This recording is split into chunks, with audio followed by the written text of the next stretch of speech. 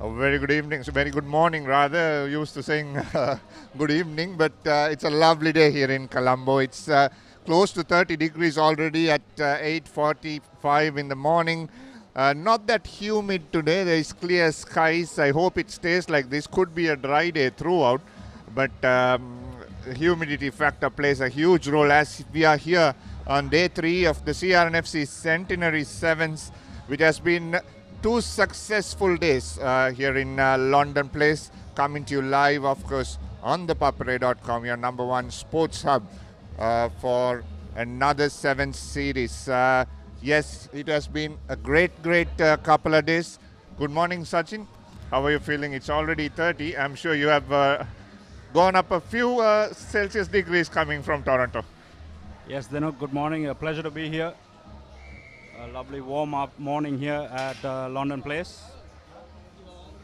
We're getting ready to get underway. We're starting with the bowl semi-finals for the schools. It's going to be an exciting day of rugby today. Schools, club women's, club men's, all in action today. It's the business end of the tournament. As we see the man behind everything going on here today, Mr. Dilroy Fernando, the tournament director, making sure everything's running smoothly. Yeah, wonderful job, isn't it, by the CR organizing team. Dilroy Fernando, the tournament director, has put on a showpiece so far in the first 2 days. They have done a very good job in terms of how they have conducted this tournament.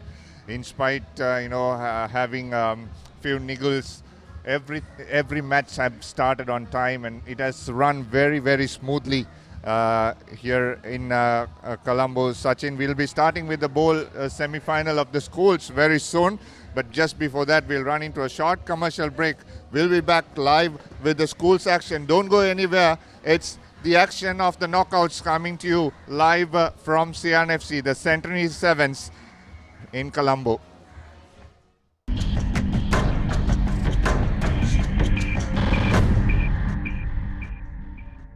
Want to watch that exciting moment again? Simply rewind on your Dialogue Television VU Hub.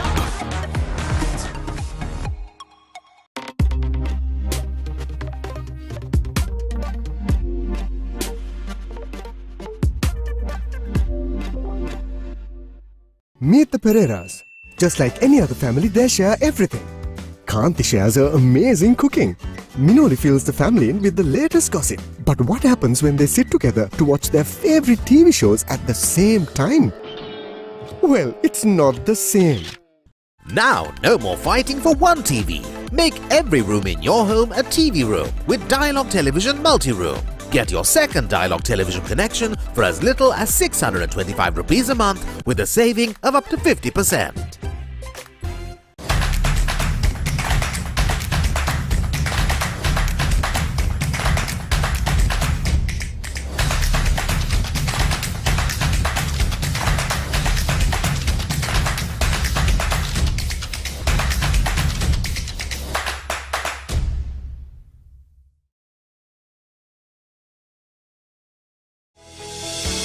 Now you can activate your favorite Dialogue Television channels via the My Dialogue app, SMS or missed call. Dialogue Television, Sri Lanka's number 1 television experience.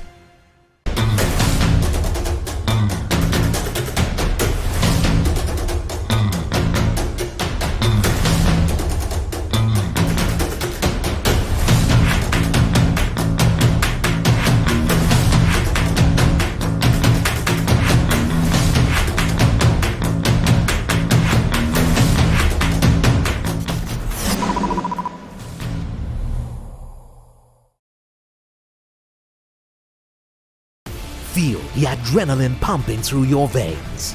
Witness magic bursting into life in front of your eyes. Explore the unknown and unravel the deepest mysteries of the universe. Celebrate life when you enjoy the best of entertainment in high definition with Dialogue Television. Activate your favorite HD channel now. Dialogue Television, Sri Lanka's number 1 television experience.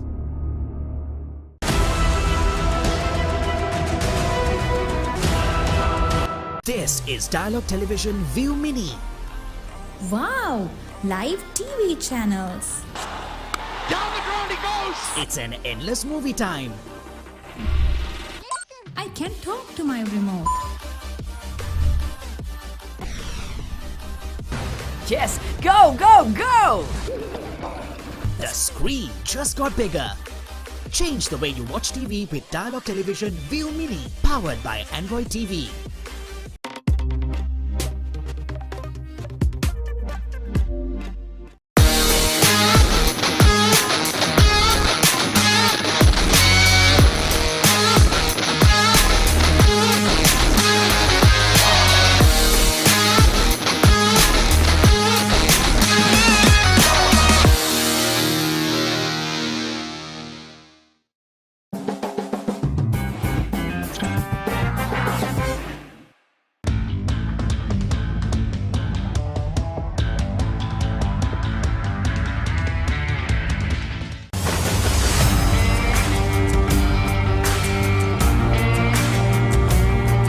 நேரடி ஒளிபரப்பு யாழ்ப்பாணத்திலிருந்து මාතර කොටවිල ගම්පියසට ඇවිල්ලා තියෙනවා. සිද්ධාස ඇඩ්මොරටුව පියගම මහින්ද රාජපක්ෂ ක්‍රීඩාංගණය. கிழக்கு மாகாணம் Sugathadasa indoor stadium is the Fox Hill Supercross. Kurunegala Siri Ethugal පුරවරය Papare.com අපි අද ඇවිල්ලා ඉන්නේ නෝරෙලිය ප්‍රදේශයට. Final showdown, Candy Sports Club. Polonnaruwa ජාතික සංකීර්ණයේ සිට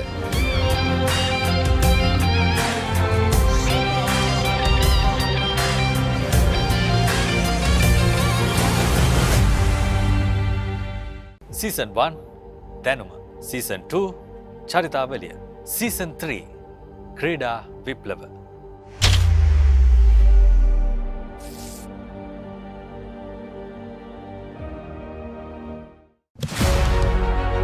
Catch the excitement real time. Be up to date with it all. Let us capture your milestones.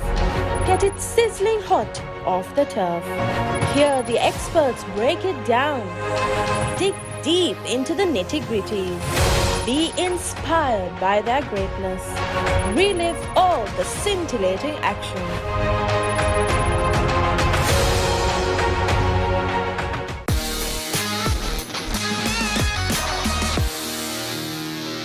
Want to watch that exciting moment again?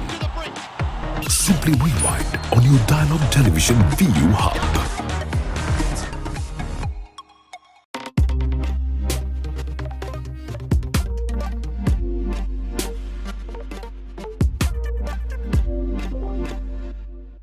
Meet the Pereiras. Just like any other family, they share everything. Kanti shares her amazing cooking. Minoli fills the family in with the latest gossip. But what happens when they sit together to watch their favorite TV shows at the same time? Well, it's not the same.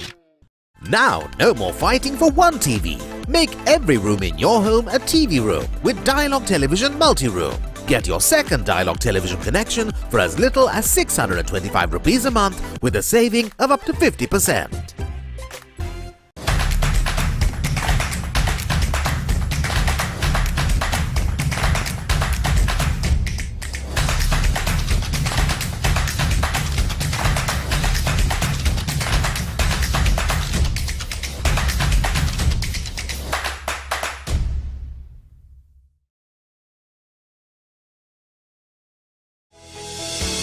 Now you can activate your favorite Dialogue Television channels via the My Dialogue app, SMS, or missed call. Dialogue Television, Sri Lanka's #1 television experience.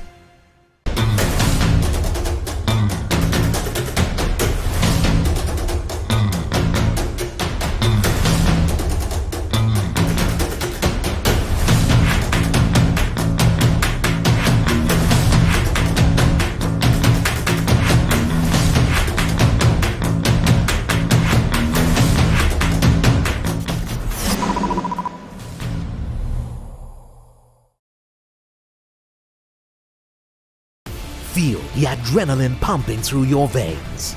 Witness magic bursting into life in front of your eyes. Explore the unknown and unravel the deepest mysteries of the universe. Celebrate life when you enjoy the best of entertainment in high definition with Dialogue Television. Activate your favorite HD channel now. Dialogue Television, Sri Lanka's #1 television experience.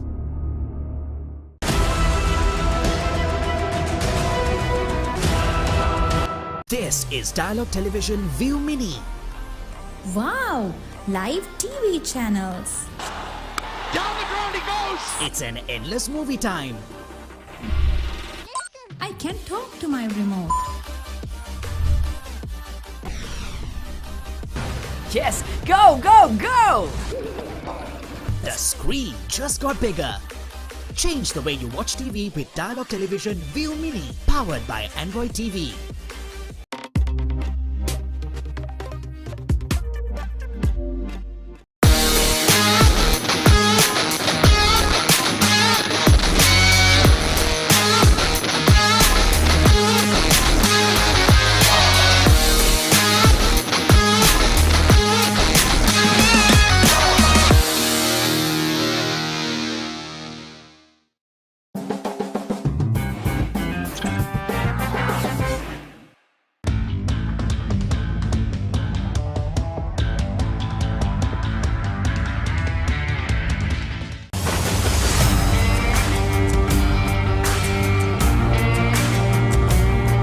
நேரடி ஒளிபரப்பு யாழ்ப்பாணத்திலிருந்து. මාතර කොටවිල ගම්පියසට ඇවිල්ලා තියෙනවා. සිද්ධාස at Moratua පියගම Mahinda Rajapaksa ක්‍රීඩාංගණය. கிழக்கு மாகாணம். Sugadadasa Indoor Stadium is the Fox Hill Supercross. Kurunagala City ඇතුගල් පුරවරය Papare.com අපි අද ඇවිල්ලා ඉන්නේ නෝරෙලිය ප්‍රදේශයට. Final showdown Candy Sports Club. Polonnaruwa ජාතික සංකීර්ණයේ සිට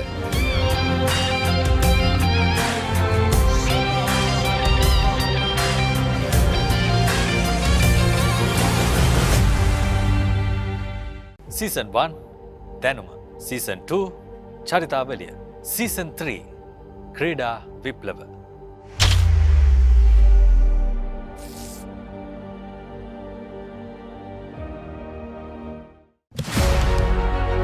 Catch the excitement real time. Be up to date with it all. Let us capture your milestones. Get it sizzling hot off the turf. Hear the experts break it down. Dig deep into the nitty-gritties. Be inspired by their greatness. Relive all the scintillating action.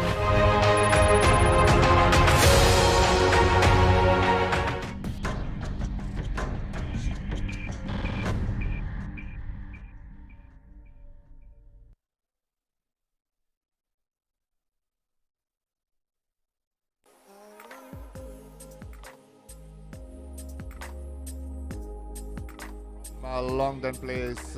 Like we spoke of the weather, it has been a crucial factor. Now we have the bold sevens of the school segment coming out to play. Wesley College taking on Piliyandala Central. Both showed good talent in that initial round. Unfortunately couldn't go through, but here they are to play. What's on their jersey on that left corner? As the skylines in Colombo is clear as ever during April. It is normal, Sachin, but not a good sight for the sevens players, isn't it? Yes, and very, very warm day. It'll be good for some open rugby. It'll be a nice sunny day. Unfortunately, towards the afternoon, we could see some fatigue starting to set in. This is day 3. The schoolboys will be well rested. They played on Friday and then they had a day off yesterday. Perhaps will come in handy for them. A chance to recover, go over some tactics, maybe come in and watch some of the club players playing as well. And now getting ready for the business end of the tournament.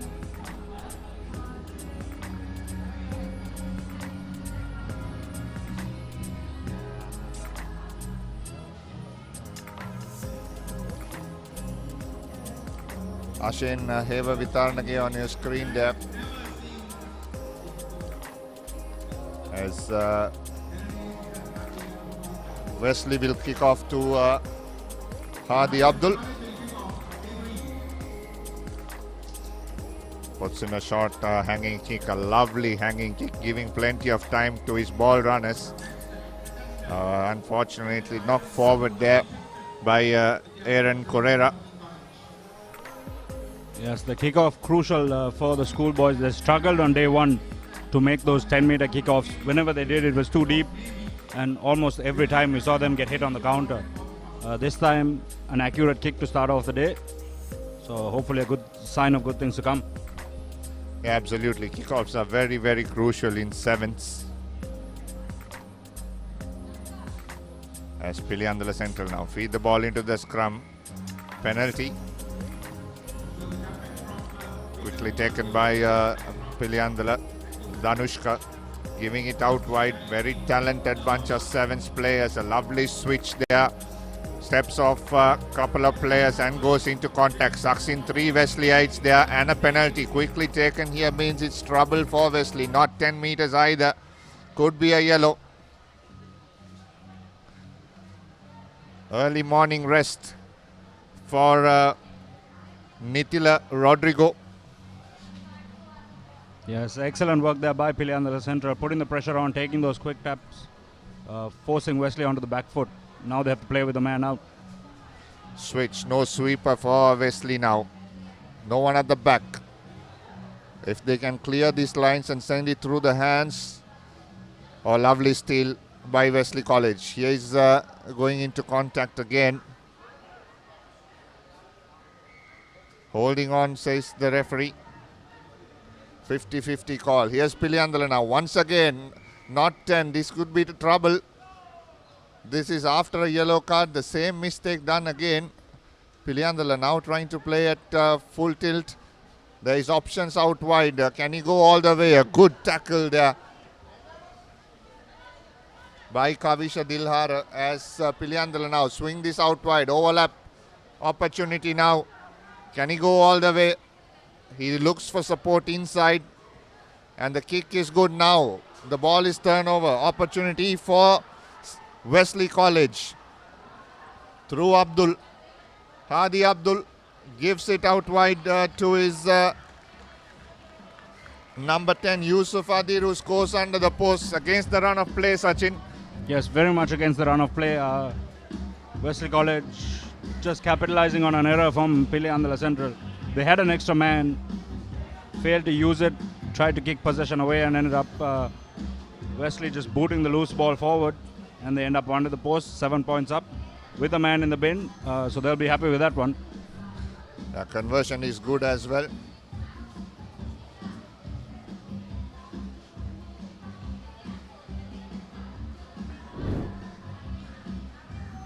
Yes, a little bit of indiscipline from Wesley at the start, but they've recovered. They stayed compact with their defense, even though they were a man in the bin. Lost forward by Piliandala Central, so another mistake coming from the kickoff for Piliandala Central. Yeah, it's a crime, isn't it, when you have one up and to make mistakes like that.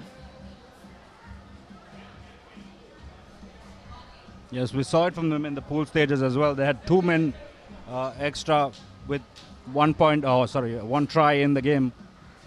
All they needed to win, and they just couldn't capitalize on it, allowing Royal College to get through. Here is Wesley once again putting the ball to boot and going behind. They see that Piliandala are vulnerable when the kick is made. The try scorer once again. Stepping off a couple of players, Yusuf Adir, and wins a penalty. Quickly taken. Here is Abdul. Gives it out wide to Aaron. Aaron looking and showing and going.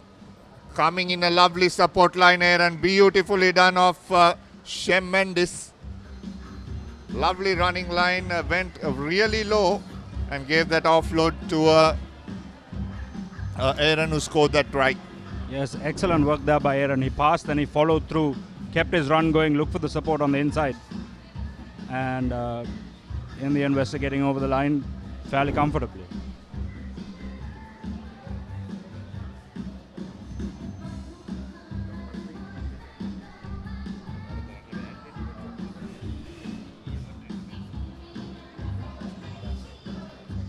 Kick just going across the face of the uprights. So the score now 12 points to nil in favor of Wesley College. They're back to a full complement. Man in the bin, back on the park. Wesley, they've had a bit of success from the restarts. They'll look to go there again. Again, a nice accurate kick, contestable. Lost forward by Piliandala Central. Referee playing advantage for the knock-on. Great use of the extra man there for Wesley College. And around the wing goes Yusuf, Adib Yusuf. Wesley making use of that extra man there. And going all the way around for their third try. Yeah, Sachin, absolute. They have some good ball runners, lovely steppers, isn't it? Once they are set, this team, Wesley side, looks really, really good. But they were in a group of depth with Royal and St. Peter's in it, so it's not an easy opposition that you would like to take on, but they are very, very skillful. Yes, coached by former CR&FC player in his own right, Terence Henry. Assistant coach Chamara Dabare. Again, Wesley with that high hanging kick. This time not going the 10 meters. Referee plays advantage for a knock-on. So the Piliandala player played it on. Just lost forward there by Adib. Sticking a hand out. Perhaps should have just let that one bounce. Yeah, absolutely. I mean, I think that bounce only favors to the Fijians. Especially in sevens rugby. Yeah. You don't know how sometimes they do the things they do. Ball just seems to go to hand at all times. And every bounce just bounces back to them, isn't it? Every kick, every pass. They're so confident that the ball will bounce back to them. They let it go. Yes, fortune favors the brave. Some pressure coming on from Wesley College as the halftime hooter goes. They'll look to run in another try perhaps before the hooter. And maybe put this game to bed before halftime. Here's Wesley now again. Trying to use the short side because there is one man extra. Good 1-2 play there. Needs to get the offload out. Still an opportunity as Piliandala are still retrieving. If they can give this ball out wide, should be an advantage for offside as well. It's a knock forward. And that will be half time. So 17 points to nil. Wesley leading against Piliandala in the bowl semi-final 1.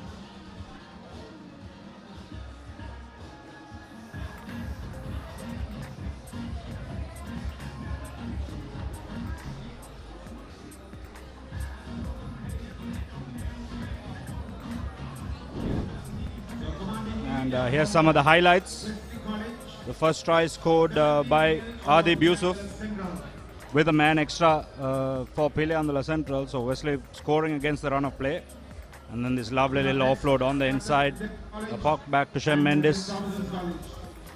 And then on the opposite end again, Adib Yusuf running in his second try for the day.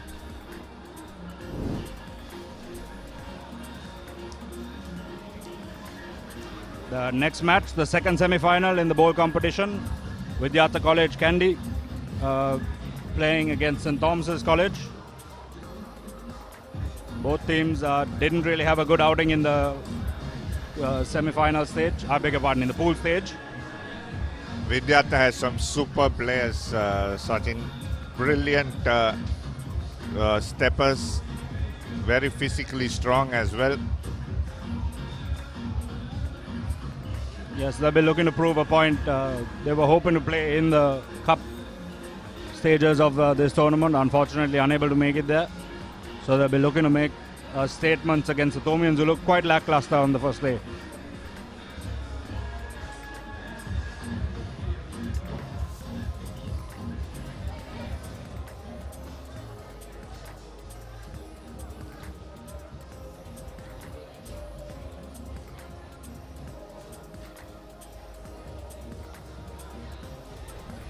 This is Krishan Malisha for Piliandala Central, looking to get things underway.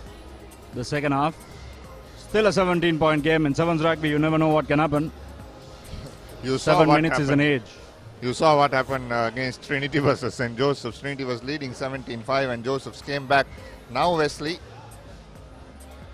almost put the game to bed there. Yes, just a little knock-on in contact there. Referee brings play back. Piliandala Central now with an opportunity. They're inside the Wesley half. They've got possession. They need to try and make it count.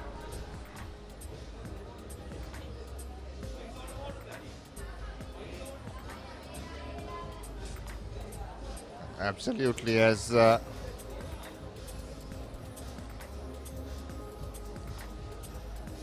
Piliandala through Danushka, who has been their playmaker. Throws in the pass out wide to Ashen. Ashen flings this out wide to the far side, looking for a miracle run from the big man.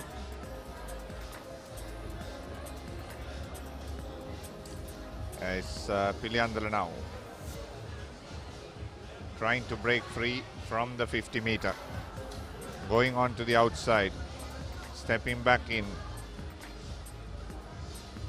And goes into contact and wins the penalty as Wesley College now through the legs it goes. Not 10 meters, so lucky for Wesley.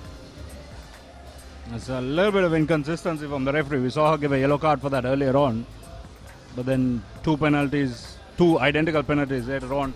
As Wesley College breaks through, this is Adib again. Looking to run in his third try for the morning. Making it look very easy. That's Adib Yusuf running in his hat-trick in this bowl semi-final. Looks a very good player, isn't it? Calm, composed, knows what to do. A lovely cut back in the end.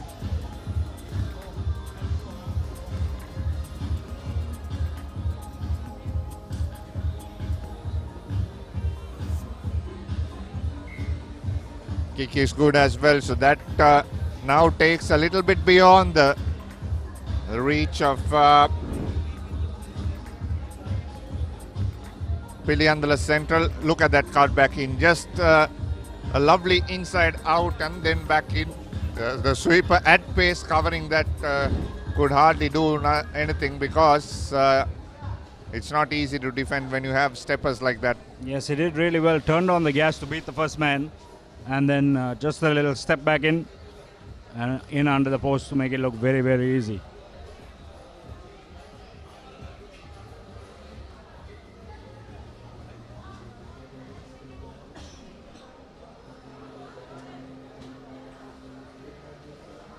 Wesley regain ball once again on the short side. Coming back to the fly half. Here's an opportunity now. Going through the middle, the Wesleyites. Looking to gas around the outside. Yes, the pace. Can he go all the way? He stops. Looks for support.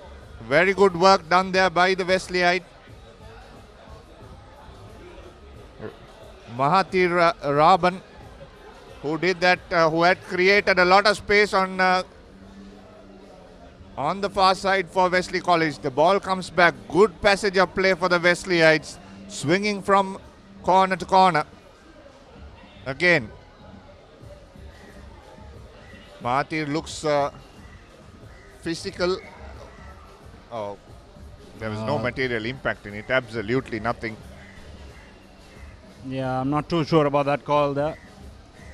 Wesley just getting in each other's way. I don't know if he was impeding a tackle. Either way, the referee has called it. Piliandala Central now with a chance to get out of jail. Hasn't been the best outing for them this morning, but they'll be looking to get some points on the board. There's still 3.5 minutes left to play in this game.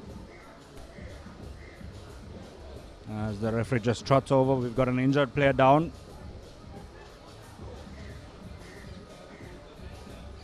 Nirvan Rahul.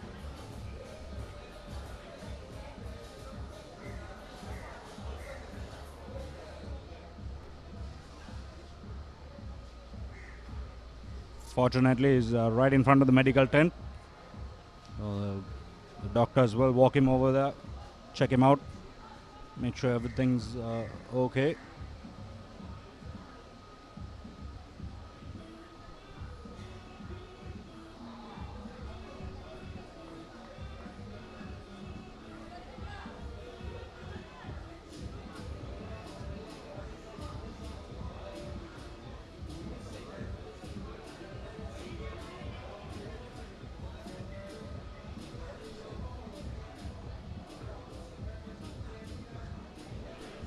Vinuka Ramudita, the substitute, coming on for Piliandala Central.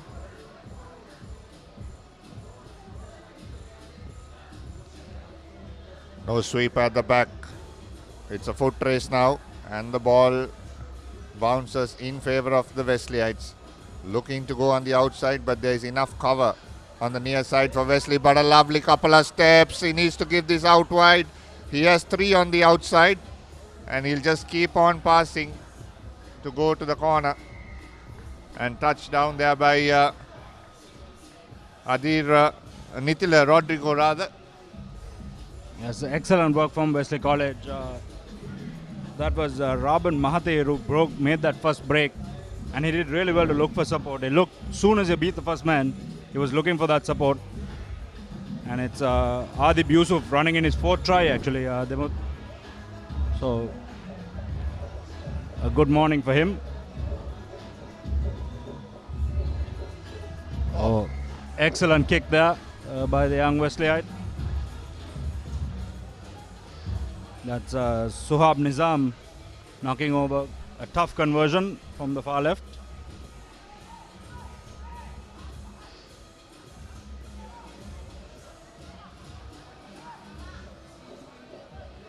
As Piliandala now swings this out wide. Another penalty coming up.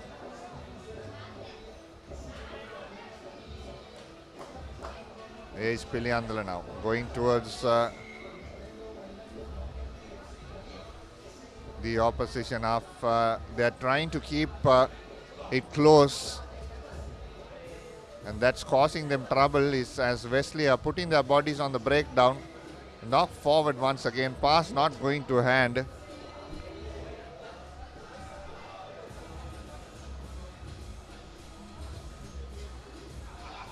So coming up next is the second in the bowl competition between Vidyartha College, third place team in Group C, and the school by the sea, St. Thomas's College of Kenya. Third place team in Group Lovely pick and run by Wesley this time, and he beats the last man. Both teams will be searching for a win. Nizam Shoaib. In the final. Brilliant, isn't it? Off the base of the scrum. Look at that. Look at the gas. Yes, and that's great awareness. He looked up, saw in front of him there was nobody on the blind side, and he felt he had the legs, so just turned on the gas, and over we go. So now 36 points to nil. The full-time hooter has gone. We'll still have time for the kickoff, says the referee. 36 points to nil in favor of Wesley College. So they've booked themselves a final spot in the bowl segment of this CR&FC Centenary Sevens.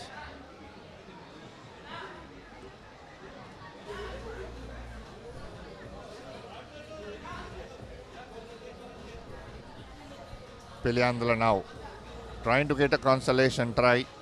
Have not spent a lot of time in the opposition half today, in the second half. That will be it. 36 points to nil. Wesley College beats Piliandala Central.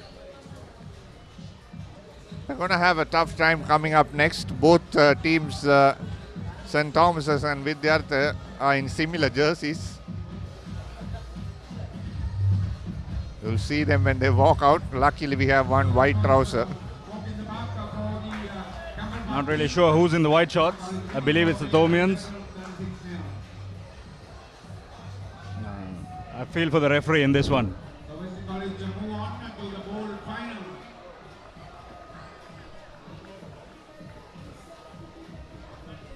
Sincerely thank Piliandala Central for their participation. Thank you, boys.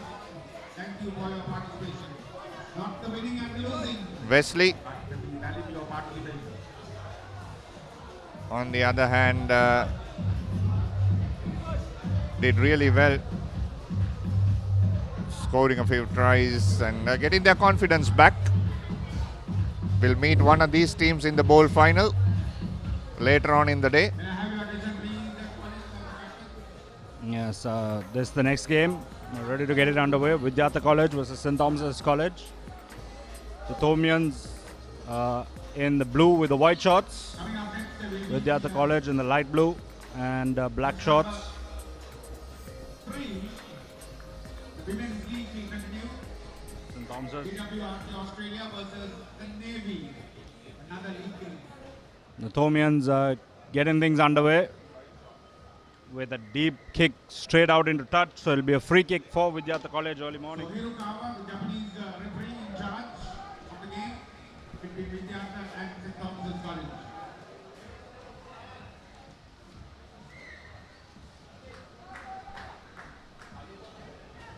The Thomians penalized for being not 10 meters.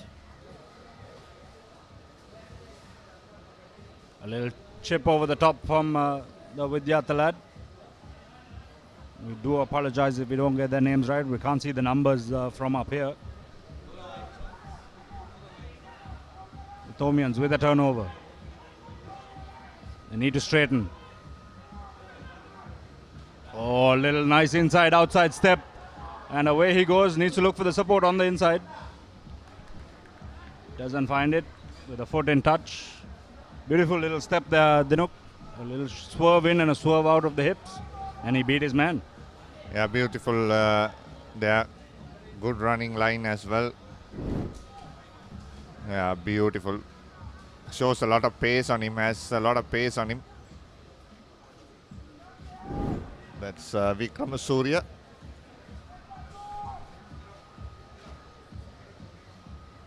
As Vidyartha now getting the line out perfectly well. Here is a lovely inside ball from Yasit Veerasinghe.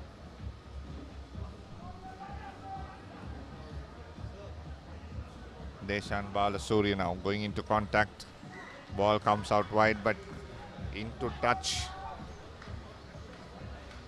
Yes, it tried to duck under that tackle there. But the Thomian defender, that's VR De Silva, the captain, was equal to the task. Just dragged him out into touch.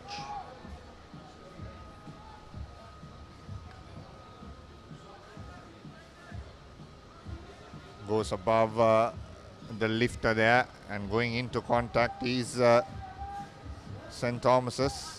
Managed to regain ball. Now the ball goes out wide. He has a lot of pace in him. He just beats the man on the outside. A good offload as well. St. Thomas have a good couple of centre and a wing three-quarter who have a lot of pace. And they need someone to straighten now. Swinging it out wide to the 40-meter mark. Comes back again for St. Thomas's. Here's an opportunity. A great opportunity. 2-on-1. But he cuts back in. Shows good strength. Offloads to the Vidyartha player. And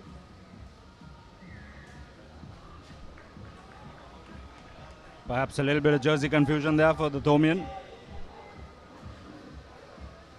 Yes, Deshan, their playmaker. Steps off couple of players. A lovely offload inside. Gives it out wide now. It's a foot race now from Vidyartha College. Can he go all the way? Sehit Senadira. And he touches down with an offload to Udesha Ratnayaka, who scores that first try for Vidyartha.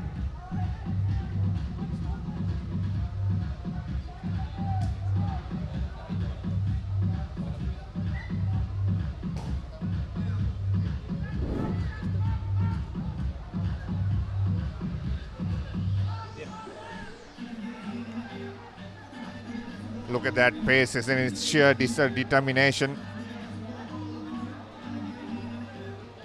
Good, looks like an athlete, the way he runs. Good Yes. body position, lovely high knee lift. Deshan puts in a deep kick.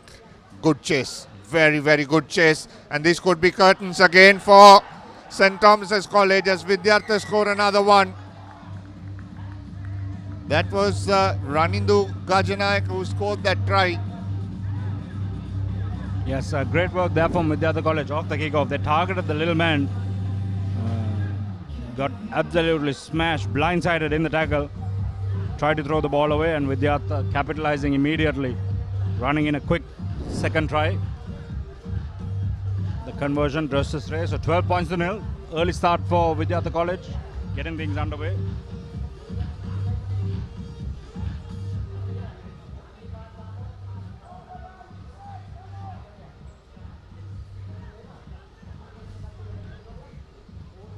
Puts in a kick, not 10 meters.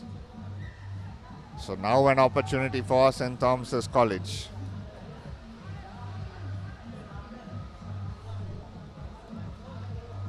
The Thomans with some numbers on the left, they need to use this.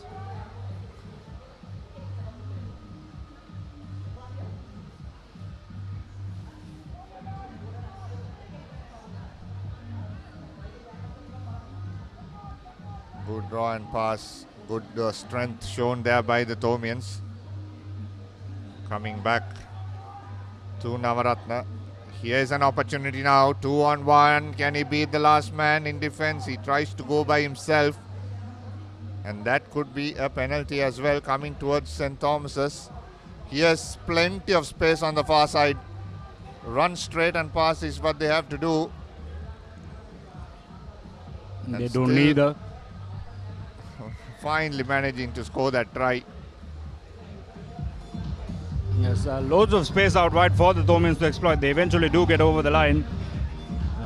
But some basics needed there. They just need someone to straighten that line, draw in a few defenders and use the space out wide. Nice little offload off the deck. De Silva scores the try. It's CH De Silva. Kick goes off the left post. Still a few seconds for the Thomians to make sure that they tie scores before half time. Yes, just one try in it. The half-time hooter goes, so this will be the last play of the first half.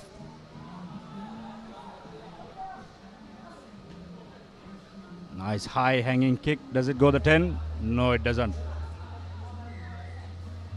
Again, clinical errors there. You know, once you've scored a try in sevens, you have the opportunity to take the kick off. You need to make sure you capitalize on it. There's a bit of wind as well. He was kicking against the wind on that occasion to give the benefit of the doubt to him. He has an opportunity now. Has the speedster on the outside. Can he beat the last man in defense? He manages to keep the ball in, but eventually the momentum taking out. So that will be half time. 12 points to 5. Vidyartha leading.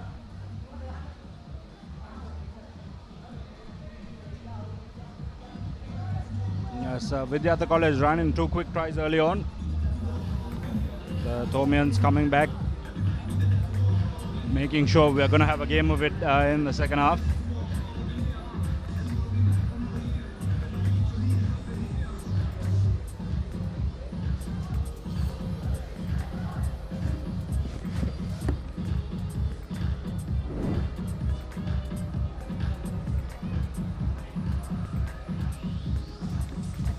This was the first try of the morning. The second one, a nice hanging kick. Good chasers coming, and eventually the try being run in by Gajanayaka there. And the Thomians getting over late in the first half. The next game, we move to the women's club segment. The Australia Barra Rays will take on the Sri Lanka Navy.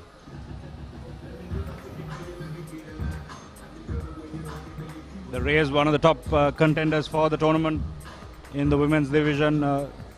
They drew with Army in their first game yesterday, and so an exciting encounter there. Should be interesting to see how the women's segment ends up. Possible finalists, isn't it? Army and the Rays. Sri Lanka Army looked very good yesterday. Back to the school segment. Vidyartha College getting us underway. Skipper De Silva collects. Now the Thomians looking to run from deep. Vidyartha penalized for a high tackle.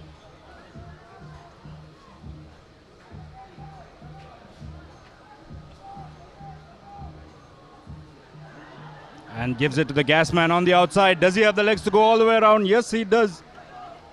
The little man, look at those legs go. Vikramasuriya has a lot of gas on him. This is without a doubt the smallest player on the park.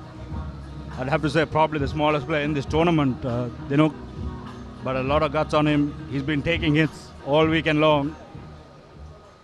Finally gets some points on the board for his alma mater. And we're all square, 12 points apiece. Yeah, look at that. Good pass as well. Putting him outside the defender, that pass, that made it him easy because he was hitting at pace on that outside. Already got the momentum before the defender started accelerating. And that just continued with it. A very, very good passage of play by the Thomians. This time a nice high hanging kick. Good chase coming.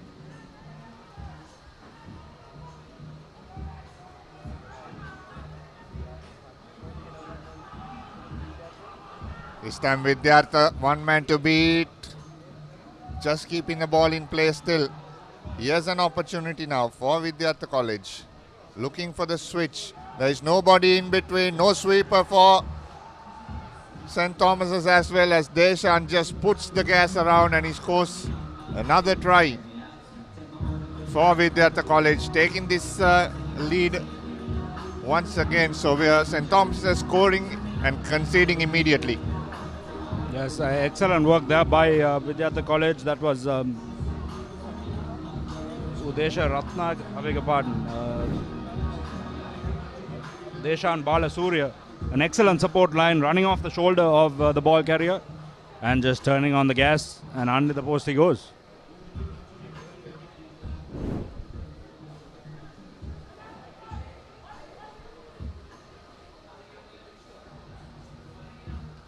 Vidyartha College has some exciting ball players. They're getting those offloads going. They seem to be extremely skilled, both with the feet and their ball handling. Good competition in the restart as well, but St. Thomas's have managed to get this. Have plenty of players here. If they can get this out wide, here's the speedster. Once again, it's a foot race. Good defense by Deshan, just holding him up to the touchline as well. Here is St. Thomas's now going into the outside, but a knock forward will cost them. The skipper De Silva there just reaching a bit too far. Just unfortunate for the Thomians. They did really well to recycle possession on the opposite corner. I thought for all money he was in touch, but he managed to flick that little offload in. Something that's really impressed me throughout these schools and club sevens tournament has been the ball handling skills of some of the players. They've been able to get those offloads in the tackle, keep play going. And that, as a result, we've seen some exciting rugby. Yeah, absolutely. Both teams are highly talented teams. Yes, Deshan gives it out wide. Looking for the switch. Oh, beautiful show and go there. Absolutely foxed the Thomian defense on that occasion. It's just a little stutter step and then he turned on the gas and away he was.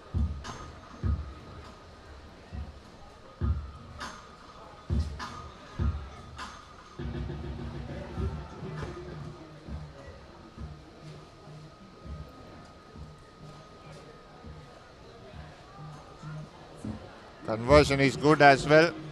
So Vidyartha running away with this game. 2 quick tries. Look at this. Beautifully done. And that was the number 6 for Vidyartha College, Gayan Pereira.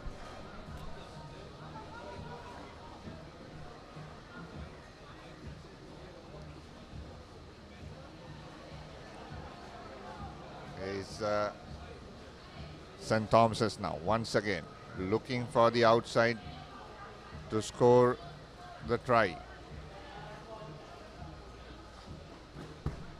It's a knockout game. The loser will have the day end here for the as St. Thomas's now still trying to pass the ball. However, they have dropped the ball forward. Luckily for them, Vidyartha also made a mistake. If not, it would have been curtains. Just fortunate that the advantage was over.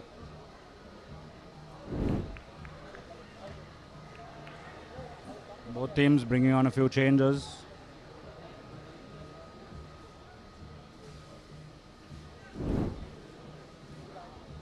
The Thomians, if they want to get back into this one, they need to score, and they need to score fast. Just over a minute and a half left, 14 points in it. So 2 converted tries required for the Thomians if they just want to tie this one up.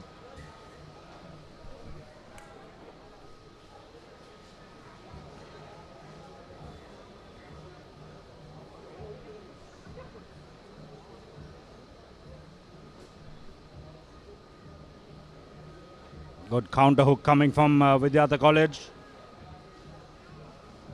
They have an extra man out wide if they can use him.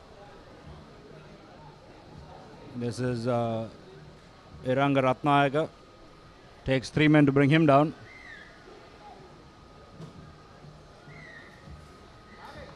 Oh, silly mistake there by the Thomians.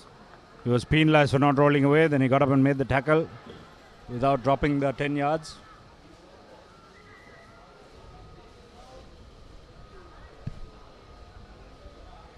Is perhaps now out of reach of the Thomians. Just 30 seconds left on our clock. The Thomians with a man in the bin. 26 points to 12 in favor of Vidyartha College. It looks like they'll be meeting Wesley College in the finals of the bowl segment, as the full-time whistle has gone. I beg your pardon, that's not the full-time whistle, that was a try. 31-12.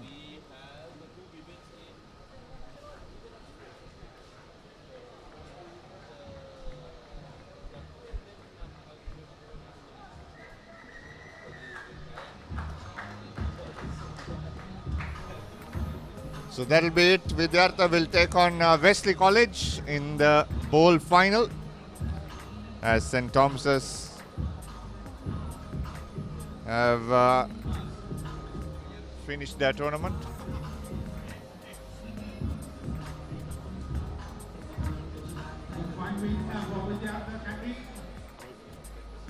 Yes,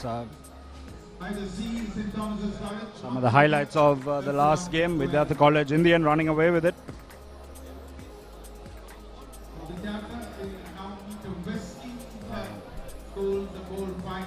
Vidyartha will play Wesley College in the final of the bowl segment here.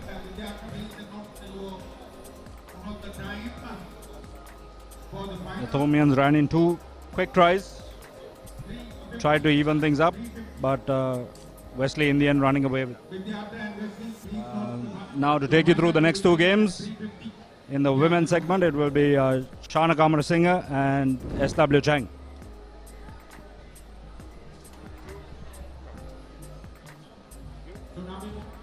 Move on to match number 3, women's league game.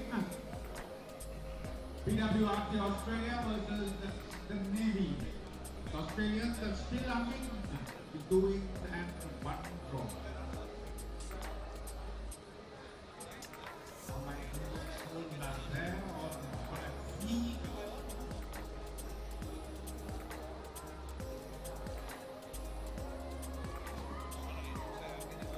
We welcome the two teams, PWRC Australia and Sri Lanka Navy.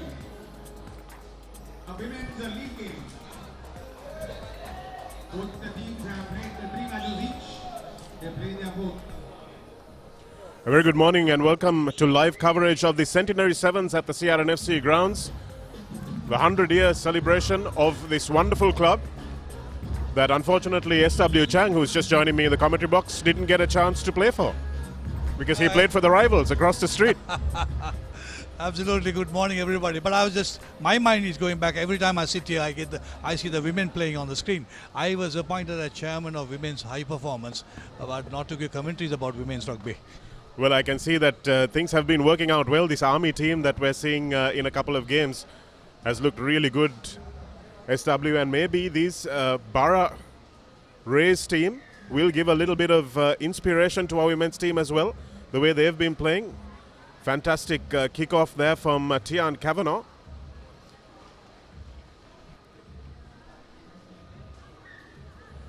She's one of the AFL players, played in for New South Wales as well, and was part of the Australian A system, so a real high quality player.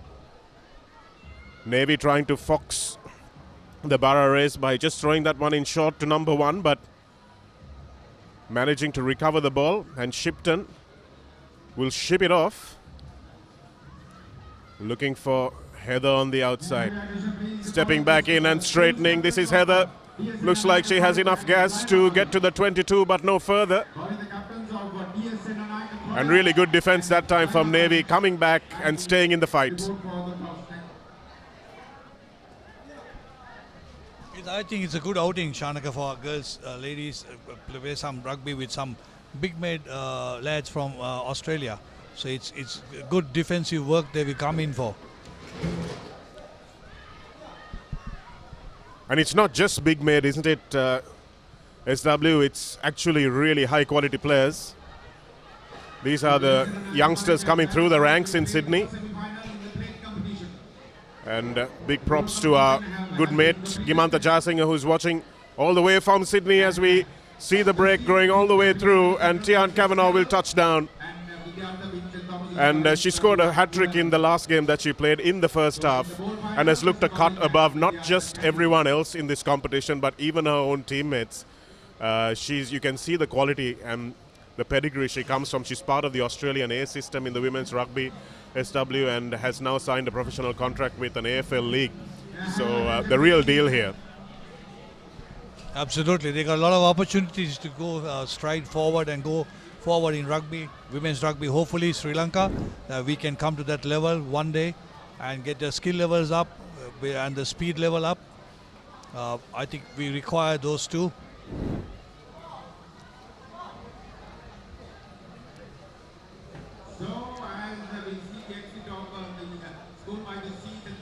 So the Sydney Swans player kicks off again. And that's a nice angle from Navy, managing to keep the ball in hand. Good little offload there. But really good turnover from Libby Holloway. Doing something her brother would be proud of. Jed Holloway, who plays for the Wallabies. So again, really good family connections with rugby. You can see that whatever Mrs. Holloway has fed her kids, it's come good, because Jed is not a small boy either. Here's Heather looking to beat her marker on the outside. But Navy have done well to crowd her into touch almost, and makes her concede the penalty. Taken quickly. Good discipline from the Borough Rays not to tackle within the 10 meters. Navy trying to move this. And Shea Shipton is going to shepherd the Navy player across to the touchline, but a high tackle gives Navy the ball again. Nice incisive running there from Navy. And you're in charge of high performance, and you must be encouraged with what you're seeing, SW. Obviously you can't grow players, so you're not going to get big players coming off a conveyor belt. But the direct running, the offloading, the skill levels have improved significantly. Yes, they have.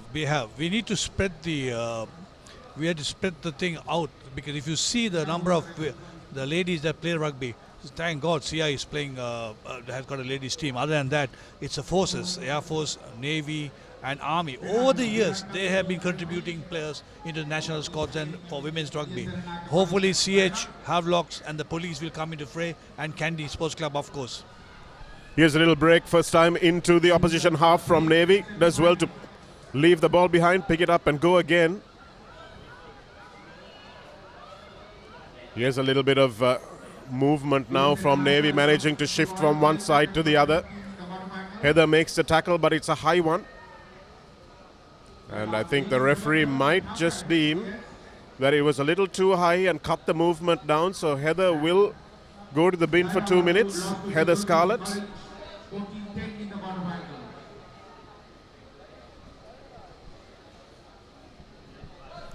Just 16 years old, Heather Scarlett, who's just gone to the bin there. SW, that's her. Shanaka, just a question from you. I just want to have your dual citizenship, what are your qualifications? Unfortunately, don't have any qualifications for dual or even single citizenship anywhere else, SW, but have been provided a lot of information from Gimantha, former Tomian cricketer and rugby player, who has close affiliations with this club. His daughters played there. Did I hear something good? That his daughters played there? Absolutely. Oh, they're eligible to play for the country here, Sri Lanka. Well, I'll make sure I let him know that. I'm sure he's listening now, so we'll pick up on that. So SW will be contacting you, Gimantha. Maybe bring both of your daughters down to have a run with the national team selections. Yeah, absolutely, because we got, what I heard was, you remember Salu? Yeah, I do. Yeah, very well. He got 2 daughters playing rugby there in Australia. Wow. So if everything goes well, we got 4 already. Wow. Did Salu get honorary citizenship, SW? No, not really, because the wife is Sri Lankan. Oh, right. So you're eligible to represent the country. Good work on the scrum half that time. Tekaiwa Hughes can't get it away, and Navy have been nipping at the heels of this Borough Race team. It's only 5 points to 0. And that was from the individual brilliance of Tian Kavanagh, who hasn't had much of the ball since then. So Navy have been putting up a really good fight here. Here's Shipton. Again, really good gang tackle on her. Navy have been keeping up in terms of pace and line speed. Here's Libby Holloway, carrying strongly in centre field. Gets her arms free but can't get it away.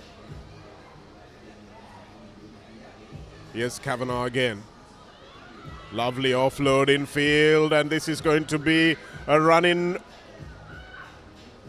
Just a few phases coming together, and the one-on-one is difficult enough for the Navy players, and Emily Westcombe gets the second try for the Borough Rays.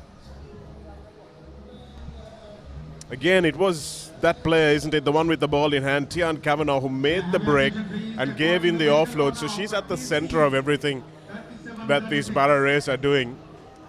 And in the sevens game, SW, if you have just a couple of really good players and other players to play off them, you can do a lot more than otherwise. Yeah, absolutely. This is what I'm trying. You know, people talk about long-term plans and then short-term plans. I think on the short-term plan for the national team, there are still some of the players who could make the first break, first line of tackle, first line of defense. But once they offload it, we don't have that penetrating bullet. Like I always say, you can have a beautiful gun, well polished, with lovely bullets, but if the spring doesn't work, the gun is of no use. As you see the first half replays. Here's Kavanagh, the first try, just holding the ball in both hands. That's something we've been talking about on this broadcast for the last 2 days. Holding the ball, keep the defenders guessing, and that was a lovely offload as well, straight into the breadbasket for Emily Westcombe. And she just had to beat one player to gallop over the line. So the Borough Rays showing that they are one of the favourites for this women's competition. And we'll see the other favourites, the Army Sports Club as well. Both of them played out a draw in the last encounter that they met each other in. And they'll be playing the Doha RFC girls. Players, but Army have shown of cohesion in the way that they have approached this sevens tournament so far. And it's just 10-0 for Navy. They have a lot to play for in the second half.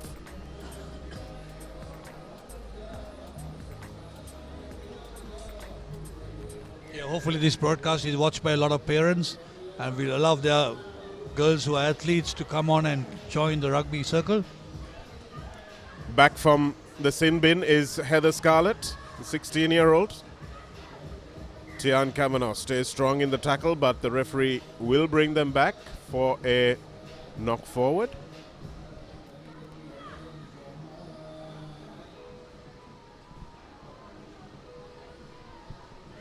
Shanaka, I was told this team, not this particular team, but their A side or their number one team had won the Dubai Sevens or something like that, or Club Sevens or what in Dubai. Well, they really do have some stellar players in their ranks, and women's rugby, women's sport really, as we see Navy maybe trying to get over the line this time. Lovely offload. Important tackle that time. And Navy will now spread it. They look like they don't have a player on the outside. It was a good tackle from Heather Scarlett. And unfortunately, the Navy player just not releasing the ball before she got up. And it looked for all money there that Navy had an opportunity for the first time in this game. And despite the exhortations of the crowd, just couldn't get over.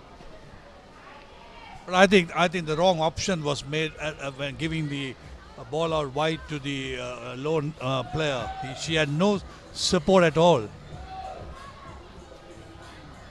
No support and not enough pace to get around Eva Cahill. Here's Kavanagh again. Lovely pass just out in front, but too far in front of Heather Scarlett, and she's compelled to knock it on. So first mistake really we've seen from Tian Kavanagh. We've just got the team sheet from the Navy team, so we'll be able to tell you the Navy team players as well. Apologies for not being able to do that a little bit before, but it's early morning and people are just getting into the swing of things here at the CR&FC.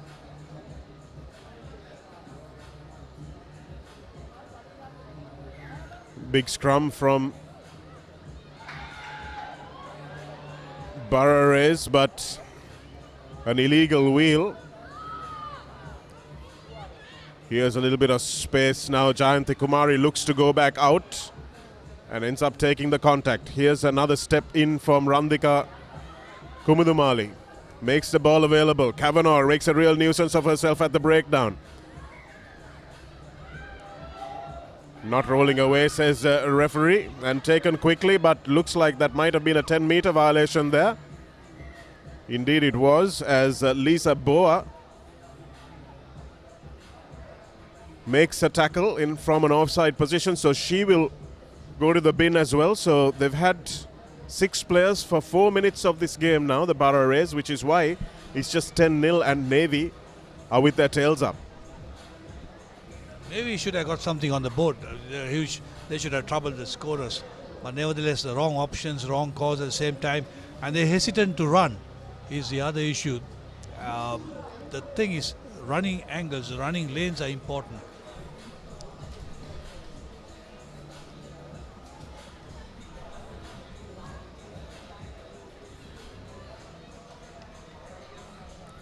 Lisa Bow has gone to the bin, but not before she did some damage to Dasuni De Silva, who has been one of the live wires of this Navy team so far. Looks like she's in a bit of strife as a result of that tackle. It's a heavy tackle, you have to say. And Navy now with a man up, or a woman up, a player up, I think is the acceptable way of describing that. Offload is not a good one. But coming back infield nicely is Dilani Polhevage. And here's a little bit of space for the big player on the outside. Manages to leave it inside. And with the handling, unfortunately, the ball goes forward. And the big girl, Sandhika Hemakumari, just couldn't straighten enough. Shanaka, this is where I always think we have a psychological barrier and effect on the big made players. Psychologically, I can't run. You know, if you see the weight that these ladies carry are far more than the Navy team, but their speed is greater. So they can run. If you have the strength, if you have the size, it just doesn't. You should not be, curtailed to say I'm too big to run. Well, I think genetics does play a bit of a factor there as well, SW. But there's nothing that you can't out-train your genetics, but you can certainly try. It's Westcombe, and the ball is dropped by Scarlett. Picked up in front, so that might be a penalty, but they've had the penalty coming earlier on.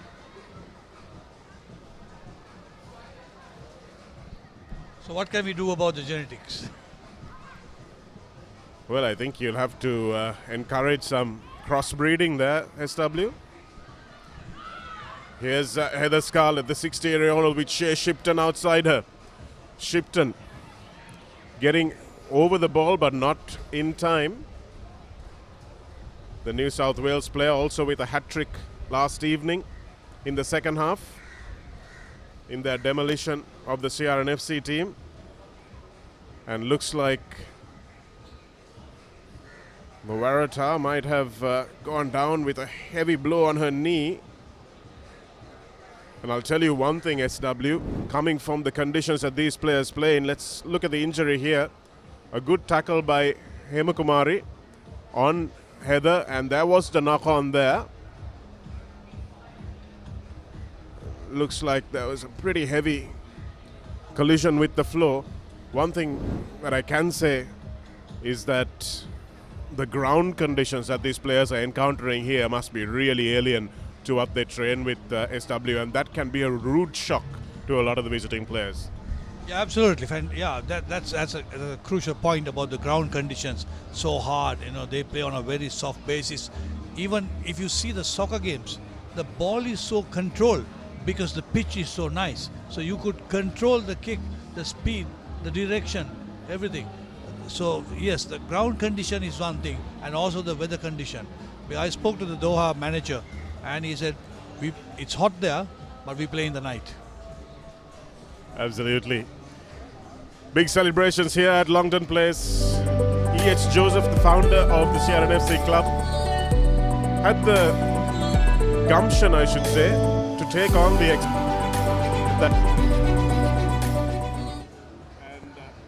organize the club, which started off at the NCC ground just up the road before they won this Longdon Place ground. And here's Navy trying to get over the line, but that looked like it came off Heather's hand. The referee might have missed it because they've been very strict on the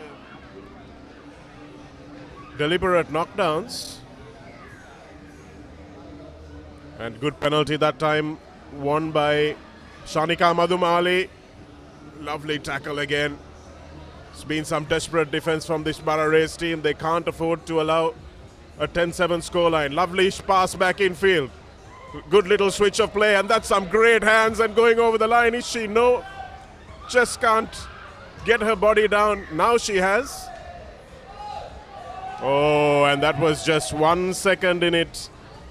Referee Weranga had called maul just half a second perhaps before the Navy player. Kumudumali got her knees to the ground. Lovely interplay here, SW. She's struggling, and the issue happened because number 9 joined the maul. That's what made it a maul. Otherwise, it would have remained a tackle. So the referee was right on the call. Sometimes you think it's a tackle situation, but then the maul happens before. Absolutely. It was just half a second in it. He'd called maul just in time, and that brings us to the full time of this game. And I'll tell you what, the Papare team have had a proper physical outing in this match. Even though Navy didn't get on the scoreboard, they have really showed that they're here to play and shown that they can bring some real fight to this tournament. So outstanding effort from them. And the Papare do walk away with that physical dominance, especially in defense. They've been able to eke out a 10-0 victory.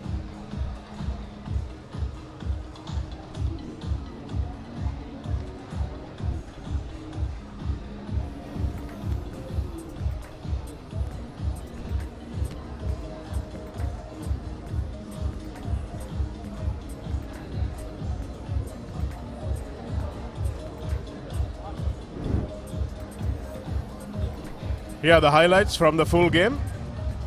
Tian Kavanagh going over for the first score. And having a try assist for Westcombe to go over for the second one. And those are the only 2 scores in the game.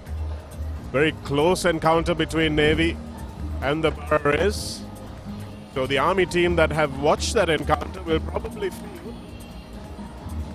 that they might be able to beat this strong Papare team, but they'll first have to get past this Doha RFC team. And Doha carrying a few injuries, perhaps not as professional as that Papare team, and doesn't have the same pedigree and system that the Papares have in process.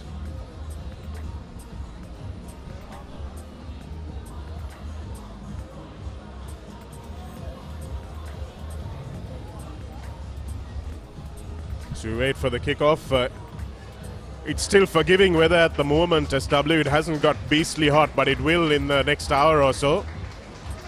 As the Army team runs out to the raucous applause of this sparse crowd gathered here for the moment, but I think that crowd is going to grow as the day goes on, because this is a once in 100 years occasion for probably the most prestigious club. You'll forgive me for saying that, SW, in the country for a long portion of time, although Kandy are now the defending champions and clearly up ahead in terms of rugby playing pedigree, but CR still has something about it. Oh, definitely. There's no doubt about that. Absolutely fantastic club. I mean, they have produced many national players, top-class players, gentlemen, generations after generations. I mean, absolutely fantastic club, and also at the moment ably led by another gentleman, and his current committee is doing a great job. Can't say enough about Hiran Muttaya's commitment to women's rugby especially, and actually for gender equality here at this club, a club that was founded upon the principles of equality, giving the Ceylonese what they deserved, as Doha breaks straight through the defensive line, using size to their advantage. Really good hip movement, but good work from Army. Army will now need to play quickly and run this Doha team ragged. Coming back in field, good run from Dilini Kanchana, but a huge hit that time coming in from the Doha team. Tatsarani steps inside, looks for the offload, eventually gets it away. Army playing nice and close, good direct running, nice offload, getting the hands free, and here's some space now for Army. Lovely interchange of passes in the tram lines, and a wonderful try in the end. Really good pace shown by Pyumi Nisansala to touchdown for Army. Some good phase of rugby, ball going from hand to hand. They didn't panic. They kept position. They kept the looping support coming in, and to open the scoring in this encounter. Of course, Shanaka, we can't forget. Conversion is good. We can't forget Dilroy Fernando and his team. What an effort. It's not easy to organize things like that, and he's done a great job. Absolutely has. The tournament has gone off like clockwork so far. Nice break on the outside, a 25 to 30 meter run in that time for Pyumi. And good to see some women refs as well. Unfortunately, the kickoff doesn't go the 10 meters, but does find its way to touch.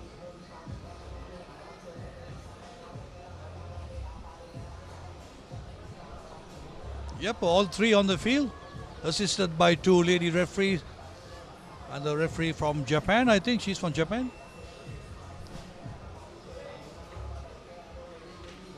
Looks like that went crooked, but they will allow for play to go on. Nice little looped pass. Ball seems to have been lost forward, so Army recover possession quickly and will lose their nimble feet to try and get out of the clutches of this big Doha team. Need to let the ball do the work, something that they did quite well against the Rays last evening, Army. Some good passing now with a little kick through. They'll want to use their pace, and the Army player needs to get back, and she did exactly that. Got up and thought she'll play the ball, but she was way offside. And now the ball is chasing the physio as well. Nicely picked up by the try scorer, Pyumi. Looking for options. Looks for her playmaker. And here's a little break. And a huge tackle as well coming in from Doha. But well picked up by the Army players. They need to commit to the breakdown now.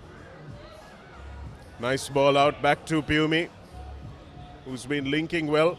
Tatsarani here, dragged to the ground.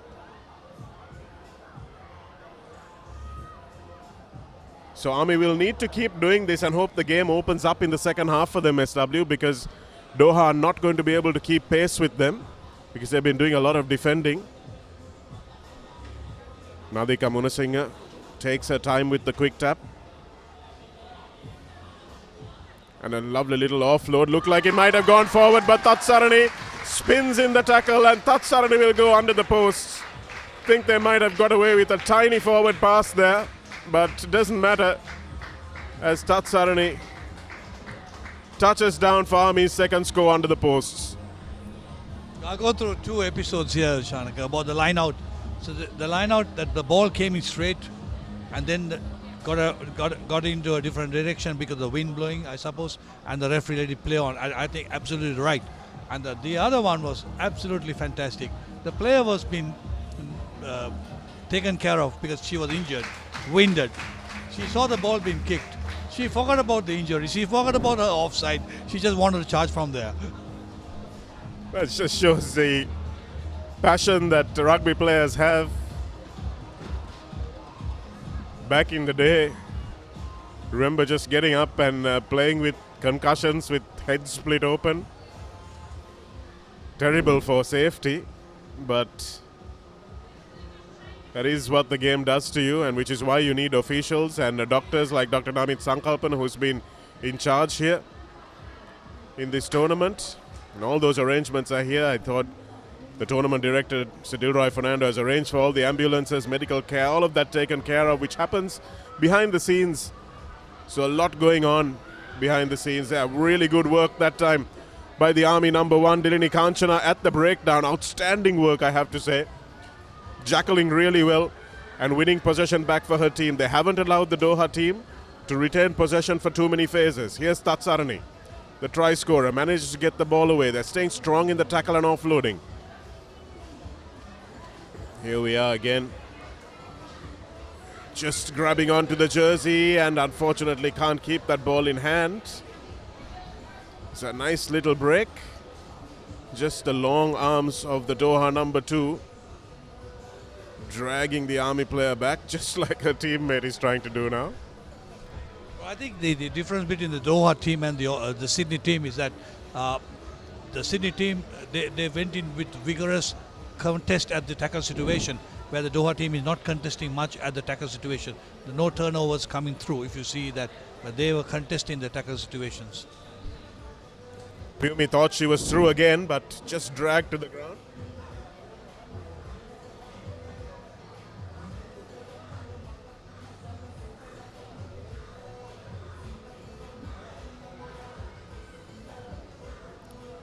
Good hassling once again by Tatsarani at the base of that scrum.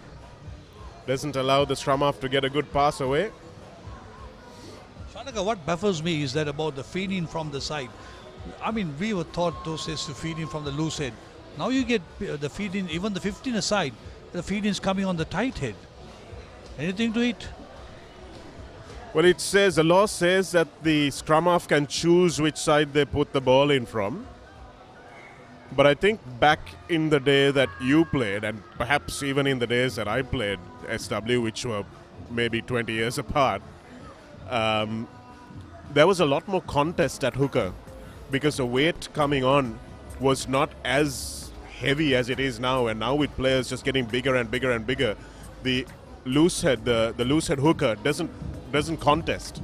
And as a result of that, I think you can really try to take advantage of putting the ball in from the other side so that you drag the scrum half away from the open side, and then there's a little bit of time before that defending sweeper can come around in the second line of defense. So I think that's what it might be. Coach Shamli Nawaz does it a lot, and I haven't really asked him the reason for it.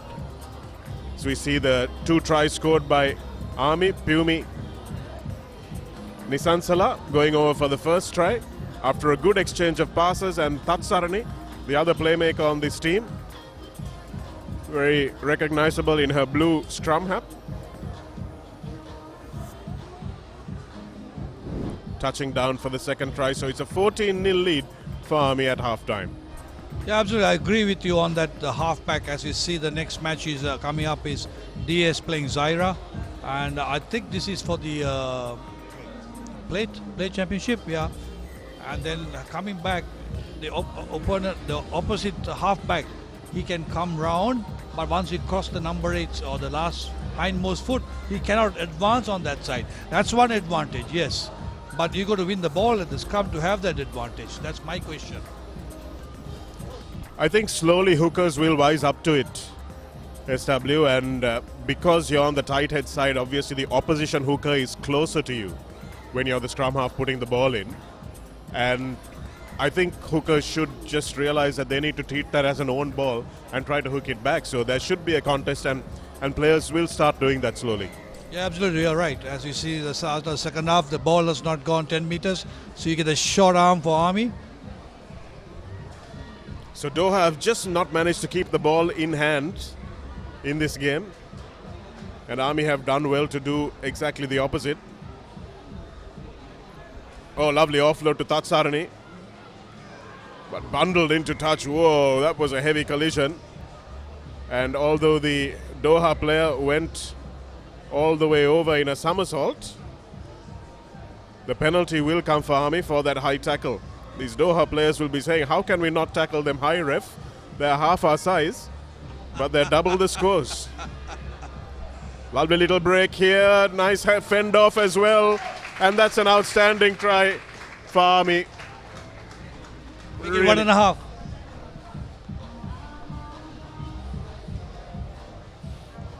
Brilliant burst that time from Charani Lianage.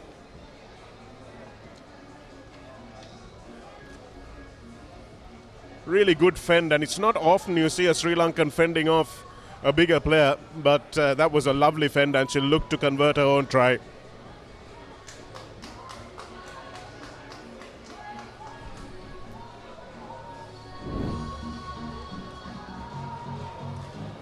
That's the fend, beautifully done, and that time Kirsty de Cruz, we've just got the team sheets for Doha as well. Kirsty de Cruz just not able to get her arms wrapped.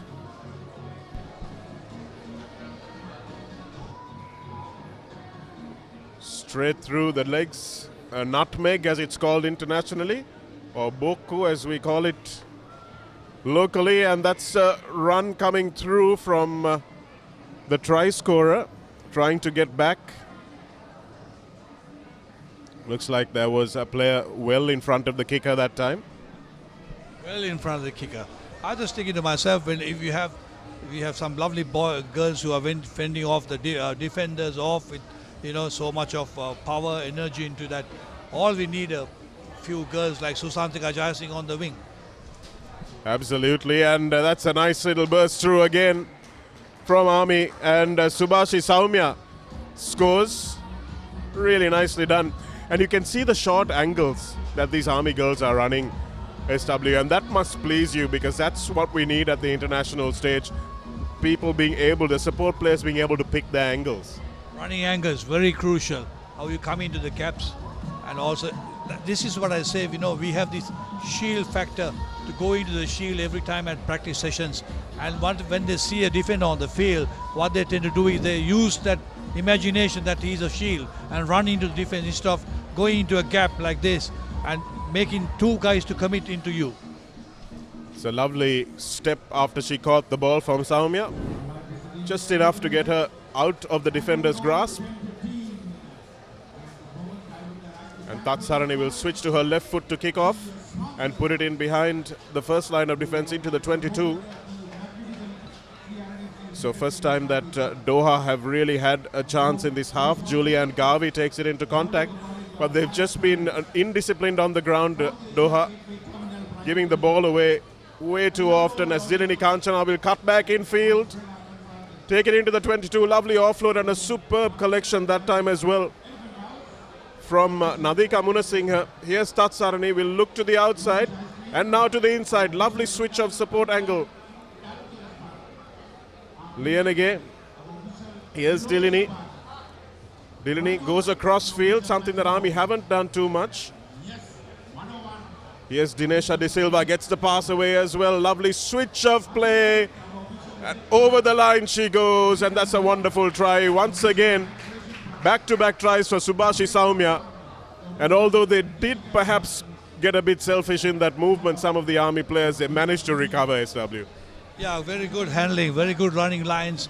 They knew each other where they were coming in. They were coming in to support rather than trying to run around the outside player, because not forgetting that there is a outside line there.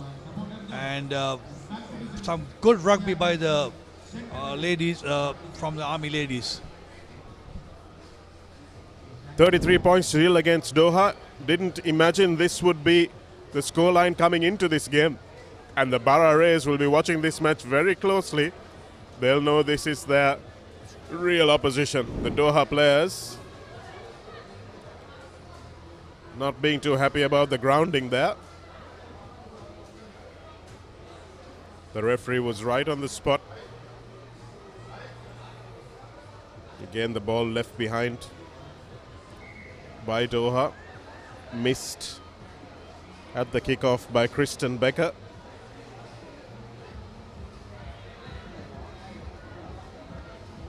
Here's Julianne Garvey to one of the bigger made Doha players, taking a few tacklers. That was Chloe Eggleston. Eventually Garvey is brought to ground and Eggleston acts as scrum half.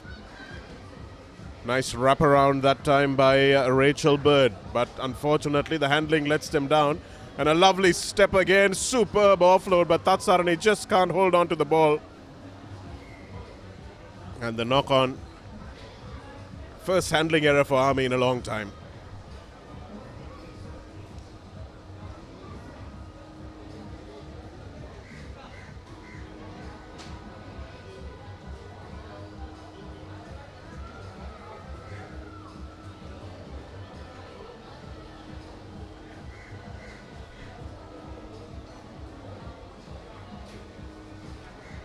So scrum for Doha with a fairly inviting blindside.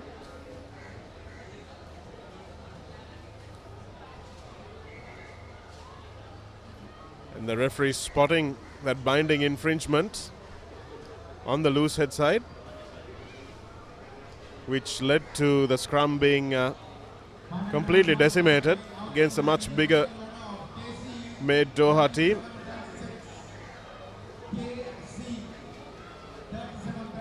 That's a high looping pass, not giving the first receiver too much time, but Kristen Becker takes it into contact, drags a few defenders with her. And that's a one-handed offload, but unable to be held that time. And unfortunately for Eliza Devon, she leaves the ball behind and gifts a try to Army.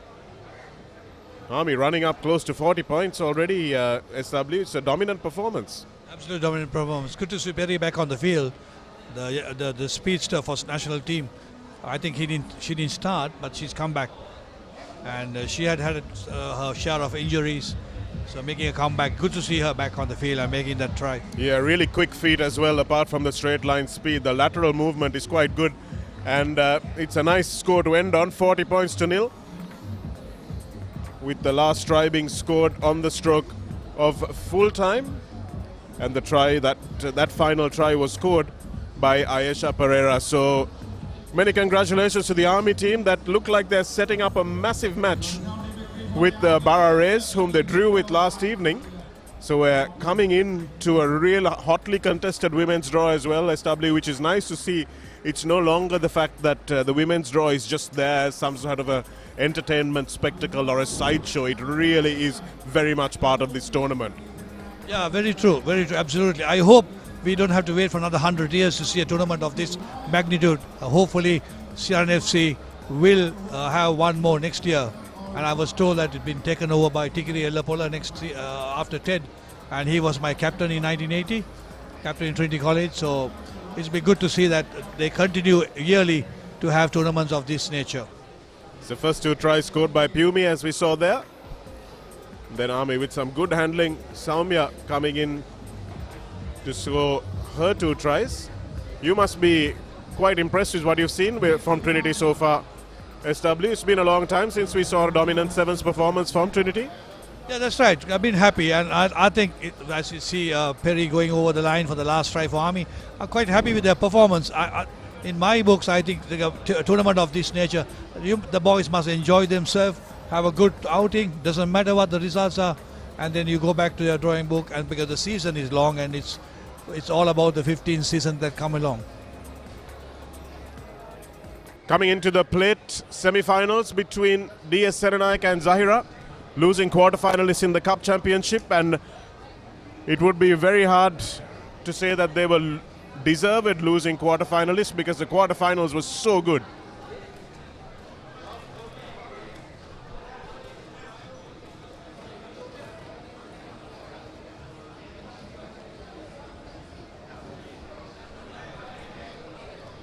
Zahira stepping. Suhad Endra it was, and maybe a little bit of a gap opening up on the outside. Desperate tackle from the sweeper. Nicely done. Coming back into the field of play, Abdullah Rizvi. And now the ball is available for this quick Zahira backs. Look to put the kick in. Was it the right option? We'll find out in a second, and it's a wonderful try. Really good work that time from Abdullah Rizvi. And also from Saad Altaf, who put that little kick in. Superb work. Welcome to the commentary box, Mr. Pires. Thank you very much, Shanaga. Brilliantly done by Zahira College. They mean business from the word go. Early points on the board. Rizvi misses the conversion, but it will stand 5-0 in this first plate semi-final of CR&FC Centenary Rugby Sevens. There you go, the replay. Looks up, puts a small chip kick, and collects it by himself. Brilliantly done. Really good skills from Saad Altaf. We had Brian Habana in Sri Lanka a few weeks ago, and that's the kind of try he likes to see. Good wingers try. And conceding the line out, Zahira that time with some good pressure on the kick receiver. Some outstanding players in this DS lineup as well. Jaridu Gimhan and Jayatu Rajaratna, 2 of the standouts. That time they go short to Sehado Umagilege, but it's untidy ball, and Zahira look like they really mean business in this plate semi-final. Absolutely. It's surprising to see DS on the back foot, Shanaga. They were really good on the first day. Unfortunately lost to Royal College, if I'm not mistaken, in the Cup quarterfinals. But Zahira, they mean business. They've been on the front foot from the start. DS will have to act quickly if they want to get back momentum to themselves. Yes, it was an unfortunate loss to DS. Really hard-fought game as well. If there were 2 winners, the pick both of them lovely. Long passing out. See 2 passes. Takes it 60 meters across the field. Beautifully done by DS. Nice little stepping as well. Still going.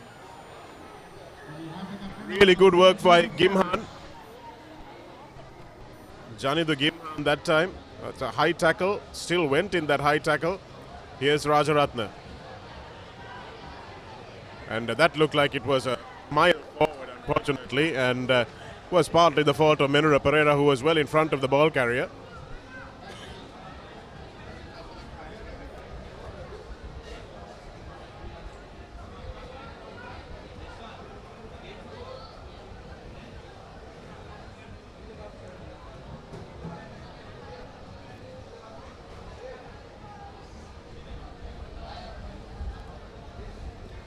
Scrum for the forward pass, and Zahira will look for attacking options here. Nice fend, but going across the field.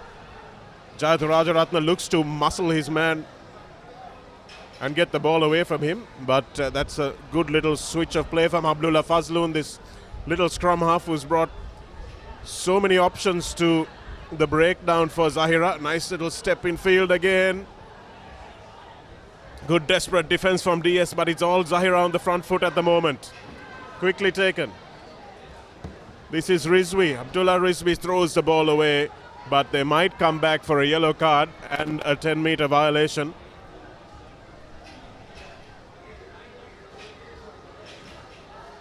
Good presence of mind by Zahira, taking it up quickly, milking out that yellow card. So they'll have one-man advantage for the next 2 minutes. Zahira takes it up quickly. Looks like it might be Sehadu Megaliage who goes to the bin for that, and just over the line is Zahira again for their second try, and it's the second try also for the same try scorer Saad Altaf, who has got himself and Zahira on the board. Good power, good leg strength, and goes under the post to extend the lead. Brilliantly done by Zahira College. And the conversion is through, so 12 points to nil, Zahira leading. Really impressive by Zahira. I would have thought that DS were the favourites coming into this game given their day one performance. But since they've had a day off, looks like they might have cooled a little bit. Body's got a little bit stiffer. Maybe carrying a few injuries from day one as well. But Zahira have done really well, and will look to exploit this extra man situation as well. Oh dear, that looked like it might be a bit of a head knock. We'll just have a look at that replay. You can see the Zahira players reacting pretty urgently to that. Never nice to see. And referee Veranga signals immediately for the medical attention. Oh yes, that was a head on hip, wasn't it? Just got his body in the wrong position going into the tackle, and we're lucky that we have all the ambulances, medical staff, everything that Dilroy Fernando, the tournament director, has provided for these teams for exactly this type of situation. Absolutely a nasty blow, and rightfully referee Veranga straight away stopped play. Let's hope that there's nothing serious for the player. The medical teams immediately responding it. In situations like that, it's mostly the shock, isn't it? Because you get your head in a bad position and suddenly your neck goes one way when you hit the hip. And that's why it's so important at junior level to make sure you get your tackle technique right, so that all the way through the rest of your career it's almost automatic. You're going to get your head in the wrong position at some point or the other. Even players like Gary Ringrose in the Ireland game against Scotland, I think it was, got his head in exactly that same position and had to go off. But hopefully it won't be anything too serious. That man knew a few things about tackling and being tackled, Mr. Suma Navaratnam. Almost as old as the club, I have to say. Absolute legend of Sri Lanka rugby, Sri Lanka athletics, and one of the proudest members of the CR&FC club, which is celebrating its centenary year.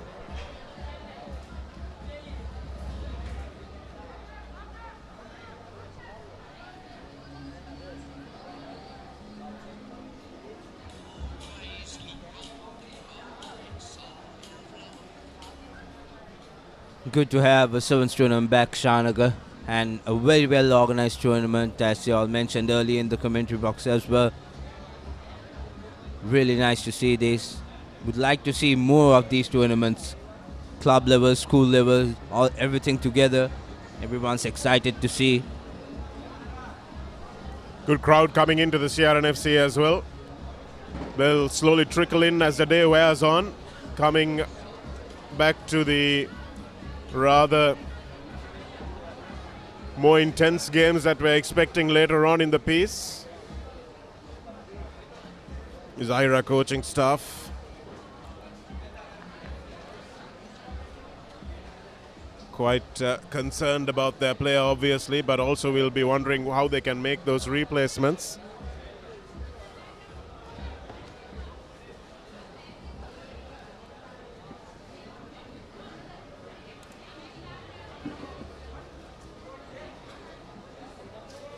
And it's a really nice opportunity for the schoolboys to mix with the club players as well, isn't it? Just sharing the same space with them, seeing how the professional teams do it, and just bringing themselves up to speed. Absolutely, and also for these school players, they haven't had much games throughout the last 2 years. So most of these players, this is the first time playing for first 15. They haven't played for under 16 or under 18, straight away to first 15. So it's a great experience for these players as well. Abdullah Rizvi, in no uncertain terms, telling Suhadendra what he expects of him.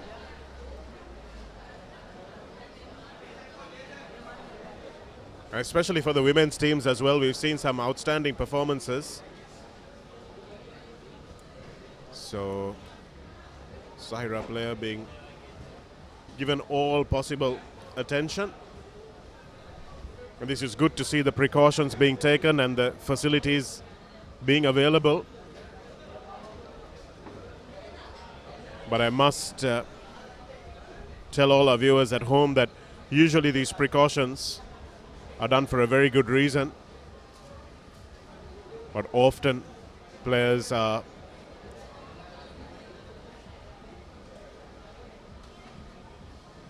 not seriously injured as they might look. At first glance, it can look pretty bad. But it's really important to make sure that it doesn't get worse, which is why we're seeing all this paraphernalia. And really important that they get it right at this stage. The immediate aftercare is such a big thing in head injuries. And looks like they've really got on top of this one.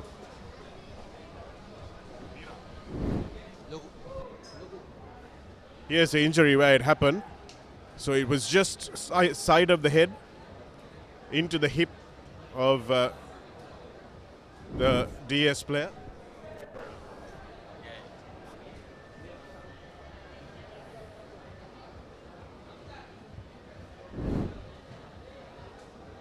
Here's where the injury happened. Going up for the ball was the DS player. Good timing on the part of Abdullah Fazloon. The scrum half is the littlest lad on the pitch, but he runs with the side of his head straight into the hip of the DS player.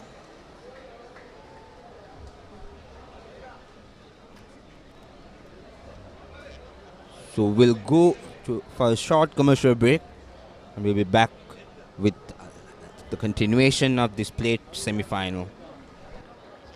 Want to watch that exciting moment again? Simply rewind on your Dialogue Television VU Hub.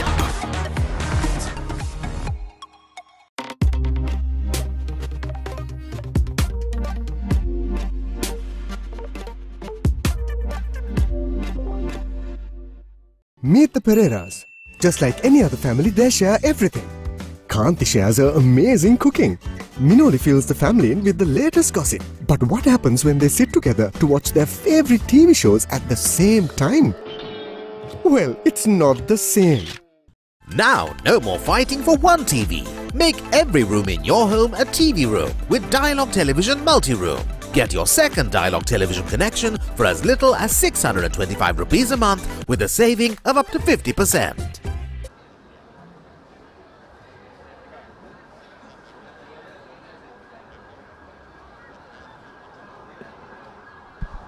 Welcome back to the live action.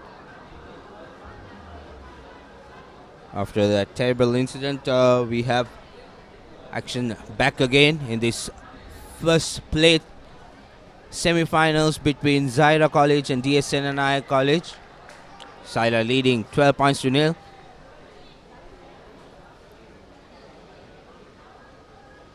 Good morning, and if you're just joining us, live action from the plate semi-finals between DS and Zahira. DS still with a man down.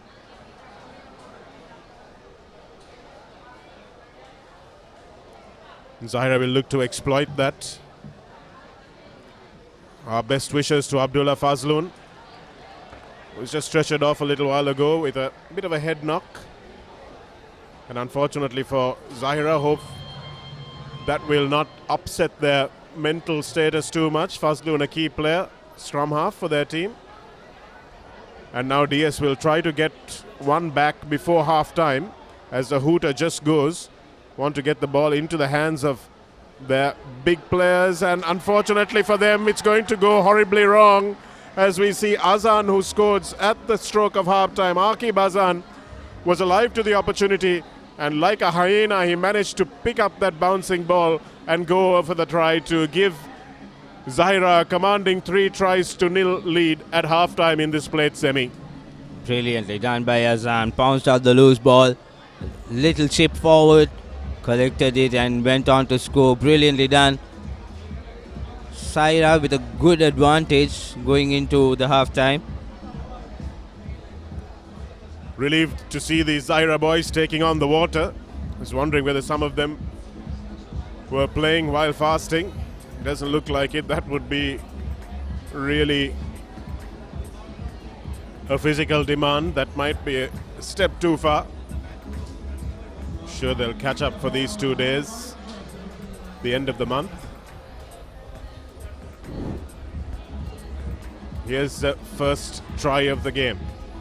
Saad Altaf spotting the gap, putting it onto his boot, and the bounce was kind to him as he went over for the first try. Here's a little bit of a dummy switch, and back to Saad Altaf, who straightens nicely and emphatically slams the ball down between the posts. That was a kick through from Aqib Azan. A little bit too cute, DS in their own 22. And were not able to control that ball as Azan kicks through and goes over. Isipatana versus Kingswood, the other plate semi-final. Looks like they will be playing for an opportunity against Zahira in the plate finals. Isipatana, you have to say, unfortunate not to be in the Cup Championship. Lost a very close encounter to Trinity, who have been playing brilliantly well. You must be happy about that. Absolutely, Shanaga. It was a shocker in the first round when Trinity almost lost to Priyandas Rental and lost to St. Joseph's. But good to see Trinity in the Cup semi-finals, and Isipatana, unfortunate there for them. Missing Navin Kanishka, their captain. Isipatana not playing him in this tournament, resting him after a grueling cricket season.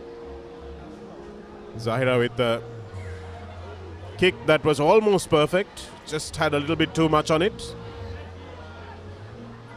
And DS now have the opportunity at the start of this first half.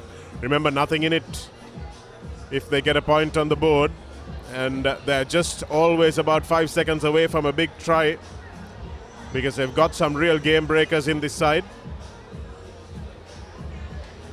Quick passing from DS, restored to their full complement. Janidu Gimhan, who has been outstanding for them, but Zahira alive to the threat and converge quickly on the big DS lads. Jayathu Rajaratna looks to pass, but it's not an accurate one and puts his player under pressure. That was Sanduru Pereira, but he wins the penalty. Taken quickly by Jayathu. More space for DS, looking for that game-breaking angle. Nice ball that time, and Janidu Gimhan will put the ball back in field just before he's dragged into touch. Disorganized defense from Zahira. They'll need to fold round the corner, and doing really well to come back to the blind side and force the DS player into touch. So good scrambling defense that time from Zahira. Not just their attack, but their defense has scrambled well. Zahira is holding their lines. Good defense. Not giving anything for DS.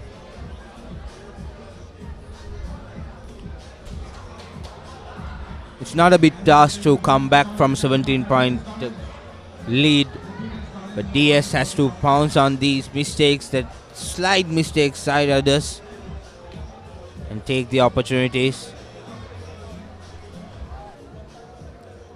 Zahira have had a lot of the ball, and that's a nice little step back in field. Looked like it might be a high tackle there as well. Swinging arm, but referee letting it go. And bundled into touch. So, Captain Abdullah Rizvi leading from the front there.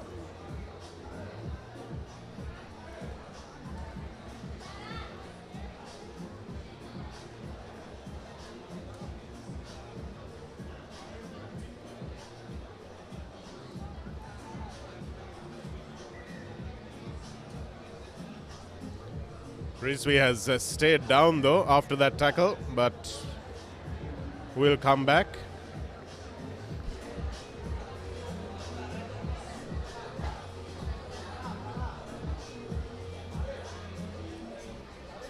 This is a replacement scrum half, Kitchell, who will be throwing into the line out.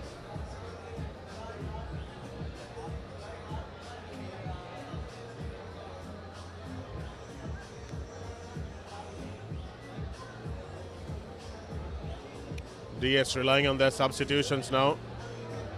Taking off Sehado Magiliage and bringing another big man on.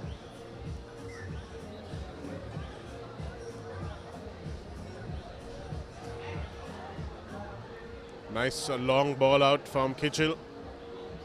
Springing it wide to the speedster on the right flank. And they do well to get to the breakdown quickly to Zahira.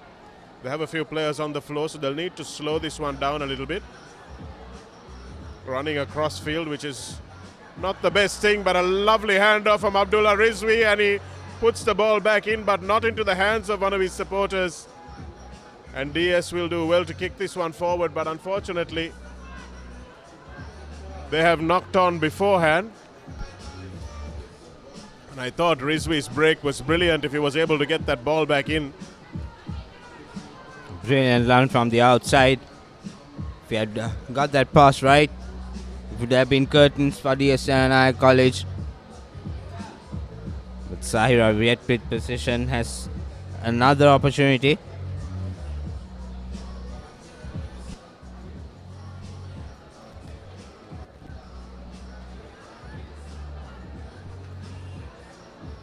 Going across the field, that time was Endra. And unfortunately for him, giving the penalty away. DS will take it quickly and look for this man, Jayathu Rajarathu, to make a difference, but he opts to give the ball away into space smartly, and unfortunately for DS, just not able to hold on to the ball. Nothing's gone right for them today. They're a far cry from the team that we saw on day one.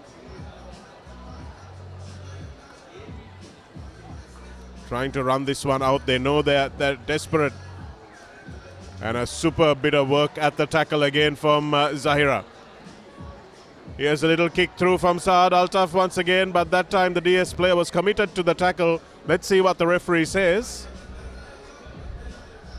Says no, he was not committed to the tackle. It was an obstruction after the kick. And we will see Chamo Deumit go to the bin for that bit of cynical play that referee Veranka has seen. Zahira taking the cap quickly, giving it out. Tries to go by himself. Goes on to score. It looks like it's the captain who goes over for a deserved try. I'll tell you in a moment. No, it's not the captain.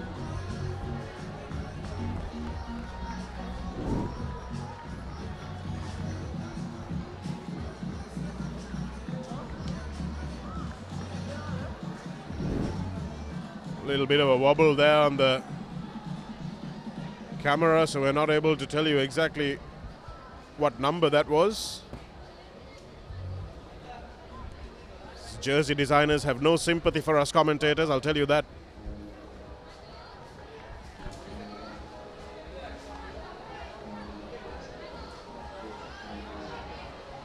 But it looks like Zahira have sewn this one up.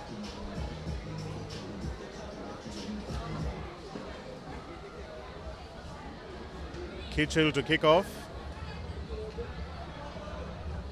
With just a minute and a half left in this plate semi-final.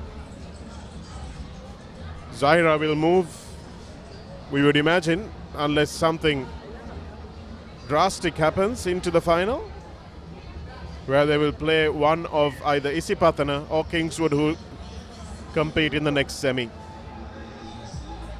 If they continue this momentum, Shanak, it will be a brilliant final. Whoever who comes to the finals in this plate segment. Again, the kickoff not handled well by the Dons. And a little bit of a wraparound from Zahira. They've been good at the breakdown as well, the Zahirians.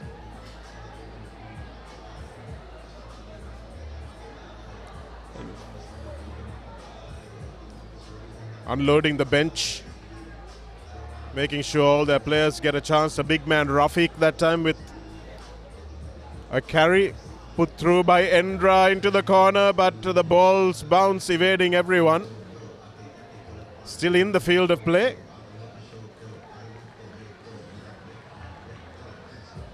And the penalty coming for in the side tackle, but that time Azan not taking the tap properly, and that's the full-time hooter. DS will be desperate to get at least one score on the board.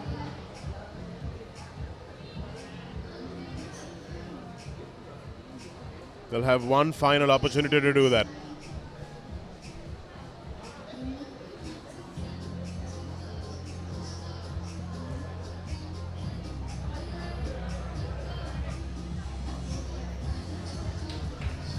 DS now on the Jayathu Rajaratna. For the first time we're seeing him with a little bit of space. And he goes all the way. You can see why he was such an outstanding performer on day one. Just hasn't been able to get the ball in his hands in dangerous positions in this semi-final. But DS get that consolation, 22 points to 5. If they convert it, it'll be 22-7, but too little too late. Brilliant run there. Could see the class that DS has, a glimpse of it just once in this game. So there you go, full-time whistle. Zaira moves on.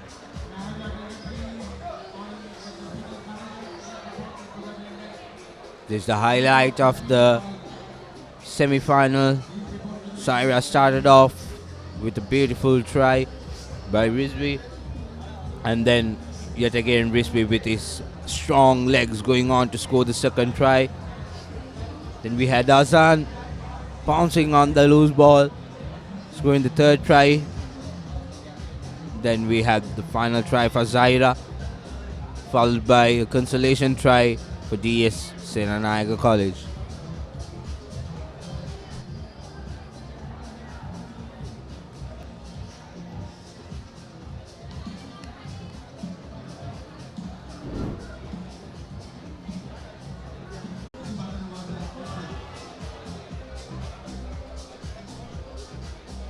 The first infringement of the game, Isipathana knocking the ball on, so giving a scrum to Kingswood. The second played semi-final. Zahira with a dominant win against DS in the last game, and we're looking for the winner of this game with their confidence pretty high.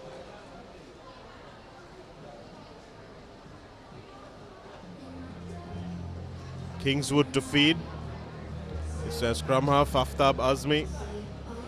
Put this ball into the scrum, little bit of a show on the inside, but the ball goes out to Heva Kapuge. Throws it all the way back in to Azmi. Aftab Azmi. Nice little offload to Damita De Silva, and unfortunately for Kingswood, he held on to the ball, and Isipathana will have a chance to run it back through Rinesh De Silva, the brother of Randy Silva, who plays now for Havelocks, donned that green jersey with distinction. Nice to see all three brothers representing college. Rehan Silva represented in 2015 as well. The Silva brothers following in the footsteps of the Costa brothers, who in turn followed in the footsteps of the Mallika Rachi brothers. So really nice family histories at Isipathana. All those three surnames I mentioned contributing significantly not just to Isipathana but also Sri Lanka Rugby, and many of them also to CR Rugby, which is the centenary that we're celebrating here at the Sevens.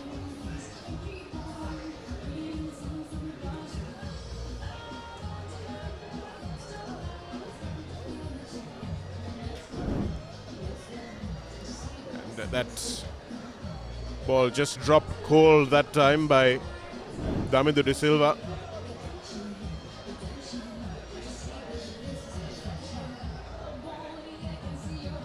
Early substitution by Isipathana College at Sehandu Costa, I think, has got an injury on his leg, so taken off early. Might upset the plans. But quickly played that time by Isipatana, Kalindu de Silva. Here's Rinesh.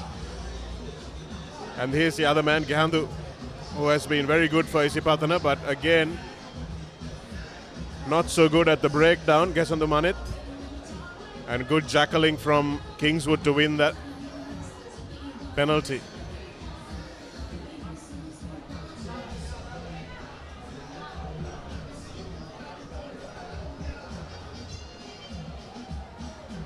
And Rinesh attacking that ball and not able to get the offload away, but good handling from him up till then. And referee Ravin Alexander has spotted that knock forward for the back of the hand offload. Isipatana, it seemed, even at the end of the first day, just trying a little bit too hard. Maybe the lack of maturity, missing their captain.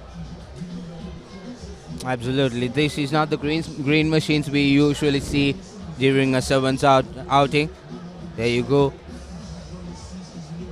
Missing out on that opportunity. Kingswood, a scrappy scrum, manages to keep the ball with themselves. Cuts back inside, trying to pop the ball out to his fellow supporter. Gameva looking for support, throwing the ball out.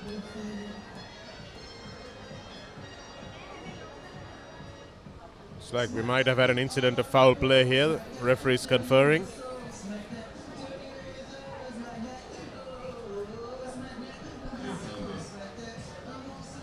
Yes, it is for Heshan Randimal, the speedster for Isipatana, who goes to the bin. And Kingswood now will have a golden opportunity to get the first points on the board and put the Patana team under pressure.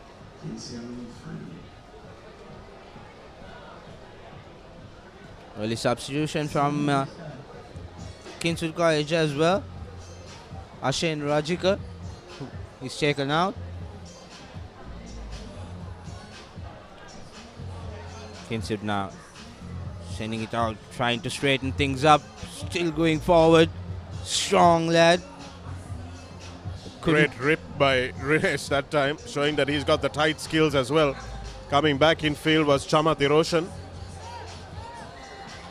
Really physical game this so far. Both teams know that this is a do or die encounter for them. Stepping in field that time was Bandara, not allowing his speedsters to see the ball. There's another big man now, Ainun, Isan Ainun. And here's Anudopek. He has been in good try-scoring form for Kingswood, but that time cut down inside the 22 by a good cover defense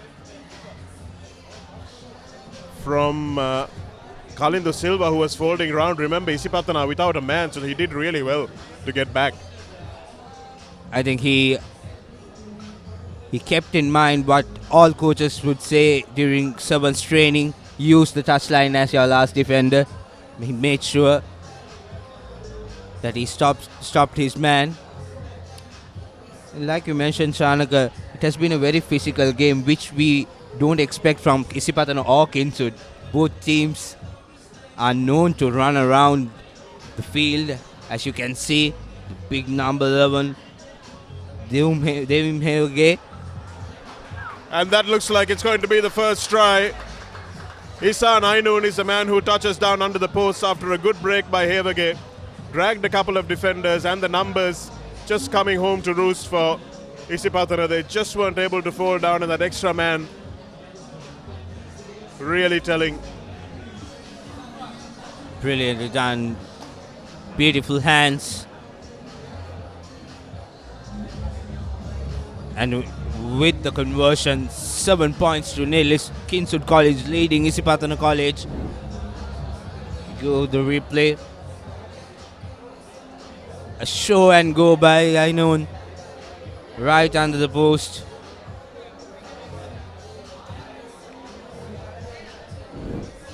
you may not see the effect immediately, but when you've got a player down and that's on the back of your mind, you're always more susceptible to those little dummies because you know you've got to cover more space.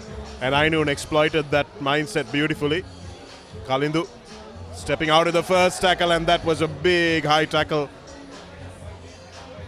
And Kalindu will stay down as he's entitled to do, I'm sure. And I think this will be Deumin Hevage going to the bin. He has no arguments there. He knew exactly, I don't think there was any malice, but he knew exactly what happened. He was expecting that when he got up back again after the tackle. Luckily nothing serious for the Isipatan player. There you go. Shoulder straight to the chin.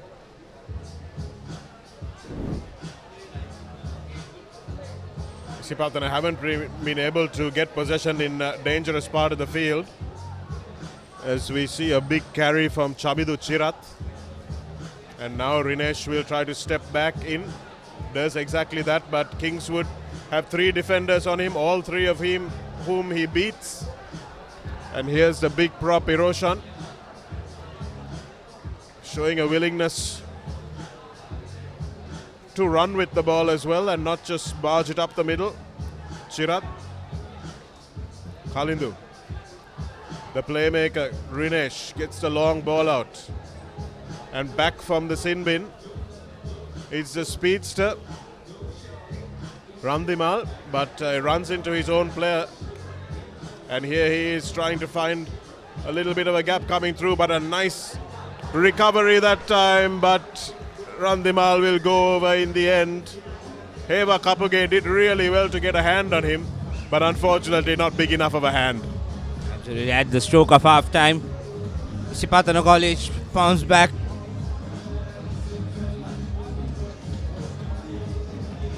Very well done, individual brilliance by Randimal.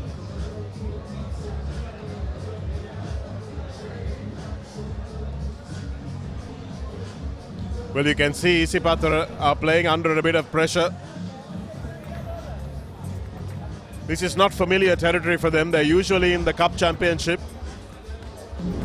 They've had a day to think about their day one performance as well. As we see the highlights, Ainun just dummying and going straight through the guard's gap. And Randimal now, who stayed strong, stepped out of the tackle and suddenly found himself free of any defenders and went over for the line, and a crucial conversion miss.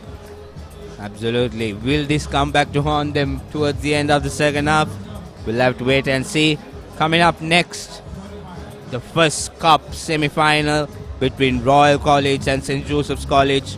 Royal managing to get the edge ahead of DSN Nayaka in the quarterfinals, and St. Joseph's College winning it.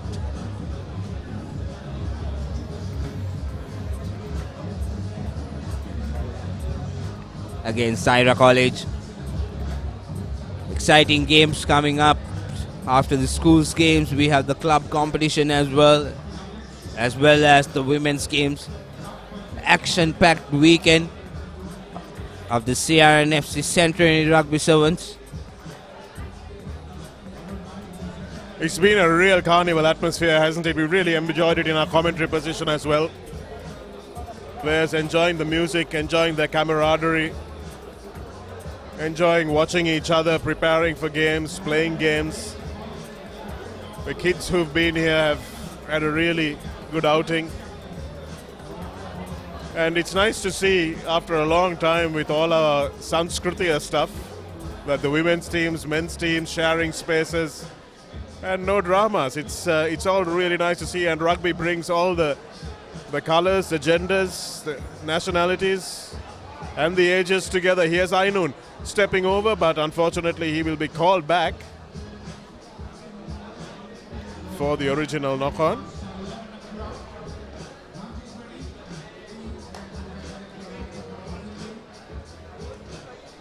Sports has a way of uniting people, bringing them together, and I think rugby is probably chief among those.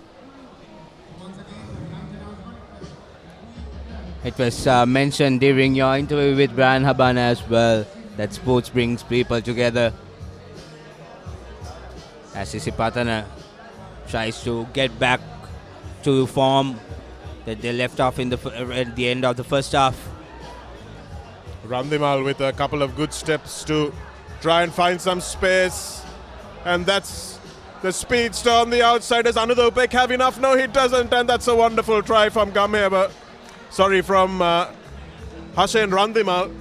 Spent 2 minutes in the bin, so he's had a bit more of a rest than the rest of his players. So he has really got gas on the outside. It's a wonderful try, and one of the tries that we're used to seeing Isipatana scoring. Brilliantly done, good pace. And Randimal going on to score his second try of the game. Isipatana now 3 points ahead with a hard task to kick this. Really good work from Kalindu also on the inside to make sure he collapsed that defense towards him and managed to find Randimal on the outside. Hussein Randimal running a good 55 meters for that try. Spectacular stuff from Isipatana, who lead now 2 tries to 1. Conversion is no good, so let's wait and see how crucial that is. Here's Kalindu, manages to get that floated ball overhead. And no hesitation in opting to go outside. Anudha Upek is no slouch at all in the number 8 jersey for Kingswood, but he had absolutely no chance. Isipatana yet again. Silva cuts back inside, needs support. As Isipatana picks and goes. Now I have numbers on the outside, just have to draw and pass, but he decides to go by himself and loses the ball. Oh dear, Salia Kumara, who we saw just a few seconds ago, will not be happy at all. That had a try written all over it. And you would bet your house on an Isipatana team going through the hands to score this. But for some reason, Chamidu Chirat running straight into Damit De Silva and not opting to give that ball to the open man on the outside. And there will be plenty he'll hear from his coach if they come up at the end of this game without a win. Yeah, white line fever, what we call it. Really unfortunate there, because the lead is not much, just a 3-point lead. That try would have given them more confidence. Isipatana still had a bit of an opportunity there with that 5-meter scrum, but Kingswood luckily coming away with the penalty for them. And now we'll look to try and run this one out, playing with a little bit more confidence. And as I say that, they dropped the ball, but it's gone backwards, says the referee, so that's a reprieve for them. Nice little kick pass, but the handling error will cost them.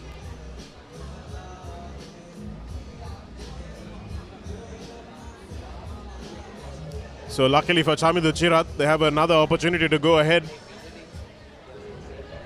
And the number 12 will be desperately hoping that either he or one of his teammates manage to touch down.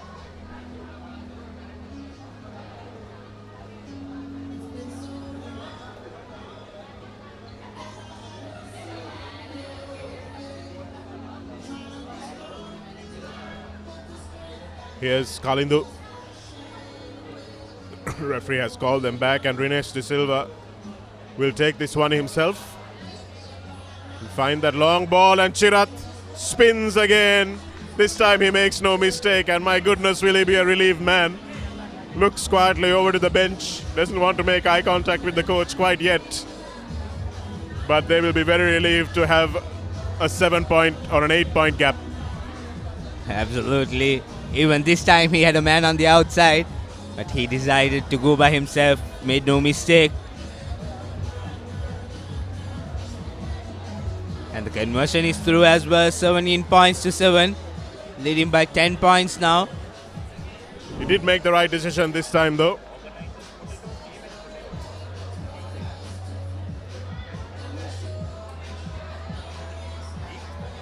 Shamidu Chirat.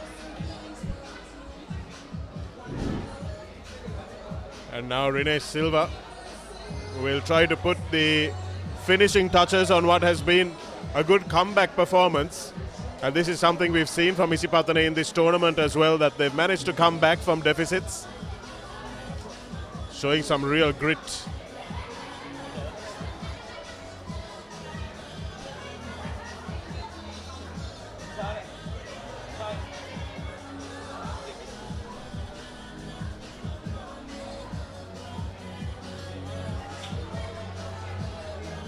Kingswood now with an opportunity to hit back. There's still a little bit of time in this game, and if they can get up to 14-17, who knows what the pressure will do. Beautiful offload and a nice take from Ainun, but the ball drops.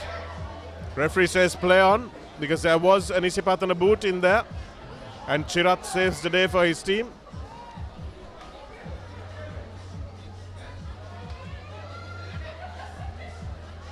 How much time left is the obvious question that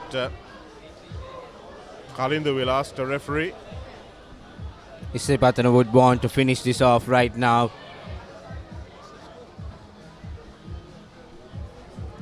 17-7. Opting for the safety of touch, as we should hear the hooter any moment now, much to the relief of the green machine, not just on the field but gathered everywhere around the world, that I'm sure that they're tuning into this game from, on the papare.com, on Dialogue TV in your living rooms, and on Dialogue View as well, wherever you are in the island, bringing you live coverage of this CR&FC Centenary Sevens. And this is the plate semi-final. Isipatana look like they're in prime position now to go on to that final against Zahira, which will be a replay of their group game, if I'm not mistaken, from day one.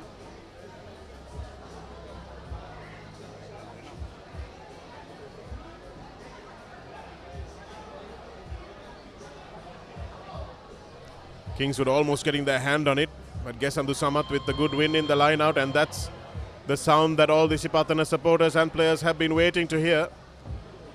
Good smash in that tackle, but not releasing, says the referee. Isipatana should be sensible to just kick it out and finish off the game. They have one more game to go. But it looks like they're not going to die wondering.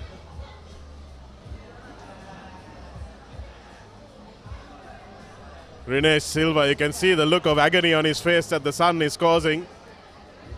But this is why Isipatana Rugby is what it is, because where given an opportunity, they will take it. But that looks like it'll be the end of the game. Referee Ravin Alexander calls full time. And a wonderful performance from Isipatana sees them through to the final against Zahira.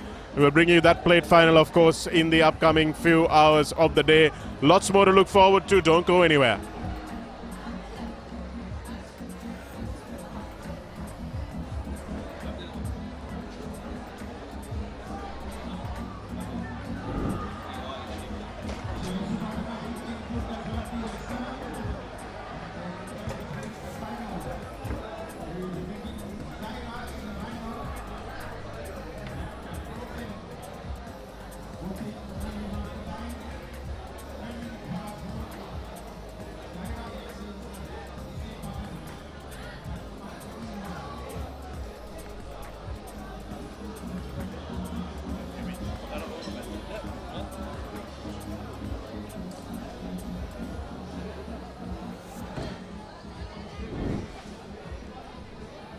Well, a big game on the cards now at the CR&FC Centenary Rugby Sevens Club semi-finals. Royal College taking on the Josephians.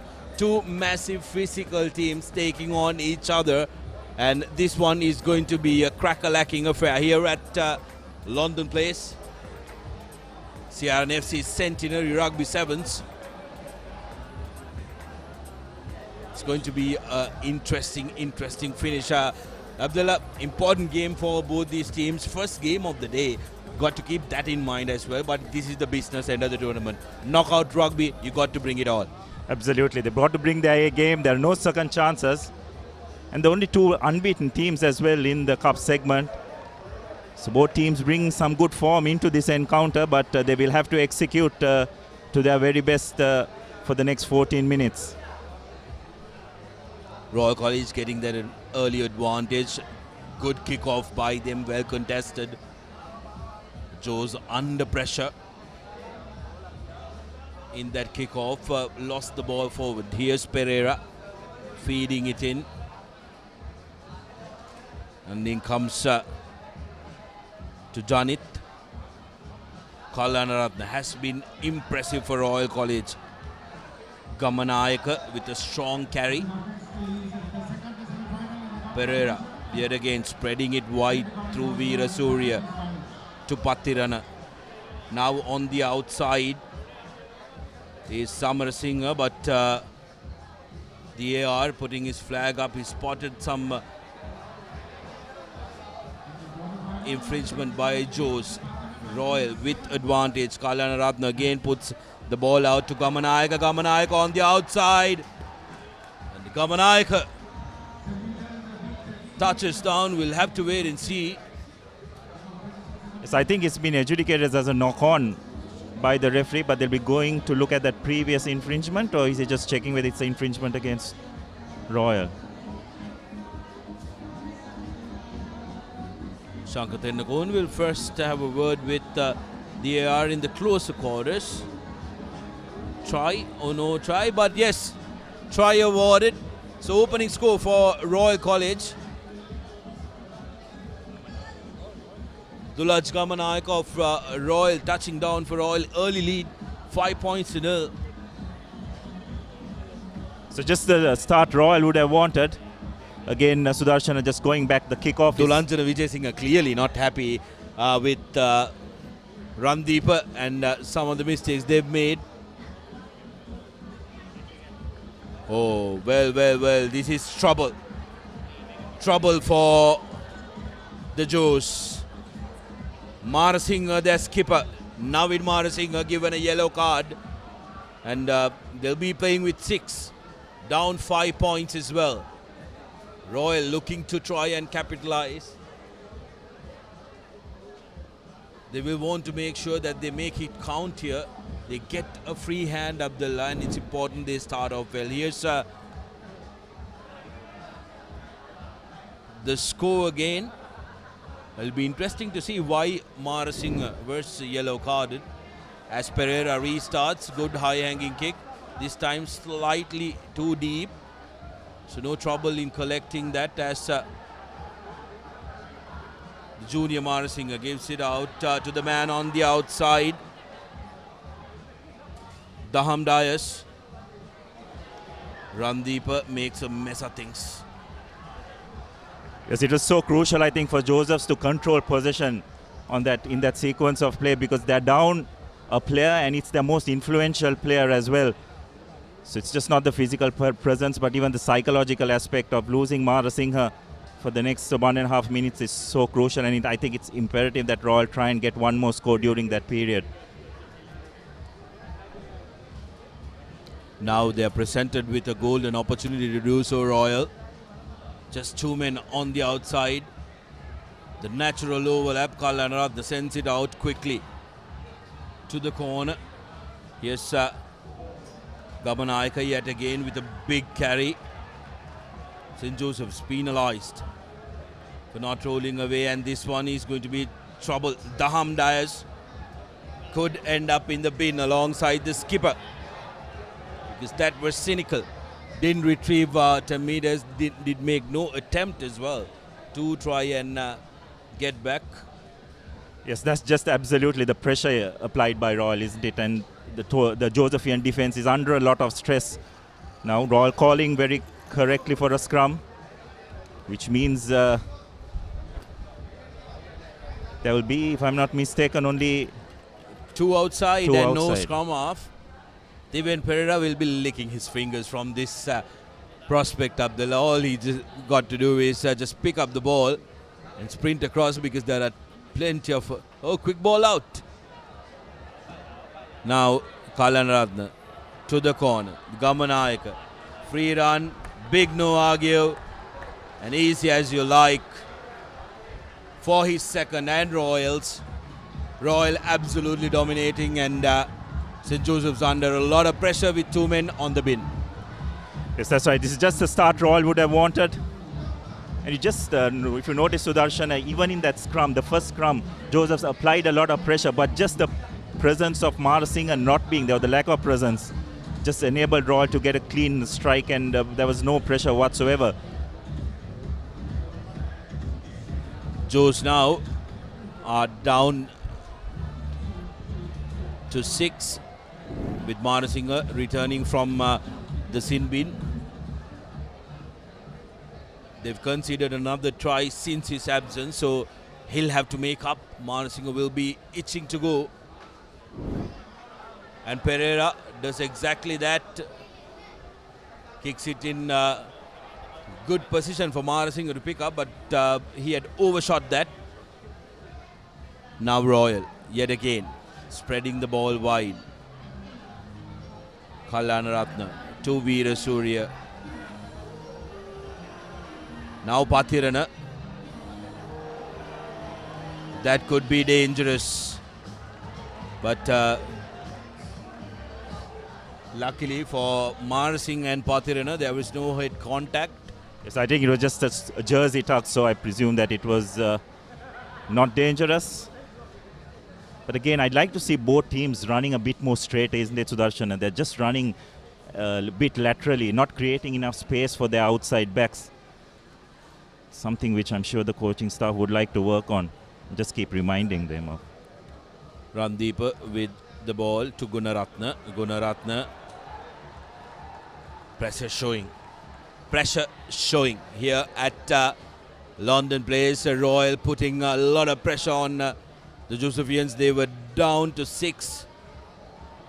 Got a important scrum in their favour. Should have gotten it out, but Gunaratne thought about the kick before he actually caught the ball. Royal just need to be a bit more conscious of the scrum here. Marasinghe is back in it. I'm sure Joseph will look to apply a lot of pressure at scrum time. But it's clean strike. Janit collected it with difficulty. Kalyanaratne now running to space. Jumps over the tackle and have been penalised. Royal now under pressure from Marasinghe, the big ball carrier. Offloads to Gunaratne. Gunaratne looking for space. Out to Randeep. Now, Joe's playing advantage. Marasinghe, a long cut-out pass to the corner. 1 man to beat. Good tackle coming in from Royals. Pathirana. Yahan Veerasurya did not enter through the gate. So penalty in favour of the Joes. Yes, the hooter has gone, so this will be the final play. I think it's critical that Josephs get a score just before half-time, because you'd have to say Royal have dominated this half pretty convincingly. So if they can get 1 score going into half-time, that'll just give them that bit of confidence they need coming out in the second half.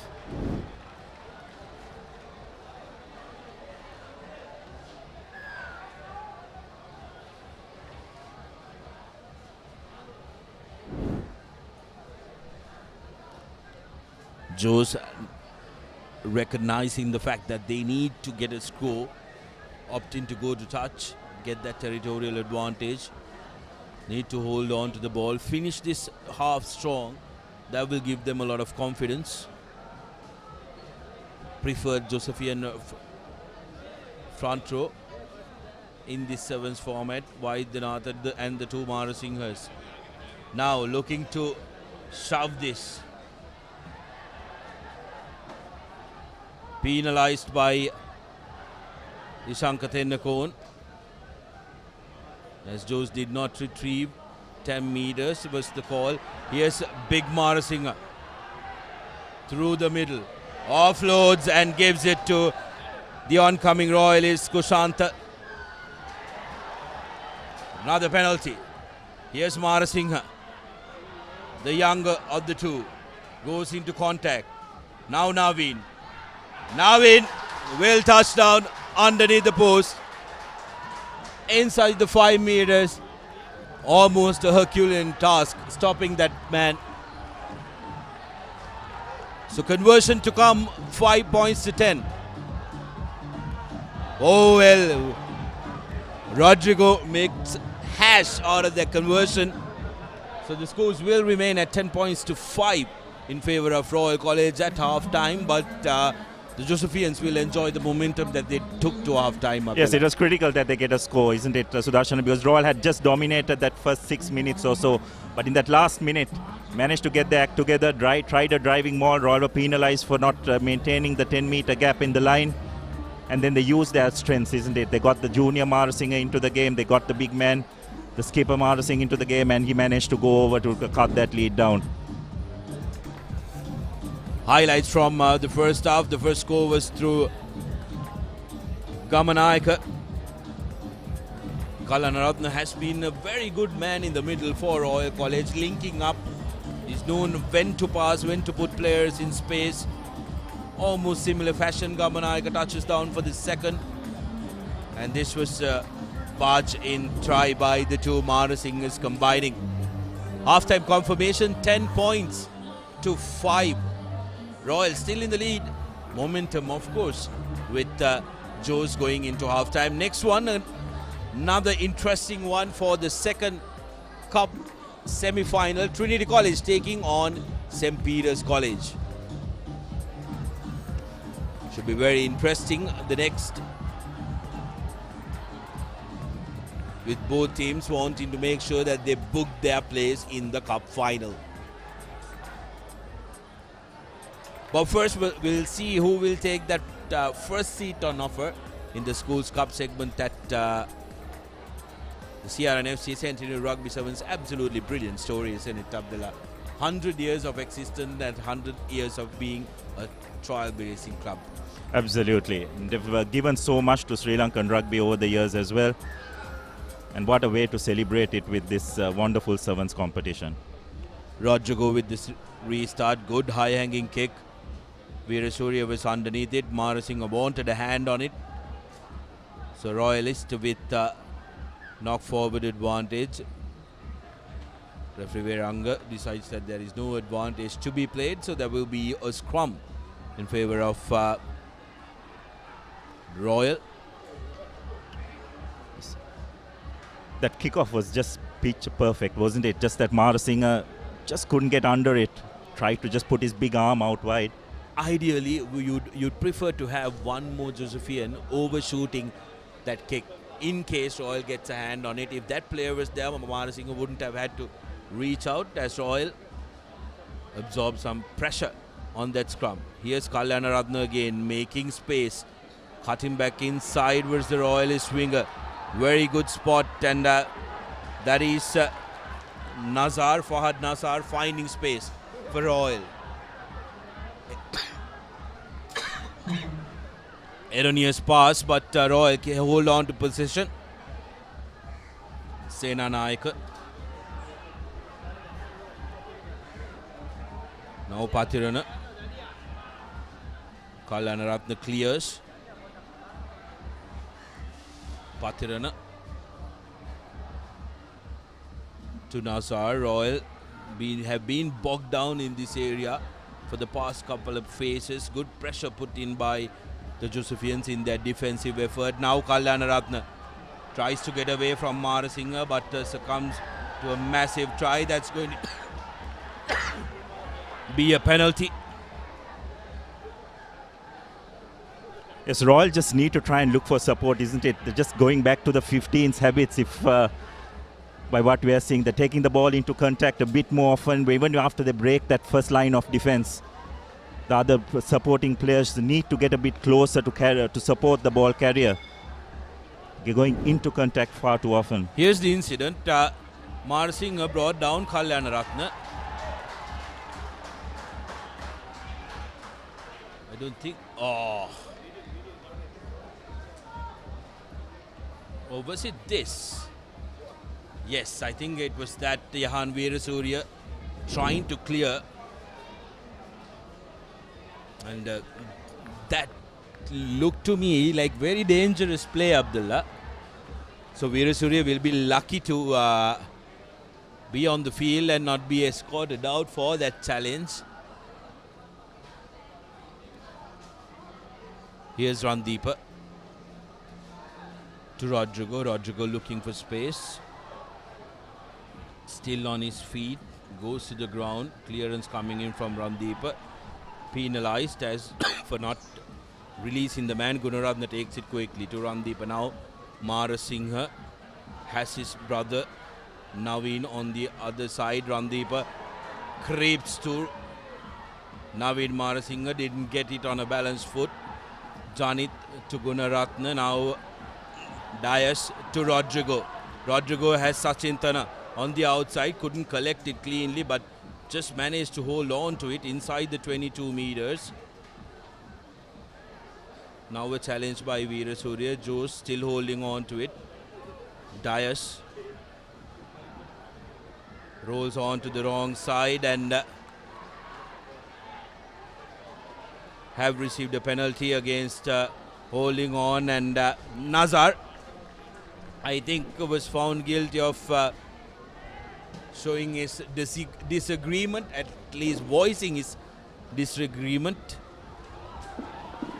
Now Janit Marasinghe with a carry for St. Joseph's.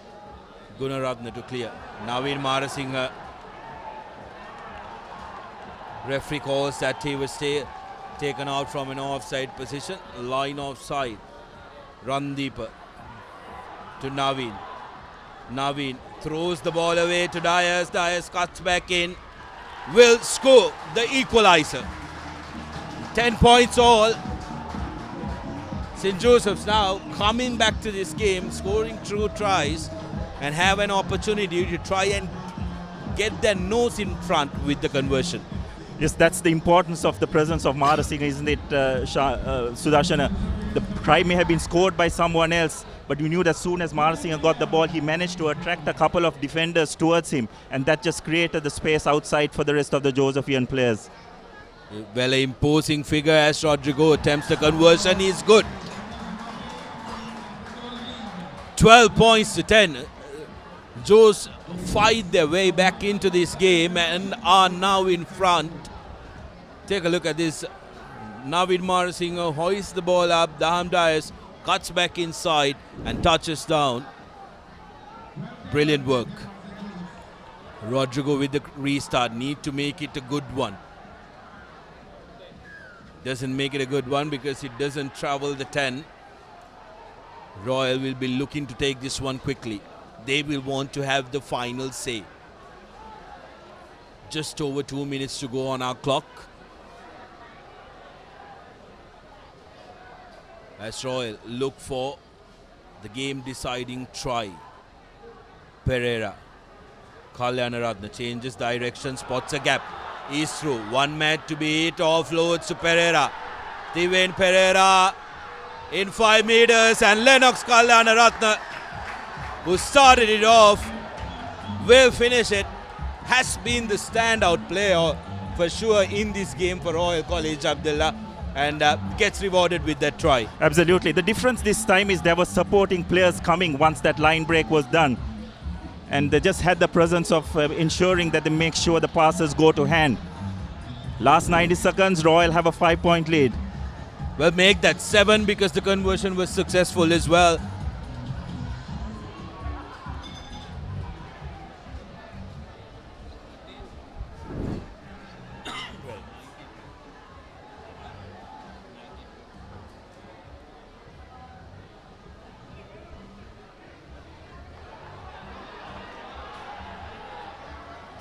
Marasinghe.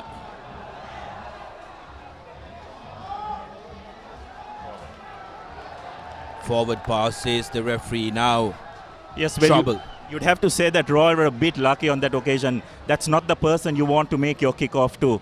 If I'm not mistaken, Zahira did the same mistake in the previous yesterday's encounter. You don't want to do that kick-off to Marasinghe. Well, Trinity learned it the hard way, kicking it to Marasinghe in the league game, missed out on a spot in the Super Fours. So he's not a person you'd like to kick to. Pereira with the put-in. Short arm penalty for shoving early. Pereira takes it quickly.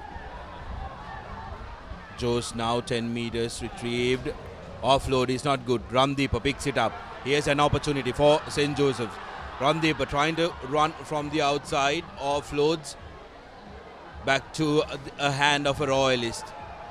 Final passage of play before the hooter goes. Royalist playing for the hooter. Here's Kalyana Ratna still keeping the ball intact, and that's completely unnecessary. Randeepa would have just given away the game as Pereira kicks the ball out. We didn't hear the hooter though. There goes the hooter. But referee's clock got the 40 minutes just a second before the hooter as Royal win this one. Dominant effort by Royal College. They led the game and managed to make sure that they made a comeback in the dying seconds of the game, and they are through to the final. Finalists here at CR&FC Centenary Rugby Sevens. But what a semi-final it was, isn't it, Sudarshana?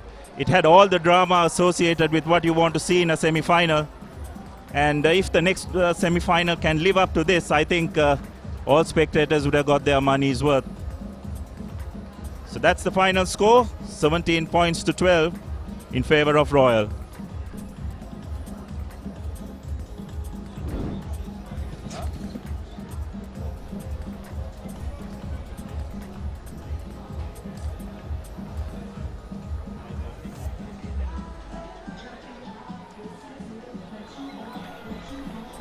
So we are preparing for the next semi-final as we have a look at the highlights of the previous game.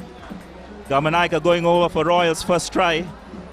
So the second try, and then Mara Singh on the stroke of half-time, pulling it back for St. Joseph's.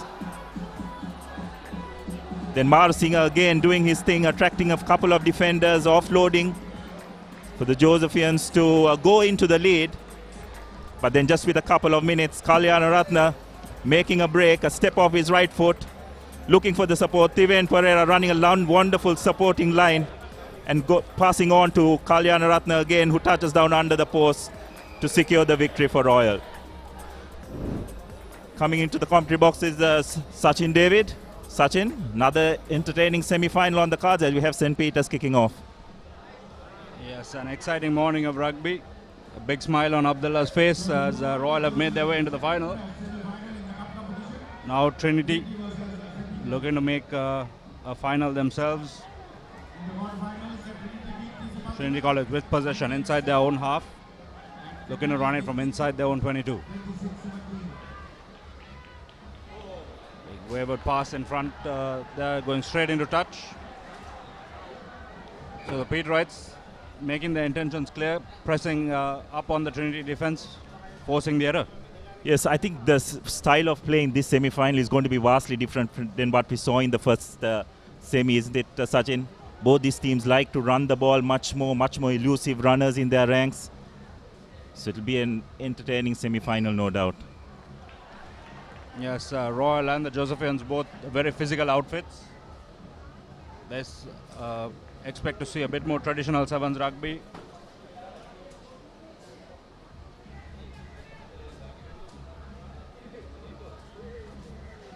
The Peterites perhaps with the edge because of the heat advantage. They're probably used to it more than the Trinitians.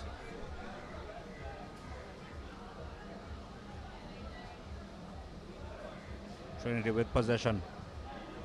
Opting to go to the boot. High hanging kick into the sun. Bounces off the chest of the Peterite. St. Peter's now with a big opportunity. Going around the wing is Sachin Duwanasekara. Takes it into contact but loses it forward. So Trinity pinned inside their own half. Not able to get out. But Peterite mistakes, not able to capitalize. Yeah, that's right. Just so important, those one-on-one battles, isn't it? But we are seeing all teams now having the ability to make those one-on-one tackles extremely efficiently. So teams have to work offensively much more harder to create space and gaps for themselves. Yes, Trinity feed into the scrum. That's Vishenka Silva. Again, Trinity opting for that cross kick. off the face of the Peterite number 5 there. That's Lakindu Herat. Yes, you'd have to say it was a very poor kick, poor option, right down the winger's throat. But fortunately for Trinity, Peterite winger not being able to hold on to the ball. Yes, and that's the second time the Trinitians have gone for it, so it's obviously a game plan. Perhaps seeing that the winger maybe not that efficient under the high ball. It's also, I think Trinity don't want to play any rugby in their own 25, isn't it, Sachin? So they're just going to the boot, playing a territorial game. Now the Trinity winger trying to step his way around. That's Shehara. Penalty to St. Peter's. Big opportunity here. Man on the outside. That is Shehara Yumit. Goes over in the corner. The referee stops the clock. He wants to have a chat with his assistant referees. Make sure the ball was grounded. He gets the nod from them both. And Peters are on the board. So good work by St. Peter's. They kept Trinity pinned inside their own half. And eventually the pressure turned into points. Yeah, that's right. Just turnover ball is so critical when you have possession, isn't it? Because as we saw again, you're running a great unstructured defense. And Trinity just not being able to thwart that Peterite counter-attack. Yes, so the Peterites draw first blood. 5 points to nil up. Conversion will fall short, but nonetheless the Peterites up 5 points to nil. Yomet Chihara with the opening try for St. Peter's. They need to execute this restart to perfection, Abdullah. It's been a trend of the weekend. A few short kickoffs, a few long kickoffs.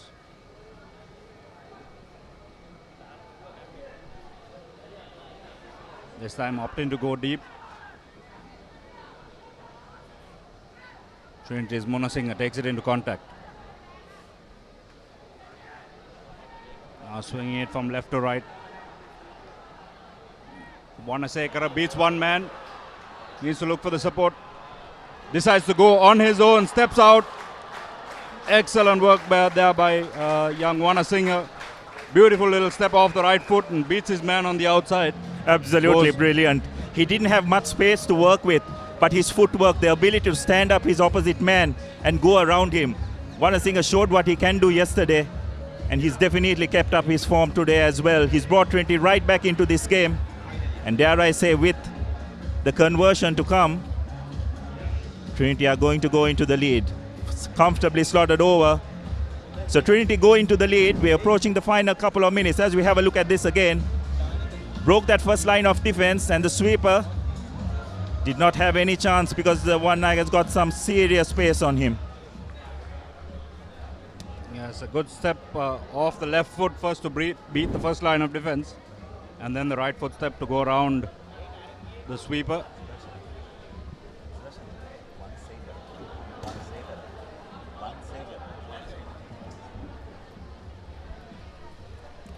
Peterites now with possession. Dulaj Navodya taking it into contact. Trinity wins the penalty. Good work over the breakdown. Wavered pass there, going over everybody's head. Trinity now looking to reset is Lakindu Herat. Takes it into contact. Good turnover coming there from St. Peter's College. Quickly over the ball. Winning the penalty.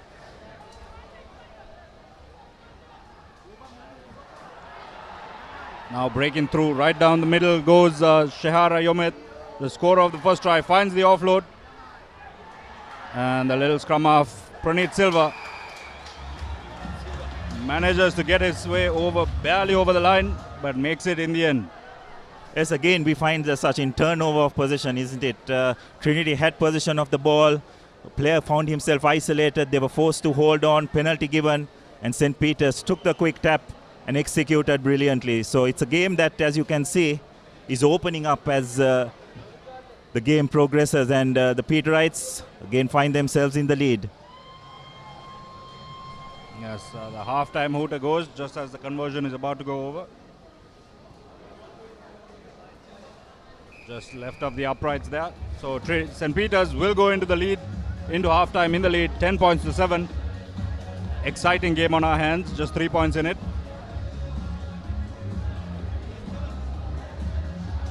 coaches Sanat Martis and Fazil Marija will get a chance to have a chat with their players. So another closely fought semi-final, isn't it, Sudarshana? Some top quality rugby as we have a look at the highlights once again.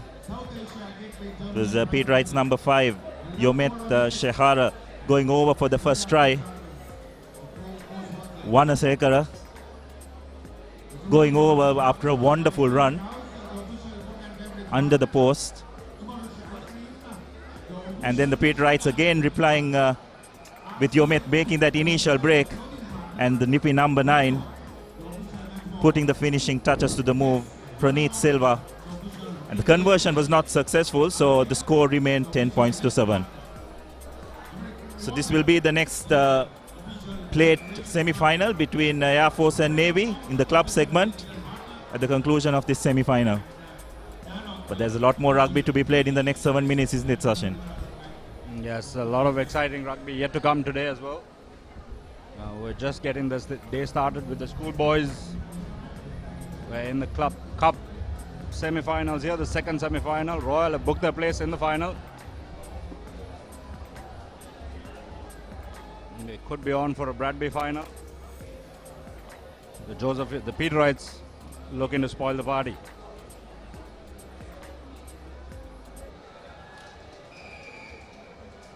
Trinity to get us underway. Once again, errors at the kickoff. Sound like a broken record. We've been saying it all weekend.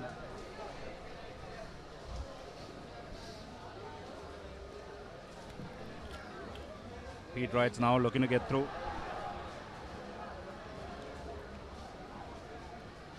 That's Kushan Tarindu taking it into contact, beating a couple of tackles. St. Peter's win a penalty. Yomet Shehara over the ball. He's looked very dangerous for the Pete Wrights. Created the second try, scored the first try. Now going into contact is Dulaj Navodya. Yomet again swings it wide. Support coming in the form of Upekshana Silva. Good cover tackle coming from the Trinitians. Referee, a long blast of the whistle. He's reaching into his pocket. And a Trinity player will be sent to the bin. That's Wansekara. Yes, I think that was the second time they were being warned previously for not releasing the tackler. So the speedster, Wansekara, goes into the bin for the next couple of minutes. I'm sure the Pete Wrights will look to capitalize on that. Yes, a crucial moment for St. Peter's now. They have a man advantage. They need to use it. The big man on the wing. That's Ashan Maduge. Little offload to Praneeth. And St. Peter's are over once again. That's Madugaske, Ashen Madugaske, over for Trinity's third try of the afternoon. 15 points to 7 in favor of the Pete Wrights. There's some really good work by the Pete Wrights. Just keeping the ball alive. A lovely pop-up. Again, Praneeth trying to make that extra step, but slipping. But he was had the presence of mind to offload to his supporting player. The conversion just wide. So 3 unconverted tries for the Petes.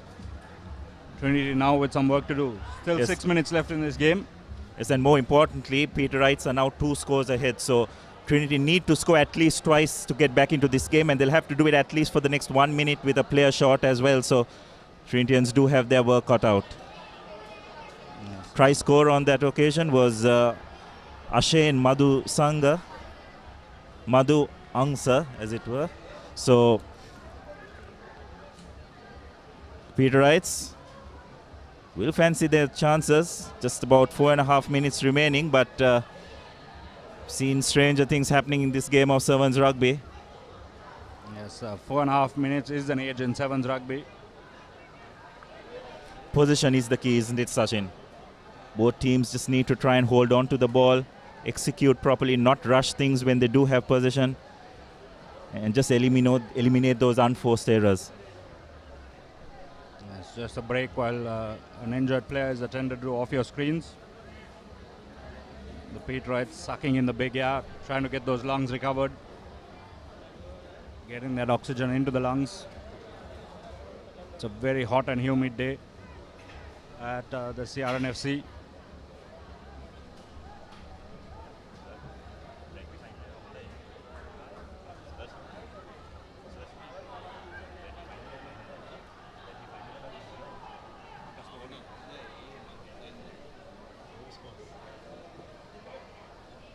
So yet some medical attention being provided to that Trinity player. It's like he'll be carried off the field.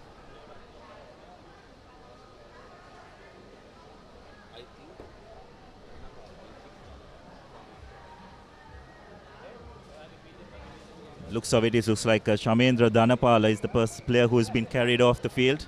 Let's hope it's nothing serious. As the Papare restart proceedings. Nice high hanging kick. Just couldn't get his hands on the ball, unfortunately.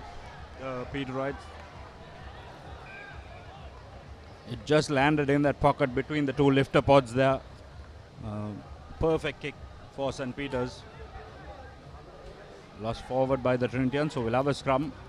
This is exactly what St. Peter's want. They want to put some pressure on inside the Trinity half. Trinity still with a man down. There won't be a scrum half at the base of this set piece.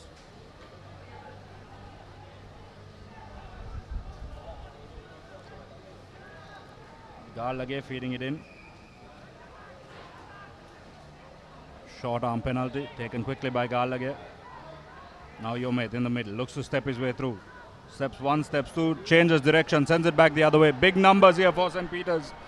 This is Navodya Dulaj, tries to go on the outside. Just unable to make it through. Brilliant cover tackle, but Trinitians trying to take a quick throw in, but the referee calls them back. Yes, Trinity back to a full complement now. Yes, it's just that tackle that just kept the Trinitians in this game. If that score had been carried out, it would probably have been curtains. A crucial line out for Trinity, just about 5 meters outside that try line. Safely collected. Some good rush defense by the Papare, applying the pressure. This is brilliant defensive work by the Papare. Being pushed back, they get the 5-meter scrum. Some wonderful pressure being applied by the Papare here. Just good game awareness, isn't it, Sudarshana? They knew that Trinity were under a lot of pressure in their own goal line. Rushed up and applied pressure and just forced the Trinitians to touch down in their own goal line. So, yes, they've been doing that well all throughout the game. They've had Trinity pin back inside their own half. And they've used that pressure very, very well. Now Papare, Yomet in the middle of the park. Out to the speedster. Steps one, steps two, all the way around. Does he get it down? Yes, he has. Excellent work there by the St. Peter's. That's Takshila. Passing to Takshila, getting the try on the corner flag. So Peters now perhaps putting the final nail in the coffin of the Trinitians. yes, you can see how well he stood up his opposite man and just went around him, isn't it? Wonderful bit of skill. Conversion not successful, but the Papare pretty much seem to have got this covered now. 20 points to 7. We are approaching the final minute of this second half. Yes, 1 minute. 2 converted tries needed for Trinity College. If there's to be any chance in this, they're going to have to score straight off the kickoff. First, they need to gather the kickoff.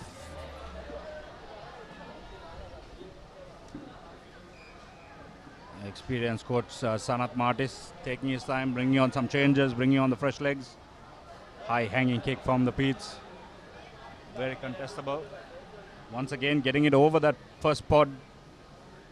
And it rolls out into play. St. Peter's won't mind that. They want Trinity pinned inside their own half. Yes, and the clock runs down as well, isn't it? It was important for Trinity to try and keep the ball alive from that kickoff, but it was not the case.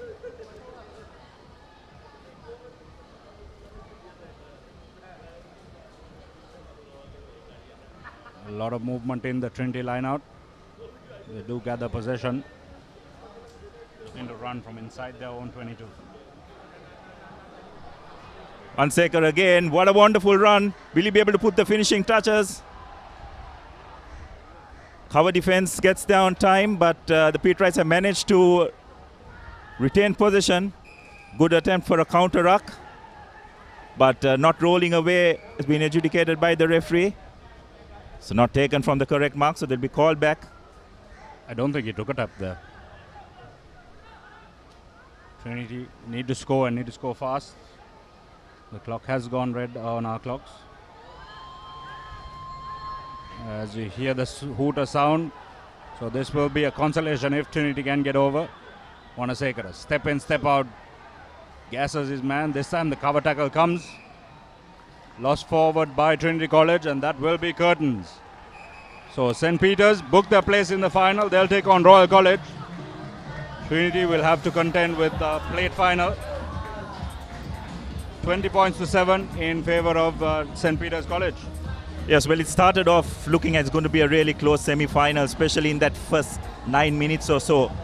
But then Trinity got a yellow card to their wing three-quarter Wanasekara, and after that Trinity St. Peter's rather slowly but surely stamped their authority on the game. As we have a look at the highlights, it's Yomit Shehara going over, and then this is probably the try of the game. Wanasekara with such limited space, using wonderful footwork and pace, and then Yomet again breaking the first line of defense, brilliantly looking for support, very well collected by Vishankar Silva, or rather it was Praneeth Silva who went over for that second try, and then Praneeth again having the presence of mind to pass the ball on to Ashen Madugasge for Trinity's final score. So that was the end of that semi-final. We now approach the women's segment.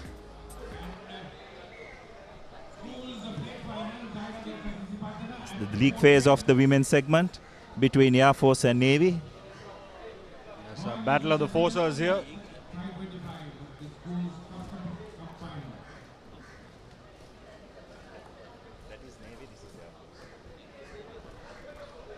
So Navy Sports Club in the blue and white strip,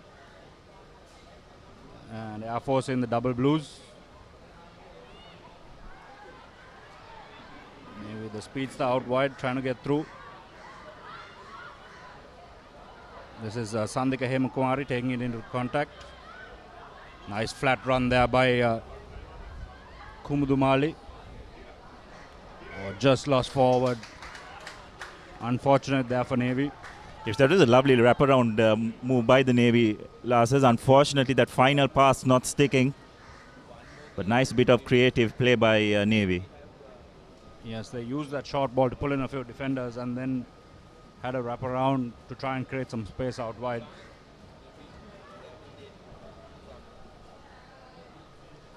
So Air Force feeding the ball into the scrum, just looking for their options. But not making much headway. Navy defense is up on them quickly. Ball is being passed back. Air Force now over their goal line. Looks like they have been pinned on their goal line by Navy, so some good rush defense. Navy will have a 5-meter scrum in their favor. Yes, good work by Navy. They forced Air Force back behind the in-goal area, so it's a carried back law that applies. Navy now with good opportunity, 5 meters out, virtually under the post.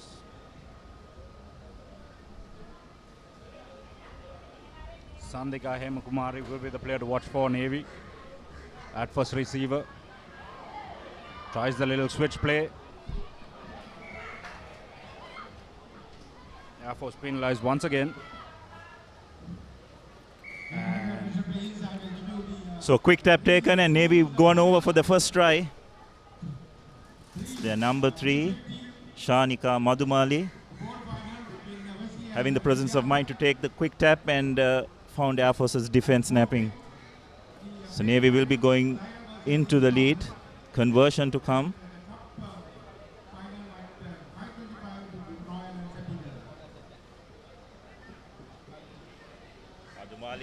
Madhumali slots it over. So Navy up 7 points to 0.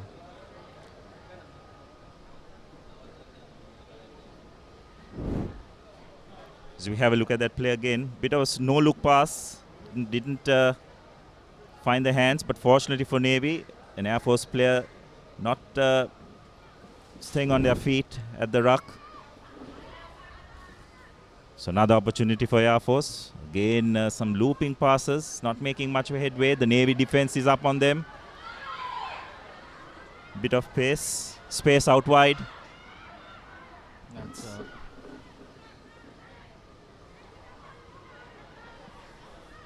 looks Navy like have forced the turnover now. Quick little pick and go, trying to pull in a few defenders, but immediately penalized. So Air Force with an opportunity. They take it quickly. Little step on the inside is from Shanika, but she's isolated and penalized for holding on. Navy taking it quickly, a nice little dummy and go. Does she have the legs to get all the way? Yes, she does. That's the same try scorer as before, Shanika Madhumali, running in her second try. So 12 points to 0, 4 minutes into the game. Navy looking like they're taking a commanding. Yes, Madhumali definitely has the eye for a gap, isn't it? This is the second time she took the quick tap. The Air Force defense were on their heels, and she was good enough and had the pace to exploit it to score her first second try and further extend Navy's lead to 12 points. Yes, on both occasions she was the quickest to react. The conversion disallowed though. I believe they took too long. So we'll go to the kickoff. There's a little dummy and go. And straight up the middle. Navy's defense, I beg your pardon, Air Force defense, not up to the mark.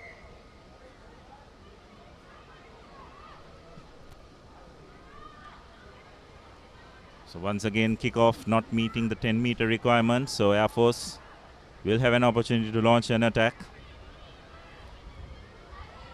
Again, going across. Players have just got to maintain their lines when running with the ball, trying to create space for your players out wide. Something which Sri Lanka Rugby as a whole can work on. Just running straight lines, fixing your defense and creating space for your outside players. Yes. So we're approaching the final minute of this first half. Scrum for Navy.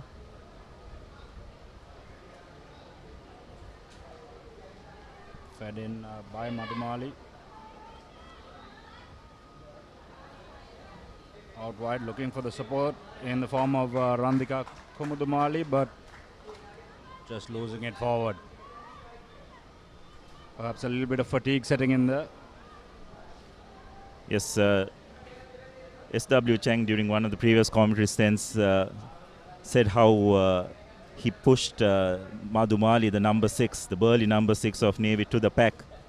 She was not very keen on the idea, but went ahead with it for the purpose of national duty, but looks like she's managed to convince her coach at Navy to get back into the line.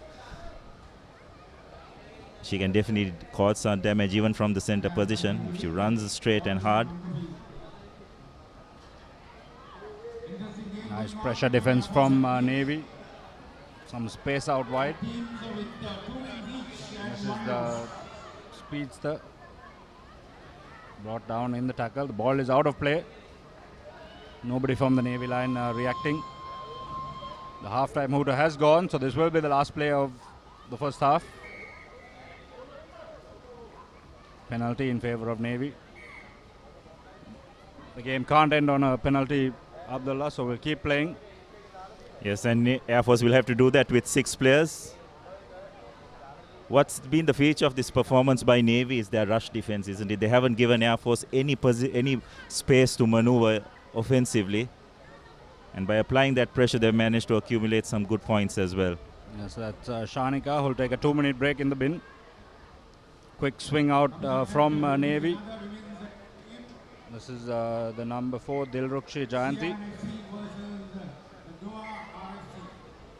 Lost forward, and we'll go to the Lemons. 12 points to nil in favor of Navy Sports Club. Air Force with a player in the bin as well.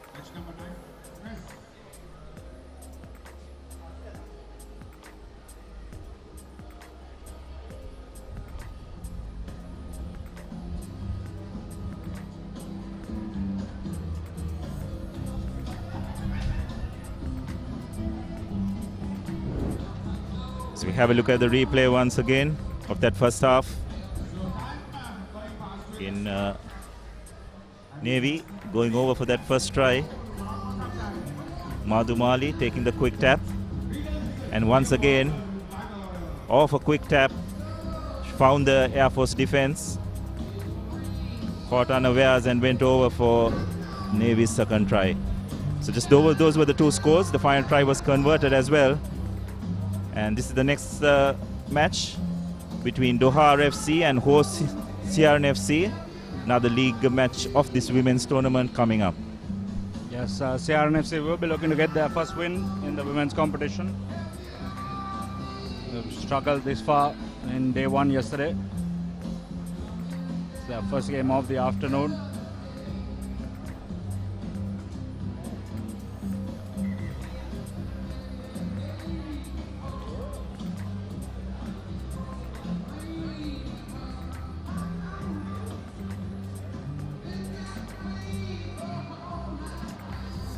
Crowd slowly streaming into Longdon Place on this Sunday afternoon.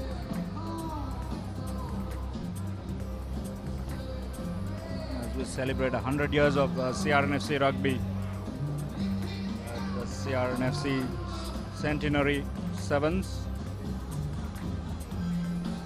It's good to see, isn't it, Abdullah? Schoolboys, women's clubs, men's clubs, all playing rugby on the same pitch, the home of rugby in Sri Lanka. Yes, what a unique tournament to mark a very special occasion. 100 years for CR&FC. Personally have some wonderful memories at this club. Started my school career at this club. We used to practice at the hockey ground, which now hosts a badminton court, a swimming pool and a futsal court as well. So a lot of rich history has contributed immensely to Sri Lanka rugby over the years. A wonderful tournament to mark the occasion.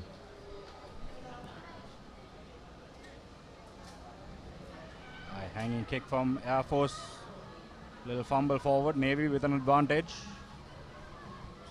Still controlling possession. This is Kumudumali taking it in. Looking for the speeds out wide. That's Nipuni. Now Jayanti Kumari.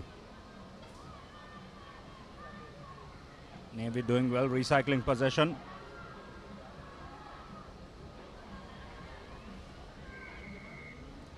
The support just not coming quick enough. Air Force doing well to get over the ball, winning that penalty. It's Chamika Silva now. Big hit up the middle, breaks 1 tackle, keeps those legs pumping. Final wrestle to the ground.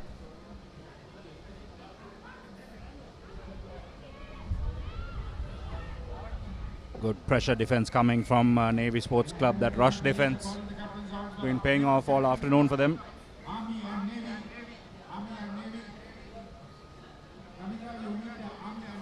Yeah, referee reaching into a pocket. So now Air Force down to 5. They're going to have to play with 2 men in the bin. Not an easy task. 2 women, I beg your pardon.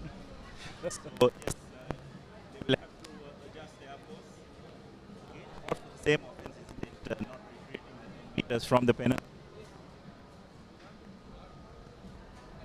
Yes, clinical errors. It looks like they're back to 6, so the player from who got binned in the first half is back on the field. This is an interesting option most teams take, isn't it? When they find that the opposition is down to 6 players, they go for a scrum to try and lock in those 3 forwards and create a bit of space for the outside backs. Happens internationally as well. Let's see if the Navy can exploit that extra man-woman advantage they have here.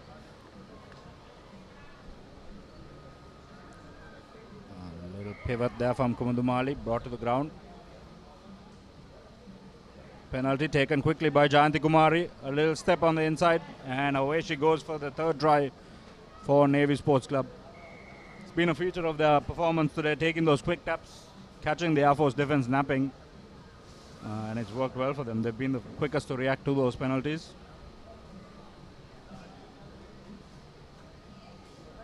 Now with an opportunity to make it a 19-point lead.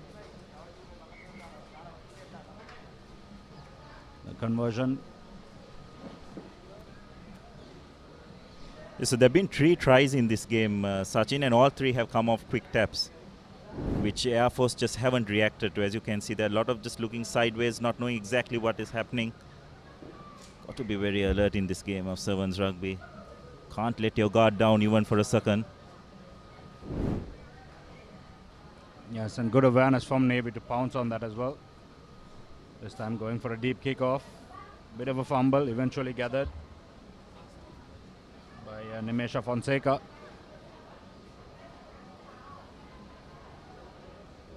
Running right across the field, brought down easily. Good support, good defense coming from Jayanti Kumari. Getting over that ball. Some quick hands coming from Navy Sports Club now. A little inside, outside. Beautiful work by Navy. Well, that was a brilliant try, Sachin, by any accounts, in any form of rugby, isn't it? Lovely supporting lines. The players knew where the supporting players were coming from, and the passes just stuck as well. Definitely the try of the game. Yes, excellent work. 2 quick passes out and another one inside. Communication has to be key in a try like that.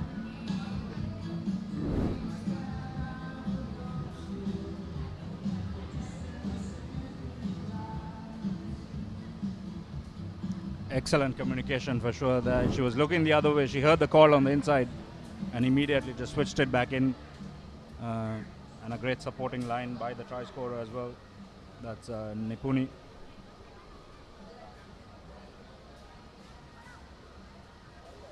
Bit of a scuffed kick this time. A little bit of mistiming.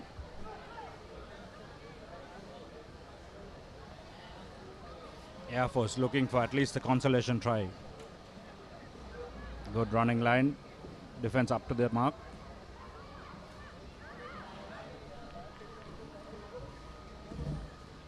Once again, great smother tackle there. Navy recover possession. This is Gayani Randinu. Has the legs to go all the way around. Excellent work again by Navy Sports Club. That defensive pressure paying off again. Yes, again, it's that rush defense, isn't it? And Air Force just haven't been able to cope with that. Navy have exploited whatever opportunities that have come their way from turnover ball as a result of that rush defense, and therefore the scoreline just reflects the pressure that they have applied in this during this entire game. Conversion doesn't find its mark, so the score will remain 29 points to nil. So you have a look at the try once again. It's Gayani Randimu going over for Navy's 5th try rather. So just coming to the final minute of this game. The ball bounces over the 10-meter line.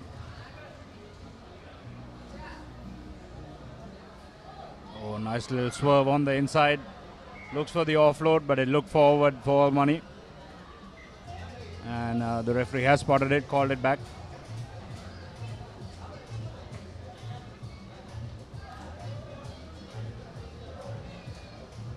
Can't fault the effort of the Air Force ladies. Unfortunately for them, Navy just have been a better outfit today. It's probably a more experienced outfit as well, isn't it? That also shows the ability to just absorb that pressure when you are under such a physical threat in terms of a rush defense. You need a bit of experience to understand how you're going to cope with that. Again, a quick tap, this time taken in front of the mark, so the referee brings it back. It's also that the aspect of being switched on at all times. A couple of tries went through the penalties, this time as Navy tried to get things going. Referee playing an advantage. It's a knock-on advantage, so we'll come back for the scrum.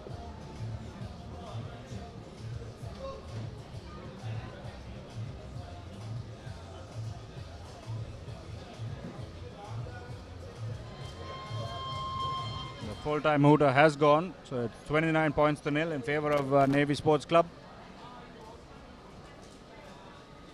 They don't seem too interested in kicking it out. They'll just run it straight up the middle. Eventually the ball gets out to Dilani Polhevage.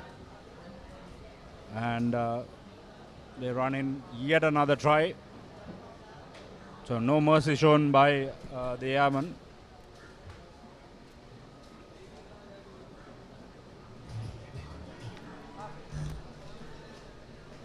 So the conversion to come will be the final act of this game. It's not successful. So the scoreline will remain 34 points to nil. Commanding performance by the Navy Lasses.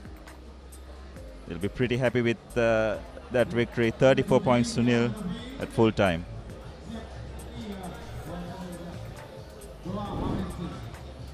So look at the highlights of that game. This is where it all started. Quick taps.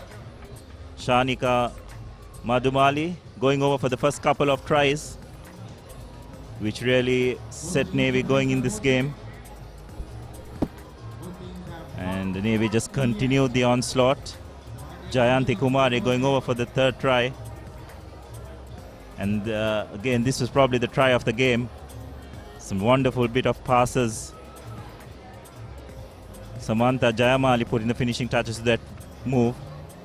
And then at the very end, Gayani Randumu completing that score, and then on the stroke of full time, it was Dilani Polhevage who put the finishing touches.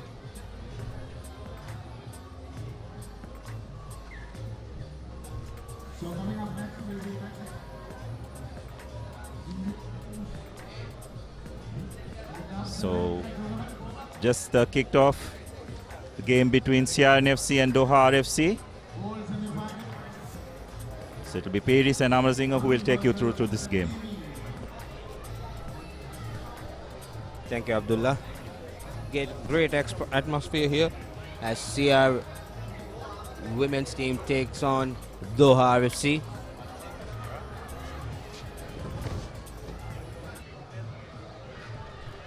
CR trying to run around. That's Shafra Wafour going out. That was a big hit on her. Host team in action for the first time on this final day of the Centenary Sevens.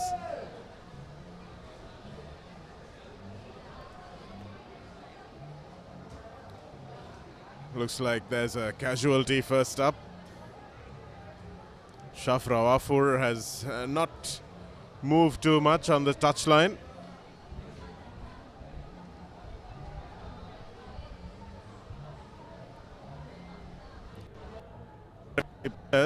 Making up in size what they may be lacking a little bit in skills. It's a new pavilion where the players are housed. It's been a packed house, that's for sure, but no territorial battles at all. Everybody's gotten along. So St. Joseph's team that will be competing in the plate final. Oh no, they're out actually. They're out of the tournament, losing that cup final to cup semi-final to Royal. Hard hard-fought battle indeed it was. Royal just a little bit more dominant in the contact area. Soiru Anthony looking out.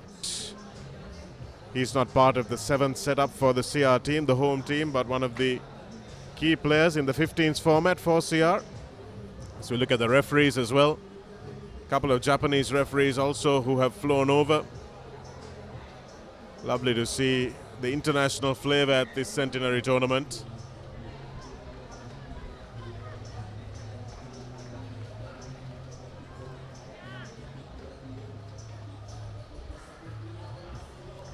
We have the ball final coming up between Vidyartha and Wesley at 10-4.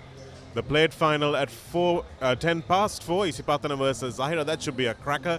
And of course, the big one, the cup final at 5:30, or just before 5:30, Royal College versus St. Peter's College. So should be an outstanding conclusion to the school's draw in this centenary CR&FC 7 celebration. CR do well to get over the ball and turn it over nicely. Little bit of space on the outside, just eluding the grasp. And it's a wonderful try for Satisha Nimnadi. Just having the pace to get on the outside of the Doha last defender. And despite the despairing grasp of Julianne Garvey, Nimnadi getting over. Really nice to see a run like that coming from these 3 girls. First points on the board. Conversion is a stray, but 5 points to nil. CR&FC women's leading the Doha RFC. This is the ball. I think it was Kavimini Avishka, in fact, who did score. My apologies. Nice run round the defense. And CR, the Sri Lankan players, much nimbler, much more fleet of foot, and will want to keep away from these contact areas. Shown some good bravery in getting in and making those chop tackles. All the Sri Lankan teams against these bigger made visiting foreign teams, which is good to see.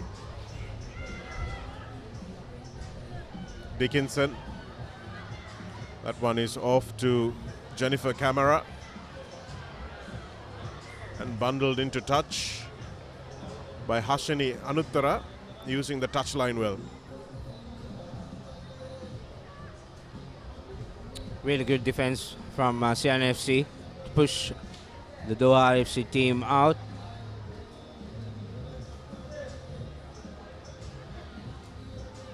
Must be really hard in the middle of the field, Shanaga. Even here it's very humid.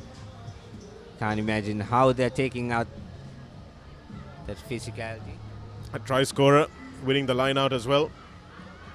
Getting the ball away to a centre field. Doha RFC up quickly in defense, but now a little bit of a gap opening up on the outside, but coming back inside is Shehara Diniti. Picked up by the danger woman for Sia, Kanchana Mahendran, but the ball is bouncing all over the place, little untidy, and Mahendran opts to settle things by thumping it towards touch, but it goes out on the full, so the assistant referee will bring it back to where it was kicked. A little bit of an error in judgment from Kanchana. Didn't really look up before she kicked. Just tried to tidy things up. I think she was surprised when the ball popped up to her, so decided to give it a boot. Sarah Glynn to throw in. Looks like she's a traditional 15s format hooker, given her throwing style. Julianne Garvey taking it into the 22, making one extra roll. And Sia will get the benefit of that. So Doha RFC have been pretty indisciplined at the breakdown, and that is one reason that they haven't really made their mark in this tournament. Big late tackle that time by Jennifer Camara, whose eyes lit up when the CR player got the ball and kept following through. Majority of the games during the past 2 days, Doha RFC they've been playing with 6 players on the field. They've been getting multiple yellow cards. I think it's a factor of the conditioning as well. And that's another fairly heavy hit. Might be a little higher than referee Veranga would like. So yes, as you speak about it, a yellow card for Kristen Becker. CR should look to pounce on this. They have an additional player on the field. Gives out tries to work around. Straightening things up is Kanchana. Problem for CR is they haven't been able to find a lot of width.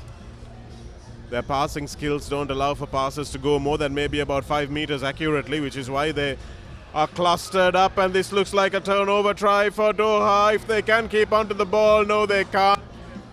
Blocked it forward.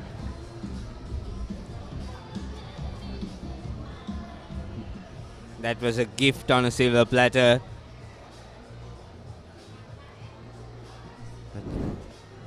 There you go, going into space, taking on the defender, giving an offload.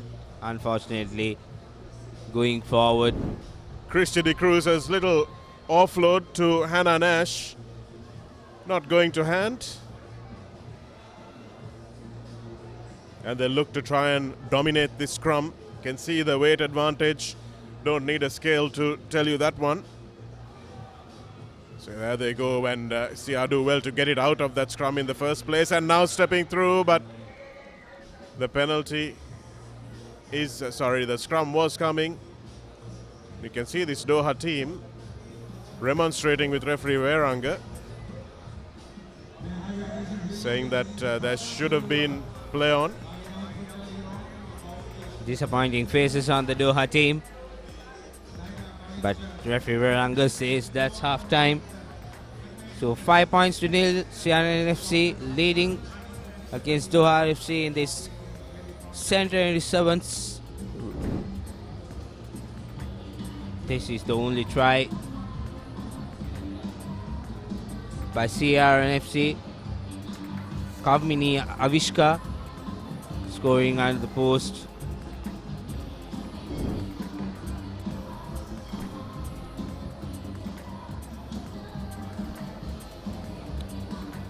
Next match coming up, Army Sports Club taking on Navy Sports Club. It's also going to be an interesting game. Army with a big win earlier on in the day.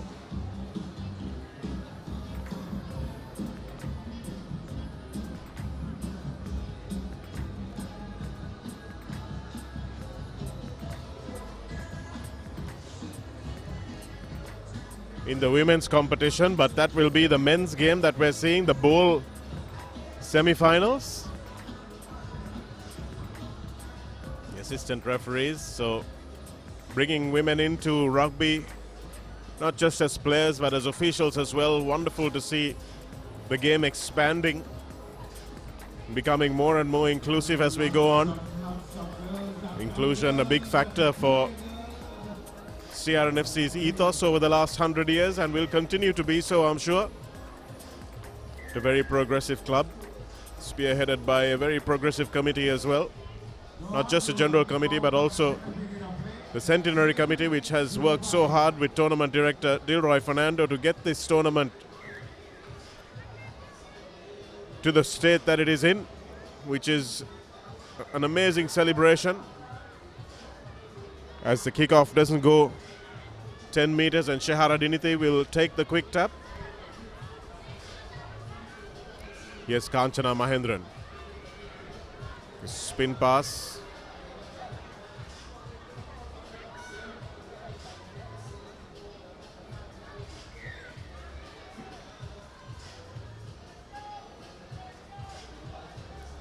Julianne Garvey now back from the sin bin to Kristen Becker, I should say. No, that was Julianne Garvey. And CR hanging on for dear life as the big players of Doha RFC cut straight through the middle. De Cruz looking for the ball out wide. Here's a little bit of space now. CR's defense gets across and does really well to bring them down and get over that ball as well. But good clear out that time from Doha. Garvey standing in the tackle. Desperate stuff from Tarushika to bring her down. That was nice defense, but may not be enough at the end of the day. And it is a score for Doha Rugby Football Club. It was a score via Rachel Bird. And finally, they get some points on the board. CR tried everything possible to stop Doha FC players coming on to score, but Doha manages to go through. And now the scores are level, 5 points off with a conversion to come.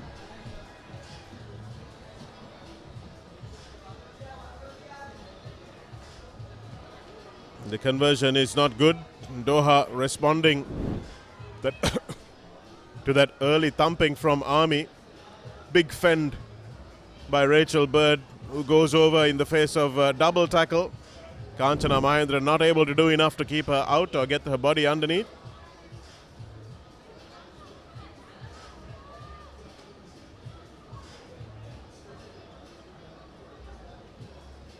That will give the Doha team some confidence.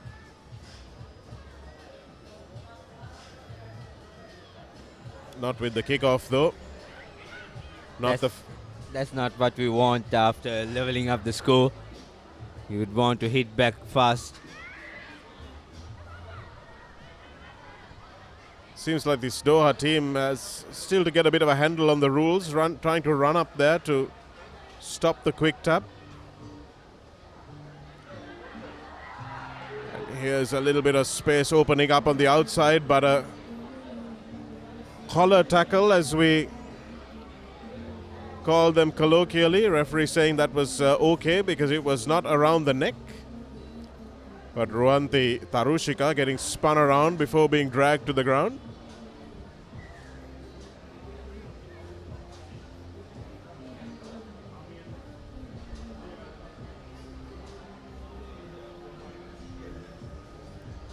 Sarah Glynn to throw in, goes to the back of the line out. Attacking straight up is Doha and forcing the high tackle from CR. They have a penalty advantage. What will they do with it? Sarah Glynn will go laterally and make the ball available. Well, they were under penalty advantage, so referee Veranka choosing not to go back for it.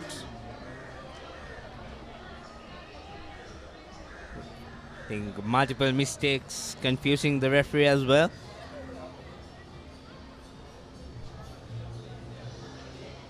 CR has a center field scrum. They can spread out onto both sides if they want to.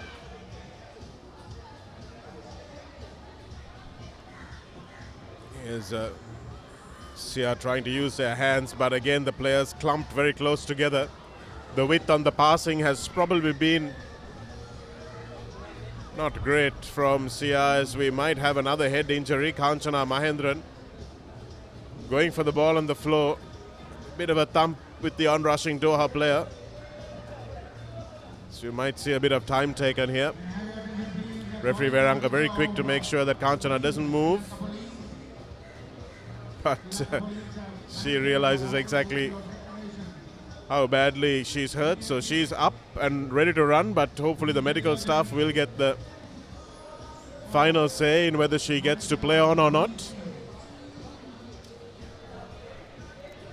The HIA quite reminiscent of the ad hoc drunk driving tests that are conducted on the streets of Colombo.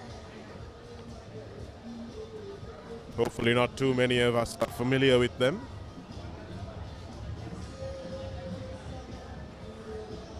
CHIA is deemed A-OK, and Mahendran will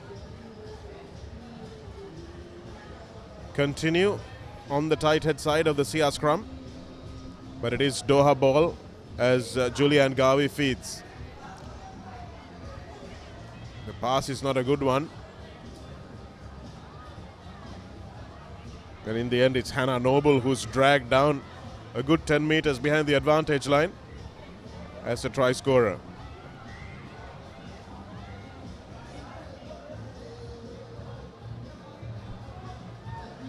Here's Christy De Souza. Garvey throwing those fens.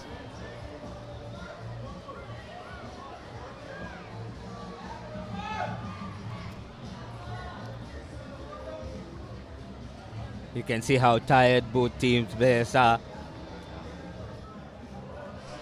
Doha RFC letting their tempers get the better of them. Not sure why though, they have them most of themselves to lose, and if Sarah Glynn can demonstrate so efficiently, garrulously, perhaps she should realize that her cardiovascular fitness hasn't really been tested so far.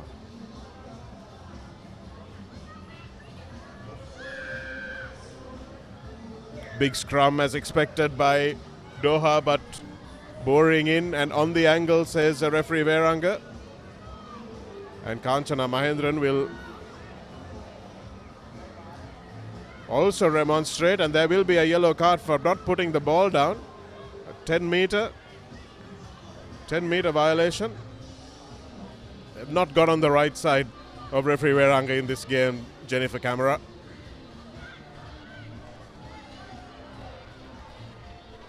I think the Doha team is very frustrated. But manages to win that penalty, so one chance for them to win this game.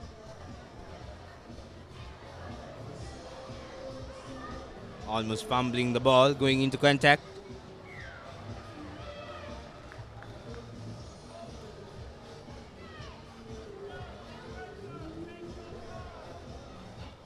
Meter violation is the call, so the defensive line will need to go back.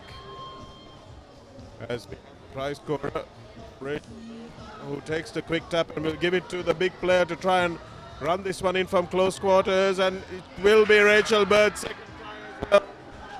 Kirsty De Cruz just doing enough damage to the defensive line, getting the ball away, and Rachel Bird will score her second and Doha second as well, and put this game now beyond doubt. Really done.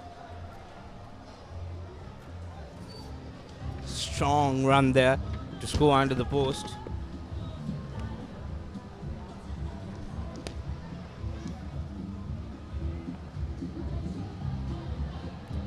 Not a good conversion, but that's it from this game. Right at the end, Doha RFC winning the game.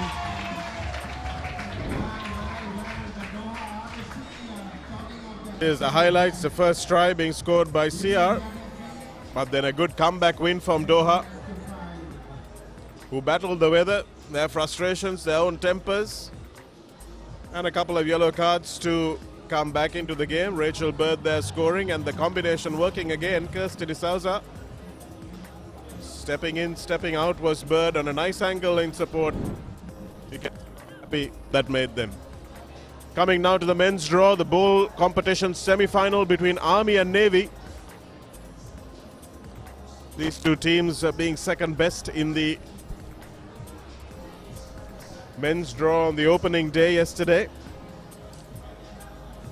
Really unfortunate for Army. They were really good. They drew with CR and won against Police, but they were no match against Candy team. That's why they're playing on the Bull segment. Yes, it was really unfortunate for them because they suffered only the one loss.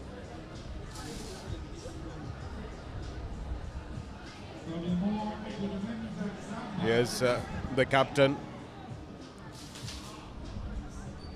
cutting back infield. Thilina Veerasinghe, but they can't get the ball to hand, unfortunately.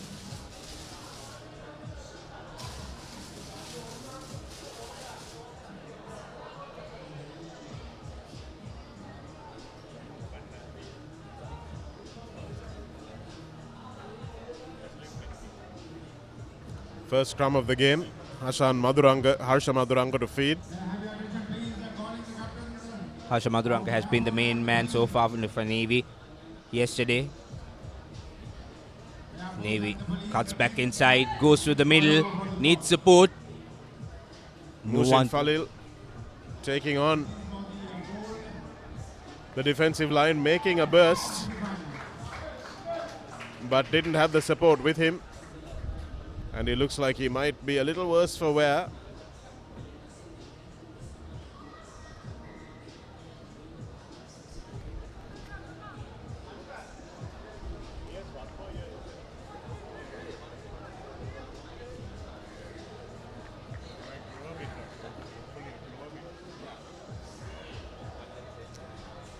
The Army bench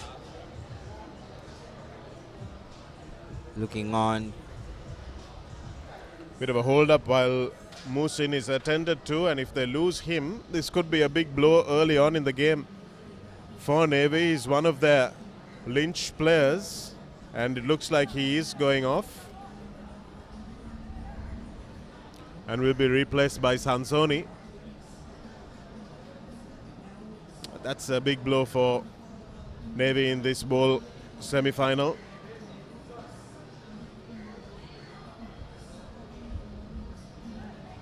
Army with the quick ball out from the base and looking to spin it wide.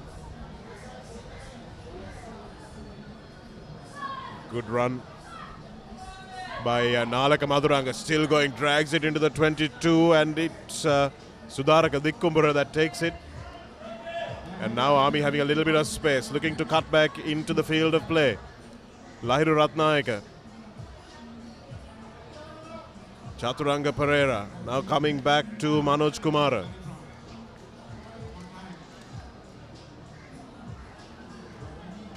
Ball on the floor but doesn't do too much damage. Nice wide pass. Here's a man who made the initial break. Lasantha Kumara gives it back to Rifan, who will slow it down for his defenders to catch up. Lasantha with the long ball over to Manoj Kumara. Manoj Kumara sees a bit of a gap, going straight through. Lovely feet from him. Stays on his feet. Can he get there? Yes, he can. Great work from Manoj Kumara. Just saw the gap opening out. The Navy defense dogleg just a little bit. And that was all the invitation Manoj Kumara needed. The acceleration was great. And beating the final defender, he still had plenty to do once he passed the defensive line, and he did it brilliantly. He had two defenders to beat, but there was no problem for him.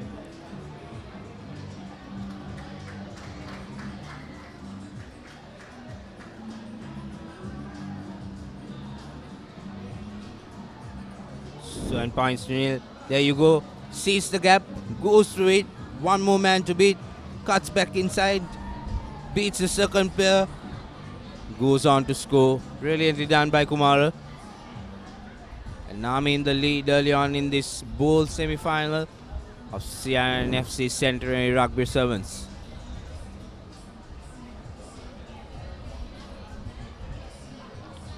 Good high-hanging restart. Army managing to get it back again as Sudaraka Dikkumbura goes into contact. Held up by Navy, trying ever so hard to keep Army at bay. Loose ball, not collected cleanly. Play on advantage, says the referee. So Navy trying to continue play, but brought back by the referee for the initial infringement.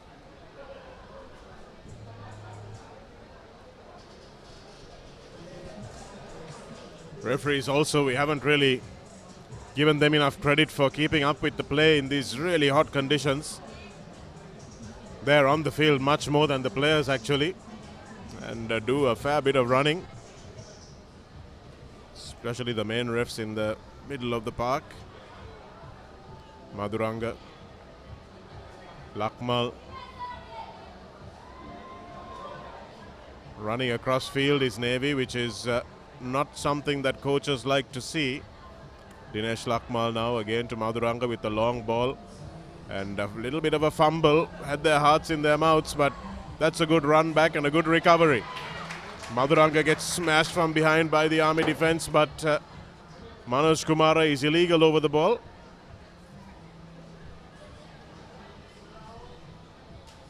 For a moment, Navy had their hoops up. There was a gap in the middle. But Army managed to close that gap, but gave away a penalty. Very good kick. Wow. That was an absolute thump, wasn't it? Real cannon of a boot. Thilina Veerasinghe from the middle of the 22. Most players are lucky if they can make it to the sideline from the middle of the field, but Thilina Veerasinghe gets it to the sideline with about 60-70 meters to spare as well. And putting his team in an ideal position. Madhuranga to throw, well won by Adisha Veeratunga. He's imperious in that line out. Good hands from Navy, and a little bit of a spectacular play there. In the end, Navy do go over. Musin Dimut is the one who scores. It's a nice little tap on. It's not something you encourage younger players to do, but sometimes it comes off, and that was one of the few occasions it did.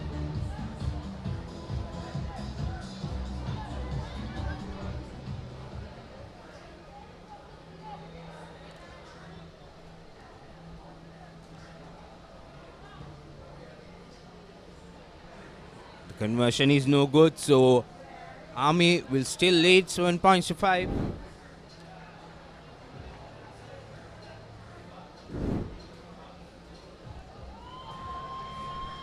As the hooter goes, one more play left in this first half of the ball semi-finals. Good high-hanging kick, a bit deep, not collected cleanly by Army. Little switch of play. Coming back to the speedster. Nicely done by Army to get out of their half. And this is a little bit of space now opening up.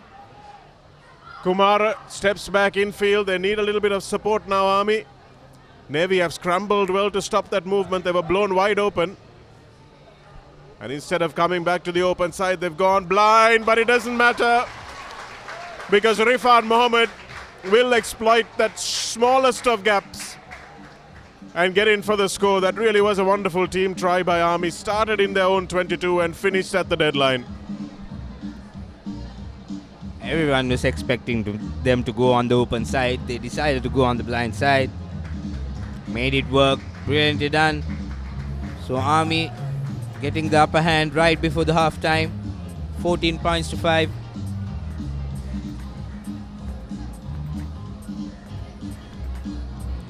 Rifan Mohammed, this live wire scrum half.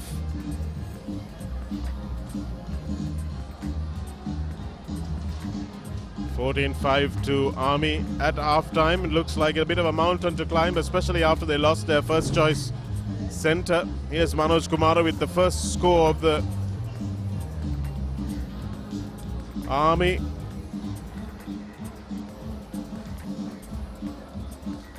And then coming back through Musin Dimut. That was a lovely tap on that time.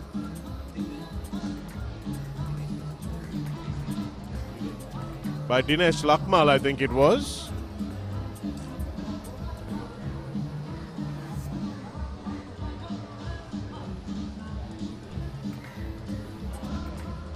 And Rifan Mohammed bringing the scoring to a close in that first half.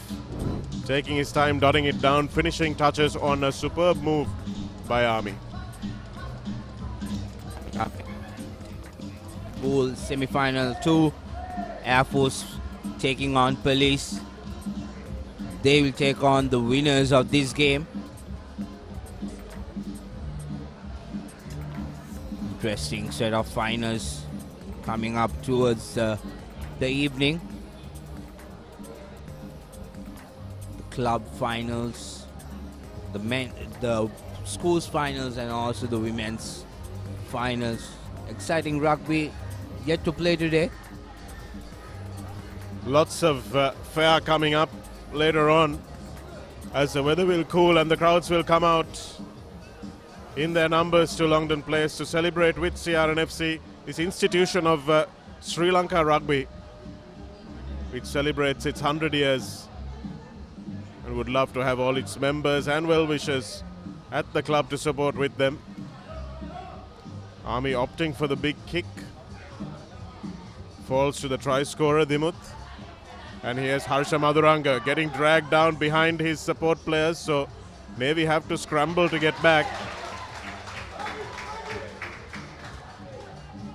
Taken quickly. And now it opens up a little bit for Army, looking to put their ears back into the corner, but just unable to find that space. A little spectacular flip back, but perhaps the decision making could have been better on that occasion for Army. Should have given the pass earlier when he had the time. He had support as well, but stayed until the defender comes into contact with him to give it out, and lost out on an opportunity to extend their lead.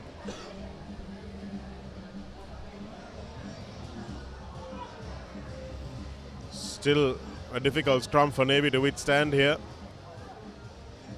Madhuranga will want to get this one out very quickly.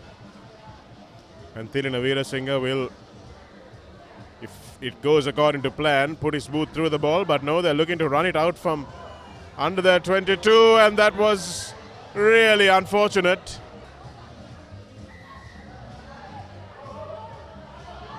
Falls for Army, and they need to take it quickly. That's exactly what they do, and stepping back into the field of play was the Army number 7, Lasantha Kumara, and he will touch down. That was so unfortunate. Did that come off the crossbar? Yes, it did. It came off the cushion and landed safely on the hands of the Army player. I don't think I've ever seen that.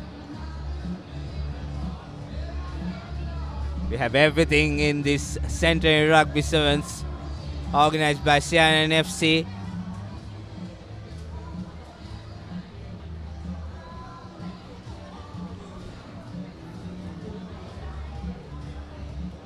Player who had a high tackle is being looked at. Players are getting time. There you go. Cuts back inside. Lasantha Kumara. No problem for him to go on to score, extending the lead. Samit Dhananjay left with leaden feet there, as the step from Kumara was such a good one. Dhananjay is no slouch himself. And Rifan Mohammed, who has been the playmaker, is getting the ball to the right players at the right time, scored a try himself, and will be looking to extend the lead into the second half. Setting up a bowl final with the winner of the next game, and that was taken very easily by Thilina Veerasinghe. He's going to go into the corner, dragged down, but he has enough gas to take him into the corner. Rifan, who made the kick, managed to make it all the way from the center field, ran that hypotenuse angle all the way to the corner flag, but not before Thilina Veerasinghe could touch down. The old man showing he still has a bit of gas.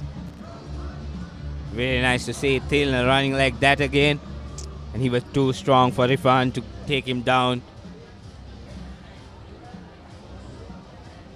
Bit of a misread by the Army chaser at the restart.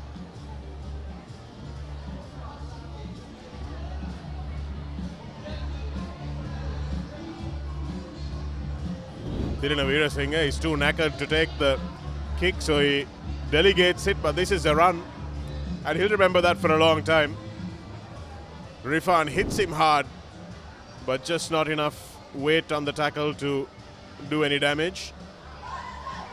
Lasantha Kumara goes around the outside. Can he keep going around the outside? No, he can't. He's dragged in field. Opted not to step in, and Harsha Madhuranga makes an important cover tackle. Adisa Viratunga taking it quickly. Army up quickly as well. And now taken nicely by Dinesh Lakmal. Spots the gap, accelerates through it. Nice little offload from Madhuranga. Goes back outside to Isuru Kongahavatta. Isuru Kongahavatta coming back infield, opts to take the tackle, and Army are over it in a flash, but illegally so, as they haven't released the tackled player, Madhuranga. Now to Samit Dhananjay, looking to return the favour on the attacking end of the field, and Thilina Veerasinghe will score again.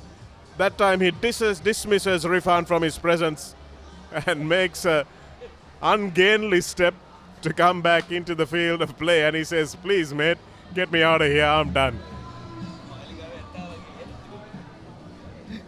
2 tries, and he says, I've made my contribution, please take me out.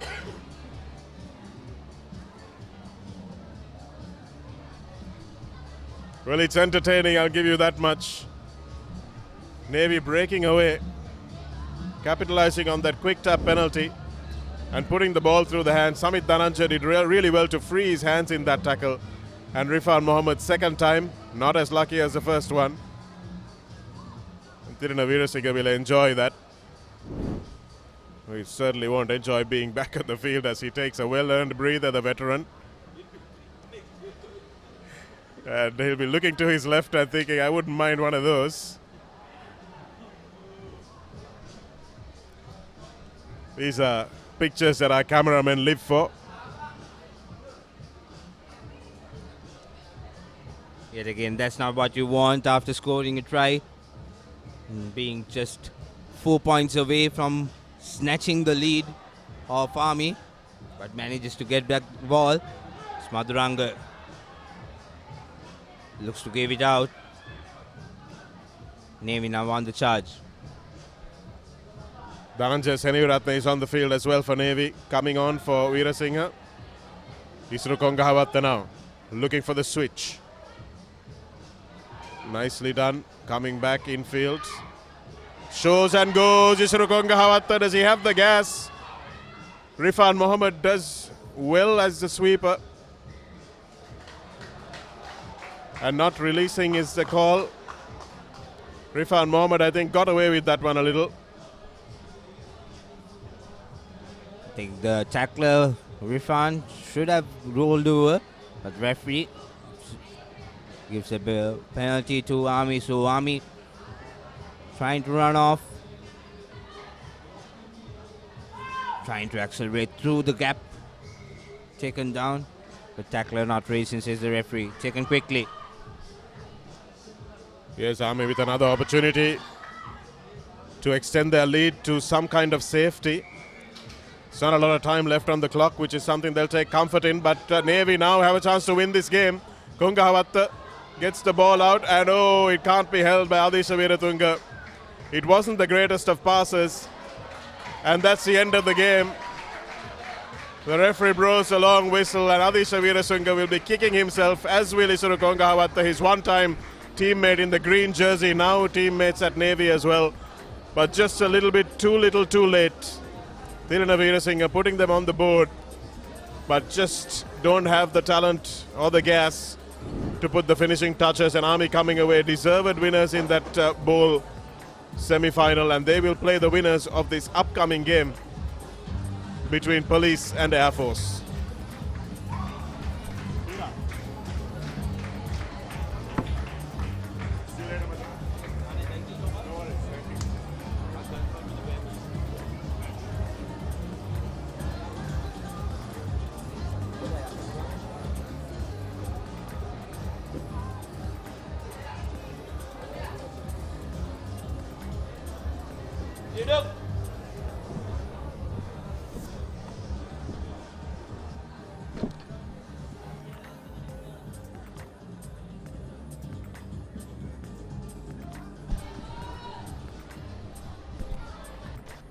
Navy Sports Club managed to get back into that game, but couldn't see it through. So coming up next, Air Force taking on Police. Another battle of the forces. Air Force taking on Police Sports Club. Both these teams will be wanting to book that second spot. Here's Ishara. Putting the ball high up. Good high hanging kick.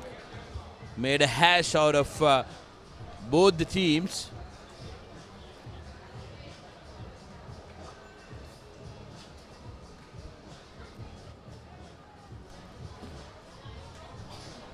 Police will be wanting to make sure that they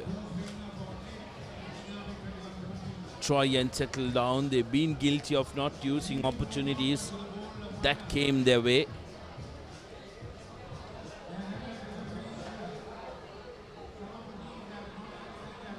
Madhushankar.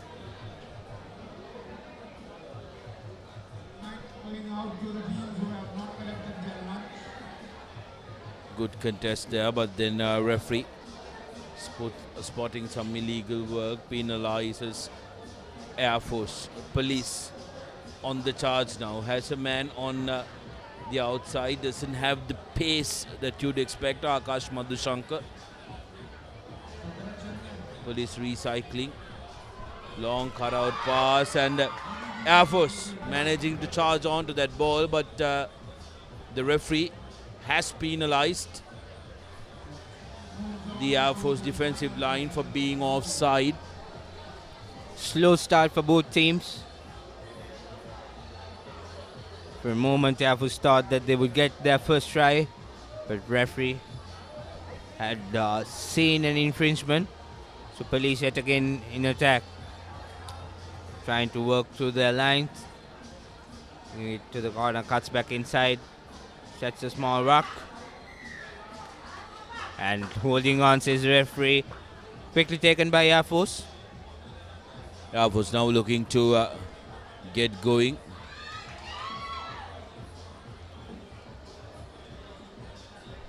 Did not have the luxury of possession throughout. Referee now giving another penalty. Kaluarachi very eager to take it, but referee says, hold on mate. Need to take it from the correct mark. So Sashika will take it, this time from the correct spot.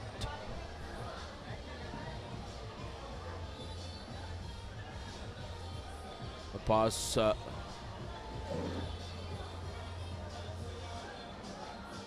Yes, Ashika Fernando has a man on the outside who cuts back in, back to Fernando. Doesn't collect it, but position falls back into the airman. Here's Ishara. Breaks the first tackle. One man to beat. Runs around. Needs support. Has support on the far corner, and running away is Ramdas. Not coming through the gate, says the referee. So possession and penalty for Air Force. Long cutout pass to Fernando. Here's Fernando. Offloads, couldn't put the man in space, but eventually lands in the try line. Sudat Bandara, the number 11 jersey, and that will be the first score for Air Force. Many attempts were made by Air Force to break through, finally managing to get the first try on the board.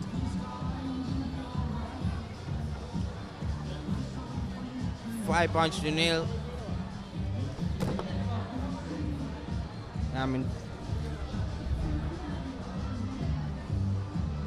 Missing out on the conversion, so it will stand 5 points to nil. There you go. Giving a pass out wide, drawing two men to him. Cuts back inside. Bandara goes on to score.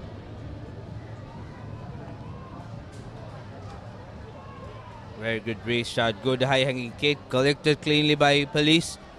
Trying to move forward. Bastila Karatna. Now police cuts back inside, beats one defender, taken down by the second. Pops the ball up. Referee gives a penalty in favor of police. Taken quickly. Pereira trying to run by himself, gives it out right at the contact point, but referee says no, knock forward first from Air Force. Police again with the scrum. Both teams are struggling with continuity, making unforced errors. It has been troubling them to try and have some momentum. I think the heat is playing a big factor here, Sudarshana. Oh, no doubt, absolutely. I think it's very humid as well. Not the ideal conditions, but this is what this is how the conditions pan up. Well, I think that should be a penalty by all means, because there was a police player in front holding on to that ball. That should have been a penalty. Fresh legs coming in for police.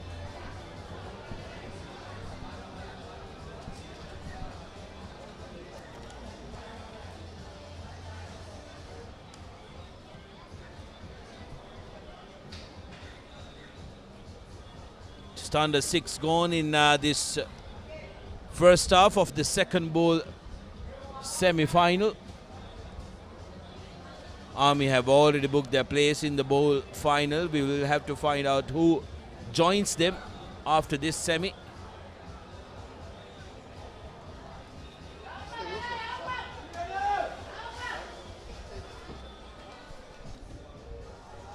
Here's Air Force. Big strong carry by them, but guilty of being isolated. Police now with the attack, trying to do some switch play, sees the gap, breaks out, gives a pop-out pass to his supporting player, tries to go to the corner, 2 players. Didn't have much space there, but couldn't hold on to the ball as well.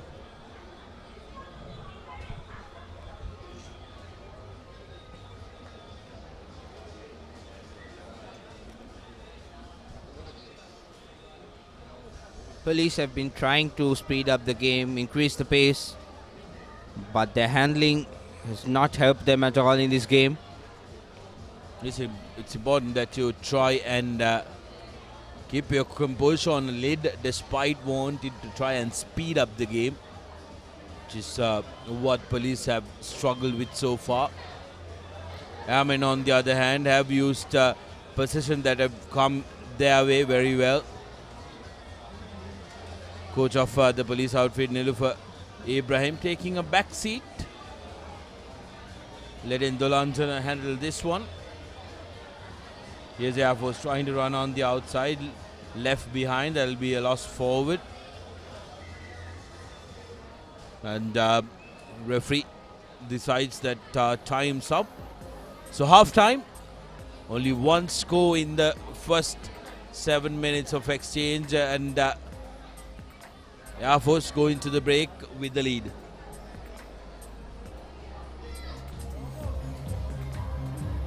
Five points to nil. Air Force edging closer to getting on to the bowl finals to play against Army.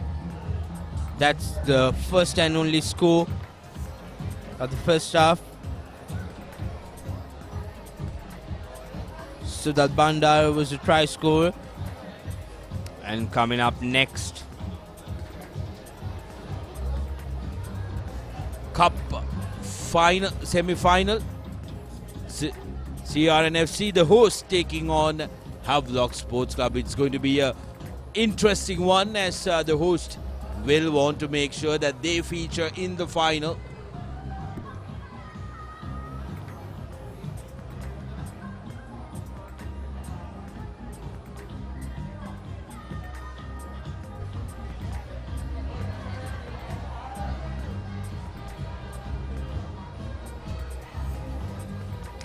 Air Force and Police coming back onto the field for the second half of this semi-final.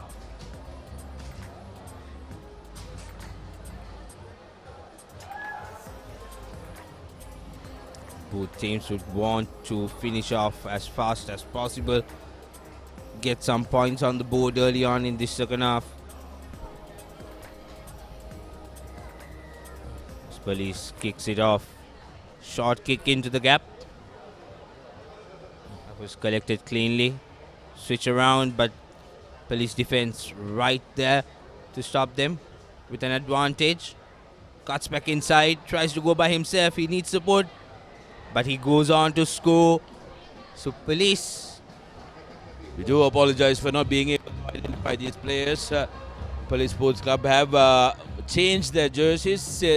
Hence, we don't have the correct numbers attached to the names. Police with the conversion, not successful. So it'll be 5-all. It was important that Police scored in the opening exchanges in the second half. They've done just that. So Police will be looking to try and consolidate their presence in this game and try to make sure that they get the advantage. Here's Police riding on the momentum. To the short side, change of direction.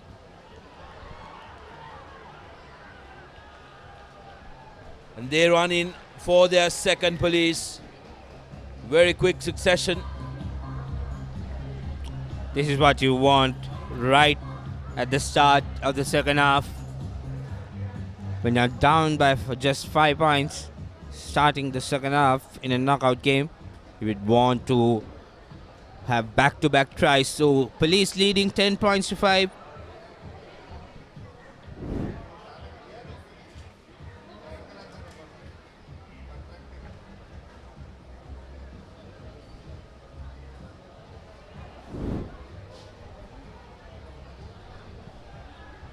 Police with a restart, long, deep kick.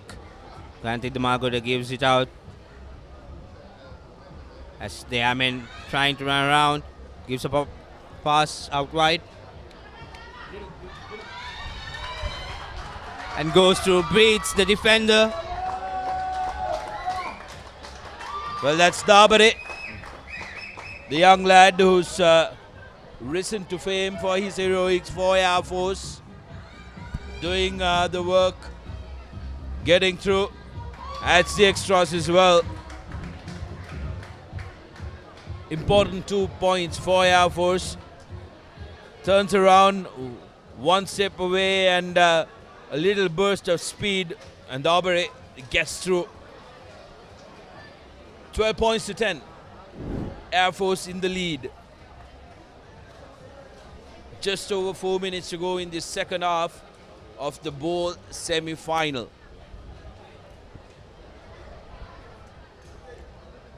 Police going into boot, putting the kick into space.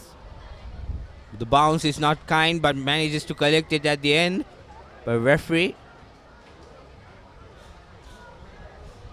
sends off the Air Force player.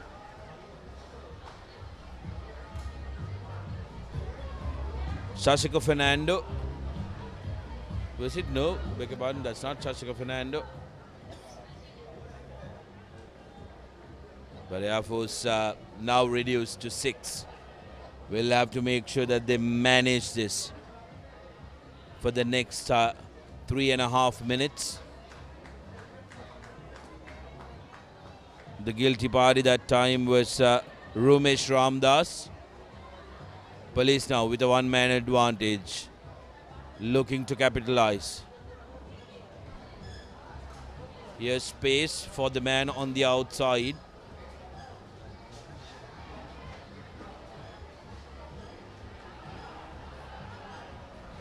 Danushka, long cut-out pass to the man in the corner who cuts back, gets away from Fernando and will score. Just like that, Police making use of the extra number. 15 points to 12. Gets in front. Air Force having to pay a heavy fine for the man who went to the bin.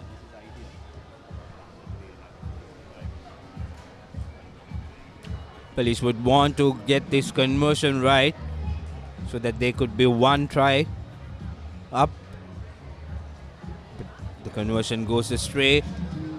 So still Police leading by 3 points, living on the edge. Long cutout pass. Tried to run to the corner, steps back inside, beats 2 defenders, goes on to score.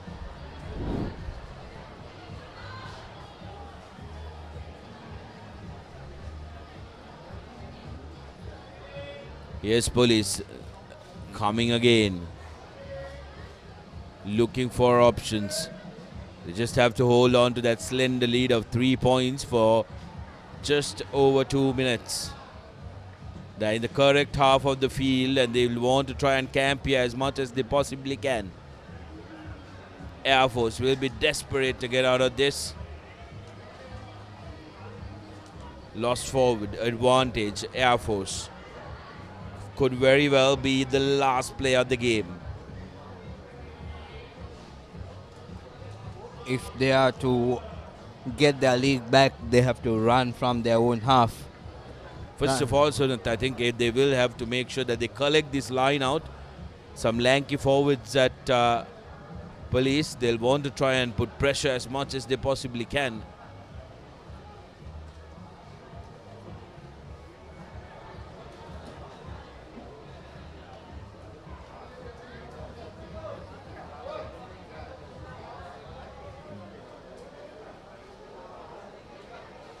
An Air Force player being tendered to Kaluarachi, coming in as the halfback. Pressure in the line out, and it falls into the hands of a policeman. Shoving through, but lost the ball forward. Another opportunity. Could be the final opportunity for Air Force. 13 and a half minutes on our clock. The hooter goes. So official time now done.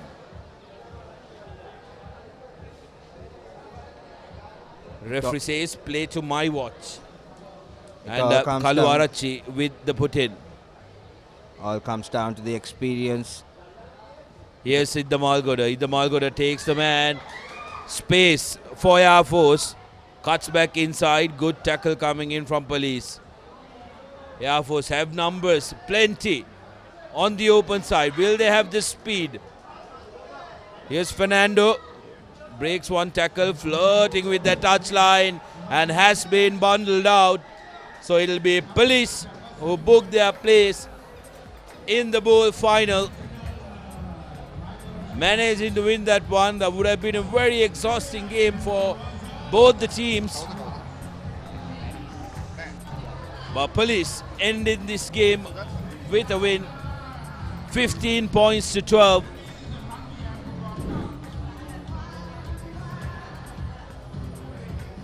This is the try Air Force where they managed to come back into the game. Stepping back inside by Police. Hit back to back to make sure that they clinch the second spot on offer in the bowl final of CR&FC Centenary Rugby Sevens. 3 full days of Sevens rugby action, and we've been treated to some incredible tries, some incredible runs by all the players who've taken part despite the humidity, despite the tough conditions. This is the try that did get Police the victory. And here we are. Big game. Cup played semi-final. Home team CR&FC taking on their rivals Havelock Sports Club. Good high-hanging kick by Havis. Equally well collected by CR. Seneviratna, the man collecting it. CR now with possession, looking to run from their own half, earns a penalty. CR will be confident of running it from any corner. Seneviratna using the width of the field, sends it to Gamunu Chetia, who cuts back inside, offloads to Seneviratna. Costa doing a little bit of footballing work. Nanakar collects it. Good securing by Chetia. Nandila. Back to Nandila. Nandila breaks one tackle, breaks two. On the run, needs support. That's going to be a high tackle.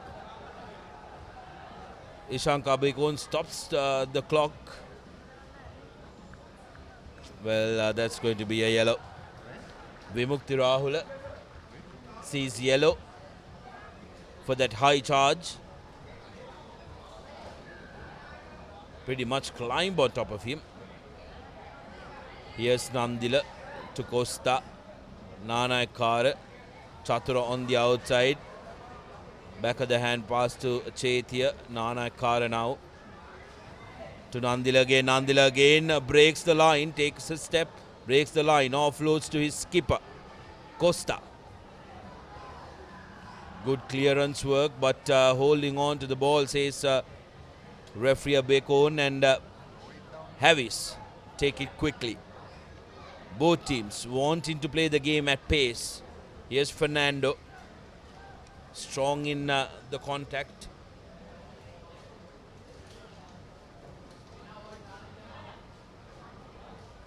Now looking for options. Silva to Ramesh, but CR have managed to win it back. Chetia to the man on the outside. CR, Ravin Fernando, Ravin De Silva rather, the man who scored a terrific try from CR's own half, gets the first score for CR&FC against Havelock Sports Club, who have been depleted to 6 members.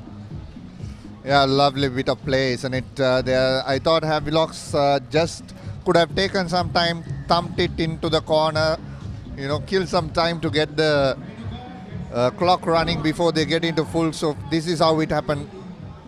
Ravin De Silva shows a lot of pace, isn't it? Plays in the forwards, in the 15s, but yesterday he really surprised me in that Candy game when he gassed out. Very good game awareness. Cheeky little stuff by Kavindu Costa carves them open. Absolutely terrific stuff. Havelock Sports Club caught napping. You'd say they've been caught daydreaming in the middle. All you got to do is get the ball across 10 meters. You don't need fancy restarts, and Kavindu Costa, the old fox from Longdon Place. Yeah, very smart. Very, very smart there by Costa. Absolutely no one on the 10-meter mark. Just saw it, put the grubber in, chased it down, and even after, Havelocks were caught napping, and he was gone for all money. Kavindu Costa has the honor of holding a very, very rare record as one of the only 3 siblings to have played and captained the same club, the 3 Costa brothers.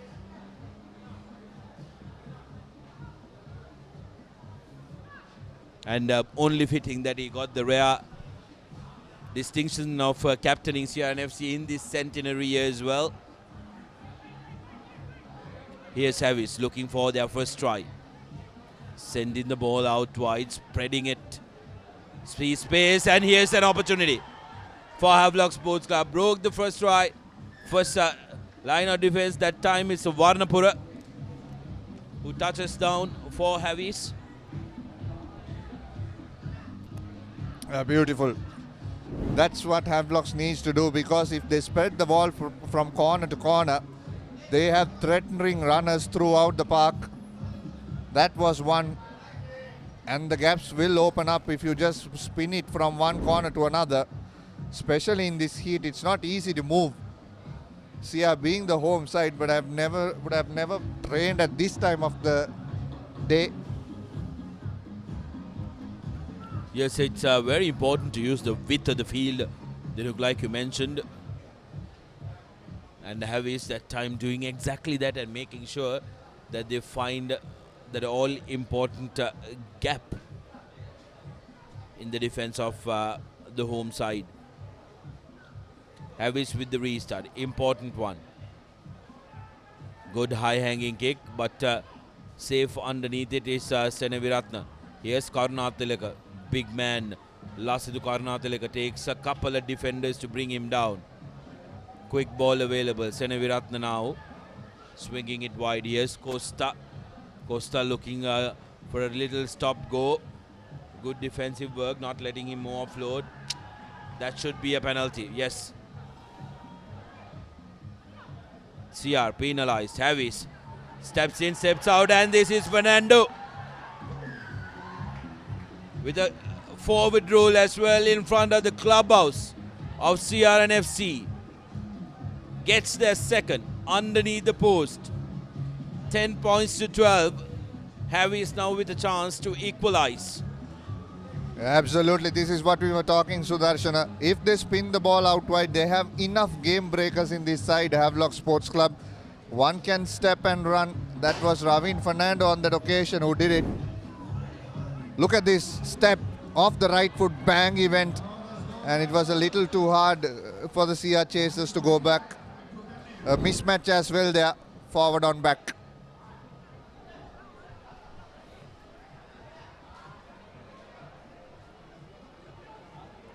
Restart by Harris. Cardinal. Absolutely unforgivable. You've scored a try, you've equalized. You need to make sure that you restart well. Here's Costa. Now the Harris lads slightly privy to the fact that they need to be up. Seneviratne takes the ball into contact. Good hit by him. CR now looking to be a little fancy, but didn't come out well for Costa, who had a man rushing on to him. Scores level at half-time, 12 points all between CR&FC and Havelock Sports Club.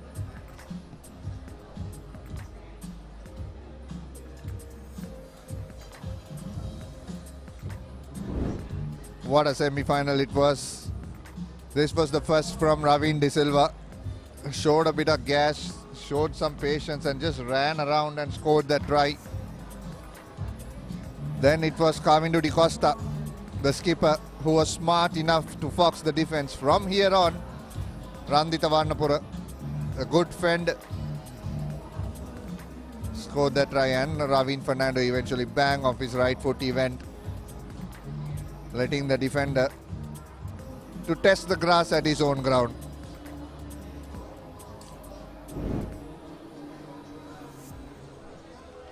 Next up, the second semi-final in the cup segment. CH&FC versus Kandy Sports Club. We're 7 minutes away from finding out who the occupant of the first seat of the final will be. But that game will be for the second seat on offer. Dinuk, brilliant game, isn't it? Brilliant competition altogether. Spanning over 3 days, schools, men's clubs, women's club. I can't remember the last time we've had all three together. A competition of that sort. I haven't seen one in a long, long time. Yeah, very long time. I'm just trying to recollect memories. I think one at race course sometime back. But this is, a class apart, well organized. Have the schools here, the clubs here. School players will take a lot out of this tournament. CR restart. Good high-hanging kick and earns them a scrum advantage. CR will be looking to try and score first and put their foot down. Costa with the put in.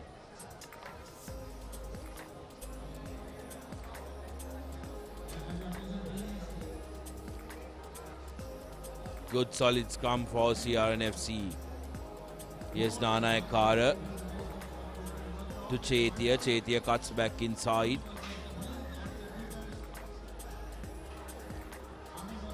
CR get the penalty advantage with Chemod Muttanayaka taking it quickly. Seneviratne Karnataleka drops it cold. So scrum in favor of the Park Club.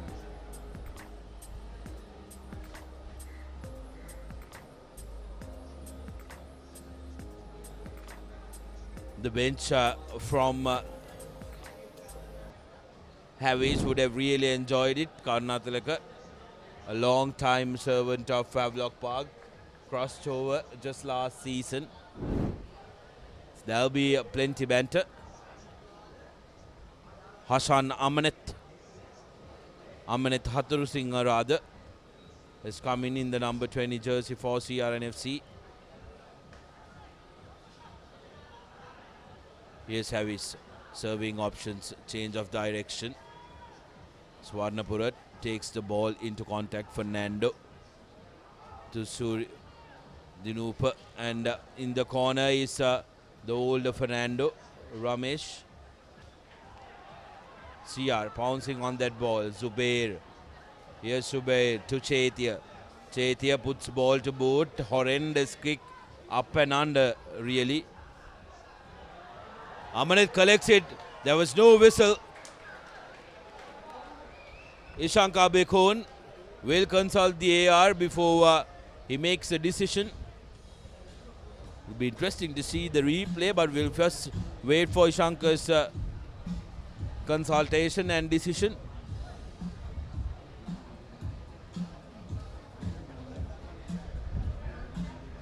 No try, says the referee.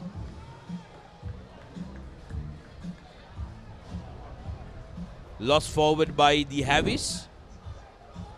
Here's what happened. Chetia put the ball up. Havis lost it first, but seems like Subair also had a hand on it. Amanit now has another opportunity though. He's got his keeper right behind the scrum. He can send him on the short side, try and fox the scrum off, but he goes offside. Chemot to Chetia, not a very good pass. Chetia shoved off. Fernando, lovely offload. Now Havis puts the ball to boot. It's a foot race. Amanit retreating. He's managed to collect it. Steps, he's isolated but gets away from 3 defenders. Meets the big tackle of Silva. Back of the hand pass to get away. Senaviratna. Senaviratna shows and changes direction. Ravin Silva defended well, and Subair loses that one, and Senaviratna is not happy.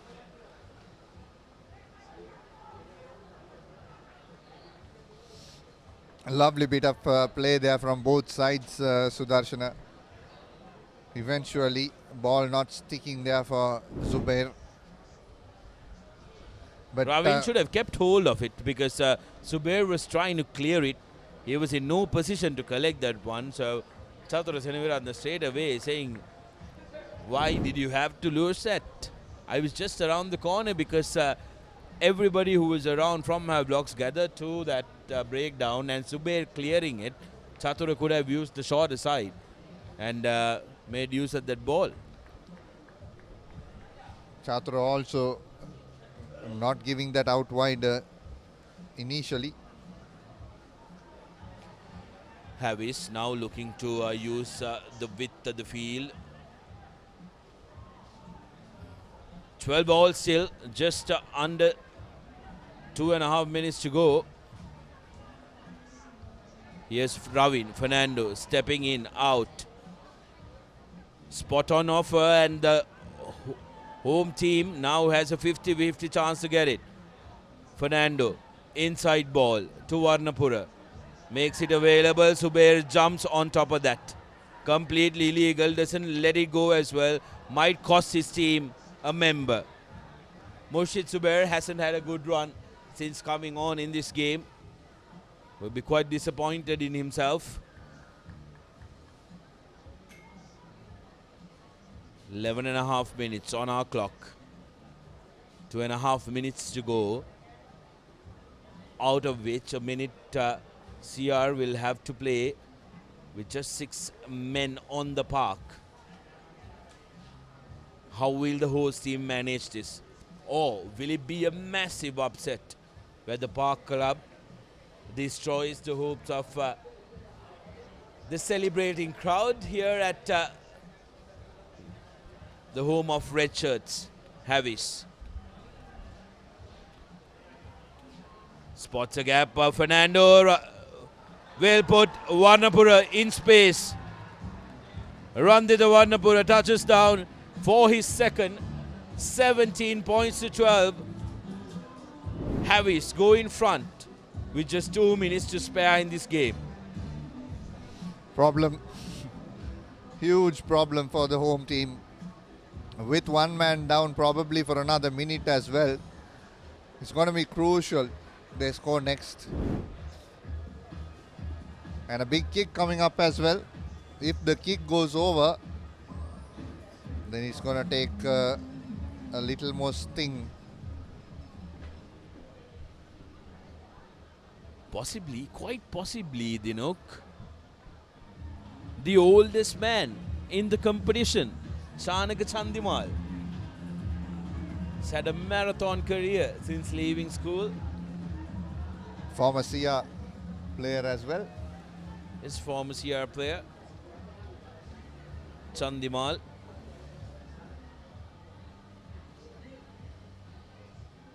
Restarts. CR. Amanit collects it. Steps 1, steps 2. Goes himself. Needs to make it available.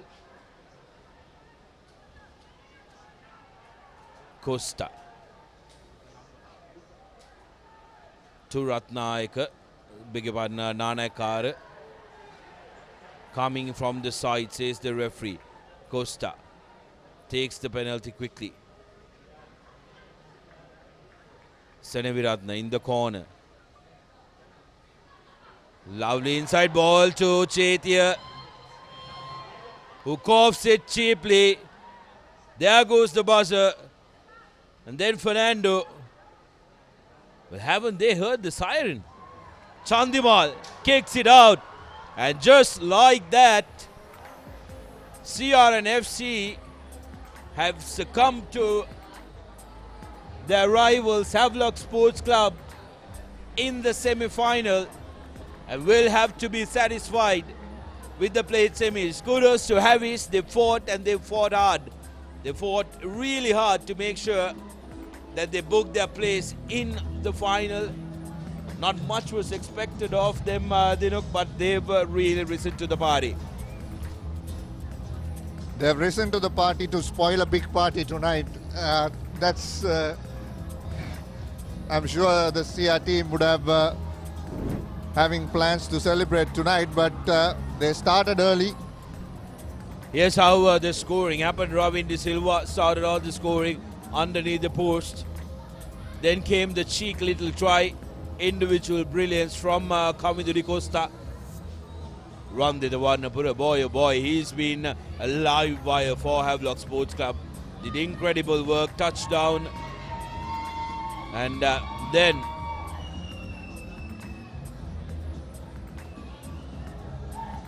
again to wrap the game up. Warnapura making sure that the pink jerseys go the distance. CR&FC taking on Kandy Sports Club. And this one is going to be a little difficult one for the referees, spectators and us alike, with both teams looking identical.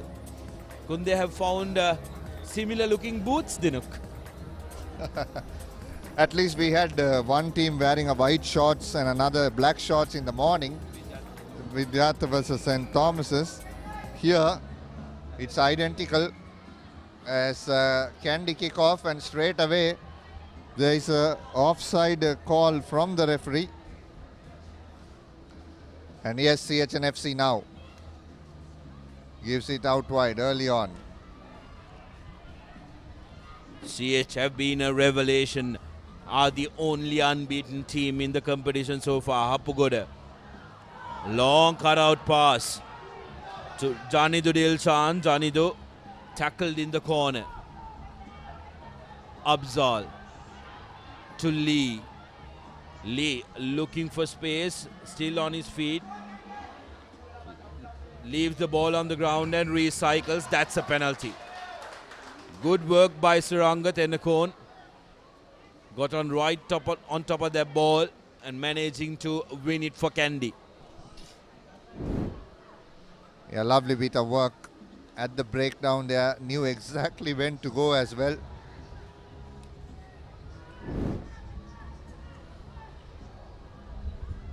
Taken quickly. Here's Pereira. Offloads to Surya Bandara. Surya Bandara on the run. Still going Suri. Breaks 1, 2, 3 tackles. And goes to ground, makes the ball available. Ratwat Pereira. Seneviratna to Kavindu Pereira. Kavindu Pereira in the corner. That will be the first try. Kavindu Pereira making it look so very easy, scoring tries in the corner. Gets the first score for Kandy Sports Club. Yeah, absolutely brilliant. It was Lavanga who created that overlap, switched and hit them hard in the center field. From there on, it was Surya Bandara made the break and came out wide to Dina Lekanayaka and also Kavindu Pereira. Looks like he's jogging, but I'm telling you, he's just motoring on that side. Nigel misses the conversion.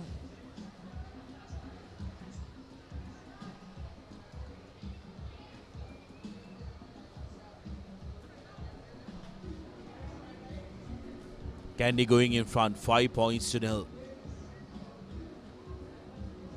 Upset in the first semi-final where the host, the home team, was relegated to the plate final. Ratwate with the restart. Hapugoda under fire by Ratwate. But Havis will earn the penalty. Bigger partner CR&FC will earn the penalty. Mohammad Abzal taking it quickly. Looking for space. Abzal shouldn't have offloaded. There was absolute no need then to offload there. You were under pressure, under fire. All he had to do was keep hold to the ball because he was oncoming. Yeah, absolutely. I mean, sometimes this 50-50 passes can cost you, but it also can look beautiful when it comes off and also gain a lot of momentum as well. On the other hand, for Kandy Sports Club, now Srinath Surya Bandara has a perfect opportunity. Nigel is standing on the blind side as well. Here it comes straight away. Suri, steps 1, steps 2, has been marked by the CH defender. Pick and go by Tenakon. Suri to Pereira. Kavindu. Ekanayaka not held in the tackle. Did very good recycling work. Kavindu Pereira. Now Lavanga. Nigel. Tarin. One step. Tarin the Ratwate making it look like he plays in a different league altogether, Dinuk. Yeah, class apart, isn't it? But also he's smart. He's just killing the time down because he knows his boys from Kandy are struggling with the heat. Now he touches down. He's forcing the lads from CH. If you want to hydrate, I'll wait. Taking his own sweet time. Regulation kick for Ratwate. 12 points to 0. Kandy now in a controlling position in this game. Take a look at that. So very easy. Just a slide movement on the step. Two defenders foxed. Silky, isn't it? Hot knife through, but just beautiful to watch. Only player to score against All Blacks and England, the Sevens. First player to score against the All Blacks, so we really do hope that he doesn't remain the only, as Abzal looks for options. Hapugoda now to Anjula, sends a long cutout pass to the corner. Kandy defense equal to the task.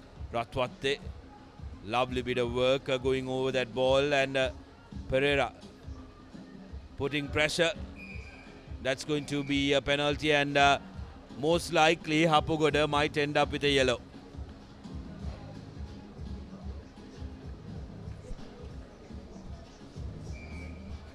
So Havis now reduced to 6 men. Surya Bandara puts on a little Kandian dancing masterclass. Says, up in Kandy, the cultural show costs you $300. I'll give it to you for free here at Longdon Place. No stranger to this ground. It'd be nice to see a couple of frames earlier than that to spot Suri's dancing.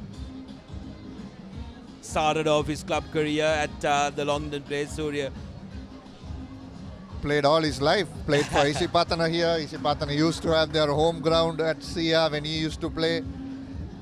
Played for CR after that, before making the switch. Well, actually, he did play. He did switch to the upcountry Lions as well for a short period of time before returning to CR, and then making his way to Nittawala, where he's been one of the standout performers and a very key clog in the wheel of Kandy's juggernaut.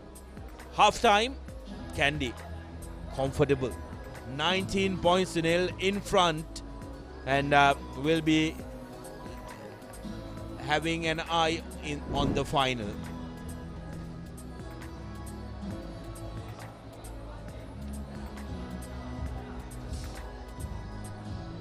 Action of the first half, second try for Kandy came through Tarinder Ratwat, who made it look so very easy, and Srinath Surya Bandara putting finishing touches through that third try. Upcoming game, Air Force taking on BWRC in the Women's League.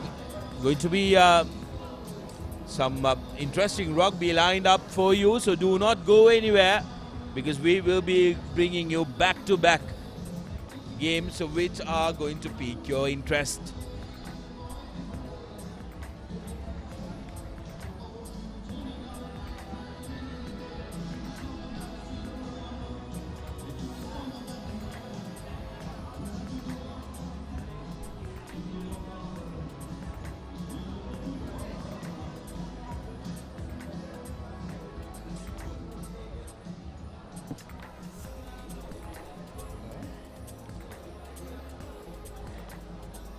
CR&FC to restart. Good high-hanging kick. Anjula managed to get a hand on it, but falls in possession of the Kandy lads. Pereira still managing to keep himself in. CH penalized as Johnny the Dilshan was falling on the wrong side. Blocking the ball, Ekanaika to Ratwat, gives it to Tarinder, with Tennakone dropping it cold. He'll be disappointed with that.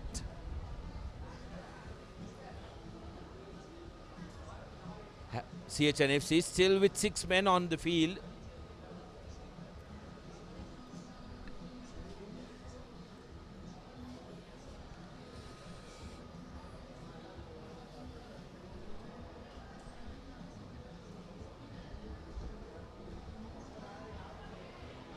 Now CR&FC trying to create something.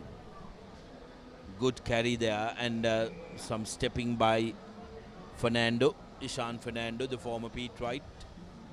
Anjula to Johnny Dudilshan. Johnny Dudilshan off full, would have scored a try for all money. Here's Tarinder Ratwate, cuts back inside, untouched, toying with the defender now. Tarinder Ratwate, just wow, beautiful stuff. Hirusha Netmina was in pursuit and was made to rue. And again, he waits until Johnny the Dilshan comes all the way close to him, sucking up all those important seconds. It'll be nice to see how Marija wants to manage Ratwat for the final. Straight away subs him out. Sudarshana is out. Look at that. It was just like a snake move, isn't it? And no chance. And Tari has been taken out straight away.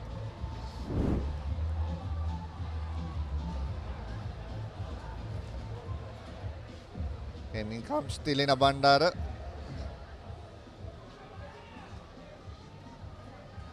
CH looking to run inside the 22. A couple of fresh legs on the park for them. Iranga Sandaruwan making inroads to the Kandy half. Lee gives it out to Anjula. Anjula steps in, steps out, offloads. And running around is Malik Pereira. Malik Pereira gets a consolation 1, 5 points. gets the conversion 7. Just under 4 minutes to go. They need a massive catch up to do. They need 19 points.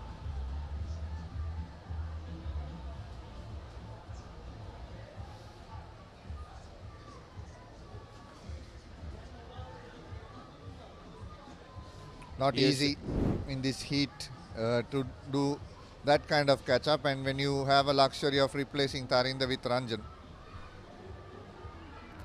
Danushka Ranjan. What depth can they? Danushka Ranjan beats one. Still does not have the speed that we know him for. Nevertheless, always a threat with ball in hand, Ranjan. Havis now looking to create opportunities, need to really hurry up, but Tilna Bandara putting his footballing antics and touches down. Shot. Was that shot? Referee will have a check.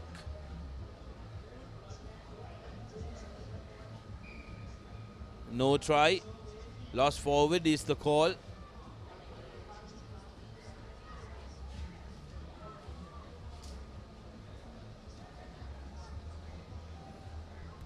Safe to say, we might end up having a Maitland derby at the plate finals by the look of things. CR&FC lost the first semi-final and will be playing in the plate final with CH increasingly looking like they will have to be satisfied with a game in the plate as Kavindu Pereira gets away from the first tackle. Second, here's Jansen looking for options.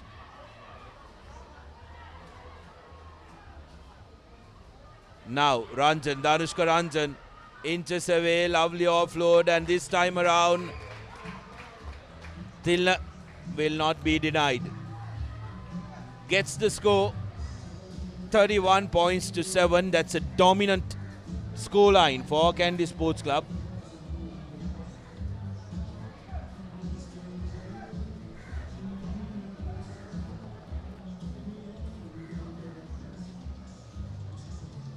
Yeah, not easy to come back from here on.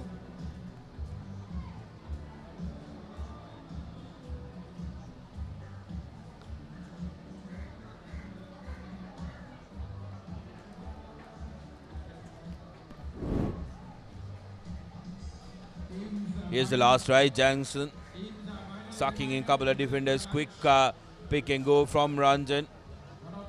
We got some resistance from Lee, but lovely offload to Tilina. Brilliant, brilliant restart. Almost collected. Was in their bread basket, but Kandy must be taking their foot off the pedal, having pretty much secured their spot in the final. They were shocked with the loss yesterday, isn't it? Last afternoon when Sia, and would have been a mouth-watering clash to have Sia back against Kandy. Nevertheless, CH now, that was right on top of the ball. No moving away from that. Kandy would want to close this game out. Here's Bandar. Off to Pereira. Has Ekanayak on the outside. Just floats one around, hoping for a Fijian miracle to happen. And Dina Ekanayak. It was a forward pass, says the referee. So that will finish the game. 31 points to 7. Kandy versus Havelocks in the cup final. Sia versus CH in a plate final.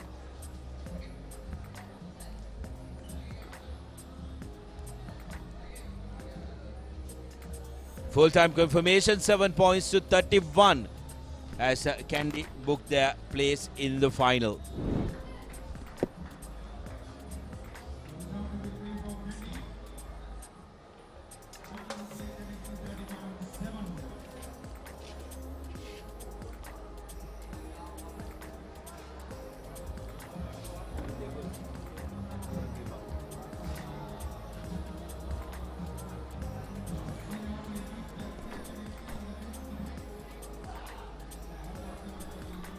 So we're just having a look at the highlights of that cup semi-final in the club segment between Kandy Sports Club and CH&FC. Rather convincing win for the Kandy lads, and they will progress to the final against the Havelock Sports Club as we prepare for the recommencement of the women's segment. Be the Australian invitation team taking on Air Force.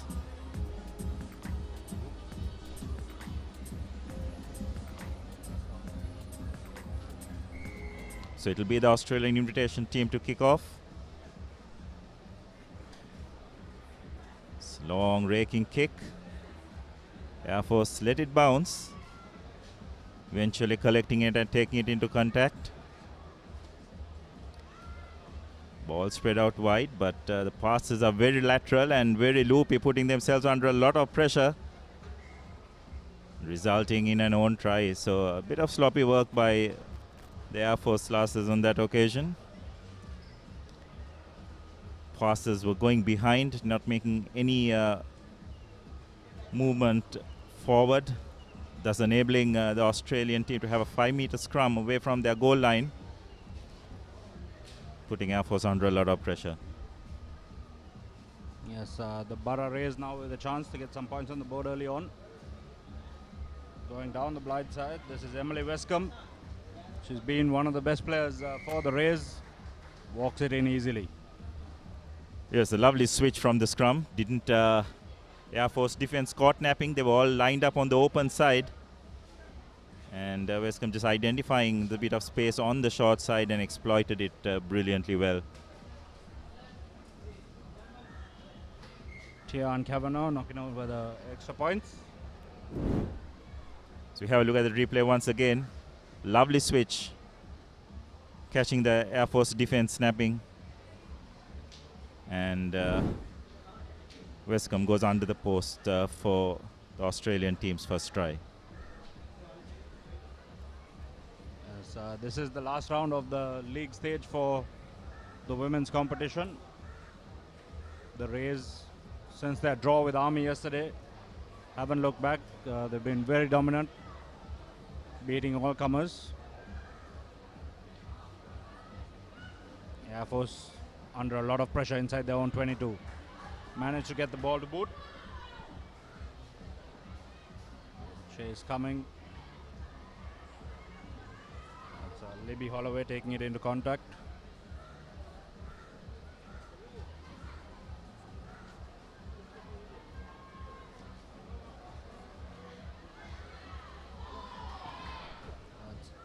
Ava Cahill still going. Good contest for the ball on the feet. But no release coming after the tackle. Heather Scarlett, the 16-year-old, over the ball. Now the Rays looking to spread it wide.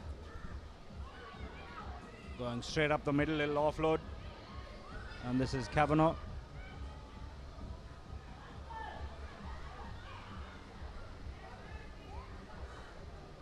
Tian Kavanagh spots a bit of space and finds the support player on the outside. That's Caitlin Devonish. So the BWRC Rays making it look rather easy this afternoon. The last game of the league stage. Yes, what the Air Force girls need to do is they need to control possession a bit more, especially when they do have it. Now there was a clearance kick that was well and fine because Air Force were under a lot of pressure, but there needed to be a bit more purpose in the chase. And that as a result of not having a good chase, it just enabled the Australian team to launch a counter-attack, and they created a few phases and put the finishing touches to that move. So the Australian ladies have extended their lead 12 points to 0.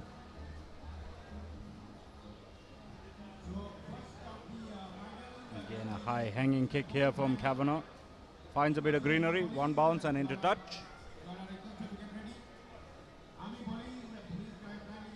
So Australia happy to keep the pressure on Air Force, pinning them deep inside their own half.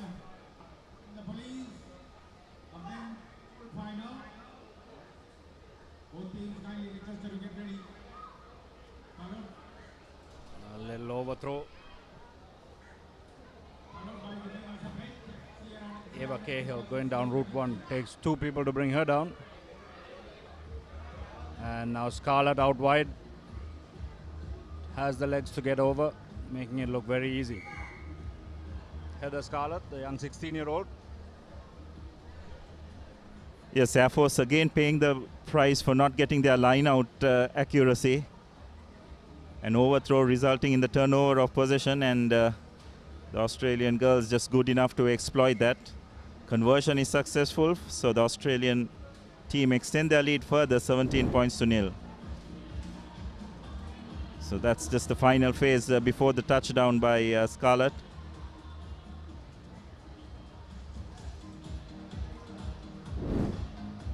Something which Air Force just haven't done is control position, isn't it, Sudarshan? And they've turned it over far too easily. Therefore find themselves in this situation.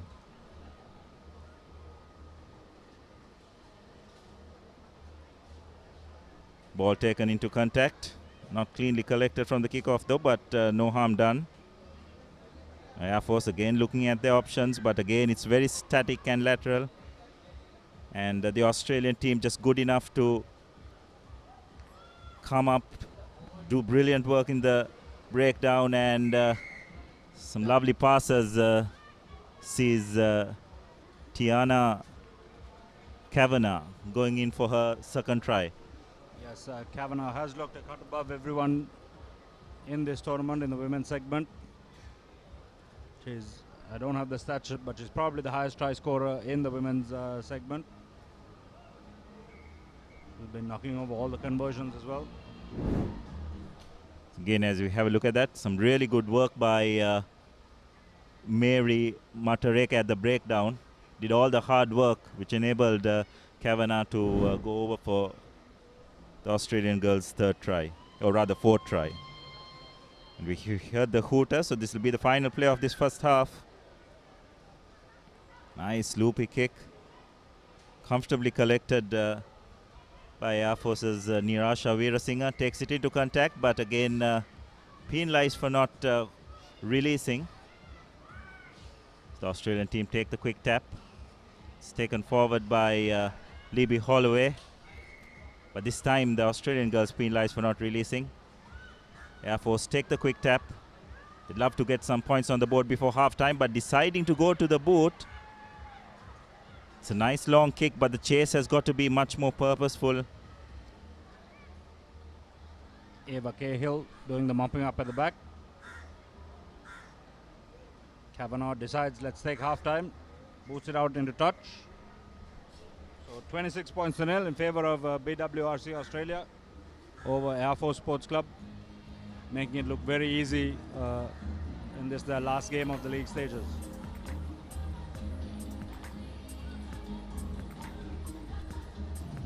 This was all the Australian team in this first half, comfortably ahead 26 points to 0.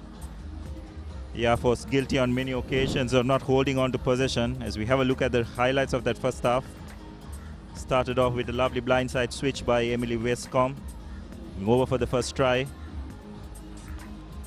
Then after that, Air Force again just caught napping on the short side. On this occasion it was Devonish who put the finishing touches to that move. And then from an overthrow at the line out, it was Lisa, or rather Heather Scarlett, who put the finishing touches to that move. And on the final play of the first half, it was Tirana Kavanagh who went over for the fourth try. So this is the next match in the Women's League. It's the host CR&FC who will be taking on Sri Lanka Air Force. Fair to say that Sri Lanka Army will be going out as favorites in that game.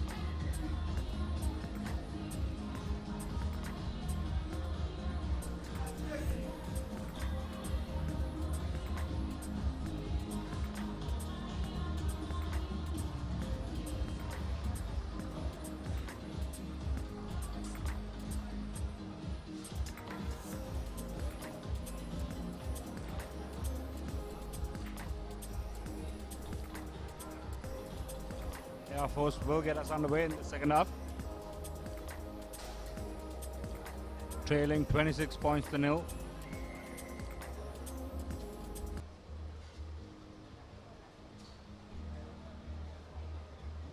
Kick straight down the throat of the BWRC Rays, Marilyn.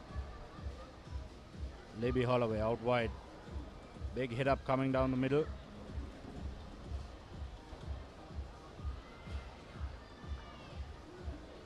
Still going is the Rays player. Now recycling possession.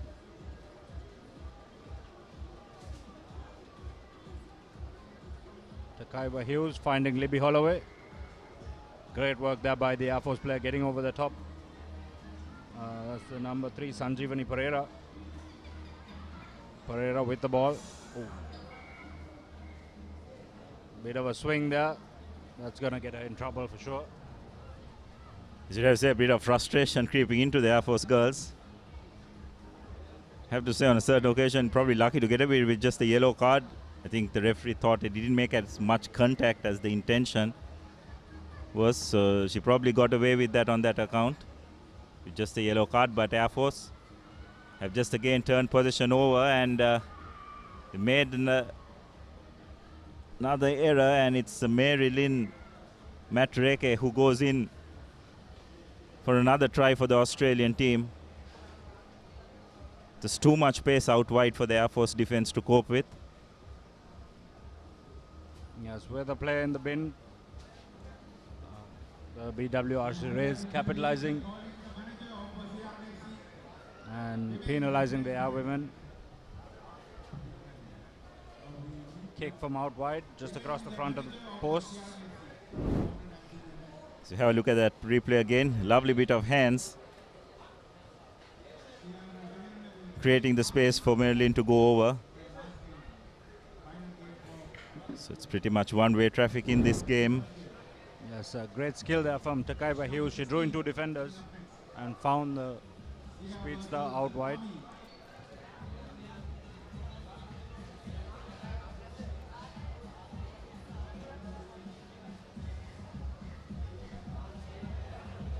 Kick.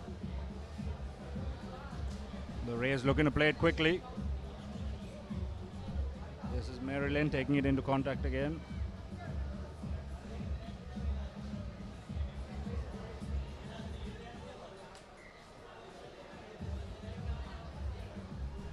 Just a few errors now creeping into the Rays game as well. Perhaps just taking the foot off the gas. 31 points to nil up. 5 minutes left in the game. You can afford to take a foot off the gas. There's a few unforced errors creeping into the Australian invitation team's play. Probably heat getting the better of them as well. Pretty humid here at CR&FC. Yes, they are also a very young side. Development team from Australia.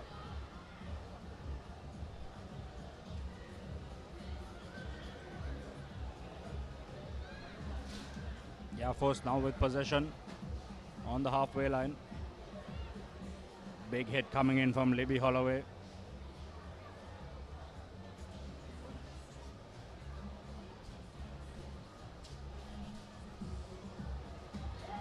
Nice swerving run there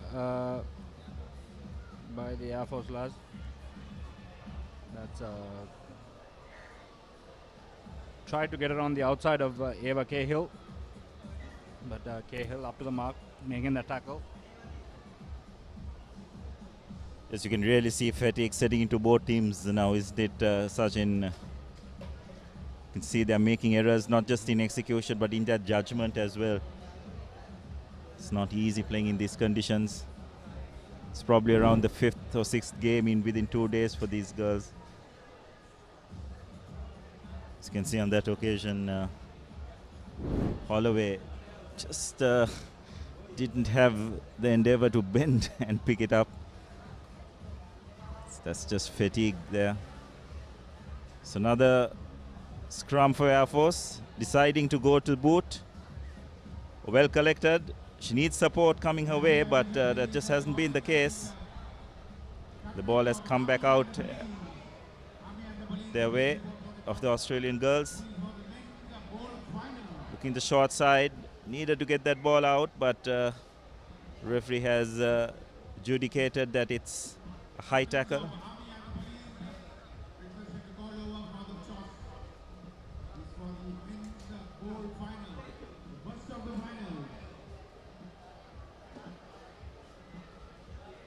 Australian girls seem to have pointed something out, not sure what exactly it was.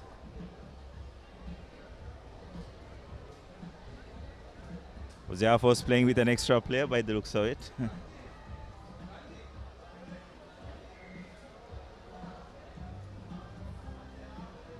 Anyway, play recommences. Nice little switch play. Taken in by Lisa Boa. Ball's recycled. Spread out wide again. It's Holloway draws a couple of defenders and lovely loopy pass to Devanesh, who puts the finishing touches to that move. So another convincing win by the Australian girls. 36 points to 0, just approaching the final 90 seconds of this second half. Yes, they really are starting to run away with this one. The second half, perhaps not as clinical as they were in the first half. However, getting the job done.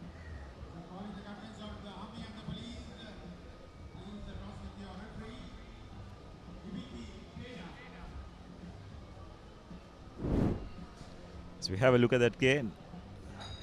Lovely pass. And further extending their lead. So we're just approaching the end of this game in the final minute. Be the Australian girls to kick off. Deciding to go long this time.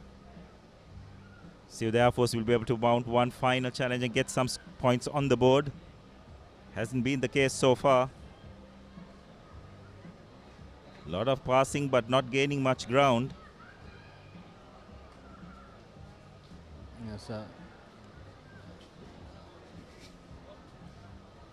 nice little offload off the deck there now. A high tackle coming from Scarlett. Air Force with a penalty.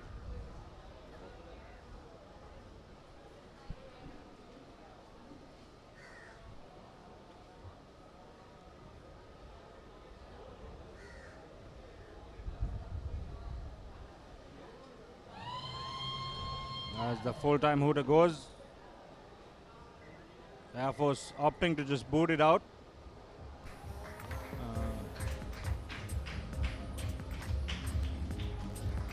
And the Australia Borough raise, making it look very easy. They brought on the changers, rested a few players.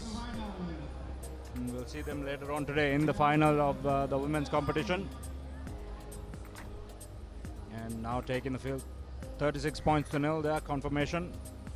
The raise over Air Force Sports Club. Some of the highlights. Keon Kavanagh. A little offload to Westcombe.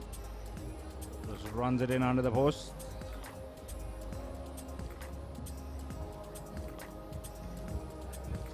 Once again, Kavanagh drawing in two defenders and fighting the speedsters out wide. Coming up next, the CR&FC, the hosts, taking on Army Sports Club. Army will look to be collecting some confidence. Most likely going to be playing the Rays in the final. They drew with them earlier on in yesterday's first game.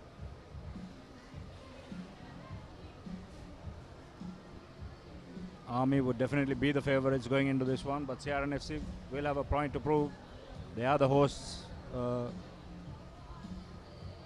this Centenary Sevens. Army swinging it from right to left. And now turning on the gas. It's a lovely bit of play. Real copybook stuff by the Air Force girls. Passes going right in front.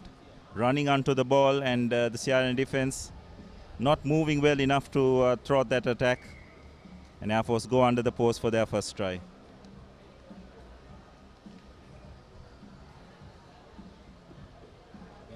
Charani Lienage running in the first try for the Soldiers.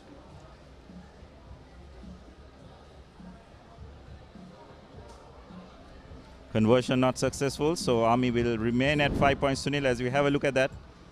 The replay of the try again.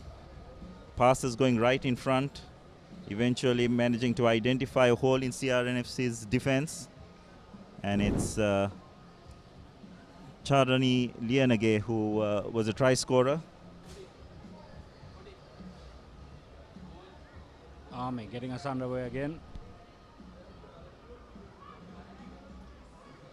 Ruanti Tarushika taking it into contact. This is the danger woman for CR&FC, Kanchana Mahendran. Gets the ball out wide. This is Shihara Diniti. Just bundled into touch.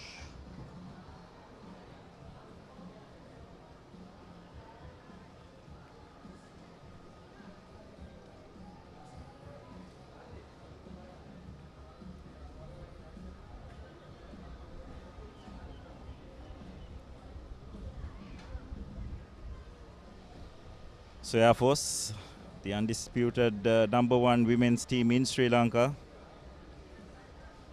really been in top form throughout this tournament as they'll try and launch another attack.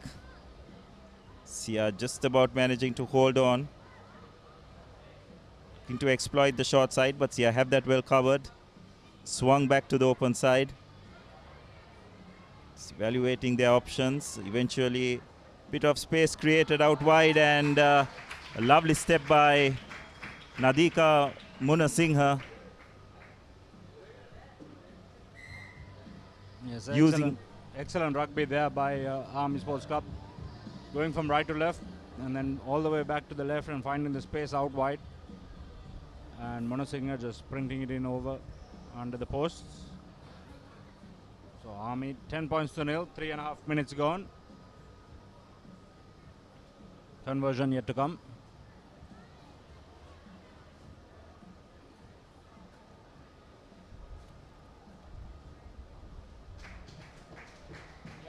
Knocks that one over.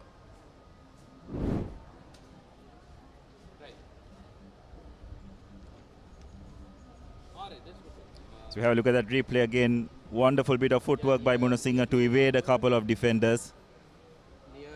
Score virtually under the post. So Army restart the game again, right into CR team's bucket, but fortunately knocked on.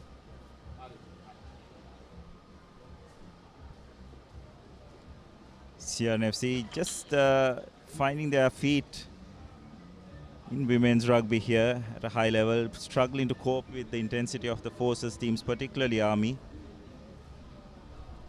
Hopefully with time, they will get better. It's a relatively young team, both in terms of playing experience and age. Army again trying to launch another attack. Not the best of passes, but nonetheless going their way. And some good defense by CR&FC, just clinging on. But Army have recycled position well. Swing it out wide. They have the numbers. CR&FC Mahendran doing extremely well to move across and make the tackle. Fortunately, CR penalized for a high shot. Army take another short tap. It's making out the passes. Beautiful hands.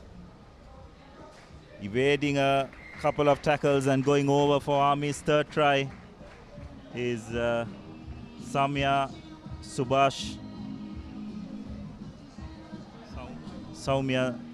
Subashi, putting the finishing touches to that move. Yes, just see the difference in class between both teams, isn't it, Sachin? Army much more confident and well versed in the game plan which they want to execute. CR&FC still struggling to find their feet.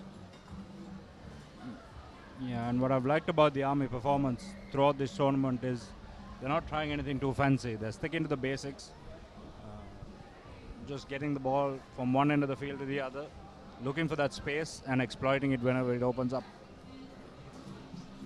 Half time, 17 points to nil. Army Sports Club ahead of the hosts, CR&FC.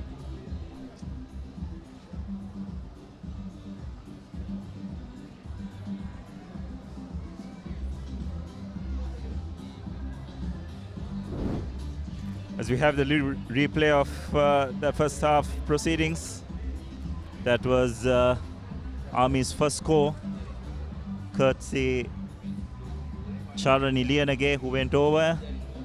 Then after a turnover, conceded by CR, lovely bit of footwork. So Army's Nadika Munasinghe going over for the second try.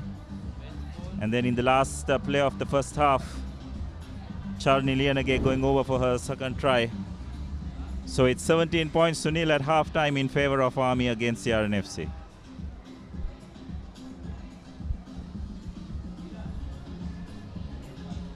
Coming up next, the bowl final in the men's competition. Police Sports Club will take on Army Sports Club.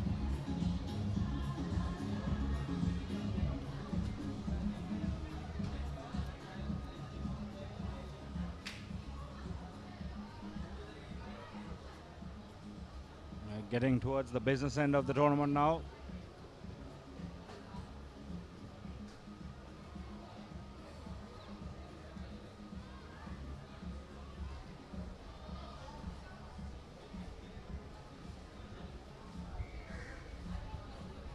Mayanga Tatsarani gets us underway.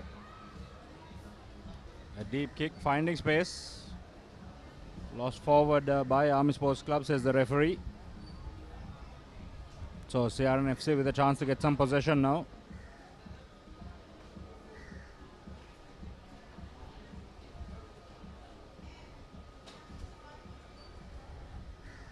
Hashini Anuttara to feed into the scrum.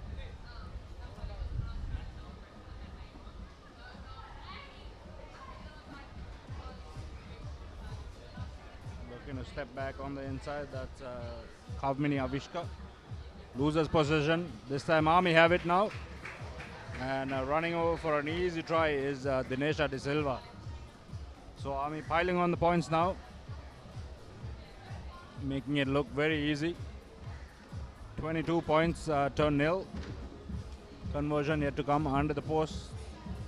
You'd expect them to knock this one over easily. Yes, it was pretty scrappy by CR&FC. They were heading nowhere. Eventually, some loose passes being thrown about and possession being turned over, and Army were good enough to capitalize it. As we have a look at that replay once again, just running out of options, and Army using all their experience to capitalize on turnover possession and going in for their fourth try. Yes, it has been a tough couple of days for the CR women. However, they will relish this experience. It's not often that they get to play in a tournament like this, and they'll only be better for it. As we see Kanchana Mahendran busts out of one tackle, tries to get the offload, does so. Now the little speedster out wide, looking for support on the inside. Comes in the form of Nimandi.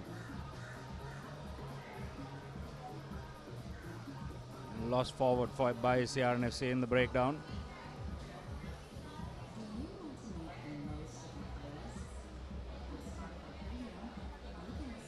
Referee calls time off. Having a chat with one of the sideline officials.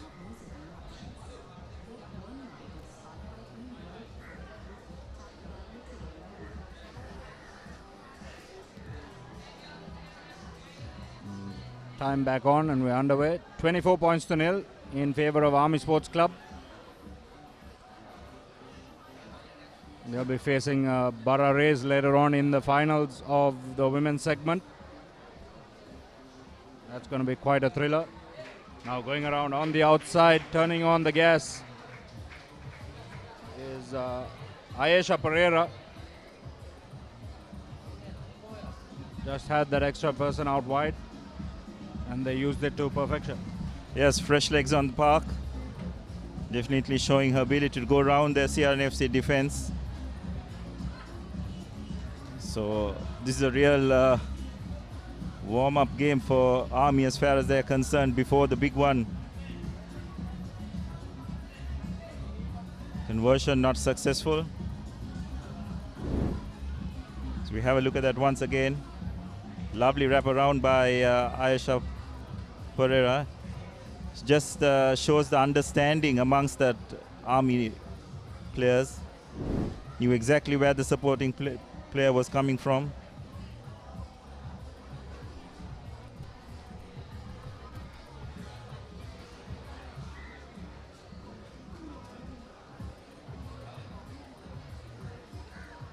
Army, another deep kick, or just fumbled by the CR players. So Army with another opportunity to add some points on the board. They're running away with this one, 29 points to 0.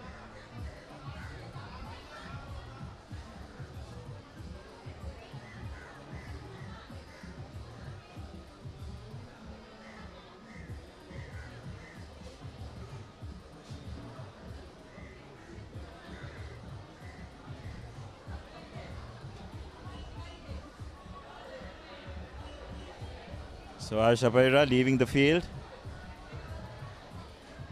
Army will probably looking to keep as many of their players as fresh as possible for that all-important final. Pretty much got this game under control. As they launch another attack, ball is swung out wide. A lovely switch pass. CR desperately clinging on. Not sure how long they can withstand this onslaught by Army. Army just spreading the ball out wide. Well, they probably needn't have gone into contact. They had the numbers out wide, but eventually they'll manage to score courtesy of Umangya Tatsanandan. Further extending their lead, 34 points to 0. That's roughly 3 minutes left in this game.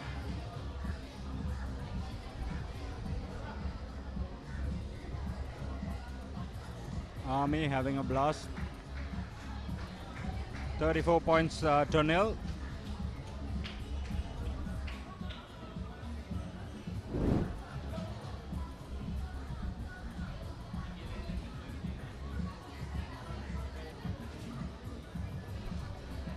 So the final play of this match, resulting as the way the game has gone Army's way, and that will be the end of the game. Army emerging comfortable victors, 34 points to 0 against CR&FC.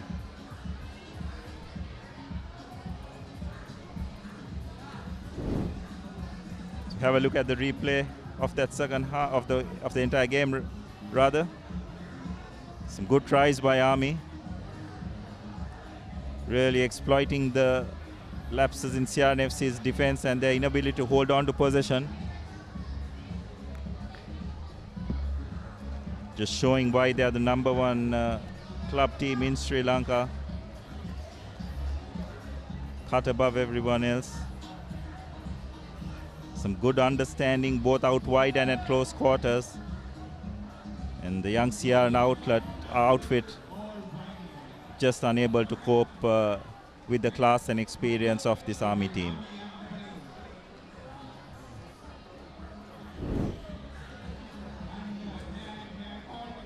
So next is the the bowl final of the men's segment between Police Sports Club and Army Sports Club.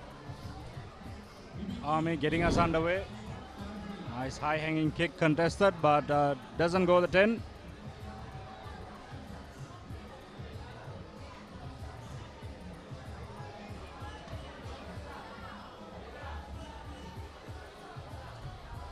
So Police now with possession in the middle of the park.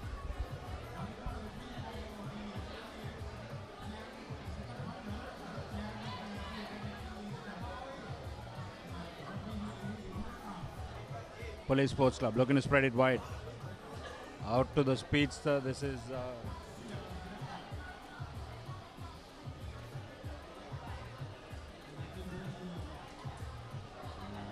to apologize. It looks like police have changed their jerseys, so we don't know the numbers. Vihanga Pivituru, I think that is, stepping on the inside, looking for the offload. Pivituru once again goes into contact. And Police Sports Club getting over for the first try in this ball final on the far corner. Yes. It's a wonderful bit of work by the police outfit. Some really good support play. I think it was Akash Madhushankar with that terrific initial break.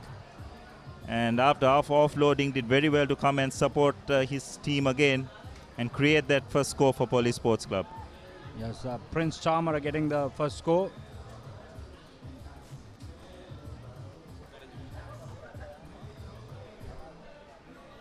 So conversion not successful, but Army will retain the lead 5-0. Some really good work by Akash. First making that run and then doing very well to clean up the loose ball again for Prince Charmer to go over for Police's first try. Nice high hanging kick by Police. Player not rolling away, so Army with the penalty. Looking to run from inside their own half. Nice little stutter step, and running through is Rifan Mohammed. Does he have the gas to go all the way? Yes, he does, all the way into the corner. Brilliant individual try there by Rifan Mohammed. A couple of steps in the middle of the park and then just turned on the gas and dots it down to equalize for the Soldiers. Yes, brilliant sub by Irfan. Wonderful bit of individual play to bring his team back into this game. Really nippy kind of scrum off which you'd love to have in your Sevens team. Conversion was not successful, so the score remains 5-all. Yeah, so we're in for quite a game here. That little goose step, turning on the acceleration, and away he goes.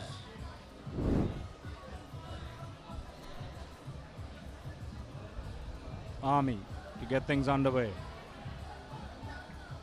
Nice kick, well chased there by Army Sports Club. Just a little bit too high in the tackle though.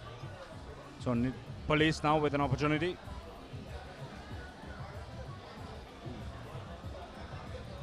Not the best of passers there. It's a bit lazy by Police really. Need to be a bit more accurate.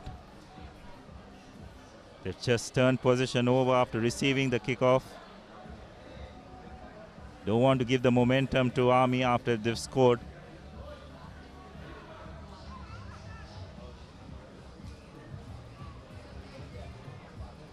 So ball is cleared once again by Army, spreading the ball out wide.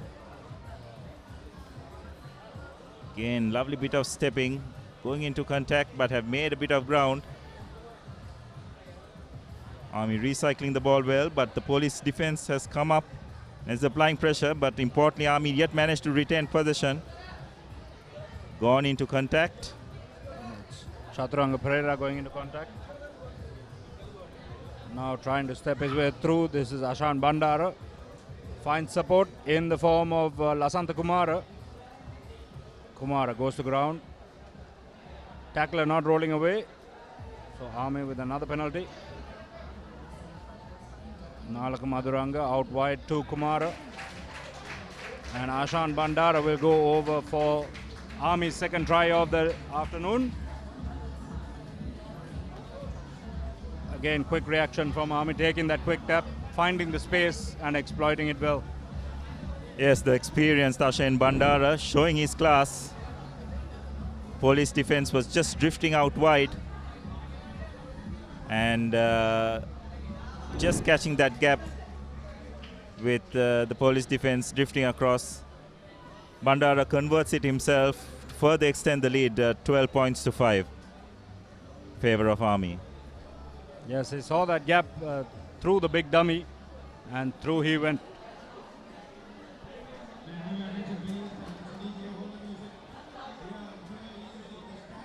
Again, Army with a nice high hanging restart. Contested well. The bounce falls for Police Sports Club though. Does he have the legs now? On the wing, sprinting down. The cover tackle coming from Rifan Mohammed. Excellent work there by the young soldier. Brilliant tackle in the corner. Stopping what was certainly a try. Yes, but looks like Army may be penalized like for a deliberate hand in that ruck. Not sure what the conversation between the assistant referee and the referee are, but looks like it's going to be Police who is going to be penalized for a high tackle, is it?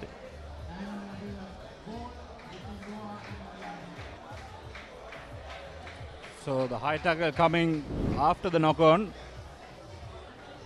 He does end up in the bin. Yes, I think Police can consider themselves a little bit unlucky. Don't think there was much in it. Yes, just creeping up a little bit too high. Now Army looking to contest, run from inside their own 22. Nice little offload on the inside. And this is Manoj Kumara. Turns on the gas down the inside and will sprint in under the post.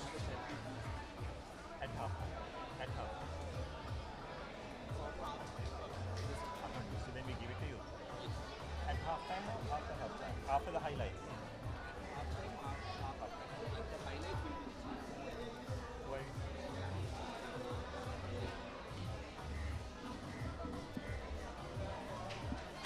So Army have further extended their lead. Shen Bandara makes no mistake with the conversion. As we have a look at that replay once again. Lovely inside pass. It's Manoj Kumara going all the way to extend Army's lead 17 points to nil. Yes, the half-time motor has gone. So bad kick coming from Army. Police need to try and get a score on the board now if they want to stay in this game. Nice little step on the inside. A fend off the left hand. Bumps one off. Takes two men to bring him down. Now Police with numbers out wide. Can they use it? The speedster on the wing just loses his footing. Finds the support. Police again with numbers. A little goose step, tries to bump one off. Offloads over the top. Excellent work here by Police. Ball just rolling out. Penalty coming to Army Sports Club. Yes, and Army, I think we'll just put this out to touch and go in with a comfortable 17 points to 5 lead. Yes, and over the course of halftime, we're going to have a chat with some of the CR&FC legends, a few members of the Centenary Rugby Committee. A good friend of yours, Abdullah. Yes, got some very good friends here. Mr. Jehan Kanaratna, Zulke Hamid. Be interesting to hear what they have to say. Done a lot of good work to put this tournament together. So over to Sudarshana to have a chat with the members of the Centenary Organizing Committee.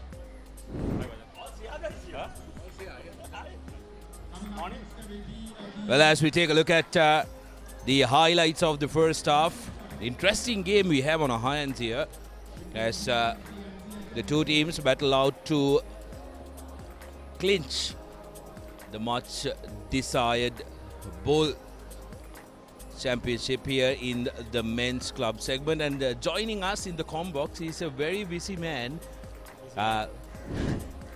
who's been able to, but before that, a Maitland Derby in the men's plate finals here, CR&FC taking on CH&FC next. The host would have wanted to try and made the other final, but Jehan, the president of the Centenary Organizing Committee, past president of the club, you must be a really happy man to see what's been played out here at Longdon Place. The past 2 days were absolutely amazing, and today, the final day, it's going according to plan.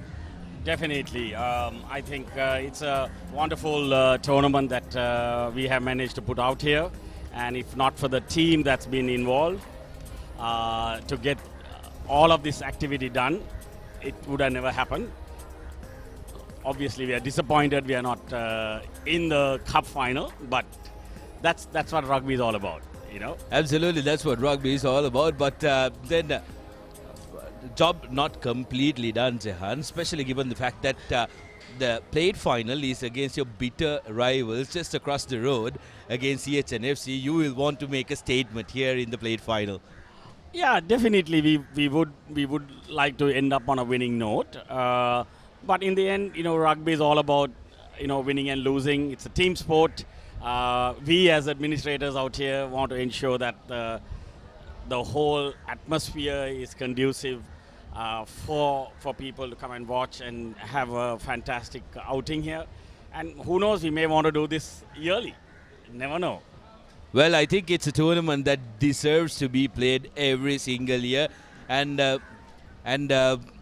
in order to try and facilitate that, we'll need the General Secretary support of CR&FC, the General Secretary, Mr. Jagdais.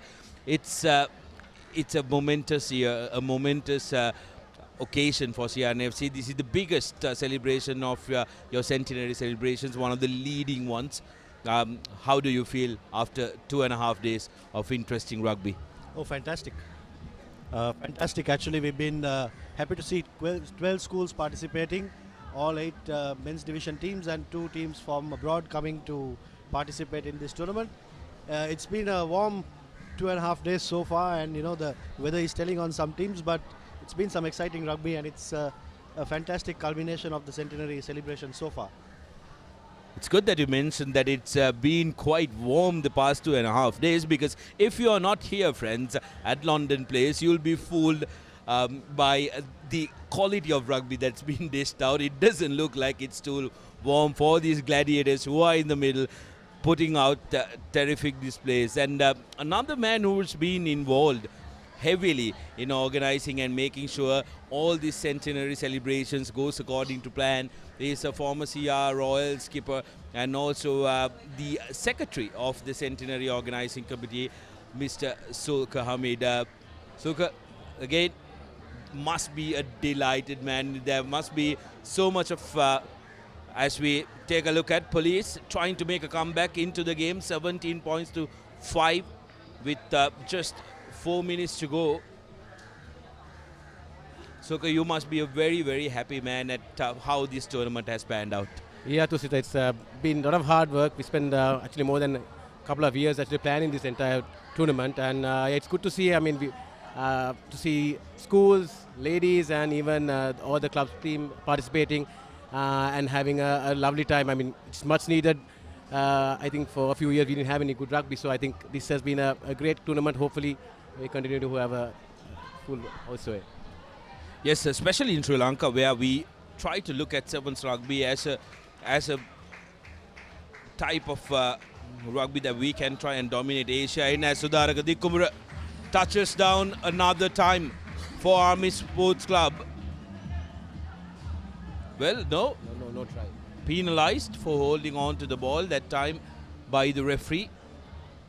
Not only the players, we've been able to get some international referees in the mix as well, which has really lifted the quality of refereeing, and some of the local referees also have rubbed off from that circle. Definitely. We see some 2 top Asian referees who have come down, one from Australia as well. It's a very delightful moment when you can see our referees also, mingling with them, and I hope they're learning a lot from them as well and doing a good job at the tournament. Yeah, we spoke slightly about trying to make this annual encounter. What's very important is the fact that Sri Lanka is looking to take on sevens rugby very seriously as somewhere we could excel in, and we do have a massive lack of tournaments. So I think CR&FC minus Centenary, CR&FC Sevens could be the way to go forward. And if some other clubs can also come forward, I think it's be very, very good for local rugby. Sure, definitely. I mean, this is one thing we plan, and if we can make it an annual event, we'll try to. But yeah, as you said, if we can get the other clubs also get involved, and it does lot of good for the game itself. So hopefully, we'll see if more tournaments can happen in this league.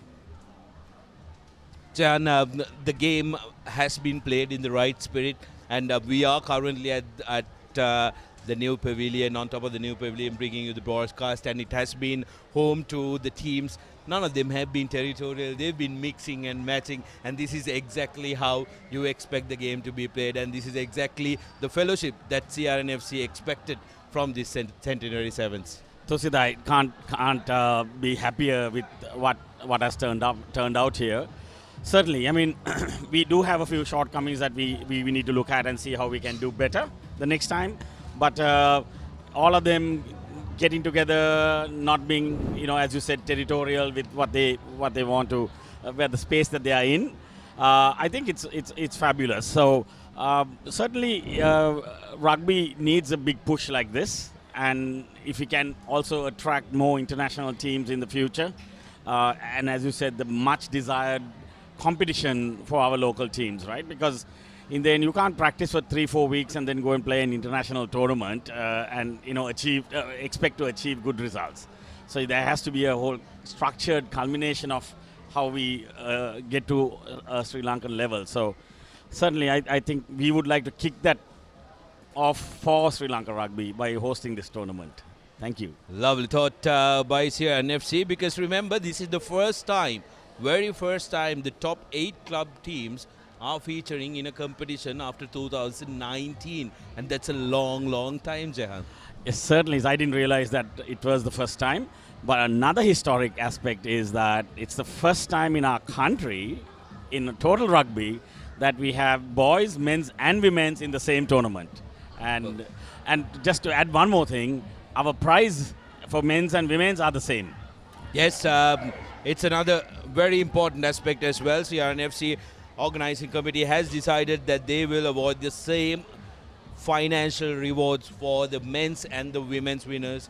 Absolutely terrific stuff, and that's the encouragement that you need to make sure that we uplift the women's game, which is the largest growing game in the world at the moment. Exactly, and if we need to hook on to that trend now, or else be left behind. Yes, we certainly do, and we need to see how we can encourage our Colombo and maybe Kandy schools for the young girls to get involved with rugby. Because if we don't have it at that level, the sport won't grow here in the country. Yeah. So hopefully we'll do some development. We'll focus on some development work, where the next tournament, hopefully, you are planning to do, it will have boys, men's, girls as well as women. So hopefully we can attract a couple of girls schools, as Army Sports Club all pretty much puts the final nail in the coffin,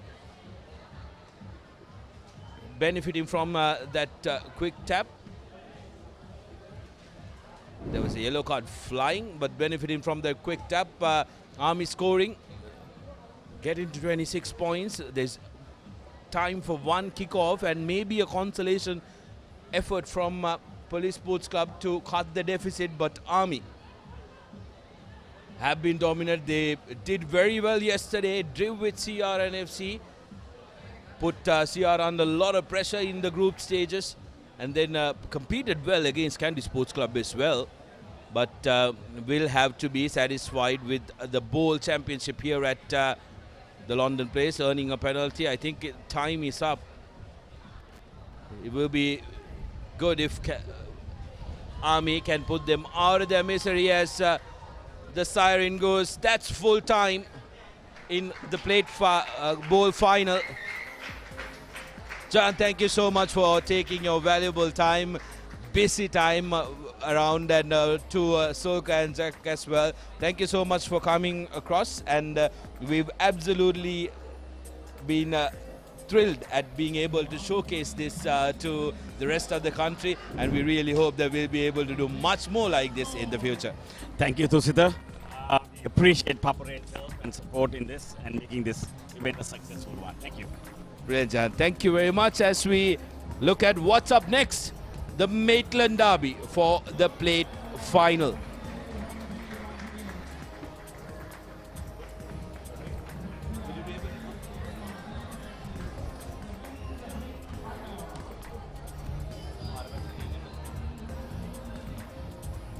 Next game coming up, CR&FC taking on CH&FC. This is the plate finals of CR&FC Centenary Rugby Sevens. Heartbreaks for these two teams in the cup semi-finals.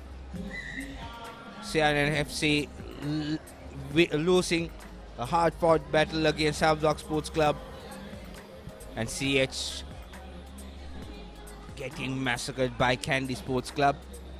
So here we go. The plate finals. Joining me in commentary is Sachin David. Sachin, good game expected? Yes, both teams will be disappointed with their performance after the cup semi-finals. But now time to refocus. There's some silverware on the line. CR playing for pride. Kavindri Costa in the middle of the park.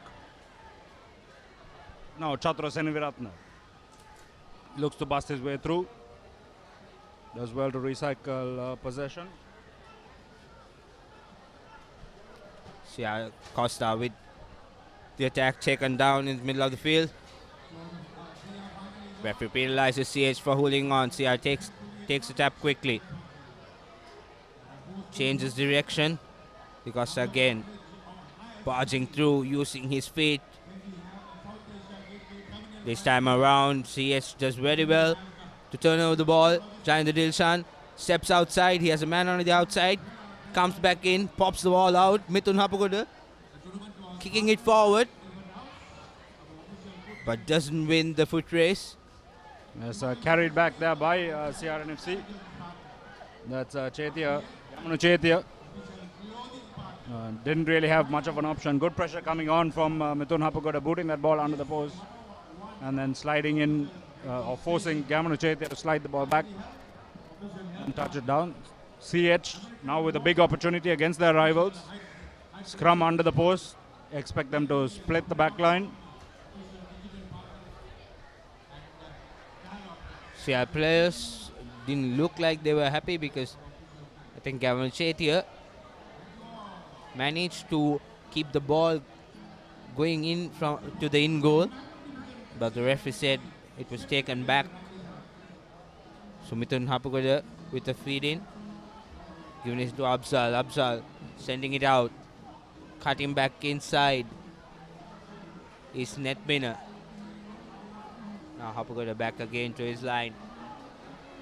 Avantali tries to go through the middle, is brought down, manages to get back up, making the ball available. CH.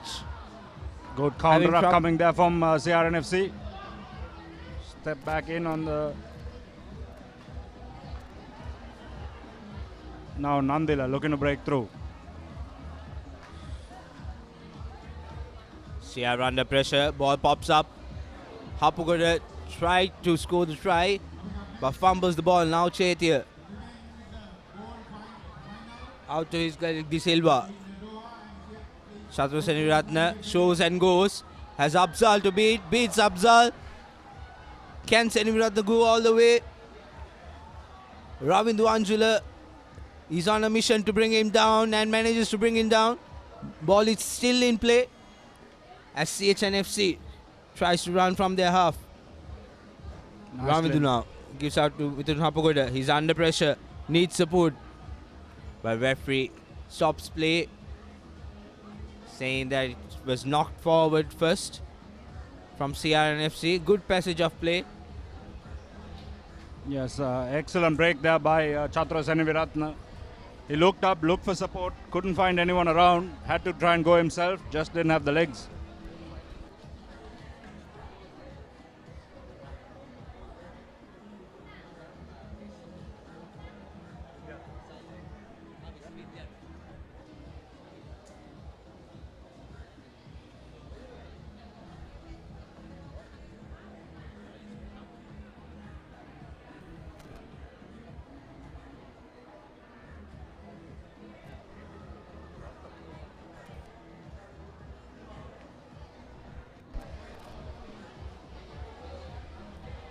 All squared up here in the Maitland Derby for silverware on the line.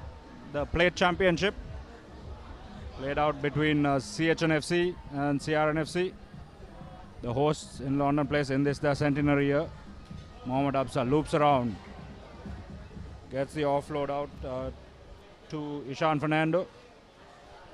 Pressure coming in at the breakdown. Now Awant Ali. Ravidandra cuts back inside, gives a pop-out pass to Awant Ali, beats his man. No problem there for Awant Ali, goes on to score the first try for CH&FC. They're in the lead first. Yes, the skipper Awant Ali there busts out of one tackle and sprints his way in under the post. So slightly against the run of play. A long range try for CH&FC. Conversion banged over.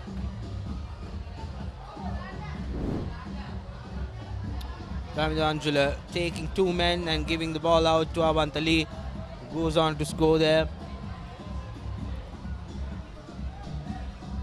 So CH leading the Maitland Derby in this sevens tournament, the plate finals of CR&FC Centenary Rugby Sevens. Hirusha Netmina to get us underway with the restart. Nice contestable kick taken in by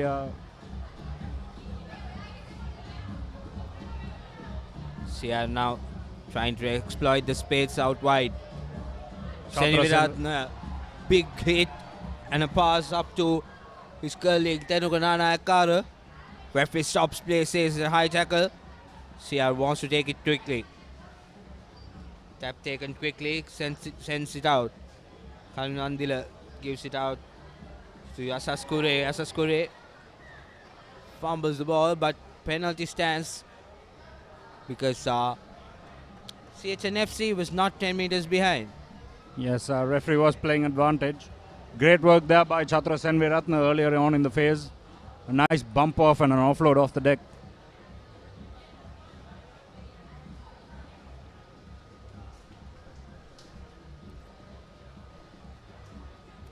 CR calling for the scrum. It looks like. Yes, they have. And they want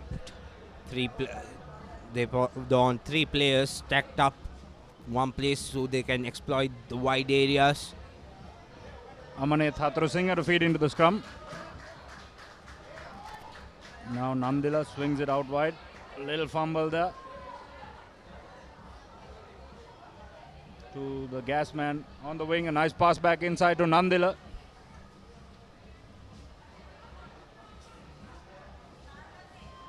Now Chhatra Senviratna. Little lob pass over the top. Beautiful work there by CR&FC. Ravin De Silva will go in for the try. The assistant referee wants to have a word with the referee. So referee going to his pocket. CH&FC right at the end of the first half, losing their skipper.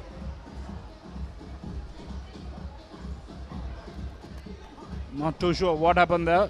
Might have missed the play.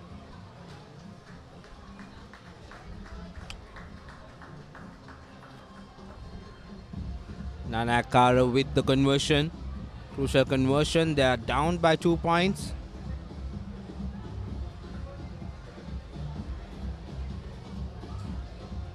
Kick goes astray. So 7 points to 5. CH&FC leading the plate finals.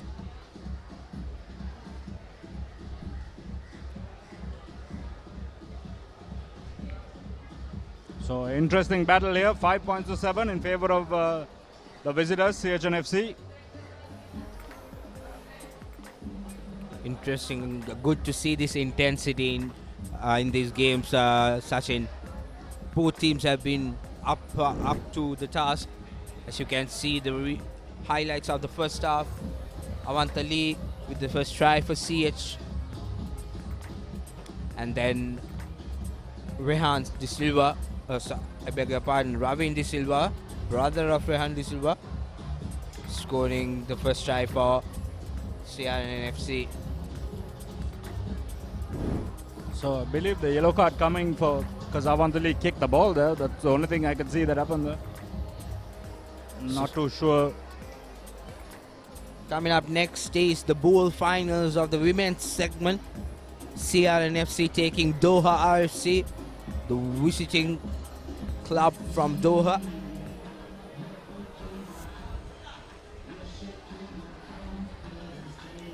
Exciting finals coming up towards the latter part of this evening.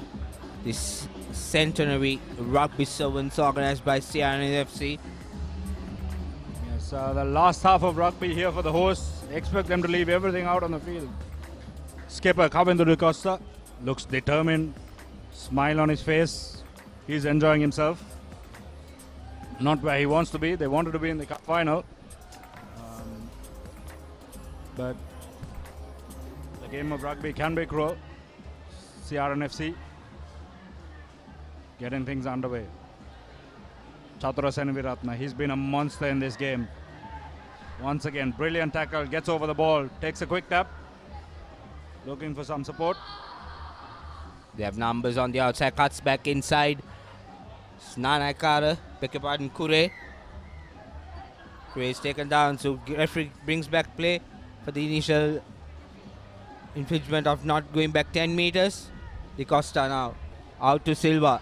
De Silva tries to jump and go around. Doesn't manage to. CR now. Chatur Senviratna tries to straighten things up. Goes by himself to score the try. He has been brilliant in this game. Yes, he definitely deserved that try, James. Chatur Senviratna has been the talisman for CR&FC. He's been all over the park defensively and in offense. We saw him make that big break earlier on. Just didn't have the legs to get over. He's breathing in those, trying to breathe in the oxygen, get refreshed, trying to recover. CR&FC sneak a lead now, 10 points to 7. The kick knocked over. So it'll be 12 points to 7. Tenuka Akara with the conversion. Good work, Chatura Senviratna. He just saw that gap, put his head down and barged his way over. He's a big man. A lot of powerful running. And he'll take a breather. Well, that's a good thing about sevens. He can go spend 2 minutes, get refreshed and come back on. CR&FC with a little flick on the inside and running away with it now is Ravin De Silva, running in his second try in. As you hear the cheers go up around Longdon Place. So CR&FC now have a 10-point lead. And the tides have turned very, very quickly here. Back-to-back tries, giving the momentum back to CR&FC. Yes. An error by Mithun Hapukoda that you usually don't see. Giving the opportunity for De Silva to pounce on it and extend the team's lead. And with the conversion, it becomes 19 points to 7. CR comfortably ahead now. Yeah, CR want to get on with this. Kavindu De Costa urging his team back really quickly. They want to play at a very, very hard pace. They should keep this pressure on Sachin if they want to keep win this game. Because CH&FC, we all know the quality they have. As you can see, Avantali going through the middle, needs support. Ravidanjula picks up and goes, gives it out to Mithun Hapukoda. Hapukoda now out to Pereira. Pereira back to Netmina. Netmina chip and go. Collects it. Has he scored? We have to wait for the referee's call. And the try is awarded. So CH&FC back in the game. Like I said, you have to keep putting on pressure continuously in this form of the game. Yes, a good high-scoring seesaw battle here. 12 points to 19 in favor of CR&FC, the hosts. CH need to knock this conversion over to make it a 5-point game. Mithun Hapukoda with the kicking duties. Tough angle. Doesn't make it. So it's a 7-point game. 4 minutes or 3.5 minutes left in the game. There you go.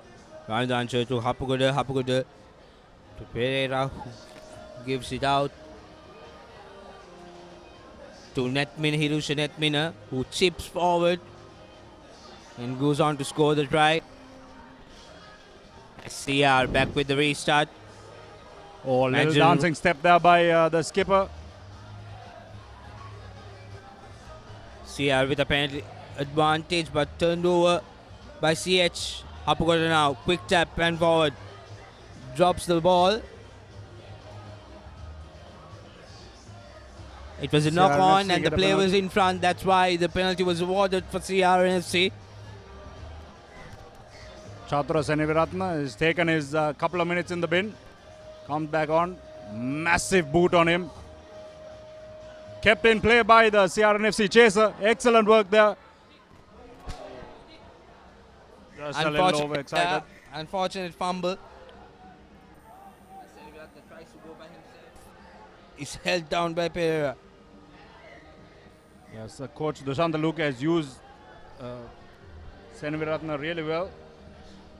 This is Lasindu Karunaratne taking it in. Now Kavindu De Costa, the skipper.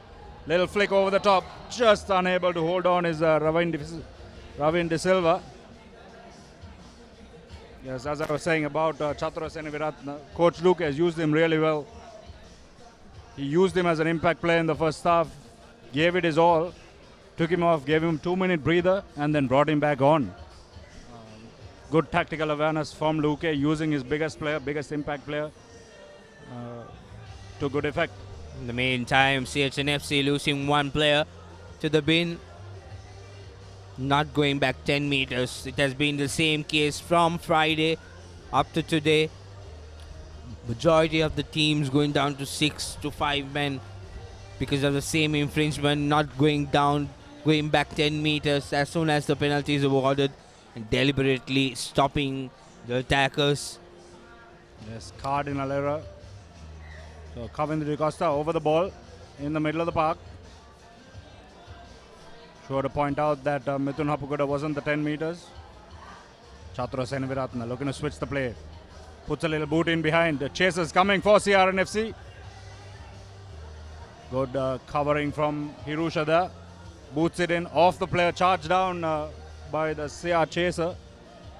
Referee says it was taken back and then kicked. And it went in out of the in-goal area. So it's a scrum down for CR. More pressure for CH.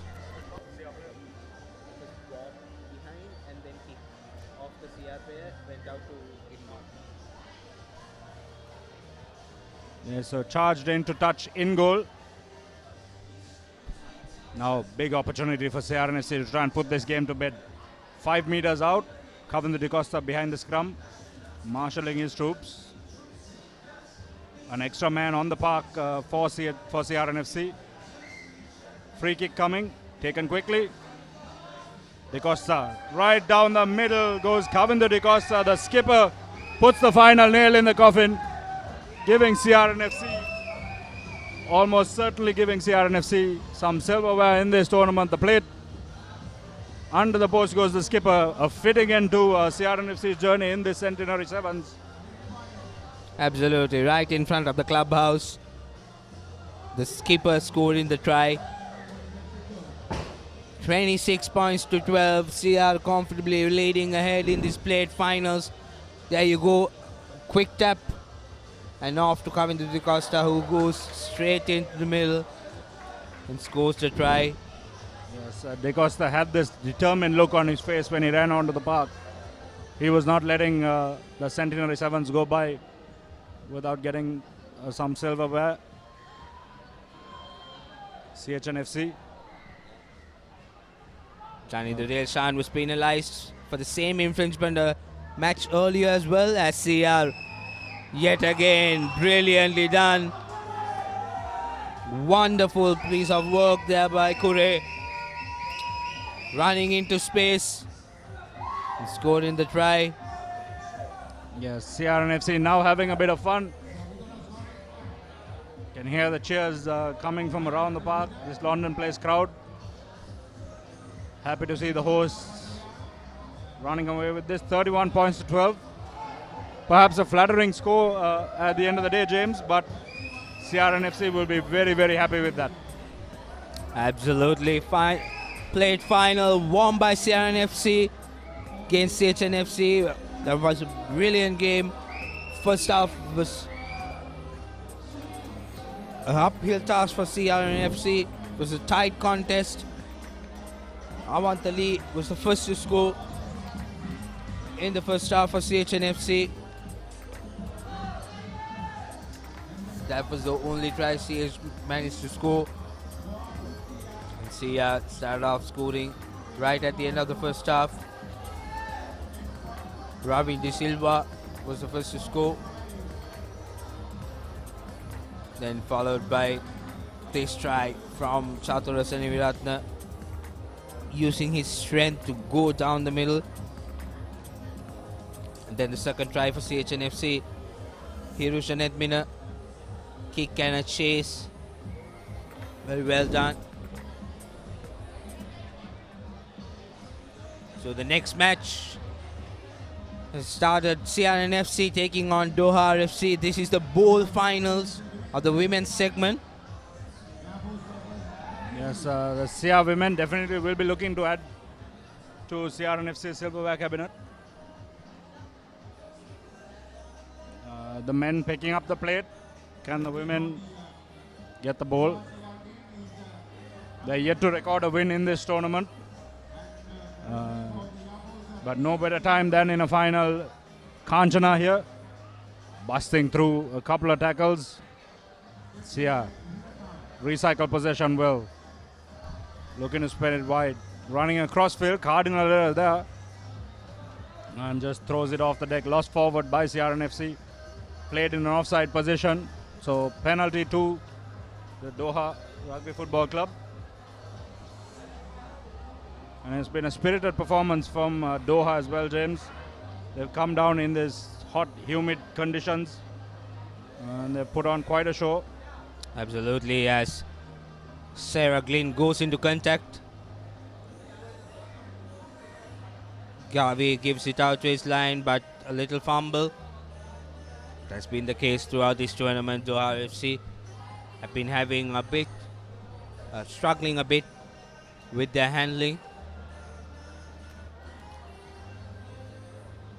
CR now with an opportunity to get on with this scrum.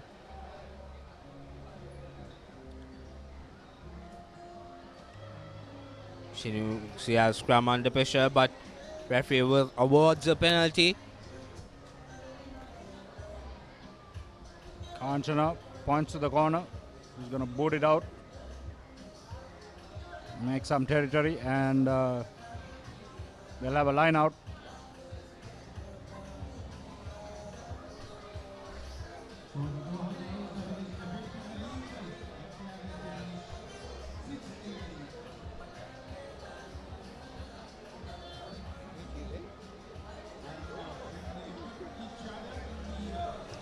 So Doha now with the ball going forward, trying to make some ground. As Gavi gives it out, running forward, trying to score the try. And it scored. Hannah Noble scores the first try for Doha RFC. She's pumped up. 5 points to nil. It's a chance to win some silverware. This is the bowl finals of CR&FC Centenary Rugby Sevens Tournament.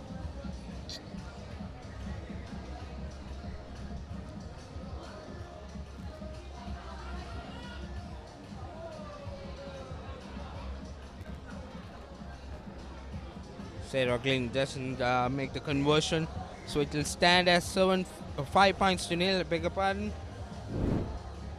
Here you go.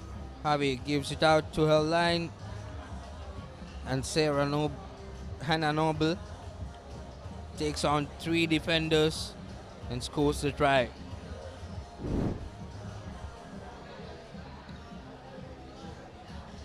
Not a good restart by Doha.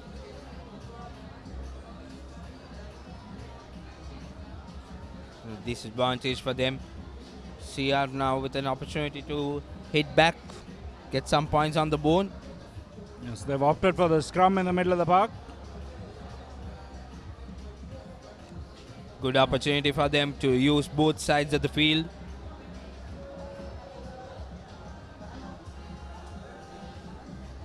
Hashini Anuttara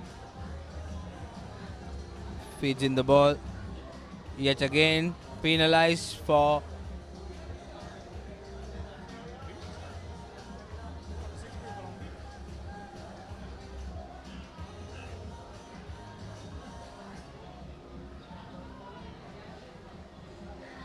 Shia now. Kanchana taking the ball forward, trying to pop it out. Now CR trying to run on the outside. This Tarushika. Tarushika is taken down. Manages to keep the ball alive. CR players, they need support. Pouncing on the loose ball is Gavi from Doha FC. Still moving forward. Now brought down finally. Lin drips it out. Doha now trying to pass the ball around. Referee says it was a knock forward. Nice tackle there coming in from Kabmini Avishka. She was severely outmatched in size. That didn't matter. She got her arms around, got the ball, and knocked it out of the Doha player's hands and prevented what was a certain try.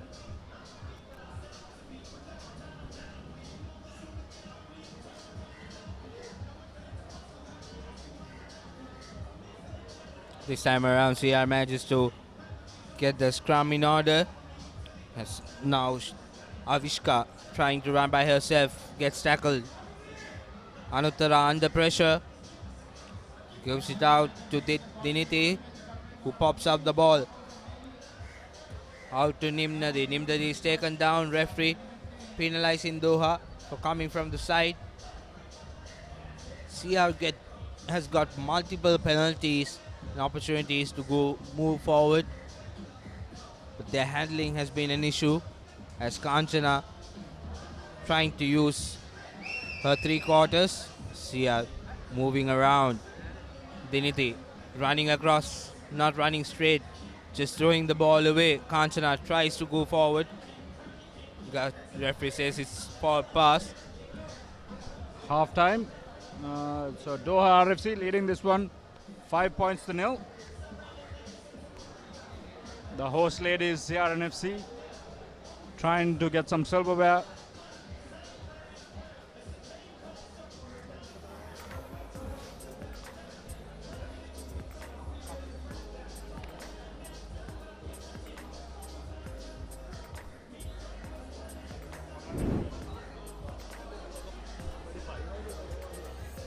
So highlights from the first half. This was the try scored by Hannah Noble from Doha RFC. So coming up next, men's plate final.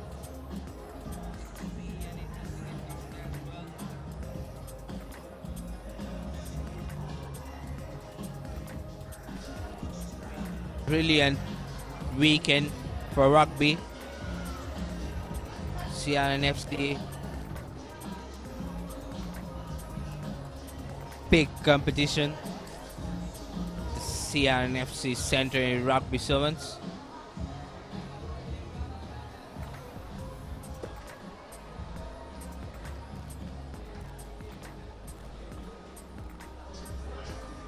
Who are joining us all around the world with the live coverage of the CR&FC Centenary Rugby Sevens. More exciting games coming up. All the finals lined up, the cup finals lined up, as CR kicks off the second half of this bowl final in the women's segment.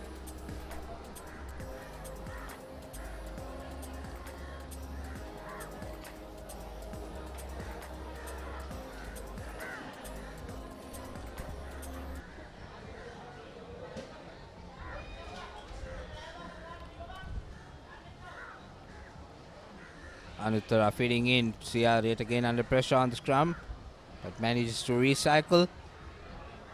Trying to move forward by herself is Tarushika, losing the ball, and Doha not capitalizing on that mistake by Sia. Yes, a knock on both ways.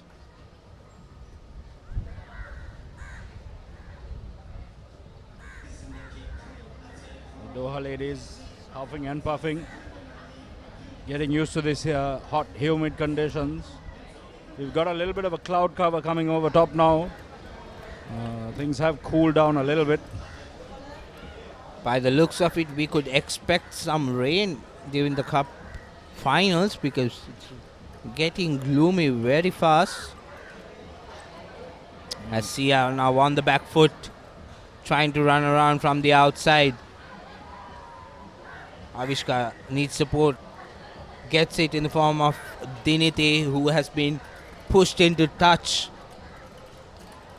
Sia finding it difficult to go through the defensive line of Doha FC.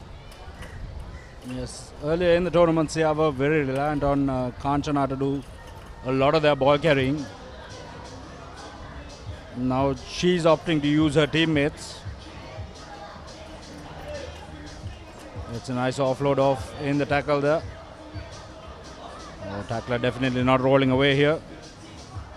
Penalty coming Sia's way. Then the offloads to Kanchana. Here we go. Big bust up the middle. Nice little offload on the inside to the supporting runner.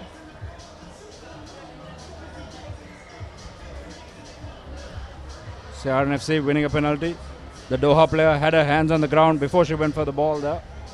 You got to make sure you go straight for the ball. You can't use have your body weight on the ground before you go for contest the ball. Diniti starting to feel the fatigue. I beg your pardon, that's Hashini.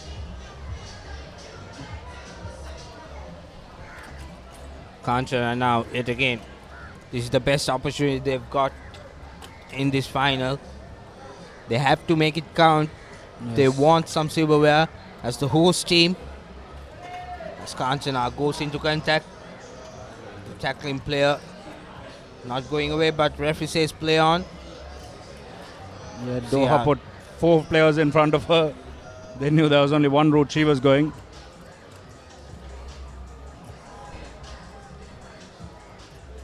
Doha looking around from inside their own 22.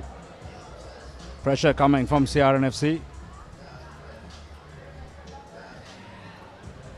Now looking to run this one coast to coast is the Doha RFC. Cuts back on the inside. That's Julia and Garvey. Doha, big numbers out wide if they can use it. Nice tackle coming in there. It's been an excellent effort from CR&FC. As we say that, a little pop pass on the inside. Oh, definitely a forward pass there. As I was saying, it's been an excellent effort by CR&FC. They are the only civilian team in this competition from Sri Lanka.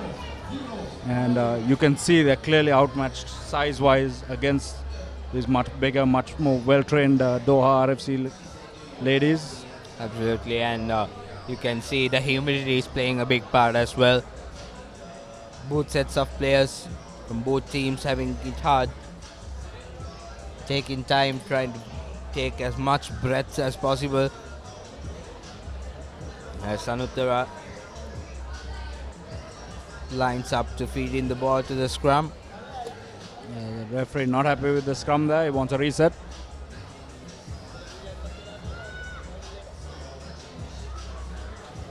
Sia opting to go down the opposite end. This is Ruanti Tarushika turning on the afterburners. She has the legs to go all the way under the post. Brilliantly done by CR&FC now. You can see it took all the effort she had to get there, but she made it. 3 minutes left in this game, or 2 minutes left in this game rather. The score's leveled at 5 points apiece. CR gassed out, and they indeed want this conversion to go through. Kanchana should take her time. Kicks it through, so CR leading for the first time in this game. 7 points to 5. Almost little over 1.5 minutes left in this final.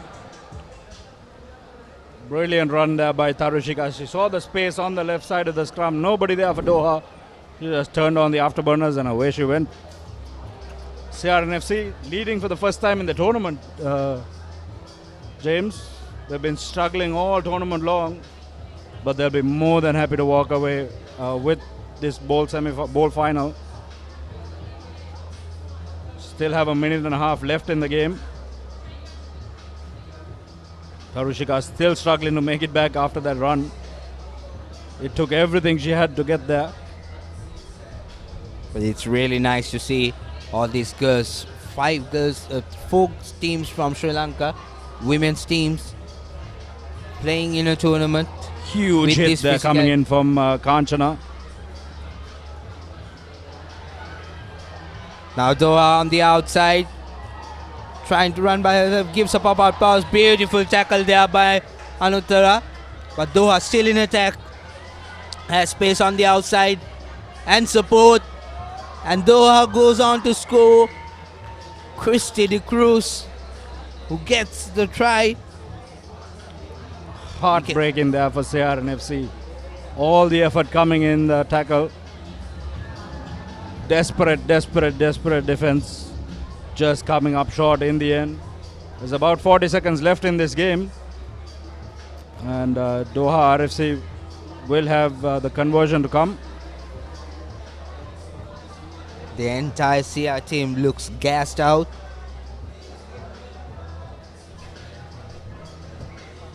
If that kick is anything to go by, so is the Doha RFC team. Doha in the end sealing the cup final, the bowl final in against CR&FC. Disappointing end for the hosts. However, an excellent showing by both teams. Valiant effort by the CR&FC women's team. Final scores: Doha RFC winning the game 10 points to 7, and they become the winners of the bowl segment of the women's competition at this CR&FC Centenary Rugby Sevens. This is how things started. Hannah Noble scoring the first try, followed by Tarushika's brilliant run, recognizing the space, using her pace, going on to score the try, and right at the stroke of full time, De Cruz going on to score the try to win the finals. So coming up next is Air Force taking on Navy in this CR&FC Centenary Rugby Sevens.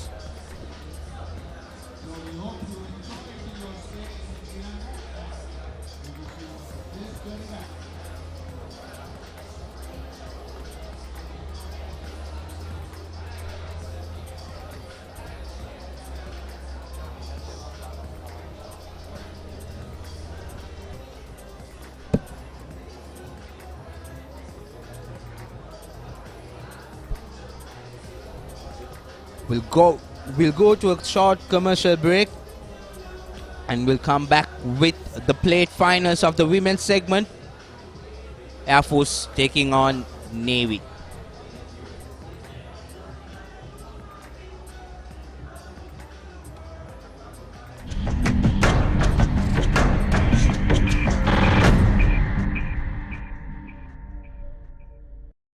Want to watch that exciting moment again? Simply rewind on your Dialogue Television VU Hub.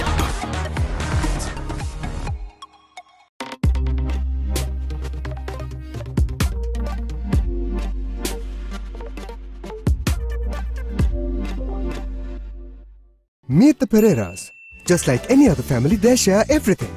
Kanti shares her amazing cooking.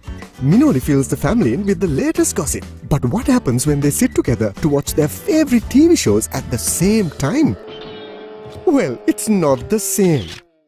Now, no more fighting for one TV. Make every room in your home a TV room with Dialog Television Multi-Room. Get your second Dialog Television connection for as little as 625 rupees a month with a saving of up to 50%.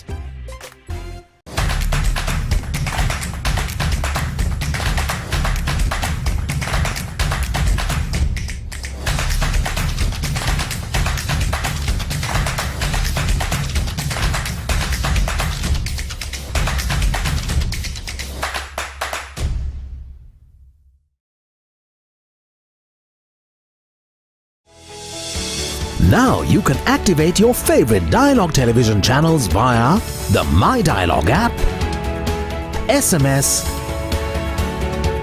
or missed call. Dialog Television, Sri Lanka's #1 television experience.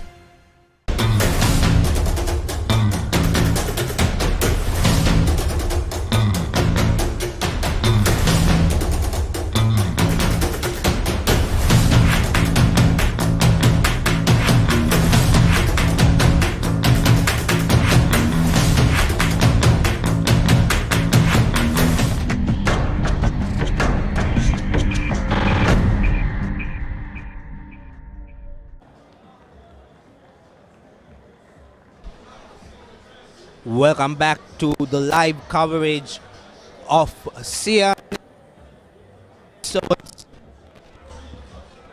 Lanka's #1 sports hub, the Papare.com. Coming up, the next game.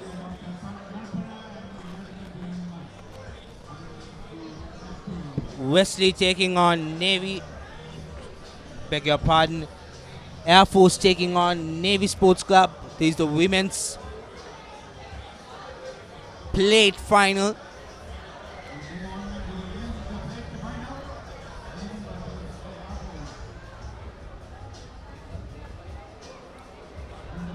Navy with the first run, brought down, put under pressure by the Air Force players. Navy tries to run around. Himakumari is brought down and given out to the speedster. Nipuni goes on to score the try. Brilliantly done. Right around the outside. First points on board for Navy Sports Club.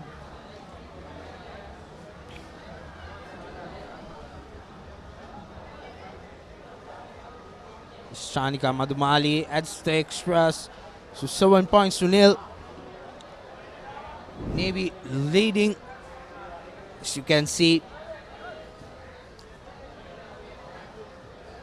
Nipuni Vasavitana goes around the outside. Nobody can catch her. She restarts as well. Good high-hanging kick. Giving enough opportunities to put pressure on Air Force. Air Force now cuts back inside. Nirasha brought down and gives it out. Now in space is Air Force. Finally brought down. Need support. Need quick ball out. Opts to go on the short side. Tries to run around. Cuts back inside looking for support. It's Heshani. Heshani now gives it out. A chip and go. Now collected again by Nipuni. Nipuni is under pressure. Needs support. Wants up players to come back as Navy tries to recycle. Dirukshi steps outside, goes around, beats one defender. It's a foot race between Dirukshi and Sanjeevani. Sanjeevani gives up. Dirukshi makes it to the end. So 2 tries for Navy Sports Club in quick succession. 10 points to 0.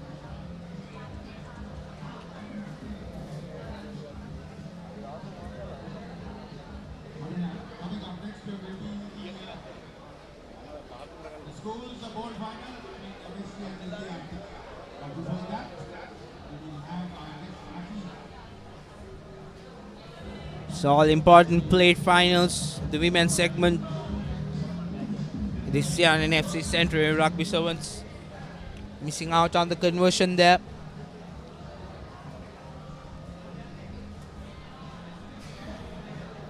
Navy Sports Club with the restart. A deep kick this time. Collected cleanly by Air Force. Trying to use each part of the ground. Referee penalizing Navy for coming from the side. Quick tack taken by Aisha. A cheeky pass, but knocked forward. The supporting player did not expect that pass. This Navy now gets a scrum.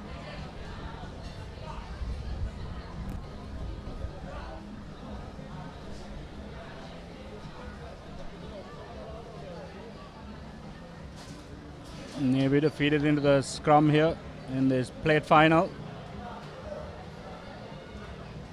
Straight run, nice little offload off the shoulder.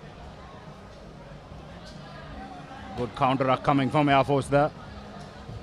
Good contest for the ball, says the referee. Players needing to roll away now.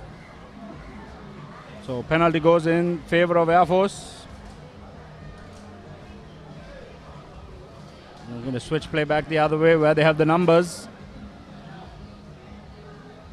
Nice little straightening line. Big hit coming in there from the Navy number 5, that is Kumudumali. Air Force still with possession. Little step and go. Does well to release and get back up, but unfortunately loses it forward. Good presence of mind, and really nice to see that skill set used by our women's teams as well. Releasing the ball, quickly getting up, picking it up and running away with it. Unfortunately for this time, Air Force could not get it right.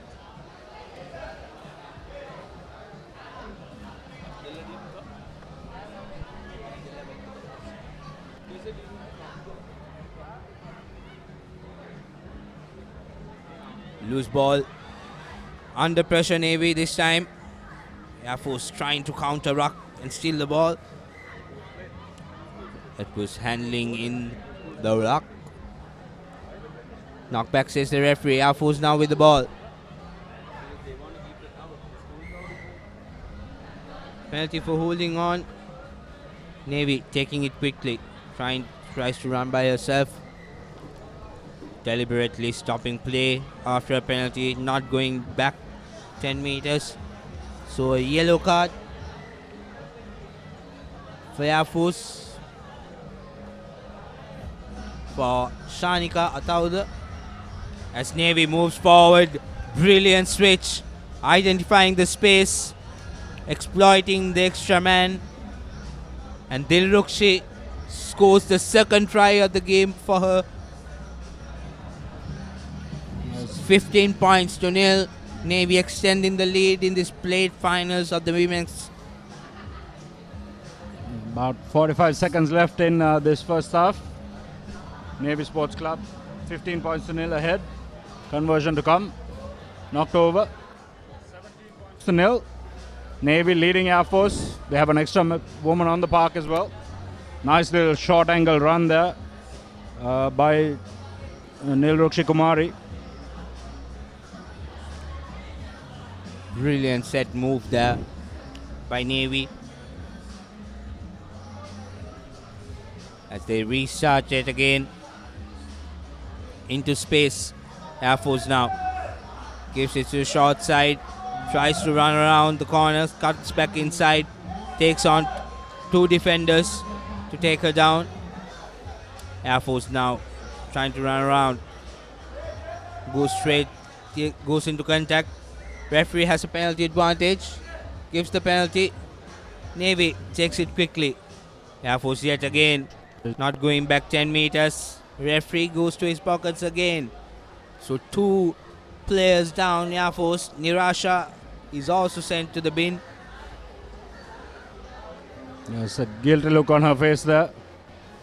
She knows she was in the wrong. Has to spend a couple of minutes recuperating on the bench. Air Force down to 5 players, and Navy have good presence of mind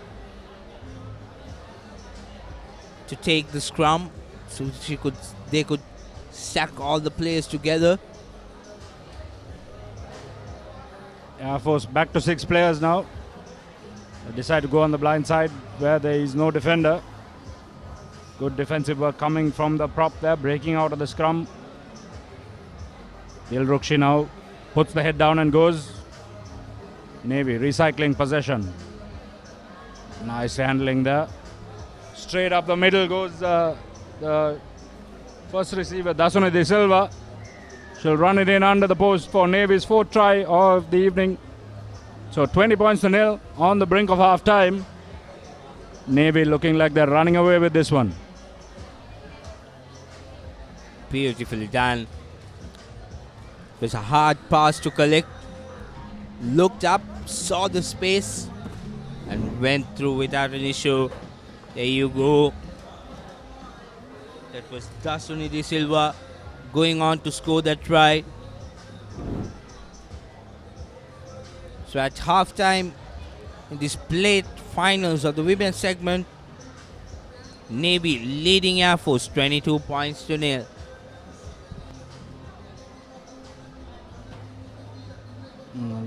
Excellent work by the sailors as we see the highlights.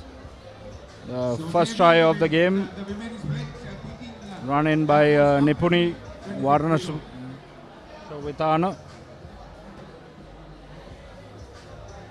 And then Dilrukshi Jayantikumara showing her pace, running around on the outside to dot down the second try for Navy. Again, Dilrukshi, a nice little supporting run on the inside. Got the offload on the inside. Showed a clean pair of heels to get in under the post. And then the 4th try coming from Dasuni De Silva. Some good straight running from Navy Sports Club. Coming up next, it's down to the schoolboys. Wesley College taking on Vidyartha College in the bowl finals. Both teams coming off wins early this morning. Expect some exciting action in the schoolboy rugby. Longdon Place starting to fill up now as we get towards the business end of the tournament. Just the men's cup final to come, and the women's cup final, as well as the schoolboy finals. Navy will get us underway in the second half, leading 22 points to nil.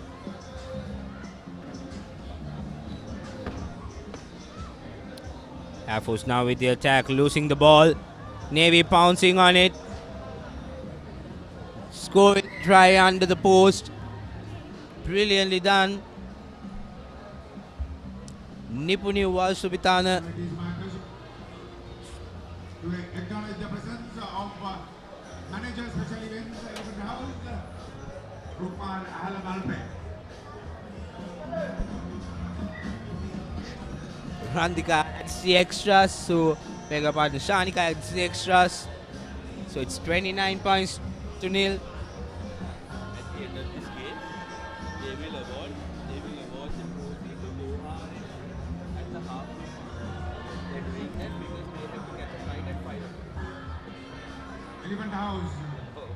Our official football partner. They're getting injured with them. Household name indeed. Elephant House. Air Force now moving forward, trying to get some points on the board. Sends it out wide. His numbers on the outside, cuts back inside. Air Force losing the ball forward. So position back to Navy.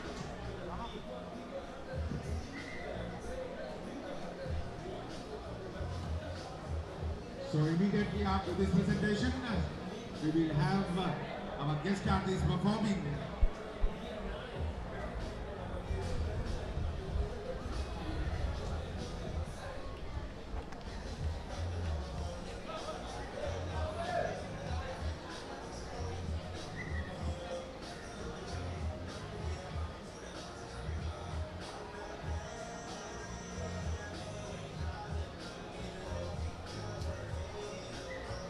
Navy making a few changes, getting on some fresh legs.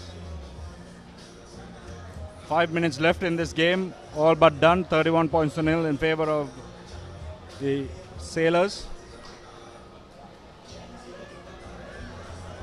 Now turning on the gas is Nipuni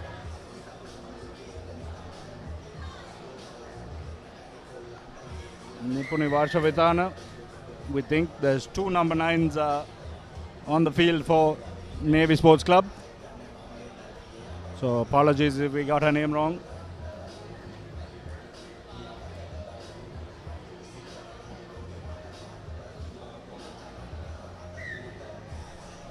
So Navy extending the lead. As you can see, Nipuni Varshavitana running on the outside. Good pace. Air Force has no match for her pace. So Navy comfortably leading these finals, 38 points to nil. Cruising away.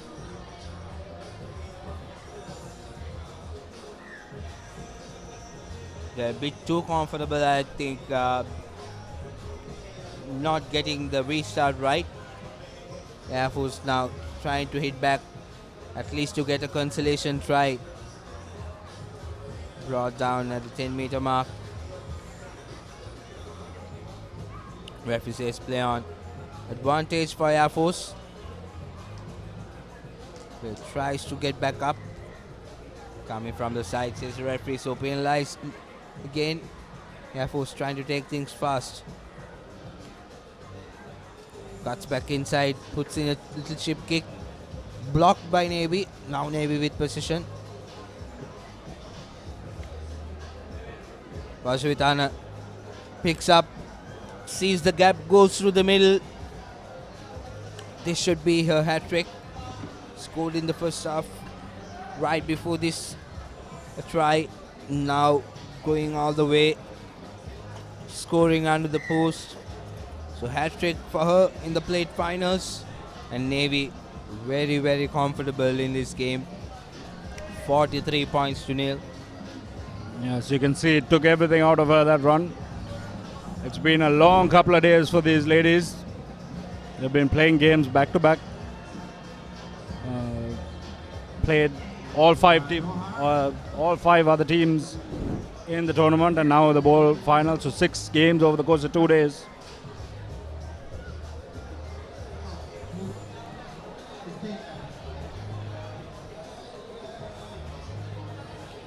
Still a minute and a half left to go in this game. Navy will be looking to get that big 5-0.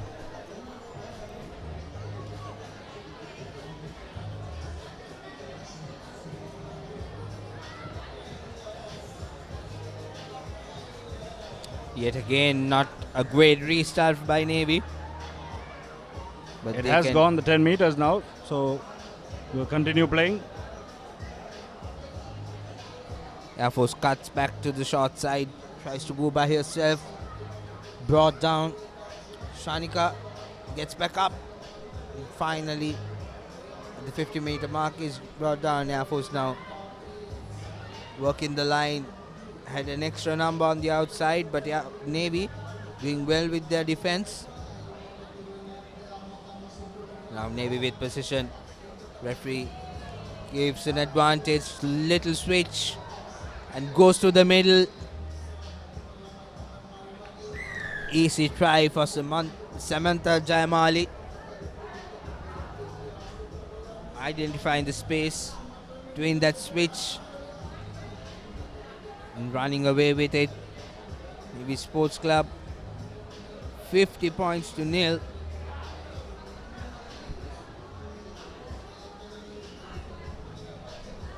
It's the first 50-pointer of the tournament. 52 points to nil. You see Jayamali just sprinting down the middle. It's been the story of the evening for Navy Sports Club. It made it look very, very easy against the Air Women.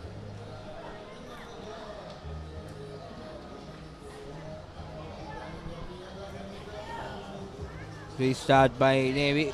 Now Air Force trying to run around. Space on the outside. Goes around. Tries to beat the defenders, but bundle out to touch. Good effort there by Air Force. Yes, the clock has gone red on our screens. And so does the referee say. It's time for the end of this one. Navy Sports Club making it look very easy. 52 points to 0 over Air Force. Comfortable win for Navy to take the plate championship. Air Force will be the plate runners-up in this women's segment. So massive win for the Navy girls. Highlights from this game. Vasavitana was brilliant throughout this game. Scored in 3 tries. And also Delrukshi scored 2 tries. 2 back-to-back tries as well. Contributing to 52 points. Navy, the highest score in this tournament so far for the past 2 days.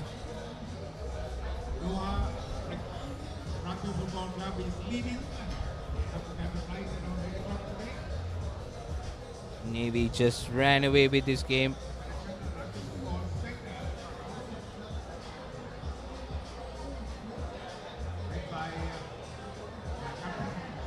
Vasavitana easily ran.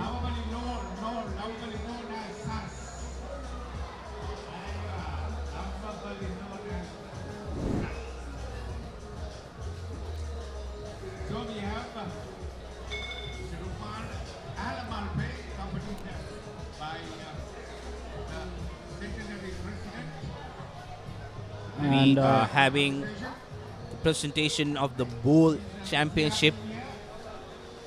The winners, Doha RFC. Yes, we are having an early presentation, Sachin, because Doha team is expected to fly out tonight. Yes, a big thank you to the Doha ladies for coming down and being a part of this tournament. And you see the men who were in charge of this tournament, the CR&FC president, Mr. Hiran Mutaya, Jahan Kanagaratna, the chairman of the Centenary Committee, and the man who's been in charge of making sure everything ran on time today, Dilroy Fernando, the tournament director. Big shout out to him, he's done an excellent job. And here you have the bowl champions of the CR&FC Centenary Sevens women's segment.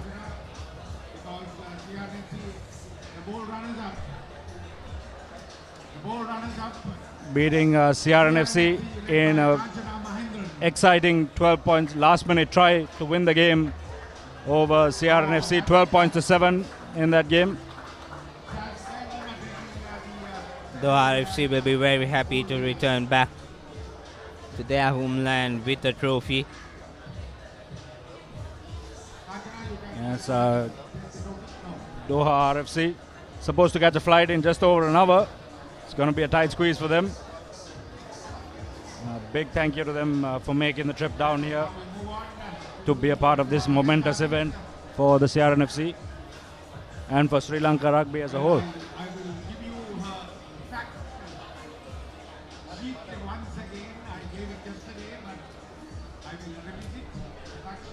Very nice to see players enjoying foreign teams coming down to Sri Lanka, play rugby. It's been a while since we've had a foreign team coming down.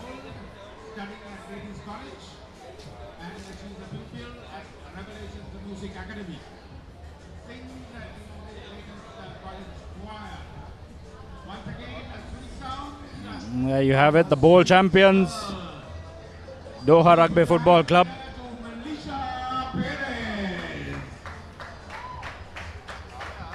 A good showing against CR&FC, the hosts, earlier on.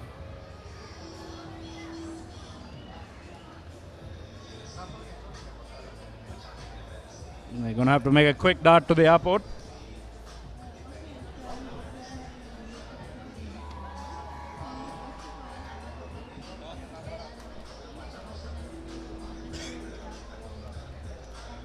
A very happy camp going back to Doha.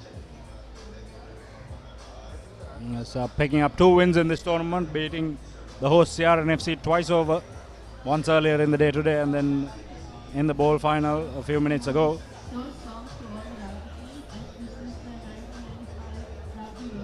Coming up next, we have the bowl final in the schoolboys segment. It will be Vidyartha College taking on Wesley College. Change in the commentary box coming up as well. Sudarshana and Dinuk will take you through the next couple of games.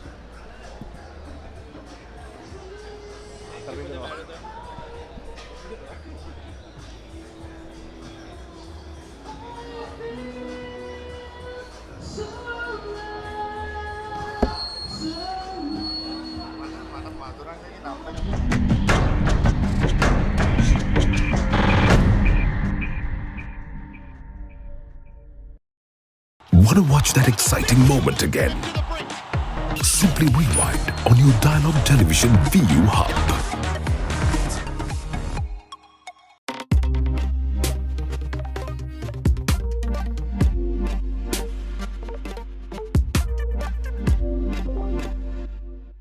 Meet the Pereiras.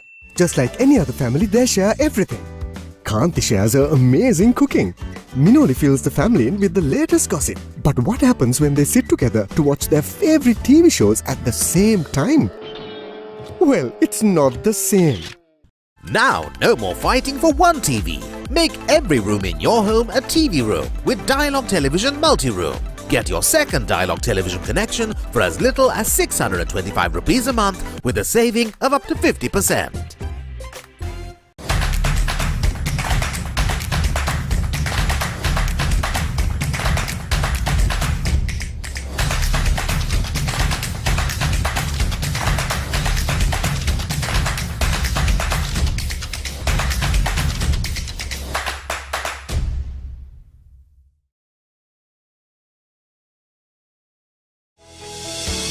Now you can activate your favorite Dialogue Television channels via the My Dialogue app, SMS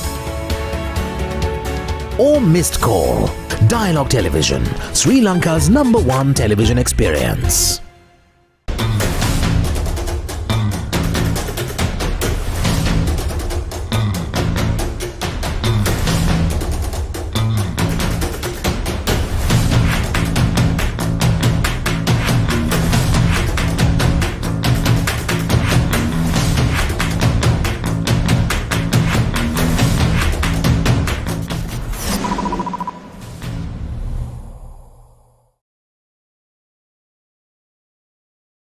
Feel the adrenaline pumping through your veins. Witness magic bursting into life in front of your eyes. Explore the unknown and unravel the deepest mysteries of the universe. Celebrate life when you enjoy the best of entertainment in high definition with Dialogue Television. Activate your favorite HD channel now. Dialogue Television, Sri Lanka's #1 television experience.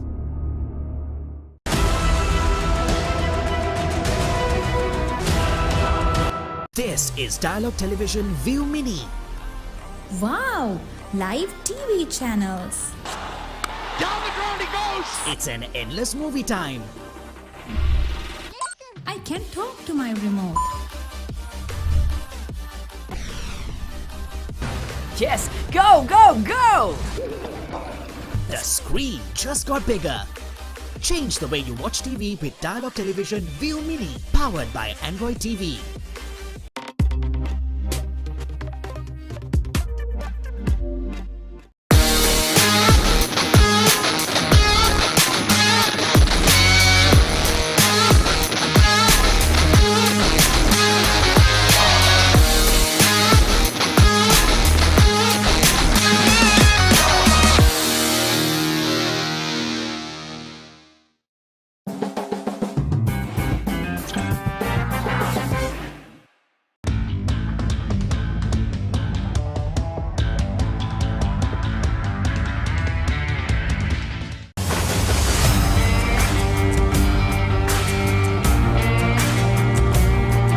නේරඩි ඔලිවරපු යාල්පාණතිල්ල. Matara කොටවිල ගම්පියසට ඇවිල්ලා තියෙනවා. සිප්පදාස at Moratuwa පියගම Mahinda Rajapaksa ක්‍රීඩාංගණය. කිලක්කු මාහාර.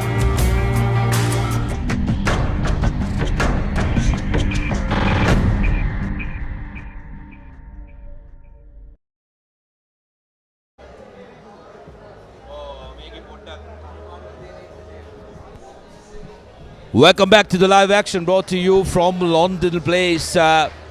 Business end of the tournament as we are on to the bowl finals of the school segment.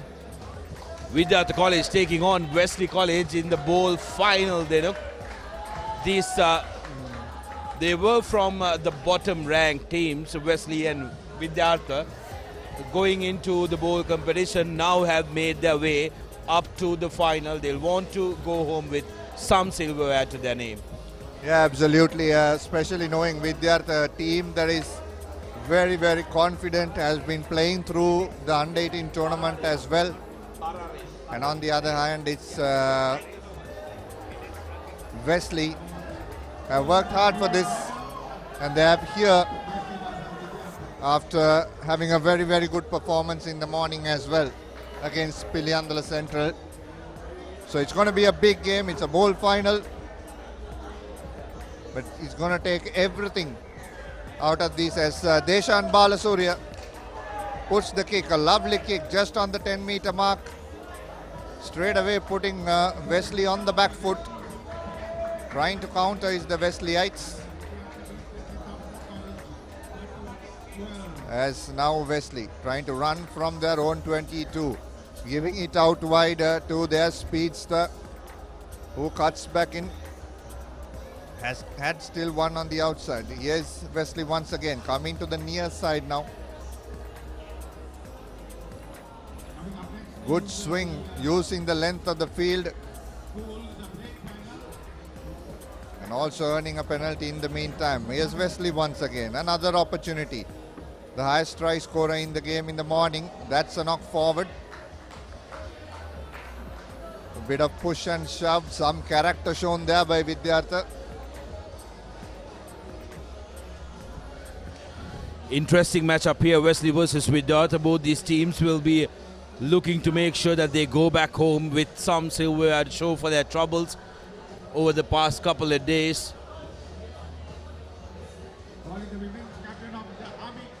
Vidyartha College had a lot of expectations coming into this tournament, although they weren't able to deliver.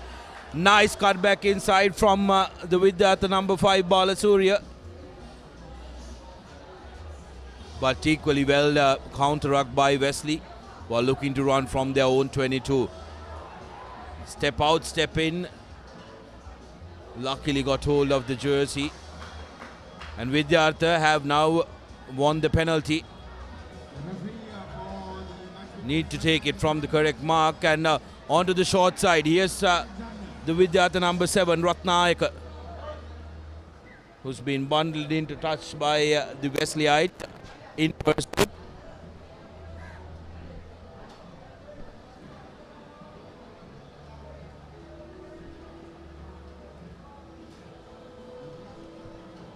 Nithila Rodrigo and Adib Yusuf in that Wesley side are the playmakers, have carried this team through in as well. For Vidyartha, it has been Deshan Balasurya.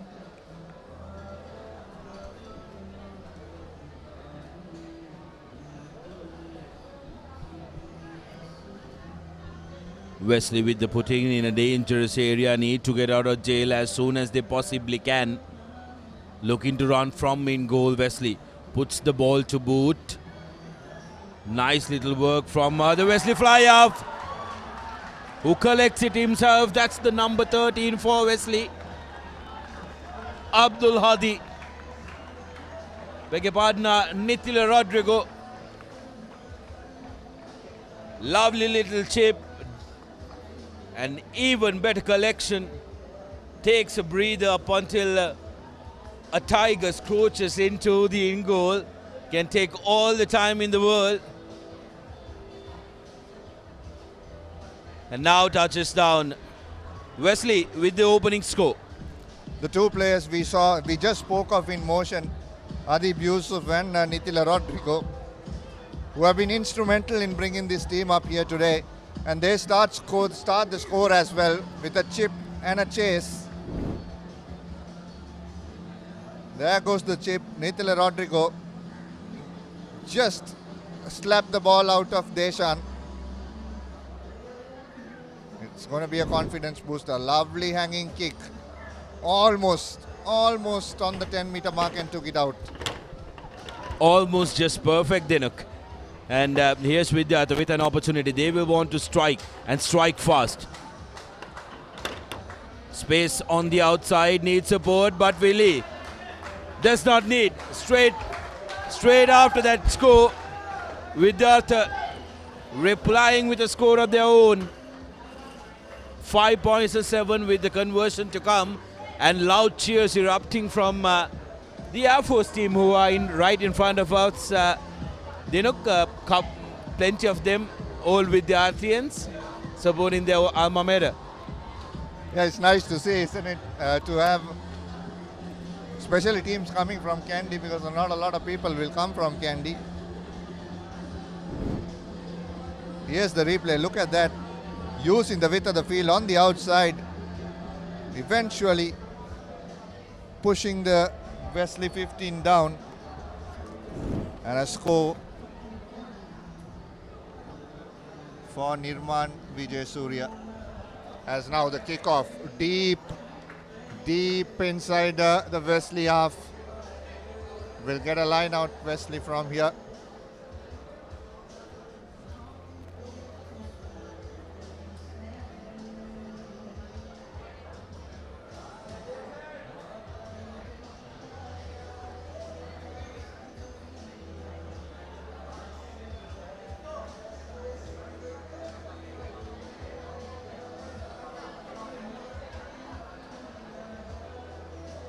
Quickly taken, given out wide now.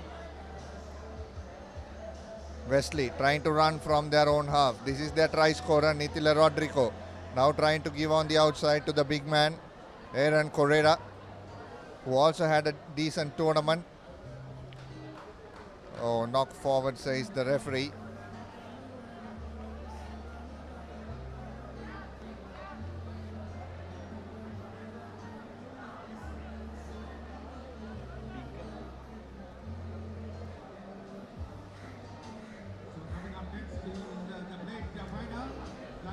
Vidyartha now wants to score off the next move. Definitely wants to score here. Here's Balasurya.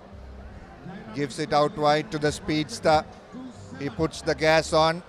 Shem.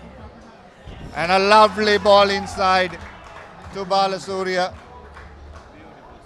Gayan Pereira, the man who just did the goose step and gave the inside ball to Balasurya. The two playmakers combining for Vidyartha and scoring that try.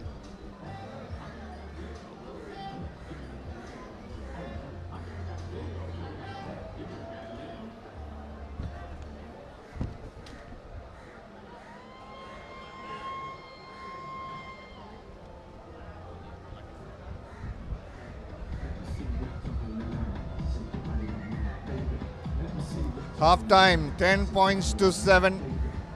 Vidyartha leading, nothing much in this game.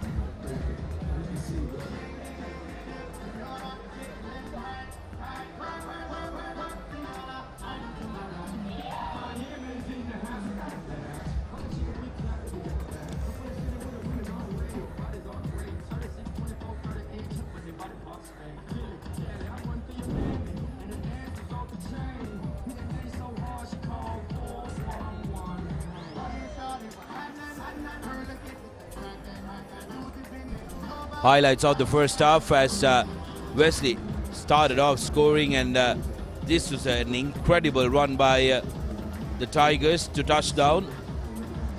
Number 6 for Vidyartha, Sandharuvan Pereira. And then came this gem by Deshan Balasurya.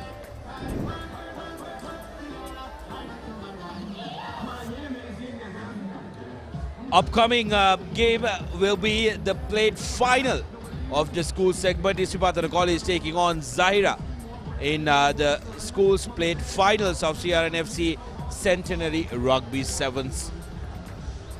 Just 5 more games remaining in what will be the conclusion of an incredible tournament. We cannot talk enough about how good this tournament has been for women's rugby, for schools rugby, and also to see the top 8 Premier Club teams competing in a competition after 2019. The men who've been involved and have been running it, Mr. Dilroy Fernando, of course, the tournament director, has done yeoman service. We had a chat with Mr. Jehan Kanaragaratna, the president of the Centenary Organizing Committee, Mr. Sulka Hamid, the secretary, and also not forgetting Ted Hiran Mutaya, and also Chuck Diaz, the secretary of CR&FC. Yeah, fabulous job. Absolutely brilliant to put one like this together. As Wesley now going into contact and not releasing, says the player. Quickly taken by Wesley.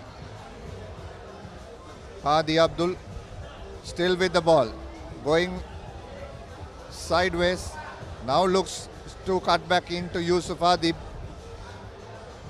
Another penalty and a yellow card as well for Vidyartha. So it's going to be a bit of issues there now with extra man. Well, again, another complaint I've consistently had with some of the referees that we have is the fact that they award penalties, they award yellow cards, and would never signal what it is for. A lot of us are at a loss as to why that was awarded. Yeah, not the best of days for him.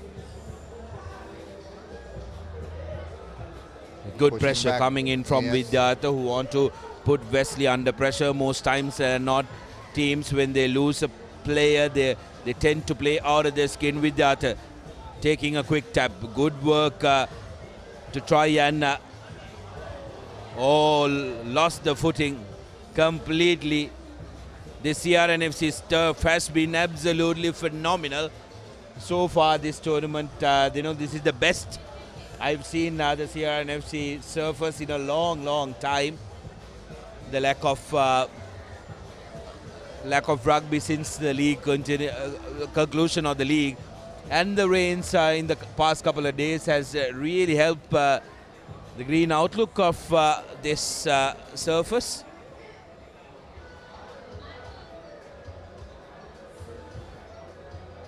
Vidyartha still down a man. 9 minutes on our clock.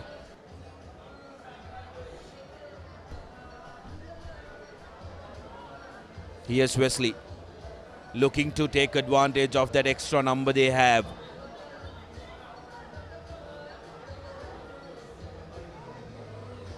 Wesley recycling. Sends it out. There is space on the outside, but opting to cut back inside. Vidyartha putting everything they got into defending their line. They know they only have a slender lead as Wesley breakthrough. That's the number 15, Dilhara Kavisha, who's unsighted. Now you can see him. He was playing a little game of hide and seek with our cameras. Wesley 12 points to 10 with the conversion to come. Puts that one through as well. 14-10. Wesley in the lead. This game has been a humdinger of a battle. The lead has changed like a pendulum. Yeah, both highly skilled teams, isn't it? Wesley as well have good ball runners in them.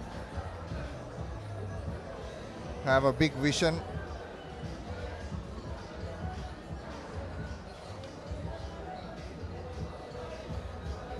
Here's Vidyartha now trying to make play. Balasurya puts the kick behind, sees the speedsters on the outside. The bounce is kind, but he knocks forward. So Wesley playing on and giving it out wide to Abdul. Abdul now finds a kick. It could go the wrong way. The advantage is over. Yes, Vidyartha now.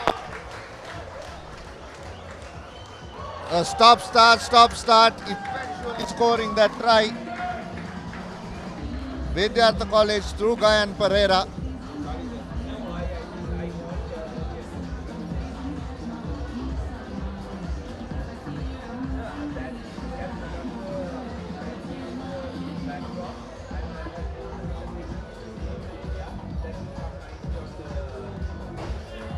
Kick is good as well. 17 points to 14. Just under 2.5 minutes to go in our clock.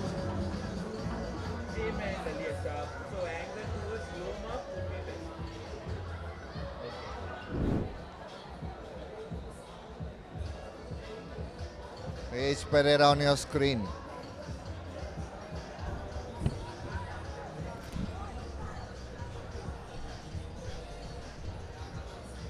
(14-15).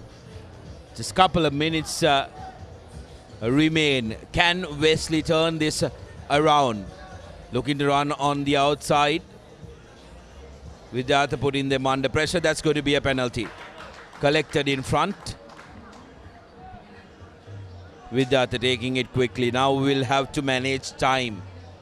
Balasuri yet again putting the ball to boot. It's a foot race.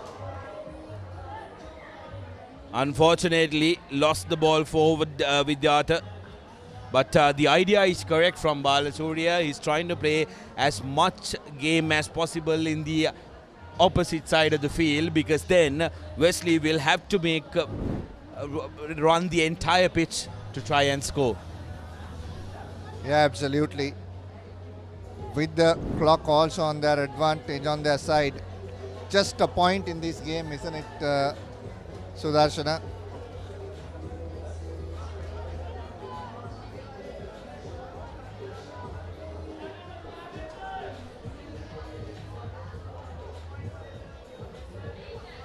Here's Wesley trying to run from the in goal, and they lose it forward in goal. Well, that's almost the game. 13.5 minutes on our clock. Just 30 seconds to go in this bowl final, as Vidyartha sends in fresh legs instead their number 2.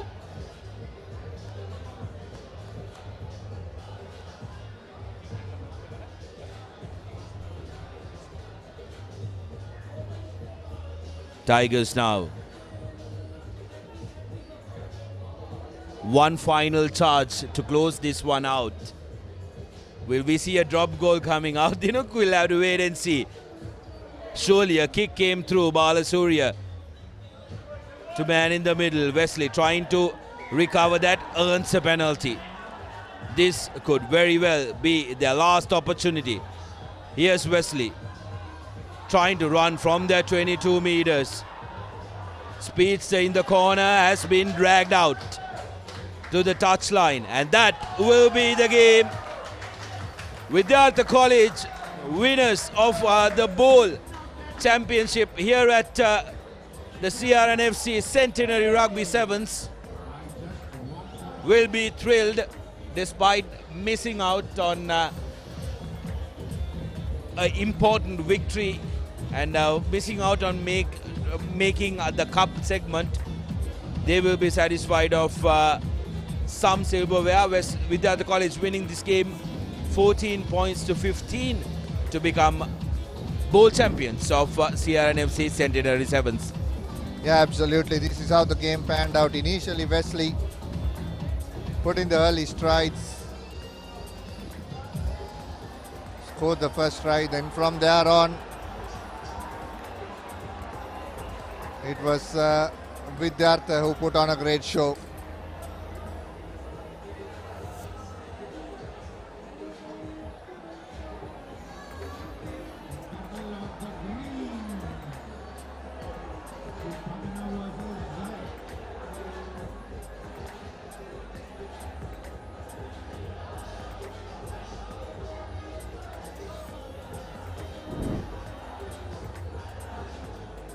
Big game coming up. Isipatana versus Zahira.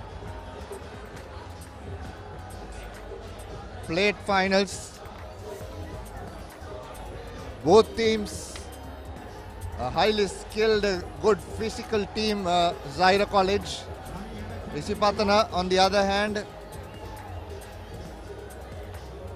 both these teams met at the group stage as well, and it was a close affair between both of them. Yes, Isipatana kicking off.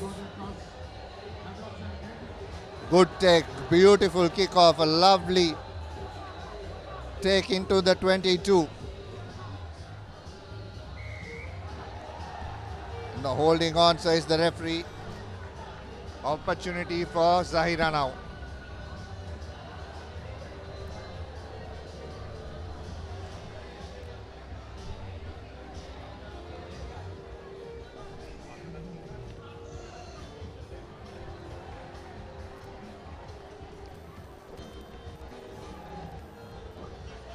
Line out right in front of their crowd for Zahira College. Sachin, good evening. How's the day been for you? Good evening, Dinuk. It's been an exciting day of rugby. Getting down to the business end of stuff now. It's the plate finals in the schoolboy segment. Just the cup finals yet to come after this. It's what we've been waiting for the last 3 days. The Longdon Place crowd now starting to fill up for the business end of the tournament. The schoolboys in action here.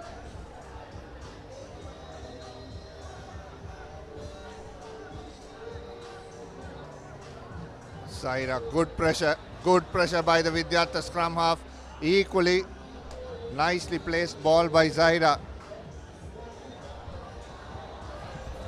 A bit of arm wrestle going on there between both teams. Yes, Zahira now flinging this out wide. Trying to break through the center field. Now the ball comes out wide once again. Overlap for Zahira College. Didn't want to use it. Another opportunity now. 2-on-3. Wide ball for Zahira to the speedster. Can he go all the way? He's been brought down. Ball.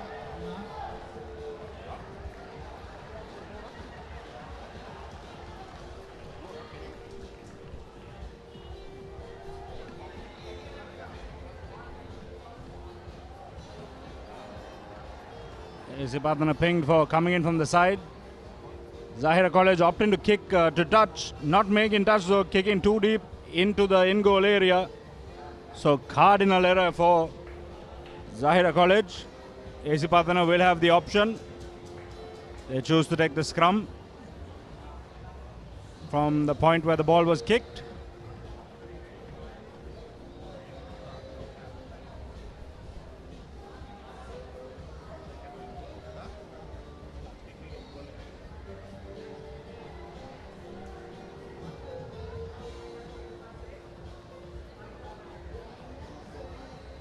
Big smiles on the faces of the Isipatana lads.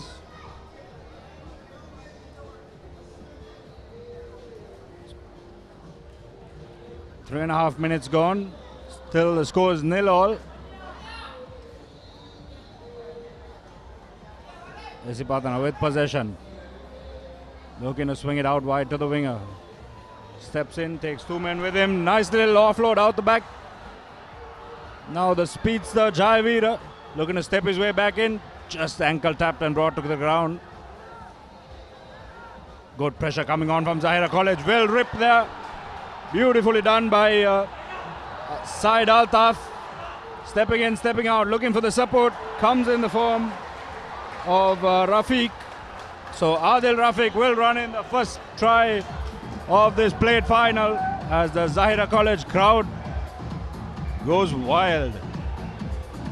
5 points to 0 in favor of Zahira College. A kick to come. Excellent work there by the Zahirians. That's a very, very good example of turning defense into attack.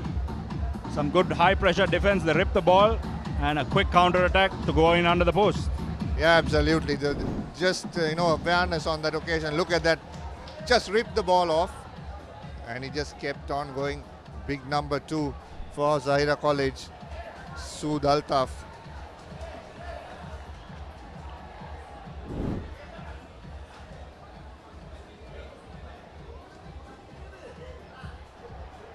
Zahira College trying to get us underway. Unfortunately, the kick going too deep, out into touch. So Isipatana will start with a free kick on the middle centre mark. It's been the theme of the day.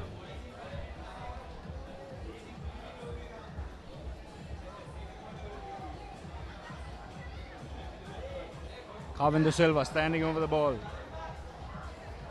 Taps and goes, opts to go the other way. Isipatana running onto it at pace now. Taken into contact. Beautiful counter attack coming there from Zahira College. Force struck over the top, forcing the knock on. So once again, good defense coming from Zahira College. Seeing that Isipatana were outnumbered at the breakdown, they piled in the numbers and forced the turnover. Zahira dominating, isn't it, on the breakdown. Has some big boys over there. I'm very sure they're not fasting today. Yes, I don't know how you do that in this heat, Dinuk. That'd be quite a feat. So penalty coming now to Isipatana College. Referee not happy with the scrum. Kavindu Silva takes it quickly. Isipatana looking to use the spaces out wide. This is Heshan Radimar. Unable to control possession. Zahira still with possession now. Referee chooses not to play any advantage. So come back for the scrum.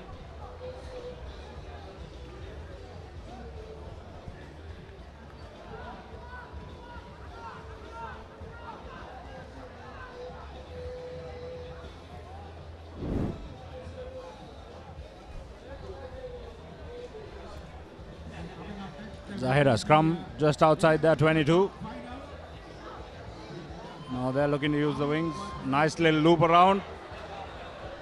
Space out wide. This is Shaif Mohammed looking to turn on the gas. Well defended by his opposite number. Again, Isipatana sneaking in from the side. Referee once again chooses not to play any advantage. Oh, silly mistake there by the Zahira College lad. Tried to chip and chase. In the end, they had the advantage, so we'll come back for the penalty.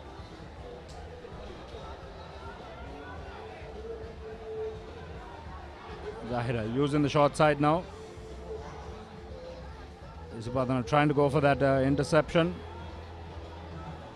Again, solid breakdown. Recycling possession well. Altaf, the speedster, steps in, steps out. Once again, steps in, steps out. Good defense there coming from Isipatana. High looping pass. Pressure around the breakdown. Referee allows it to play on. He says that was a good turnover.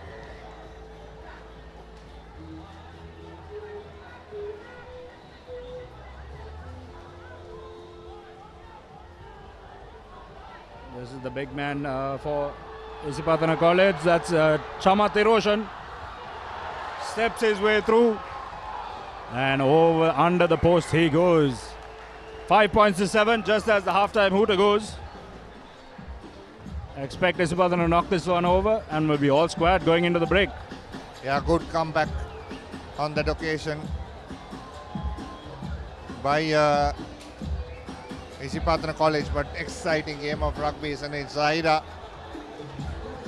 has come with all guns blazing, and that'll be half time. 7 points to 5 in the plate final. This is how it all. This was the last try scored by Isipatana. Just the ankle tap missed. Yes, Chamate Roshan showing a clean pair of heels there to get away.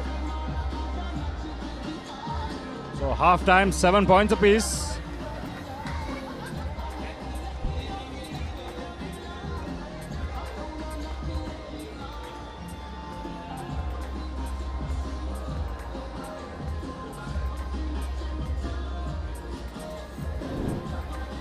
Here's the highlights. The first try coming from some good defense from Zahira College. Suhaid Edra going over.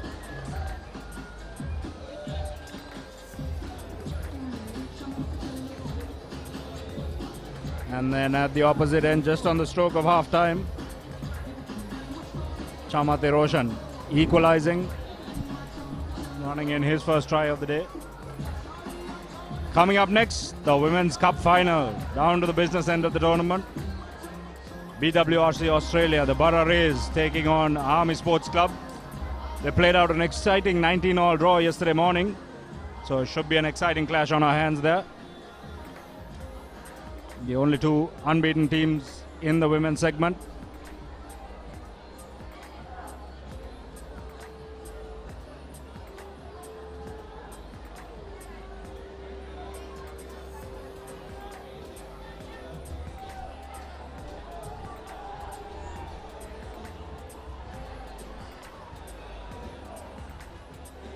As Zahira College now will restart.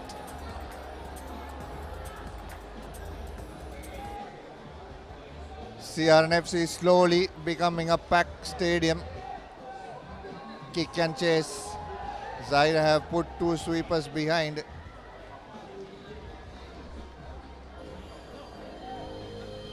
I don't think there was absolutely nothing in it. Yeah, the assistant referee wanting to have a chat.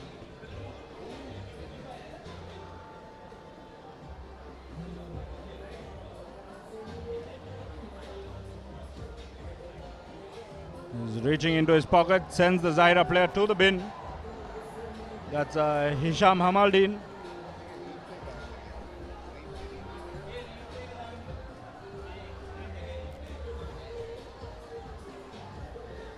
Not too sure what happened there. Try to get you a replay of that. Beautiful interception there by Zahira College. He's held up. It is a maul now. Excellent work by both teams. Zahira did well to get the ball back. Perhaps a little bit of unawareness.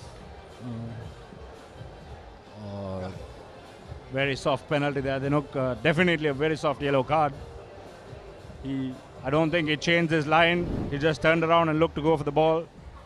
And the Zahira player, the Isipatana player just ran into him. Football move, isn't it? Just rolled away once he hit the opposition.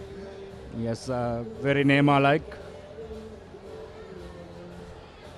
A lot of people are going to get angry for that, Sachin. Yes, Isipatana, lovely step.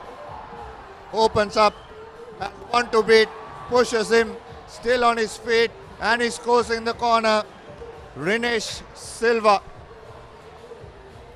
Yes, beautiful individual try there. Rinesh Silva. One little power step off his right foot. Open the gap and just walk right through it. That's an ankle breaker if I ever saw one. The Zahira College player ending up on all fours. And Rinesh Silva taking advantage of the extra man. 12 points to 7 in favor of Isipatana College.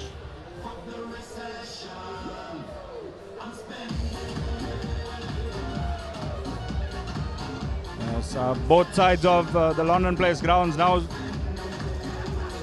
almost full. This is what you want to see, isn't it? The business end of a tournament.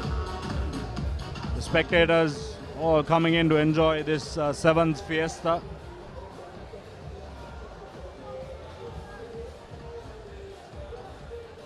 Rinesh Silva gets us underway.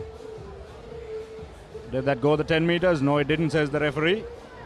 Looked like it did to me. He was standing just outside the 10 meters when he caught that ball. Here is Zahira now, a lovely goose step, a beautiful cut back in. What a try off the kickoff from Zahira. That's Altaf Sood. This boy has some talent, definitely a look forward for the future.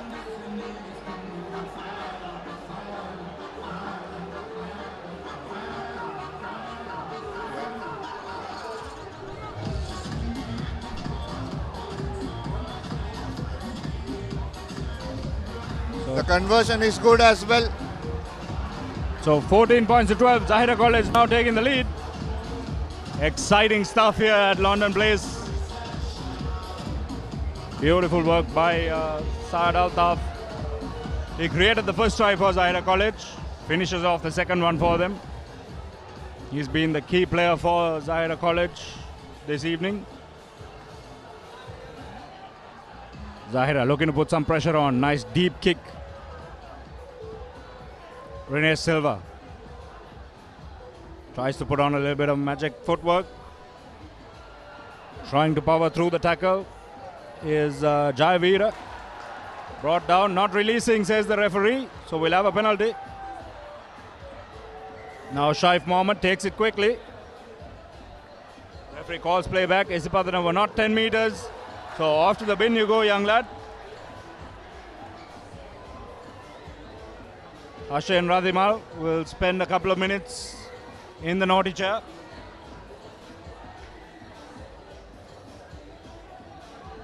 Zahira now an extra man. Can they use it to put this game to bed? Straightens out, gives the ball out wide. Good cover defense coming in from Isipathana College. Still with possession, Zahira.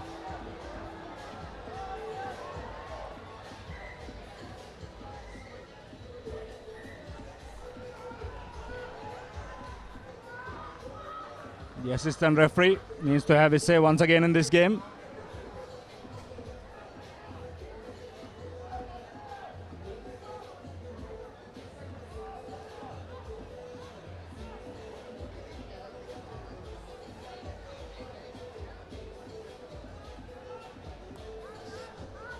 Referee reaching into his pocket once again.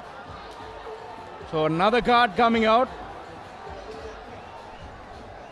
I think this is a game of blackjack at the rate the cards are coming out here.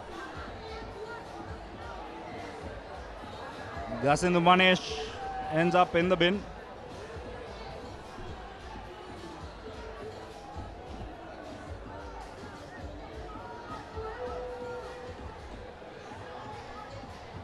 So Isipathana now playing with 5. Only one man in the line. Zahira with possession.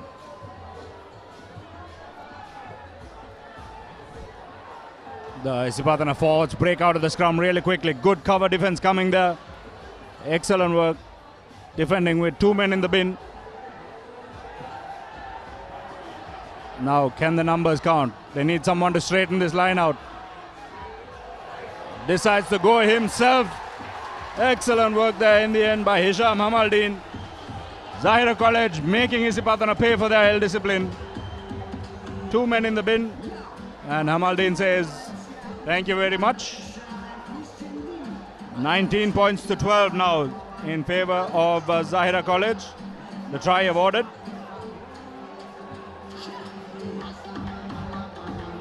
Just over a minute left to play in this game. Conversion to come. It is still a 7-point game.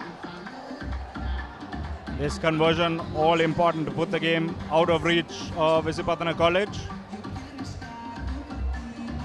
Falls just short of the uprights. Lovely work, isn't it? A lovely straightening line there. Hashim Kamaldeen scoring that try eventually.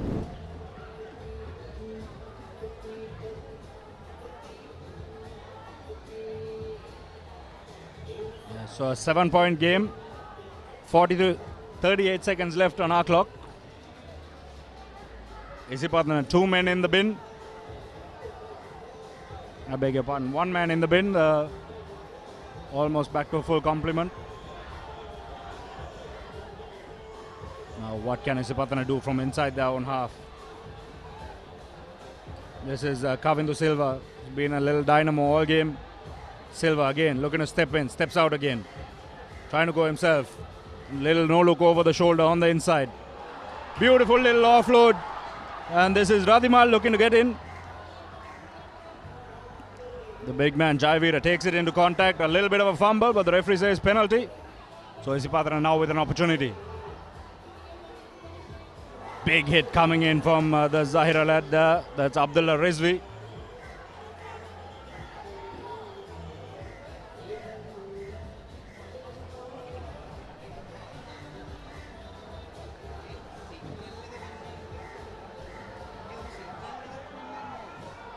Referee, another card coming out. Got an exciting game of poker on our hands.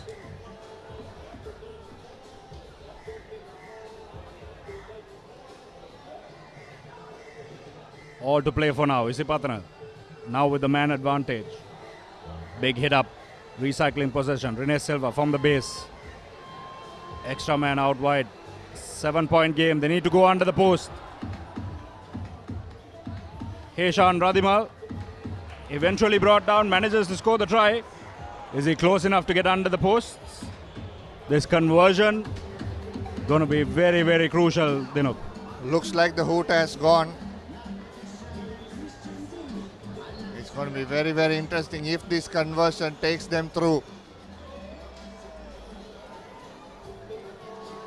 All the pressure on Avishka Hiran. He's taking his time, take the full 30 seconds. A very important kick here.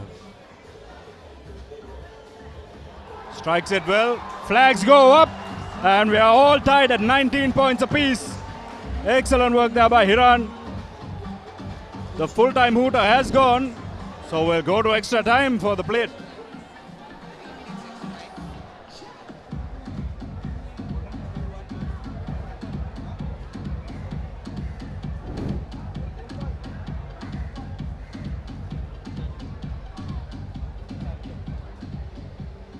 So we'll have 2 minutes and a half of extra time. Sudden death. First point wins. 7. What an interesting plate final it has been. Yes, we've had it all. We've had the yellow cards. We've had the tries. Coach Salia Kumara looking fired up in there. Making sure he gets his team focused. What a legend he was. Sri Lanka Candy Sports Club started off at Havelocks. If there's anyone who knows about pressure situations, it's Salia Kumara. Been there, done that. Years of service to Sri Lanka Rugby. Here's some of the highlights.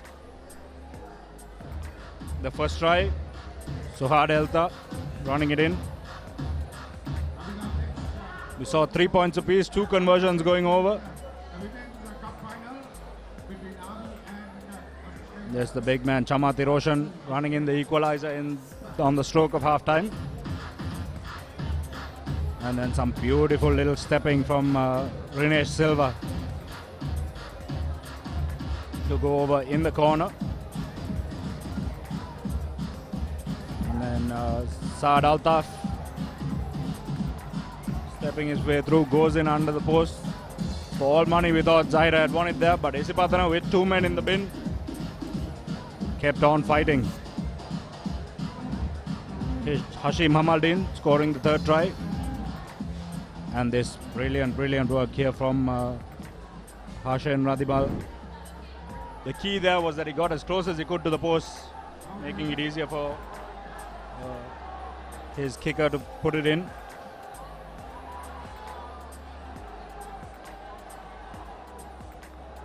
The Zahira College crowd getting very, very vocal now.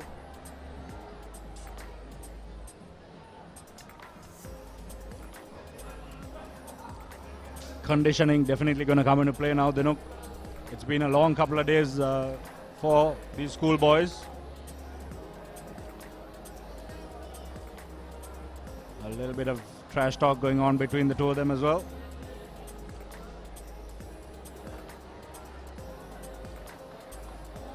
Everything to play for Sachin. 2 minutes. Both schools deserve to lift that for the game that they have displayed here in front of a massive crowd. Yes, they'll both be very disappointed to not be in the cup. But the way they're playing,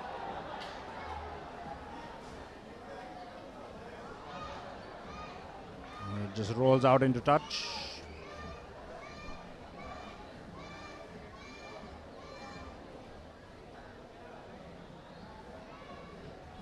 Big line out for Zahira.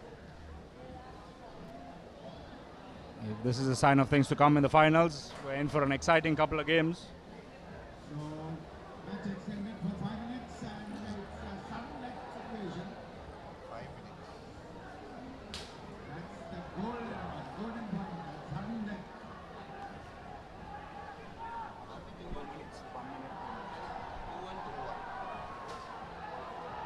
Isipatana College looking to get this one over with early. A nice little step in, step out again from Rene Silva. And that will give Isipatana College the plate championship. Brilliant work from Rene Silva. He has been the linchpin in this Isipatana outfit and brings them the silverware. Excellent work there. Sudden death. Isipatana not wasting any time. They put the pressure on, put that deep kick in, and then went all the way to the other end and scored the knockout blow. You feel for Zahira College. They put everything on the line in this game. Isipatana at one point down to 5 men. Stayed in the game. Somehow managed to pull it off. Yeah, absolutely. What a display by both these teams.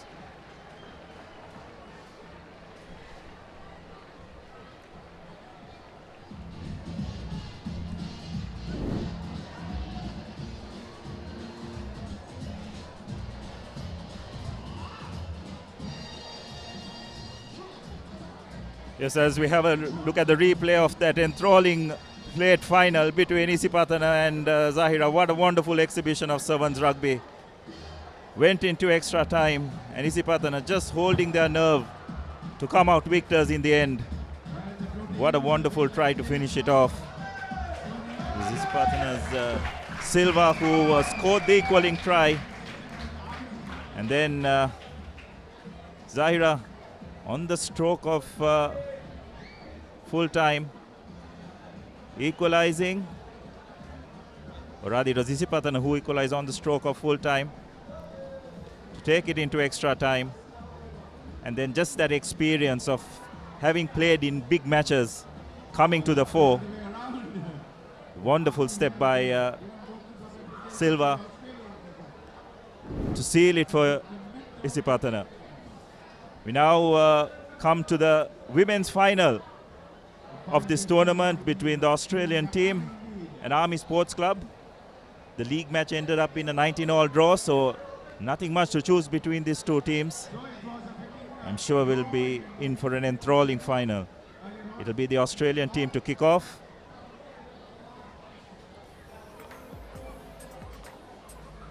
Safely collected, and there was no need to really pop the ball there. It's Army's little scrum off, the guilty party. Umayangana, who was at fault there. Finals, the get on to her.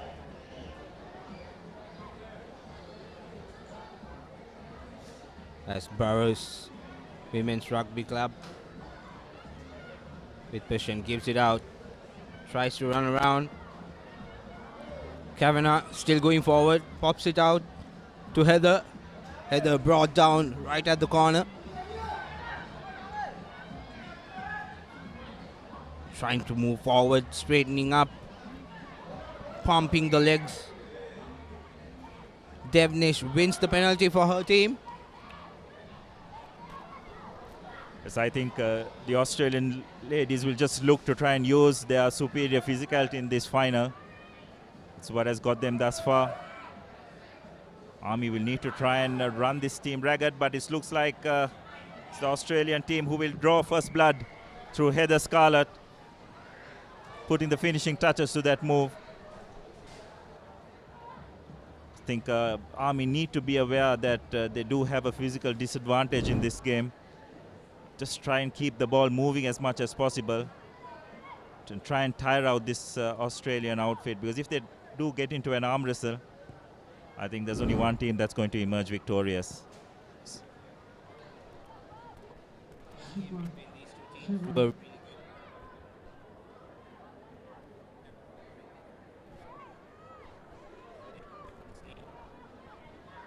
So when these two teams met each other in the league, it was a draw.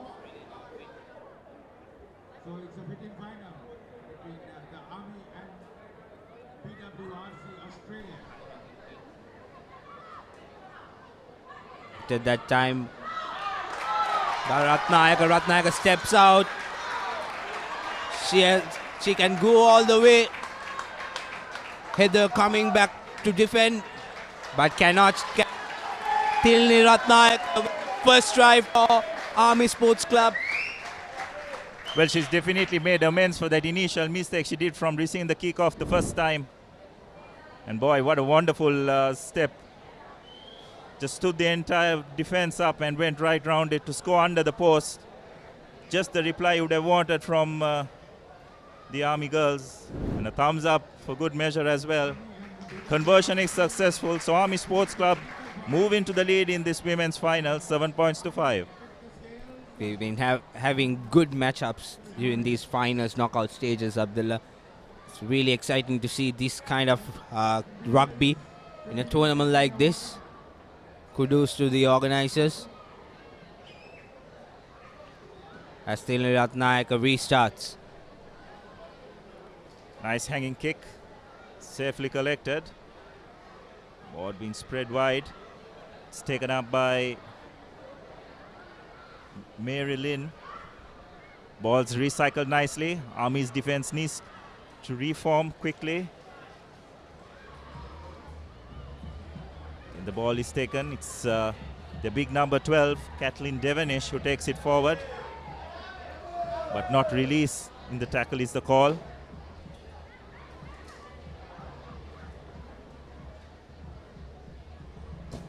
But Misty wants to speed up the game according to their pace.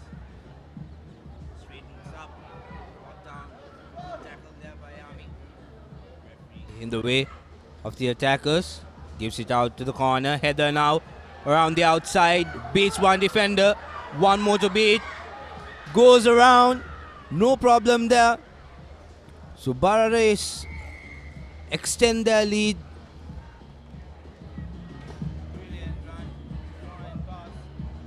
And right around the corner, beating two defenders. Yes, well, that's exactly what Army can't afford to do. They're just turning possession over a bit far too easily. And when you get into a one-on-one situation with this team, there's a greater probability that the Australian ladies are going to come on top. So the conversion has been missed. As we have a look at that replay once again, Heather Scarlett putting the finishing touches to that move again, once again off turn position that has been turned around. Still 10-7. Army still very much in this final. This time a long kick to space by Barares. Now Army trying to run around. Use it out. Running across, straightening the line. Needs support. Tilni Ratnayaka now. Referee bring him back. High tackle. The opportunity now. Reset.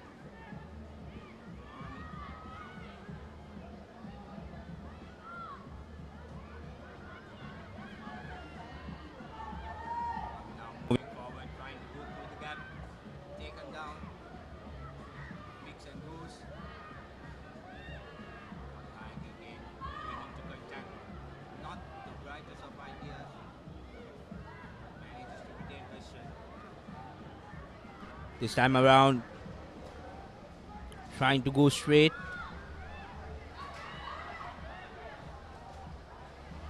Army. Chip and chase. Can she collect it? The bounce is in favor of her. Army still with position. Trying to speed up. Working it out. There's an advantage in numbers on the outside, but decides to go by herself.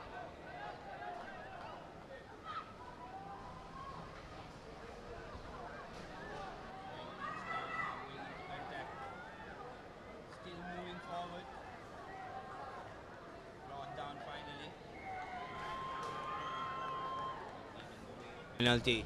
Yes, but that's what Army need to avoid, isn't it? Going into contact, because if they do get isolated, it's going to be very hard for them to shift this Australian team at the breakdown. But that was a good sequence of play. The only fault, if you have to point out from Army's point of view, is they did not spread it out wide, isn't it? They kept on hitting it at short angles and going into contact, which probably makes defending against this kind of team, for a team that's far physically superior, much easier, isn't it? So Army need to be a bit aware when they do have possession on how they are going to execute. Absolutely, there is no sweeper as tries to get to the ball but knocked forward inside the goal line.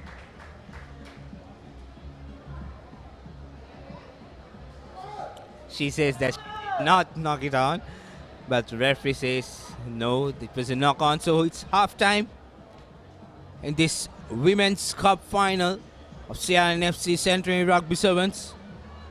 It's 10 points to 7. The Papare leading Army Sports Club.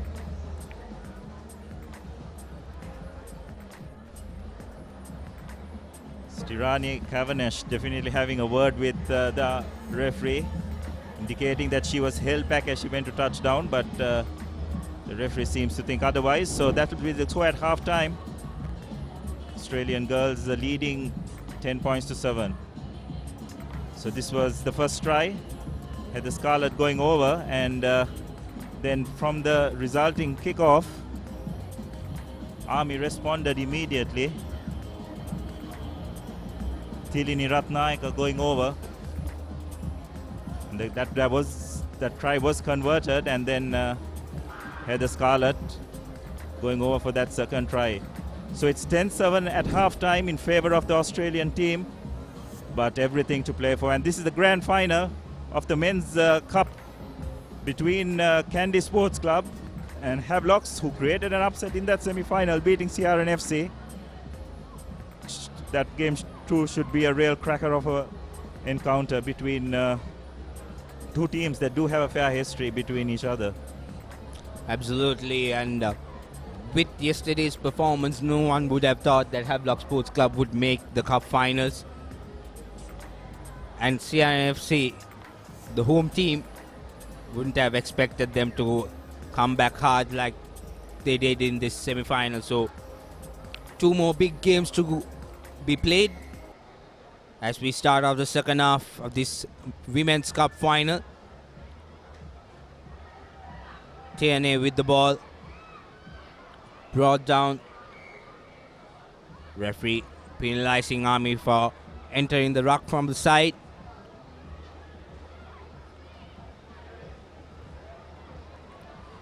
Paris takes the tap. Tierney, the playmaker, gives it out to Westcombe. Westcombe to Mary Lynn, goes into contact. Now Tierney yet again. So cuts back inside. Eva Cahill.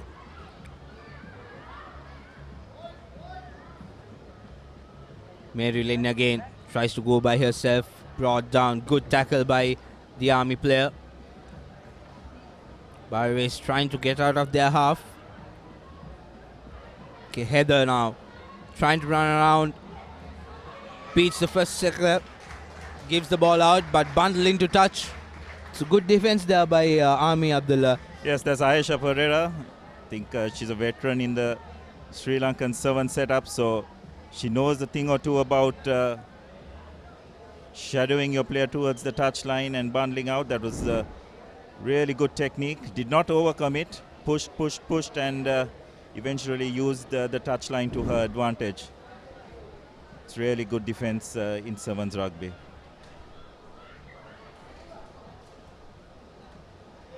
Army losing out on the line out. Barways with an advantage. The ball pops out. Nami now with precision.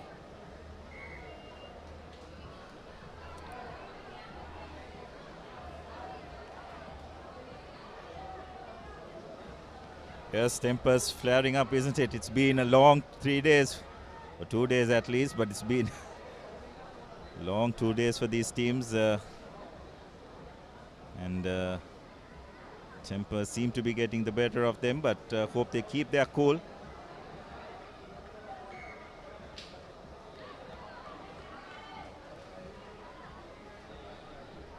Back-to-back penalties conceded by Army.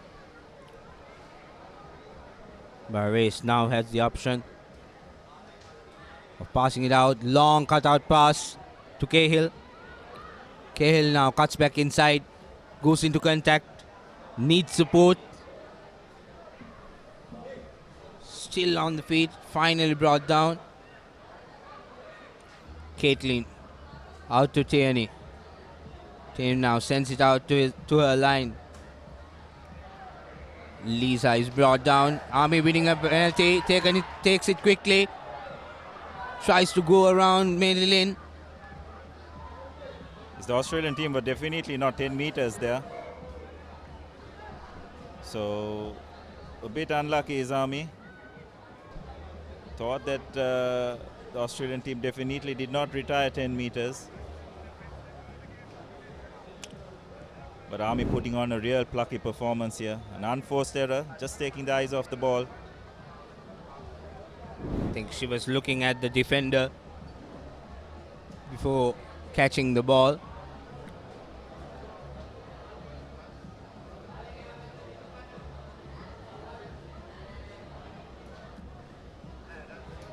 Papare race now with the scrum.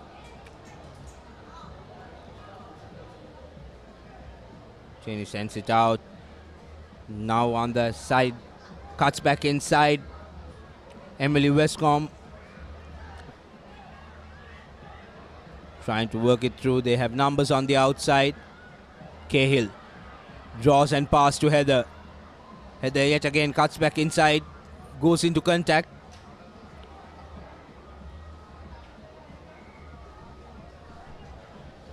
Yes, the referee is very strict on the tackler rolling away.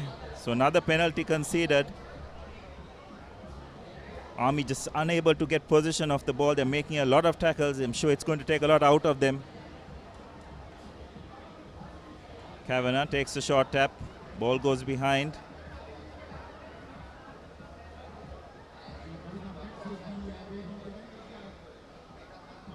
Ball is recycled. Spot out to Heather Scarlett. Will she be able to go over? But looks like she's just been bundled into touch. Really good defense by Army. Desperate defense. Would have been a brilliant finish if that try had stand. Bundling to touch. So Army manages to keep the Papare away. There you go, the replay. Yes, I think it was Nadisha Munasinghe who managed to just make that tackle in time. And now Air Force have been hauled up behind their own goal line, so it will be a 5-meter scrum. They did well to win the line out, but from then on the execution was not what it should be. 5-meter scrum for the Australian team, and they definitely fancy their chances. Would use their superior physicality. Don't think they need to go too wide from this kind of a range. And a try now would be the final nail in the coffin. Just over 1 minute to go on our clock. As the Papare goes to the corner, Scarlett Heather cuts back inside, scores the third try. It's a hat-trick for her. 15 points to 7. Papare Women Rugby Club from Australia. Looks like they're going to snatch the cup championship from Army Sports Club. Conversion not successful, as we have a look at that try once again. A nice little switch, catching the Army defense snapping. And Heather Scarlett goes over for her second try. So it's 15-7, just approaching the last few seconds of this game. Army need to score twice, so I don't think that will happen. So it's safe to say that we have a champion in the women's segment. Kavanagh kicks ahead, finds a good touch finder. That'll just run the clock down a few more seconds as well.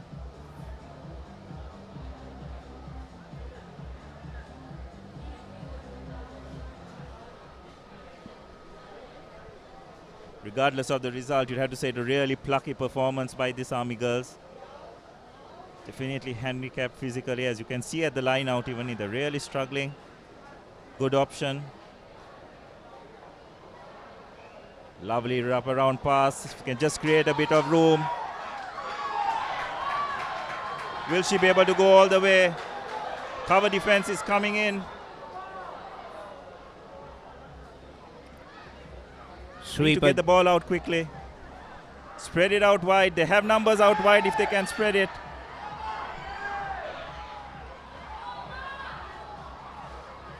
Oh, lovely wraparound pass. Need to hold on to possession. Oh, I think a bit unfortunate. Player went off her feet. Valiant effort by the Army girls, but the Australian team just a bit more savvy, and looks like they will take this game and take the championship as a result. But what a wonderful performance by both teams. Eventually the superior physicality of the Australian team coming to the fore, and in the end enabling them to annex this championship in the Centenary Sevens of CR&FC, 15 points to 7. Absolutely. Here are the highlights from that game. Papare opening the score with Scarlett Heather. And then Tilni Ratnayak on the outside made it 7-5.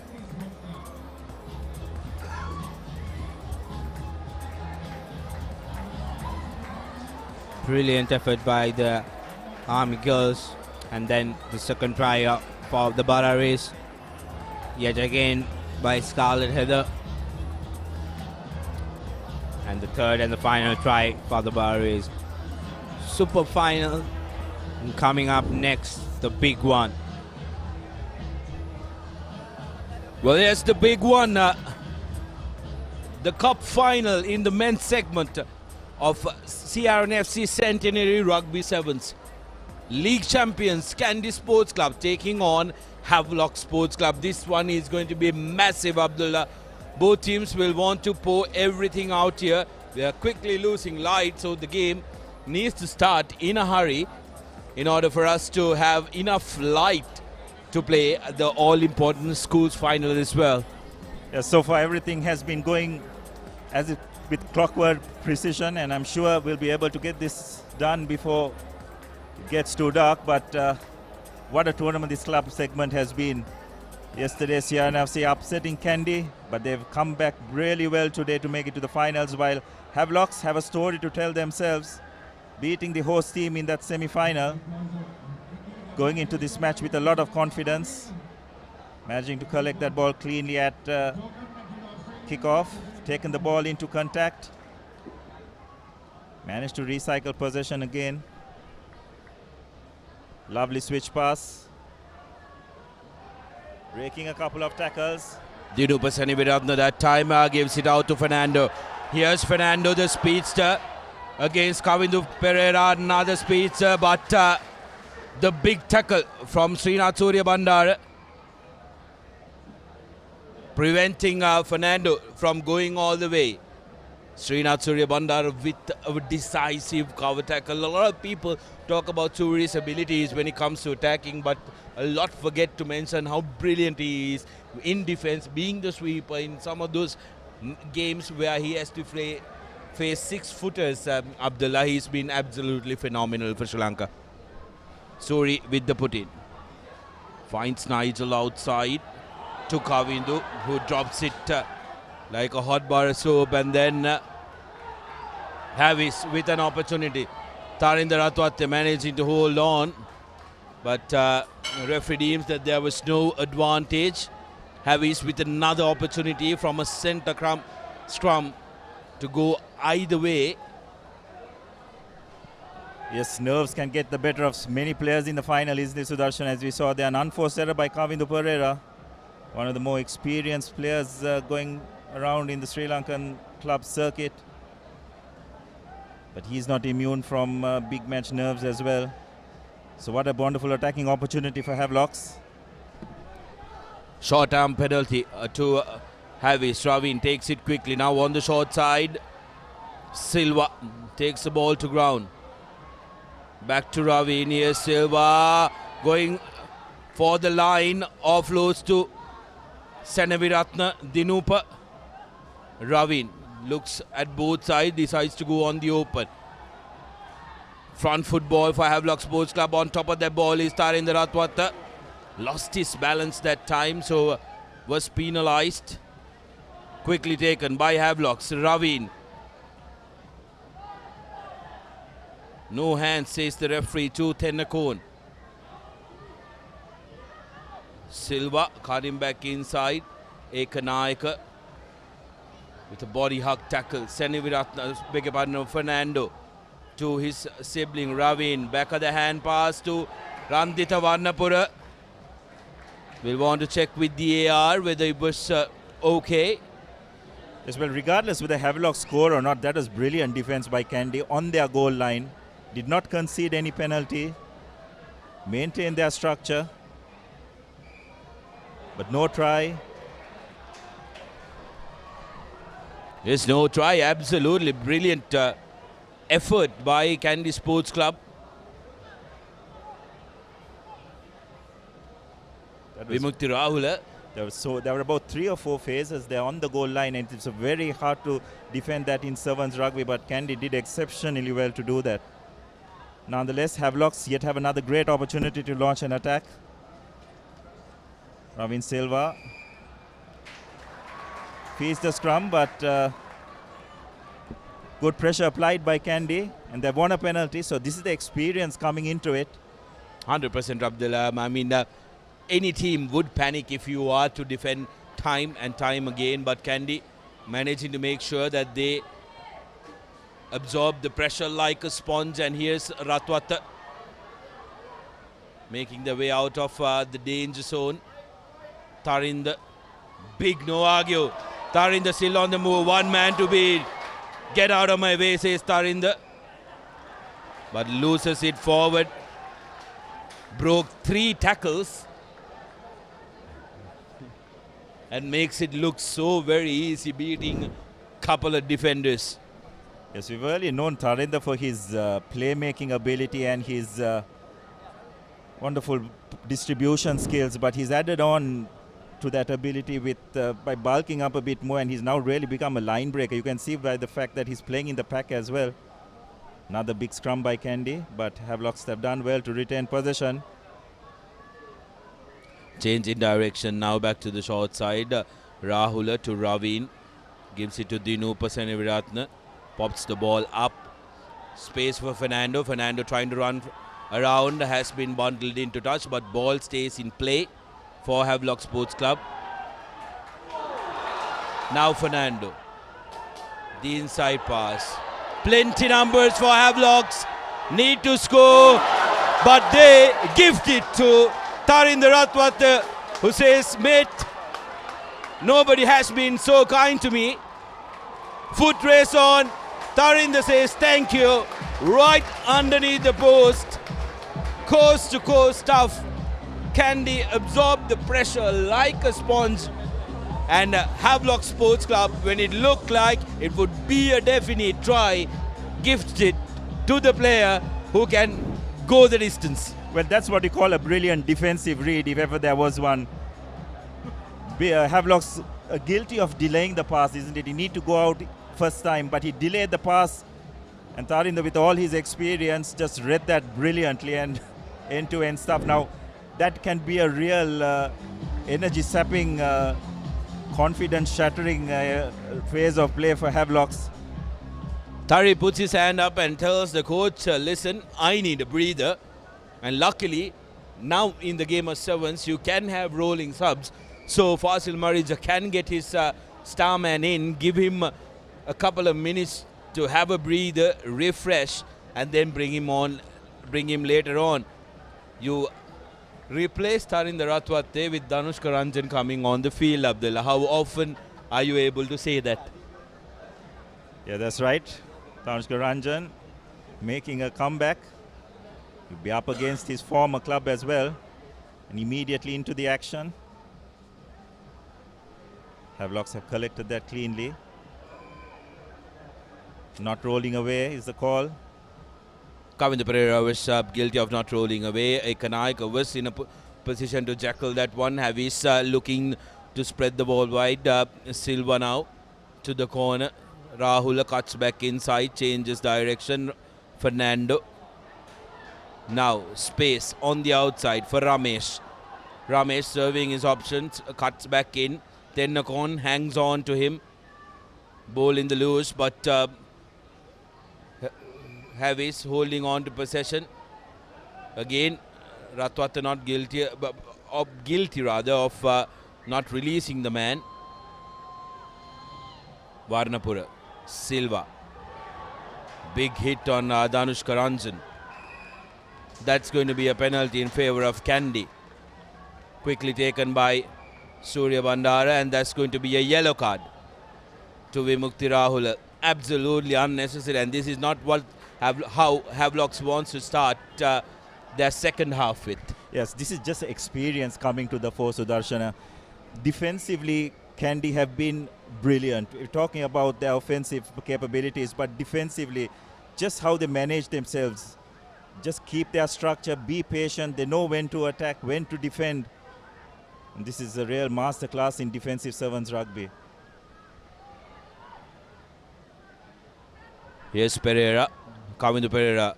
Change in direction to Lavanga Pereira. Lavanga Pereira out to Ranjan. Danushka Ranjan is clearly not up to his best. Still work in progress with Danushka Ranjan after his injury, and Surya Bandara makes it look so very easy. Walks himself to the try line to score Kandy's second. It's just brilliant stuff by Kandy. Just absorbed all that pressure. Havelocks in that first 4 to 5 minutes were dominant, but they just kept their composure in defense, and at half-time they're leading 12 points to nil. So that's just sheer class and experience from this Kandy outfit. Surya Bandara with the conversion. So it's successful. So they will go into half-time at 14 points to nil. And Havelocks with all to do, and will definitely be a despondent outfit going into that half-time huddle. Interesting first half in the CR&FC Centenary Rugby Sevens here at Longdon Place, Kandy Sports Club. The half-time confirmation, 14 points to nil.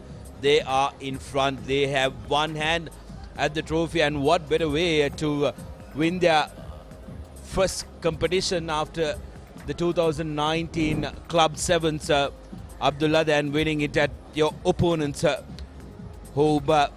Kandy Sports Club, their first try coming through Tharinder Ratwat, the end-to-end sprint there.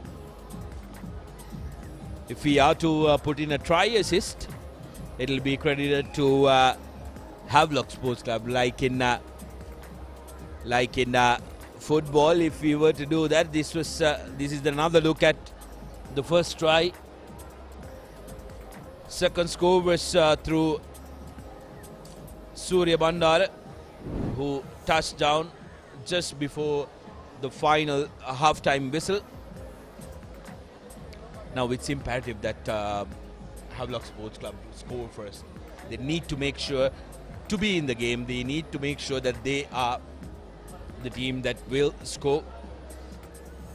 A massive, massive shout out to all of you joining us on Sri Lanka's #1 sports hub, www.thepapare.com, on Dialogue TV channel 144, on Dialogue View Hub, and also on thepapare.com from around the world.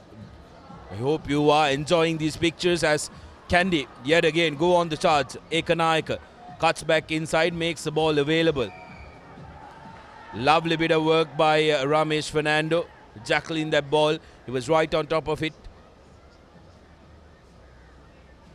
Here's Chandimal, Chanaka Chandimal, absorbing the pressure, sealing the ball, says the referee. Yes, Ranjan tried his level best, but I think he did not support his body weight, and thus was penalized. So another opportunity for Havelocks. He's looking for options. Goes to the short side, Chandimal. He's not going to like me for saying this, but currently the oldest player on the field. Fernando to Silva. Silva goes towards the traffic again and loses the ball forward. But again, it's that defensive effort from Kandy, isn't it, Sudarshana? They just don't overshoot. They keep their alignment. And Havelocks have just found it near impossible to penetrate the Kandy defense. And thus, they are forced into making errors, which Kandy are good enough to capitalize on. Yes, they say that defense wins you championships, isn't it? And Kandy are doing it in style, although they have conceded a penalty in scrum. Ravin Fernando steps one, steps two, looks to the outside. Here's Senaviratna cutting back inside. Kandy steals that ball. Seems like Kavindu Pereira is going to go to the bin. Yes, he will. Kavindu Pereira to the bin.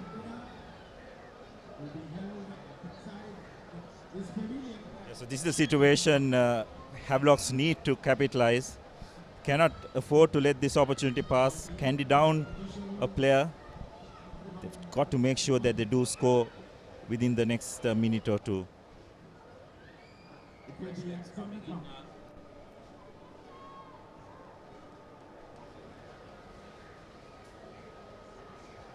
Kinswoody Nasir Senaviratna. It seems like that's Heshan Jansen, despite wearing Nasir's number. Let's try and take a better look in the next frame. Short-term penalty for Havelocks. Havis absolutely need to make use of this long cut-out pass. Here's Varnapura. Ramdita Varnapura with the first score for Havis. Cuts the deficit to 9 points. Conversion will be very important, because if they can score another converted try, they'll be able to equalize Kandy.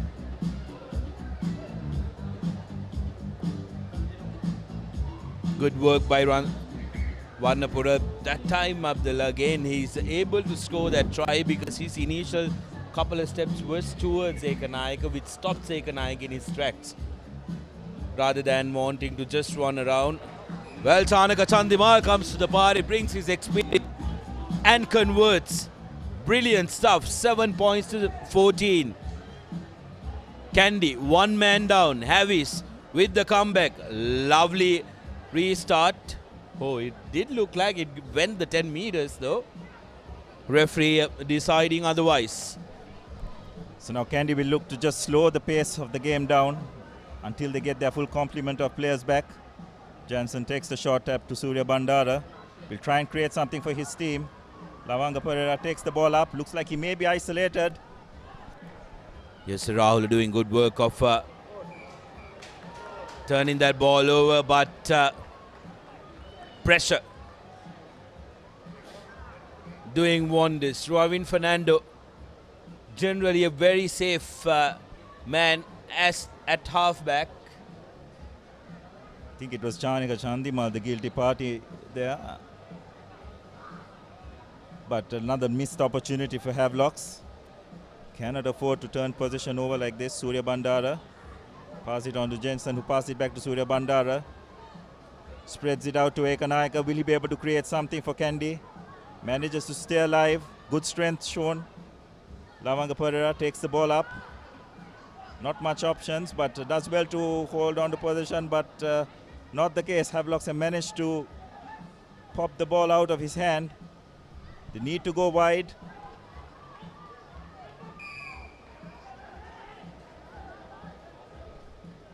Jansen guilty of not supporting his body weight. You can't keep your hands on the ground and try to rip it out.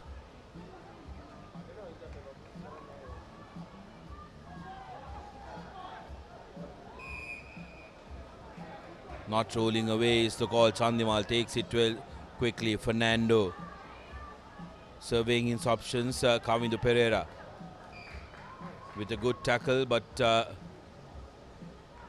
Kandy, their eagerness to pick that ball up, have lost it forward. Yes, it's turned out to be a real arm wrestle, isn't it, Sudarshan? You can see fatigue setting into both these teams as well. The decision making is not as clear as it normally is. Looks like Kandy have got their full complement of players back.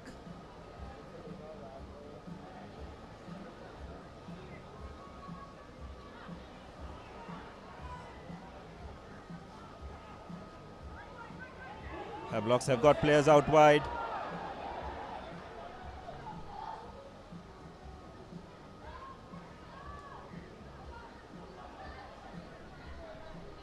Havis looking for options on either side of the field.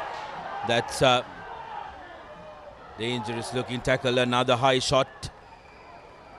And that's going to be a card for all money. Jansen did go at the collar, so there is the risk. The tackle though, the second tackle though, was around the neck. Yet again, after speaking with the AR, they've decided that it doesn't warrant a yellow card. So lucky for Kandy. Chandimal steps back in. Held on to by Suranga Tennakon. Penalized, isolated. Kandy quickly taken by Surya Bandara. Havis were napping. Suri says, not while I'm on the field. And that will be the swan song of this game. Srinath Surya Bandara, the skipper of the Sri Lankan Sevens team, the skipper of Kandy Sports Club, having the final say in the game at CR&FC Centenary Sevens Club Final. Take a look at that. Quickly takes it, makes it difficult for our cameraman to keep chasing him. He was super fast and touching down like a boss. Srinath Surya Bandara wins it for Kandy at the home of the Red Shirts. Conversion for good measure is good. 21 points to 7. 3 converted tries. And Kandy Sports Club are the winners of CR&FC Centenary Sevens. First game that they competed since 2019 in the format. And what a way to come back. Wins the cup, beating Havelock Sports Club 21 points to 7. Absolutely dominant, brilliant stuff. Dominant, brilliant defensive display, I'd say, Sudarshana. Started off with this is just the interception, but before this, they just thwarted so many waves of attacks by Havelocks before Tarinder intercepted. And there were many other opportunities which Havelocks had, they did not capitalize on. And Kandy just using their experience, using their composure. Tanushka Ranjan having a slight impact as well. Spreading the ball out wide. Nigel Ratwata taking the ball up, popping it up to Surya Bandara, who put the finishing touches to that second try. Havelocks, to their credit, were always in the game, on the stroke. Just at the start of the second half, coming back with a try, and then on the stroke of full time, Srinath Surya Bandara rolling the years back, going over for a try like he has done so many times in the past. An absolute legend in Sri Lanka Sevens rugby. And Kandy Sports Club, deserved club winners of the CR&FC Centenary. Next game, Royal College takes on St. Peter's in the Schools Cup Final. And to take you through, it'll be Sachin David and Dinuk Bhaskaran taking you through the Schools Cup Final.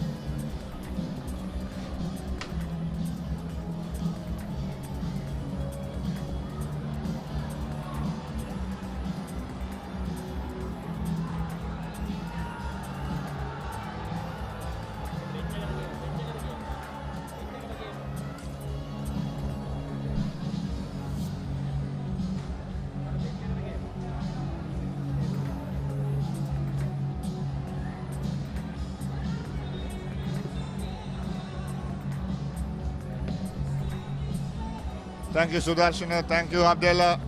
What a cracking final it was of a game, and it was once again has come down to that one man's brilliance who had won single-handedly games for Sri Lanka, Srinath Surya Bandara.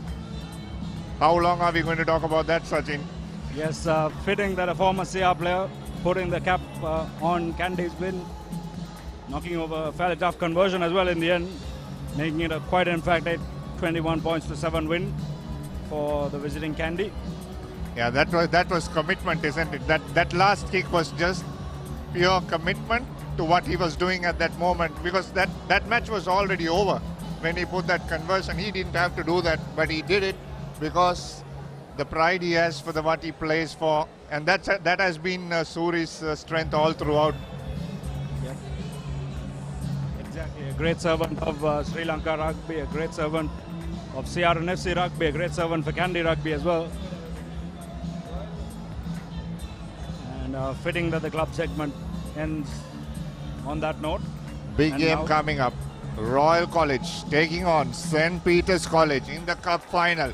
Both these teams, Royal beating St. Joseph's, St. Peter's beating Trinity. What a cracking couple of semi-finals those were. The Wesleyites at the back there. Watching this game, the organizing committee behind all the hard work they have done, they will have a sigh of relief once this finishes. The biggest game of the tournament, the Schools Cup final, St. Peter's College versus Royal College. And what a game it's going to be. As you hear the crowd roar as the schoolboys take the park. Royal College fresh off a big match win and a 50-over win, looking to cap it off with a bit more silverware. It's still ringing a bell, isn't it, in you? The big match win. It will for a while. At least I have some consolation. Trinity beat Royal twice this season in cricket. Both won by an innings, and one in Colombo, one in Kandy. Let's focus on the sevens. Some new faces in the Royal team. This is one of them, the 6'3", second row for Royal College.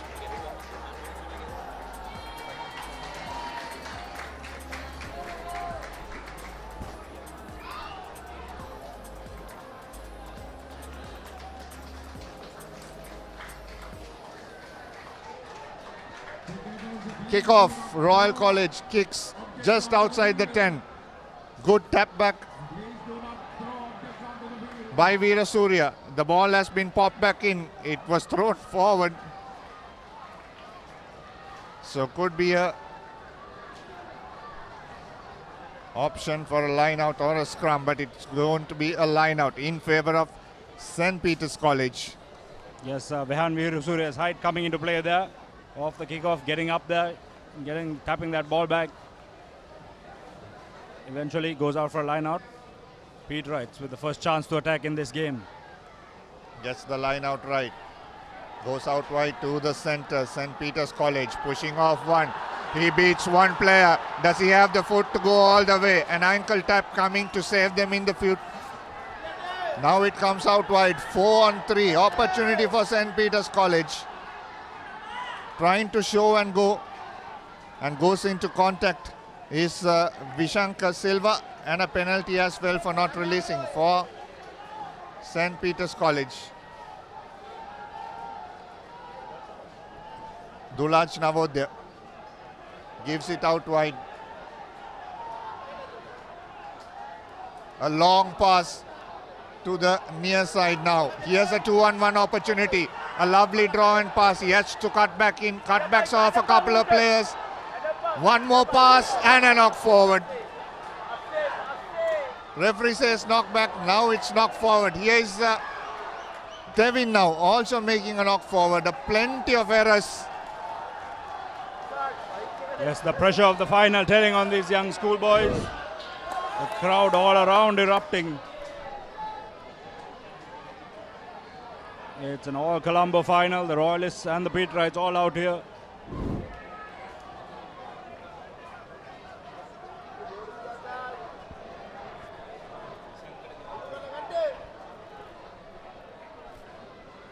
Shankar Bekon from the Central Province Referees Union refereeing this final. Here is Royal College attacking from the rough. Yes, Kalyana Ratna has had a fantastic tournament. Kalyanaratne and Royal St. Peters have managed to counteract this. They are going into another contact. Easy as this time. The first try has been scored by Kushan Tarindu rather. Yes, excellent work there by the Peterites, keeping the pressure on. They've pinned Royal inside their own half all through this game and forcing that defensive error and eventually forcing the turnover and running in under the post. I beg your pardon, just right of the uprights. St. Peters have totally switched on. If you see the first game against Royal on day one, this is not how they played. Both these teams played in the same group along with Wesley and qualified. But St. Peters here are in a different mood, a beast mood. And that gives another 2 points with the conversion. Yeah, Kushan Tarindu converting his own try there.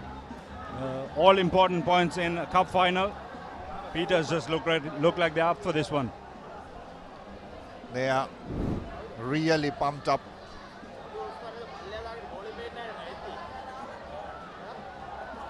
Kushan Tarindu will restart as well.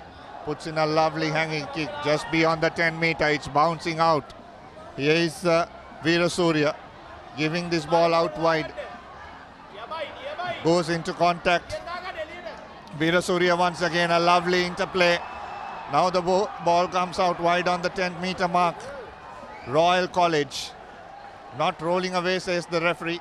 Quickly taken by Kalyanaratne. Goes into centre field. Off to Randul Senanayaka, the skipper. Big hit, huge hit by the Peterites. Here's Royal, here's Veerasurya once again to Kalyanaratne. Kalyanaratne gives it out wide to Janit Krishanta and another big tackle from Sajit Galage of St. Peters. And a knock forward, big time pressure. Yes, the pass I don't think Royal has not encountered this kind of pressure in any of the matches so far played here at the CR&FC Sevens. This is like on their face because St. Peters are really pumped up. They're taking their A game. They are having their presence on the field. Yes, and the Peterite crowd loud and proud behind the young lads here. St. Peters to feed into the scrum now. Quickly taken out. Once again, they're spreading this ball out wide. No one sweeping. Foot race on. It goes to the corner. Bounces nicely. Tap back in. A lovely pickup. He needs support to clear this ruck as well. And the support arrives as Royal not rolling away on that occasion. Tarindu definitely up for this game. Scoring the first try, knocking over the conversion. We saw that big hit in the middle of the park. And now that excellent pickup there. He's been the star man for the Peterites. Getting some running repairs now. There you see the nice flick back in and that pick up off the ankles. Beautiful skills there. Royal College guilty of not rolling away. Royal on the other hand as well. They have gone for a line out, which is an interesting option with Veerasurya being there, the 6'3" second row for Royal College. The other thing is, Sachin, is that Royal has been physically dominant throughout this tournament, and this is the only time they have been physically challenged as well in breakdowns. Yes, Royal College always puts out a physical outfit, whether it's in 7s or 15s. Going for the short line out. Oh, lovely line out. Oh, not five, says the referee. The throw didn't go the distance, the 5 meter distance. Quickly taken by Royal College. Now, Kalyanaratne looking to swing. High tackle coming there. Referee choosing not to play any advantage. Here is Royal once again. Good clean out. Not rolling away as well. Now, quickly taken once again. Given it out wide. Kalyanaratne to Vijay Surya. Swings this to the near side. To the man who has been dominating these 7s, Dulanjaya. Veerasurya once again. In play. Ball comes out close for Royal College. Pinning it out wide. to Kalyanaratne. Kalyanaratne trying to break free, but he has no support at all. Referee playing advantage for offside and eventually a penalty. Taken once again by Tevin Pereira. Pereira throws this out wide. Numbers on the outside for Royal College. Here's Veera Surya once again, looking for options. And moving nowhere, Royal College. They have been overwhelmed by the defensive effort by St. Peter's. Here's Royal. Tevin once again trying to step and run. Gives it to Kalyanaratne. Kalyanaratne has Dulanje on the outside, who has been very, very physical. This is how he is. This is the skipper, Randul Senanayaka. Tevin looking for the switch back in. Tries to go on his own. Cuts back in Tevin. He slips on the 40-meter mark. Ball play on, says the referee. And St. Peter's will kick this out and will go into half-time with a lead. What a scintillating performance in the first half so far by these two teams. Yes, the Peterites all up for it. We saw earlier in the cup final of the club stages also, defense wins you cup finals. And the Peterites doing that business here, staying firm, keeping Royal pinned inside their own half. I think that last play was the first time Royal crossed into the Peterite half, all in this final. Nice little pick and go off the fringe and the offload. The try coming to Tarindu Kushan. He's been absolutely immense for the Peterites in this game. Making massive tackles, doing the kicking duties. He's been a crucial part of this Peterite outfit. The two coaches, Sanat Martis and Dushant Luke, having their moment. The Centenary Sevens from 1922 to 2022, CR&FC. What a year it has been for this club. A club that has been challenging throughout the years and have won many trophies along the way of a 100-year journey. The oldest member. Yes, that's Mr. Subman Avaratnam, a legend of CR&FC. He's been around almost as long as the club has. 95 years young, and even today he was present at high spirits. Yes, what a stalwart of Sri Lanka rugby he is. St. Peter's, they look pumped up. Coach Sanat Mart is barking his last instructions. It's all to play for here. Just a 7-point game. So St. Peter's, even though they were dominant, they haven't run away with it. Royal now with an opportunity. They'll start with the kickoff. They'll receive the kickoff rather. This is where Royal will come into play. They're very good at sucking in pressure and then putting on the performance that they have planned for. So they have done that part well in the first half, not leaking too much points. On the other hand, St. Peter's have had all the opportunities and have not scored much, just 7 on the board. Here's the restart to the skipper. Senanayaka gives the ball out wide and goes into contact. Good strong carry by the Royalists. Tevin off to Lennox, off to the outside. It goes towards Janit Krishanta. Penalty quickly taken by Royal College. Tevin once again. Royal cramping up but going on the outside. Janit on that occasion. Penalty coming to St. Peter's. Important moment in the game there.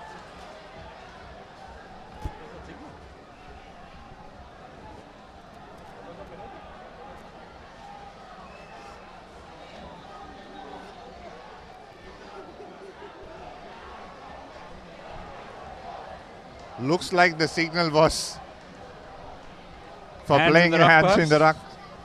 That's what it looked like. St. Peter's opting to kill the clock, opting to gain some territory. You see Coach Dushant Luke in the background giving instructions. He switched from his duties in the plate final. Switched the red jersey for the blue and gold.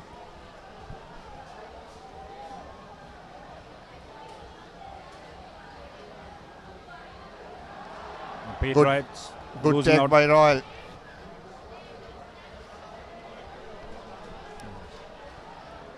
Lost forward there by St. Peter's. The referee calls time.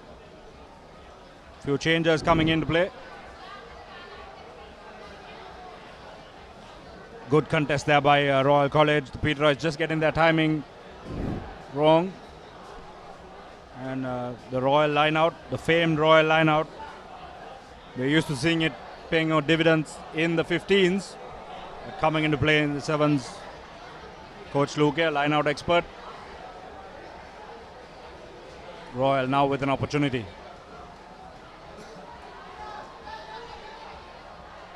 Trying to bust up the middle is Royal College.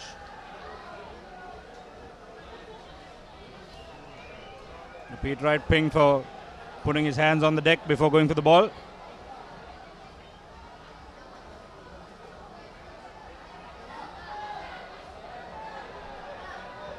Royal now looking to use the numbers out wide. Little offload on the inside, and it's picked off beautifully by Tarindu. Tarindu Kushan, he's been the star of the day, and he'll run in his second try in the final. Beautifully done there by Tarindu Kushan. What a defensive read, Dinuk. Absolutely. Absolutely brilliant there from St. Peter's. Simply the defense is winning this game for them. The tackles has been spot on. Though they are committing 2 players into 1 tackle, they are lining up again, retrieving back. And Tarindu Kushan is single-handedly scoring the points for them. Yes, it's been Tarindu Kushan versus Royal College here. Look at that beautiful defensive read. He saw the offload coming, stuck a mitt out, grabbed it, and turned on the gas. And away he went.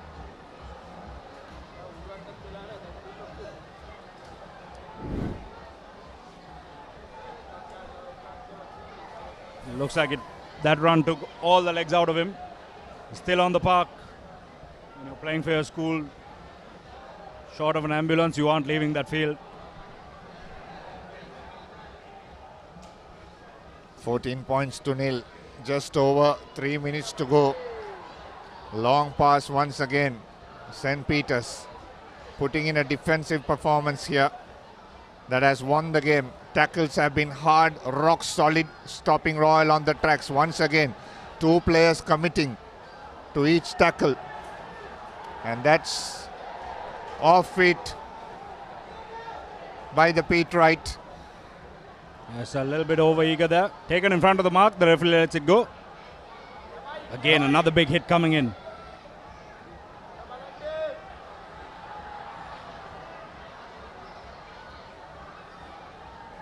Good counter-attack, counter-attack coming from St. Peter's College. Again, it's that man. Absolutely spectacular performance by young Dilshan. He's been at the heart of everything for St. Peter's College. He's completely out on his feet, getting an ice pack on his head.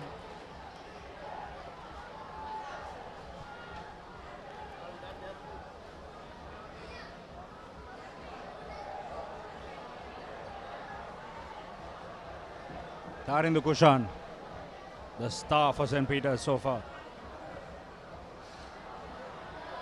Looking at this game, Sachin, it's a very interesting ploy. Lineouts are the stronger point of Royal, and St. Peter's have opted 3 penalties to kick in the lineout. That shows the confidence level, isn't it? Yes, Coach Sanat Mart is saying, we'll beat you where you're best. A strong defensive physical performance, that's Royal's trademark. Strong lineouts, Royal's trademark. Having said that, they steal the lineout. And the ball will roll out of play. St. Peter's will have another lineout. A little bit of haji-baji going on. It's not a cup final if there isn't a little bit of rough stuff in there. I'm talking back and forth. Want to make sure it doesn't spill over.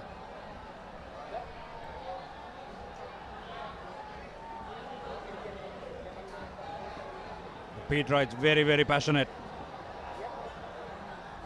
They're 14 points up in the face of the Royalists.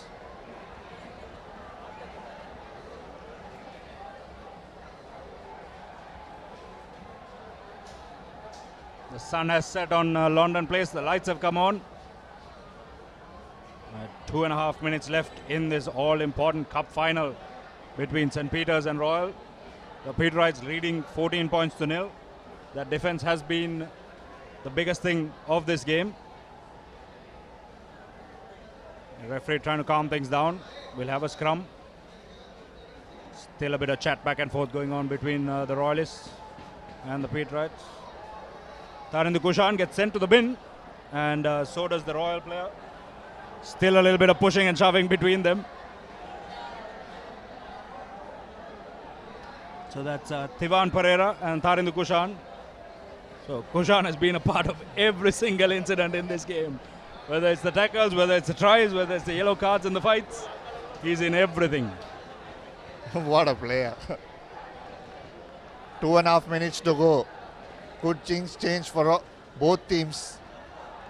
Here's St. Peter's now attacking the line once again, going closer to the line, looking for options, trying to step off and run. There is no one in front and he touches down. This should seal the game for St. Peter's College.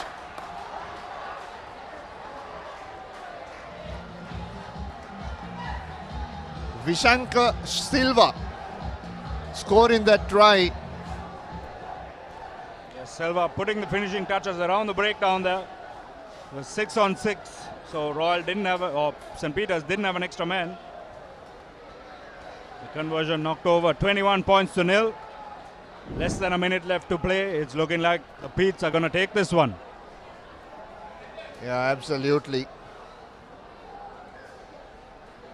It's been quite an exciting couple of days of rugby over the last couple of days. As we see the replay, the final hooter has gone. So this will be the last play of the day.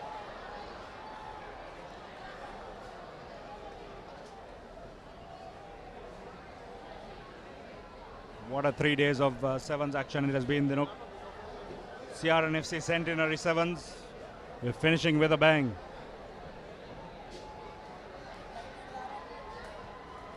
Kicks it short, kicks it behind. A few more seconds to go in this cup final. He touches it down. It will be a free kick for Royal College in the center field. He will have to take this quickly, but he has 3 defenders on the outside and he needs support. Goes quickly. Probably could be holding on. Yes, it is. That should be curtains for Royal College. But St. Peter's, what a performance it has been. Coming from the group stage where Royals simply dominated St. Peter's to beating Royal in the cup final. They have come a long way, St. Peter's College. Yes, excellent work by the Peterites. They learned from their mistakes on day one and they've come back and avenged that loss when it mattered. Beating Royal College 21 points to nil. You see the schoolboys on the park. They're celebrating.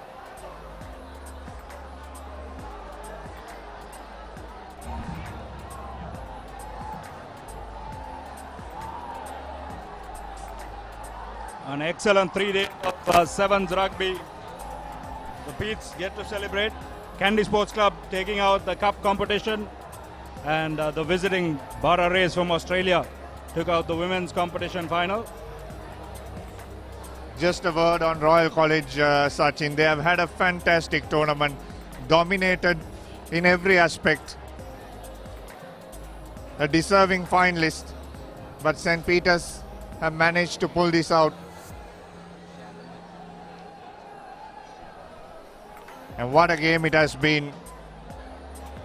A physically dominant Royal. Everyone thought that it's going to be one-sided in the final. But the Petes stood up strong in every aspect of the game. Breakdowns, skill-wise, defense, tackling was hard, low,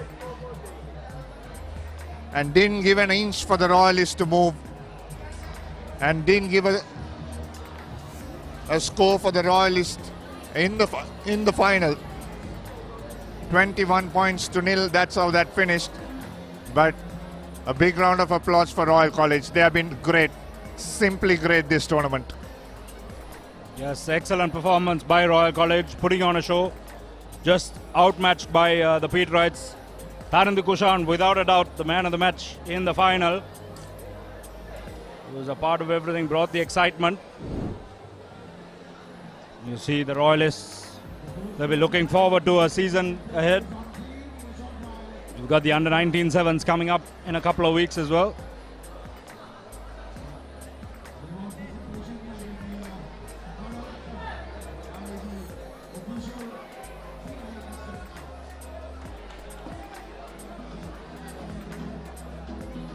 And we'll be back with the presentation after this short commercial break.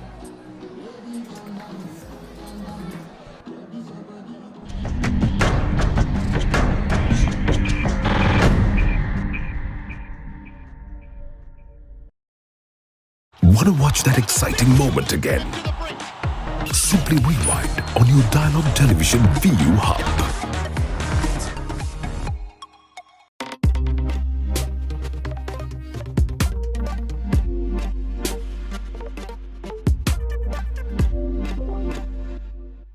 Meet the Pereiras. Just like any other family, they share everything. Kanti shares her amazing cooking. Minoli fills the family in with the latest gossip. But what happens when they sit together to watch their favorite TV shows at the same time? Well, it's not the same. Now, no more fighting for one TV. Make every room in your home a TV room with Dialogue Television Multi-Room. Get your second Dialogue Television connection for as little as 625 rupees a month with a saving of up to 50%.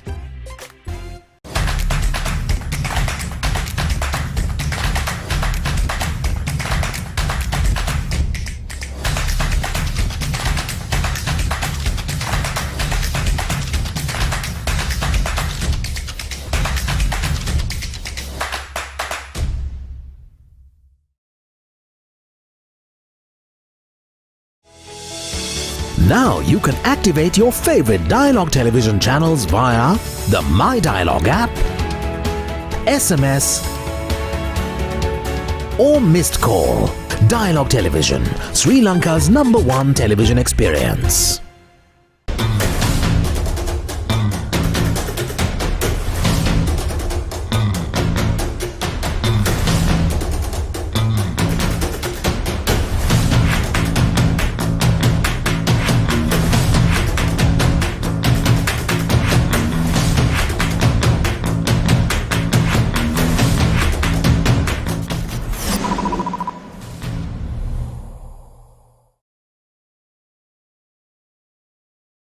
Feel the adrenaline pumping through your veins. Witness magic bursting into life in front of your eyes. Explore the unknown and unravel the deepest mysteries of the universe. Celebrate life when you enjoy the best of entertainment in high definition with Dialogue Television. Activate your favorite HD channel now. Dialogue Television, Sri Lanka's #1 television experience.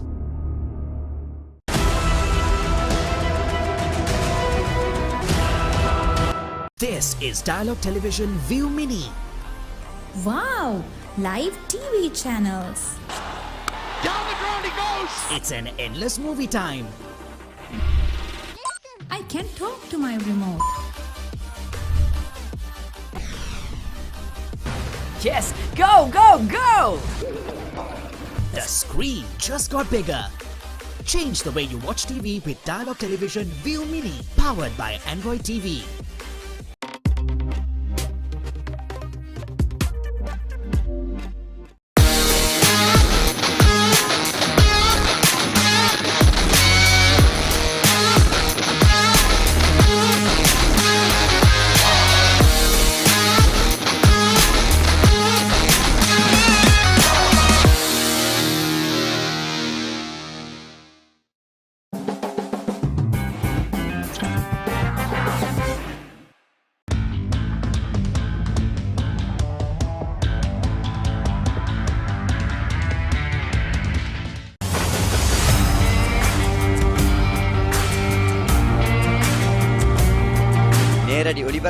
යාල්පානතිලිருந்து. Matara කොටවිල ගම්පියසට ඇවිල්ලා තියෙනවා. සිරිතදාස at Moratua පියගම Mahinda Rajapaksa ක්‍රීඩාංගණය. කිලක්කු මාහාන. Sugadadasa Indoor Stadium is the Fox Hill Supercross. Kurunegala සිටි ඇතුගල් පුරවරය Papare.com අපි අද ඇවිල්ලා ඉන්නේ නෝරෙලිය ප්‍රදේශයට. Final showdown Kandy sports club Polonnaruwa ජාතික සංකීර්ණයේ සිට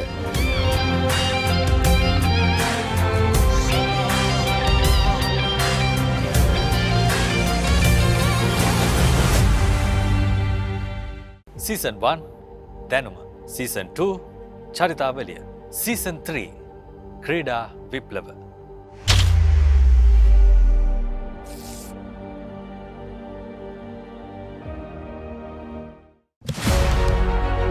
Catch the excitement real time.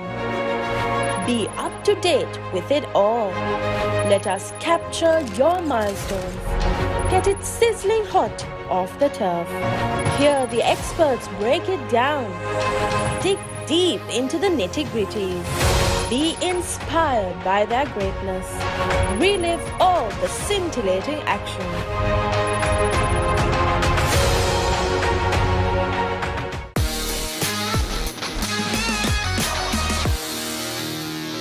Want to watch that exciting moment again? Simply rewind on your Dialogue Television VU Hub.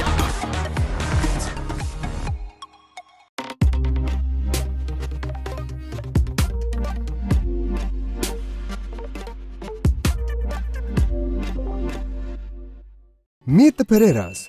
Just like any other family, they share everything. Kanti shares her amazing cooking. Minoli fills the family in with the latest gossip. But what happens when they sit together to watch their favorite TV shows at the same time? Well, it's not the same. Now, no more fighting for one TV. Make every room in your home a TV room with Dialogue Television Multi-Room. Get your second Dialogue Television connection for as little as 625 rupees a month with a saving of up to 50%.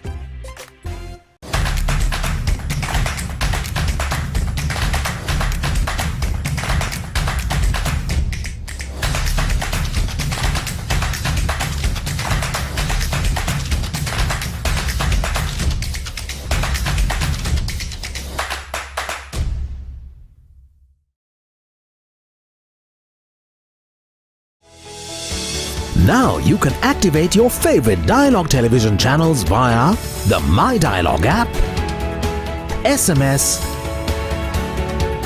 or missed call. Dialogue Television, Sri Lanka's #1 television experience.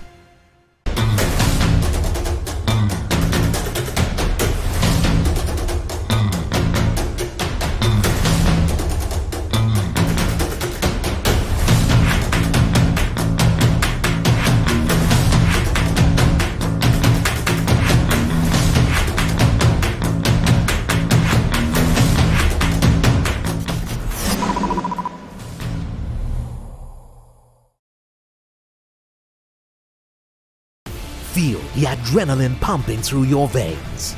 Witness magic bursting into life in front of your eyes. Explore the unknown and unravel the deepest mysteries of the universe. Celebrate life when you enjoy the best of entertainment in high definition with Dialogue Television. Activate your favorite HD channel now. Dialogue Television, Sri Lanka's #1 television experience.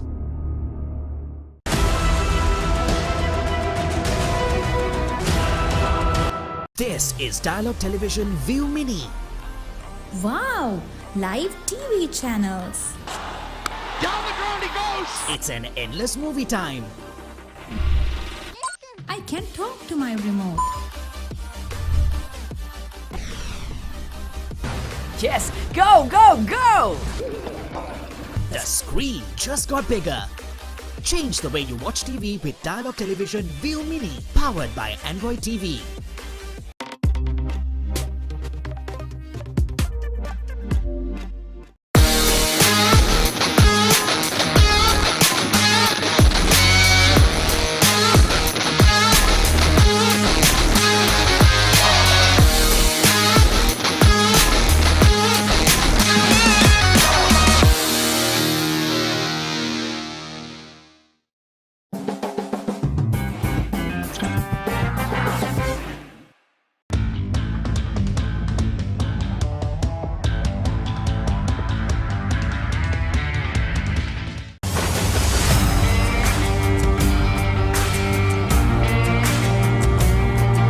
நேரடி ஒளிபரப்பு யாழ்ப்பாணத்திலிருந்து. මාතර කොටවිල ගම්පියසට ඇවිල්ලා තියෙනවා. සිද්ධාස at Moratuwa පියගම Mahinda Rajapaksa ක්‍රීඩාංගණය. கிழக்கு மாகாணம். Sugathadasa Indoor Stadium is the Fox Hill Supercross. Kurunegala සිටි ඇතුගල් පුරවරය Papare.com අපි අද ඇවිල්ලා ඉන්නේ නෝරෙලිය ප්‍රදේශයේ. final showdown Candy Sports Club Polonnaruwa ජාතික සංකීර්ණයේ සිට.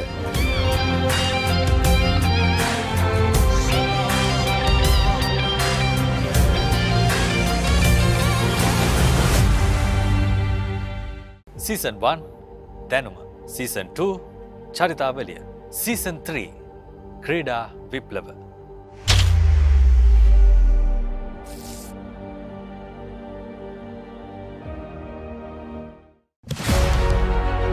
Catch the excitement real time. Be up to date with it all.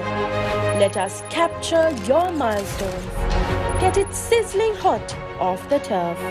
Hear the experts break it down. Dig deep into the nitty-gritties.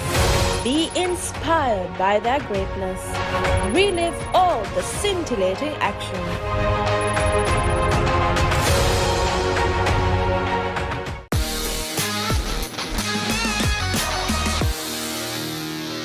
Want to watch that exciting moment again?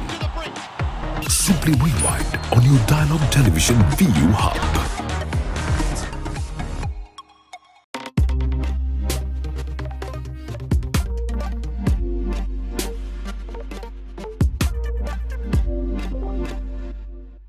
Meet the Pereiras. Just like any other family, they share everything. Kanti shares her amazing cooking. Minoli fills the family in with the latest gossip. But what happens when they sit together to watch their favorite TV shows at the same time? Well, it's not the same. Now, no more fighting for one TV. Make every room in your home a TV room with Dialogue Television Multi-Room. Get your second Dialogue Television connection for as little as 625 rupees a month with a saving of up to 50%.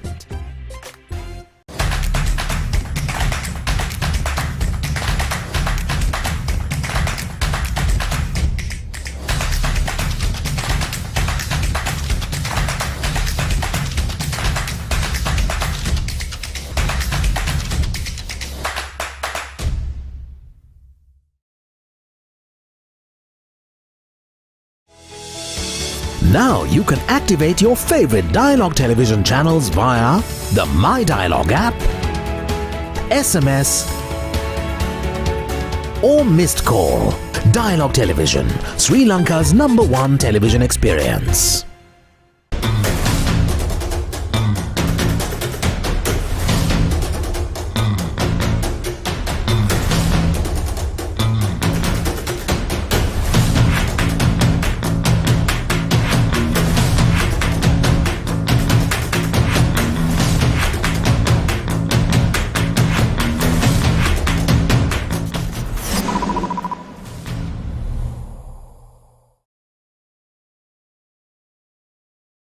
Feel the adrenaline pumping through your veins. Witness magic bursting into life in front of your eyes. Explore the unknown and unravel the deepest mysteries of the universe. Celebrate life when you enjoy the best of entertainment in high definition with Dialogue Television. Activate your favorite HD channel now. Dialogue Television, Sri Lanka's #1 television experience.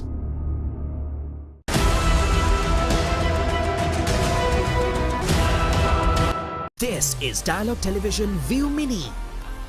Wow! Live TV channels. Down the ground he goes! It's an endless movie time. I can talk to my remote. Yes, go, go, go! The screen just got bigger.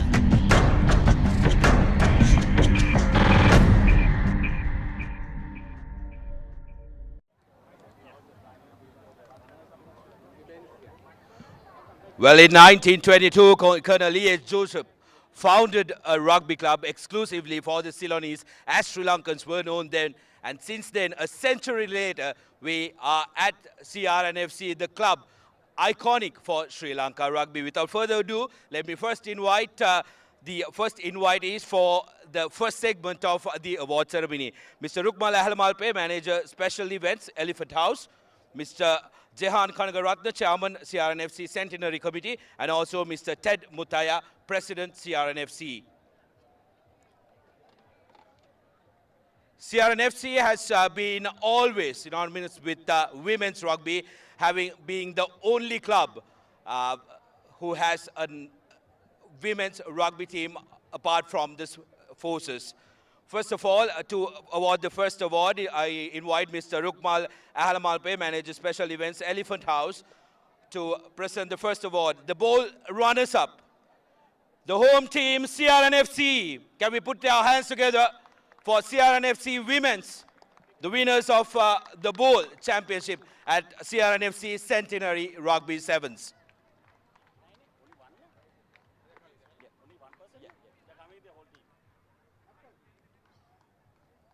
The home team, CR&FC.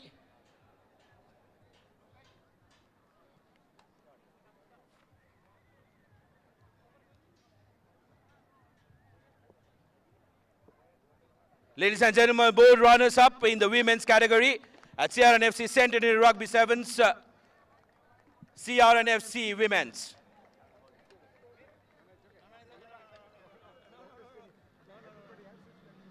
Let's quickly grab your pictures, ladies.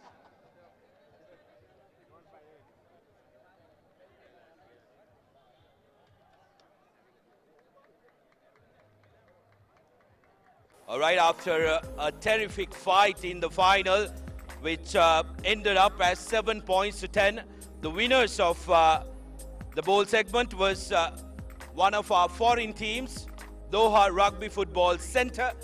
We had to award them a little earlier because their flight was at 5:30. They've already departed, but let's put our hands together for Doha RFC as well, gracing this occasion and supporting CR&FC and also Sri Lankan Rugby. Next award is for the finalist of the Plate Championship, and this award will be given away by Mr. Jehan Kanagaratna, Chairman, CR&FC Centenary Committee.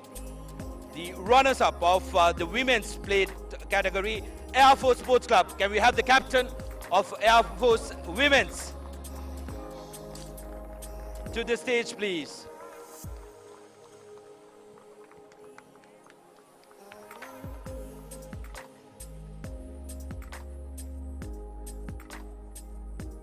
Requesting all teams, you know, if you are the runners-up or if you are the champions, we'd like you to be closer to the stage so that we can quickly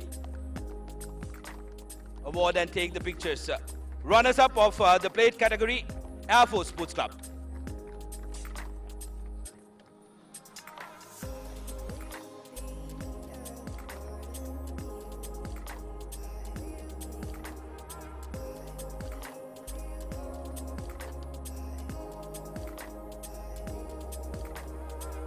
Let's quickly grab a picture. Thank you very much.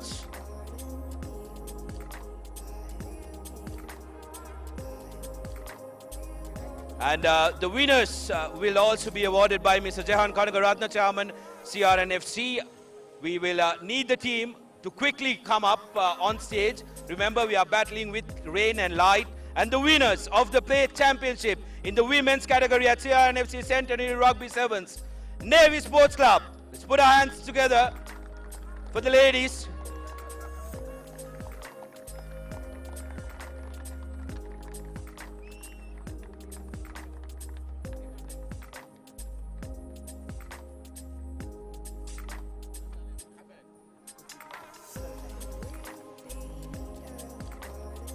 Navy Sports Club won the final with a dominant performance of 52 points to nil.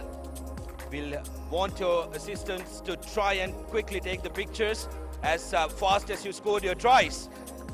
There you go. And now to the business end of the women's competition, and the award will be given away by Mr. Ted Mutaya, President, CR&FC, the runners-up of the club segment and the highest ranked team from Sri Lanka, Army Sports Club. Let's put our hands together for our female soldiers who battled out and managed to become the runners-up of the women's segment at CR&FC Centenary Rugby Sevens 2023.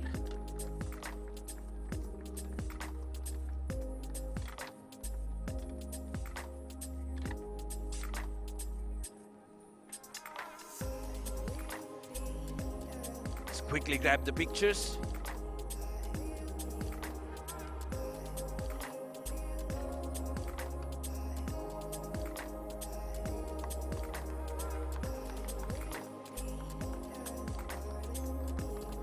And now to the big one.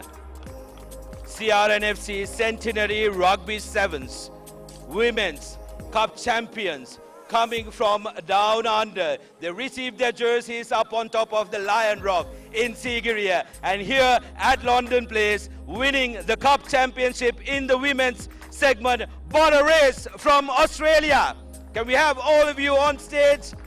Thank you very much for visiting our beautiful island and holding so many clinics around the city of Colombo to popularize the game of rugby and winning this one at CR&FC Rugby Sevens. Cup champions in the women's segment, Papare from Australia.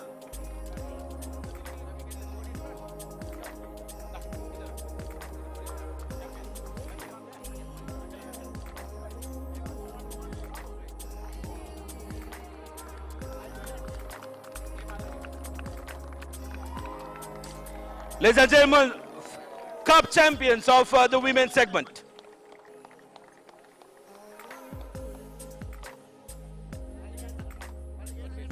Yes, for sure.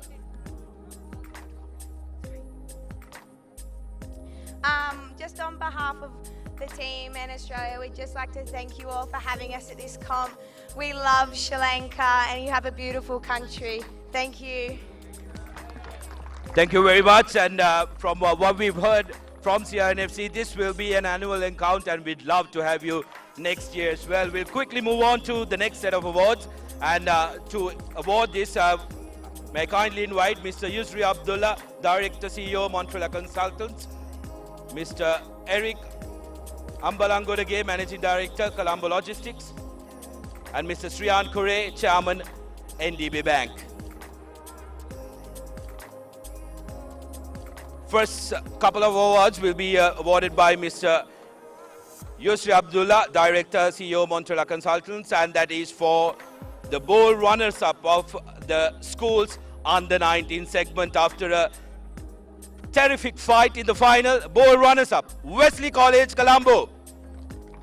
Can we have Wesley College? Hurry up. We need you to be in a hurry. After all, you played some sevens rugby.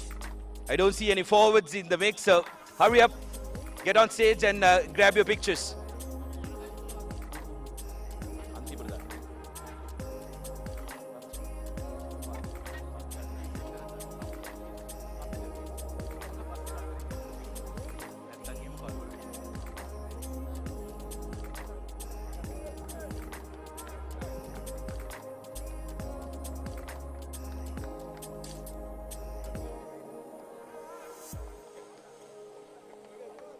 Mr. Yusri Abdullah will award the next award as well, and that is for the winners of the bowl championship in the school's under-19 segment, defending champions at the under-19 school sevens alongside DSA Nanaika College, the only Candy team to win something here at the Centenary Rugby Sevens school segment. Vidyartha College, can we have you on stage, please?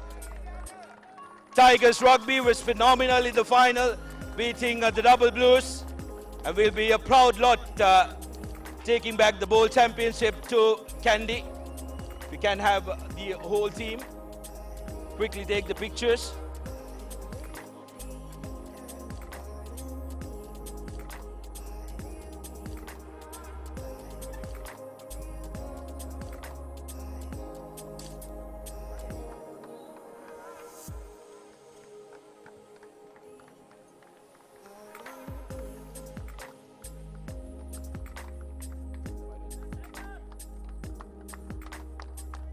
Thank you very much, Vidya College, and congratulations.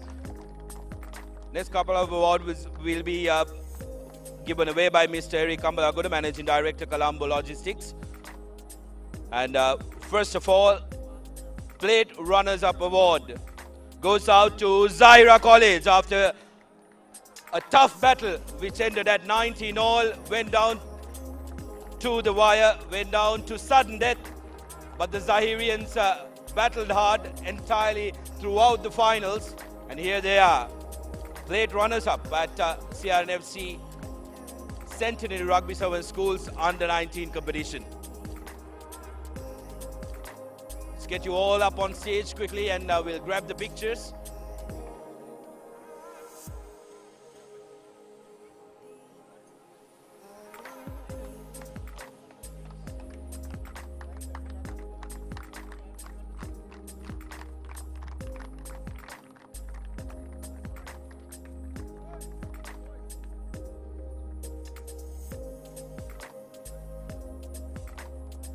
Mr. Eric Kambalagoda will give away the next award as well.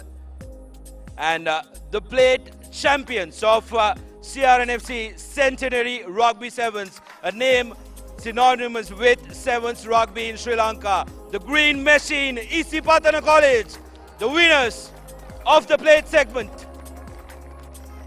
After a tough battle in the final, which went down to sudden death, Isipatana keeping their calm and making sure that they go the distance. If you can have the entire team get up on stage quickly, please.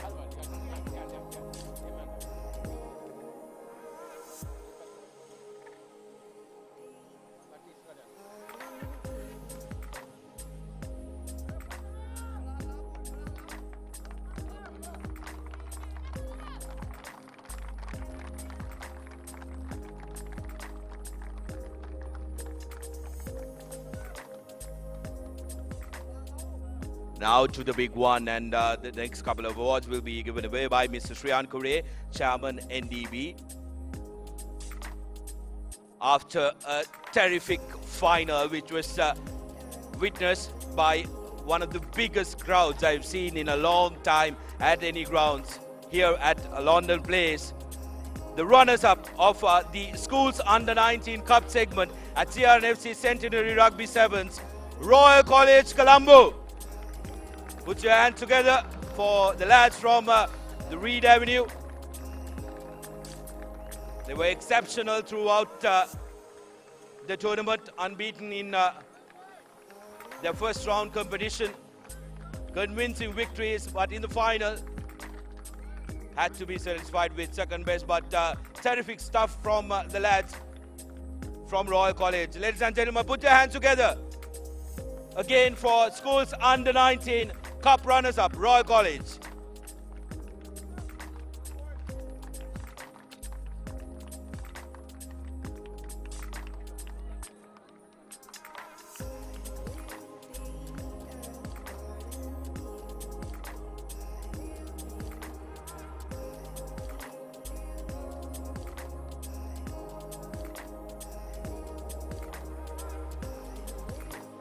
Thank you very much, Royal. Now,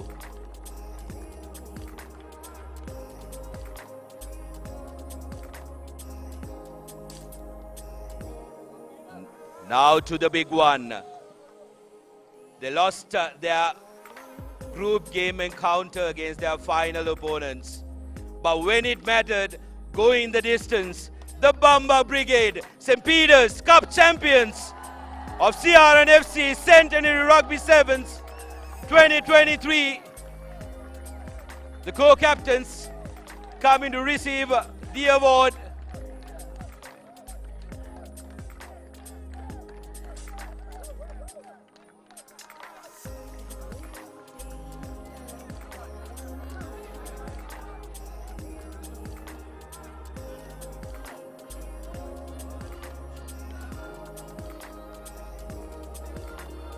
Winners of the Cup Championship, St. Peter's.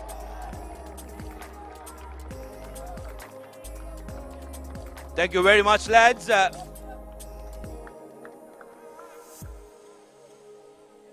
And now we move on to the club segment of this CR&FC Centenary Rugby Sevens. Let me now invite, thank you very much, gentlemen. Let me now invite Mr. Victor Ramanan, Director CEO of Navaloka Higher Education. Mr. Sang Ho Song, Managing Director, Samsung. Mr. Indrajit Kumaraswamy, former Governor, Central Bank, and an honorary life member of CR&FC. Ladies and gentlemen, put your hands together for the presentation party, who will be awarding the Men's Club Awards. To give away the first award, let me now invite Mr. Victor Ramanan, Director CEO, Navaloka Group of Higher Education. The bowl runners-up in a battle of the forces, emerging as the runners-up, Police Sports Club. Can we have the captain and the team of Police Sports Club to quickly make their way to the stage?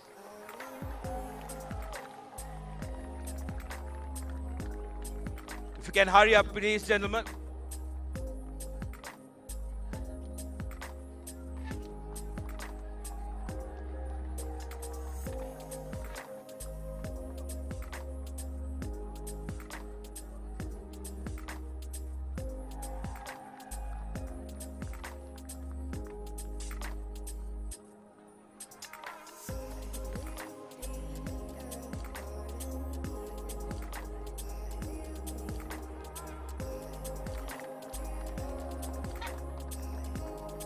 Thank you very much. After a terrific performance in the first round, drawing with the host, but unfortunately found themselves in the bowl segment. They wanted to make sure that it was a memorable one, and the winners of the bowl championship of men's segment, CR&FC Centenary Rugby Sevens Army Sports Club. Can we have the captain and the team to quickly come up, receive your award and quickly grab a picture?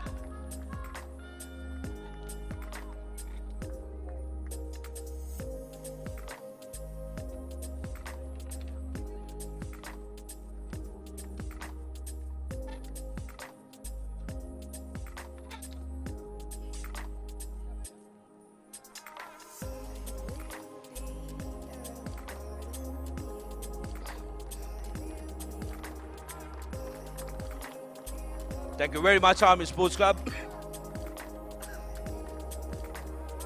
To hand over the awards in the plate category, let me now invite Mr. Sang Ho Song, Managing Director of Samsung.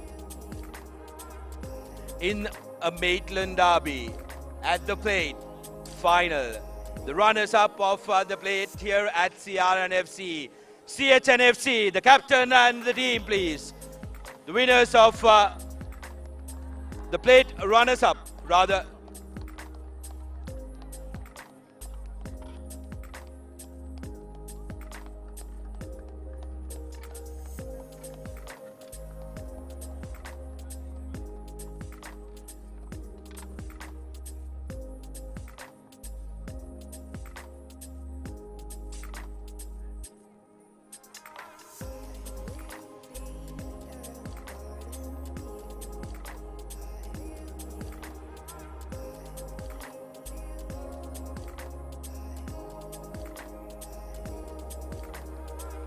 Now the next one, the plate champions, the men who have the rare privilege of donning the jersey, the centenary jersey, here at the home of red shirts.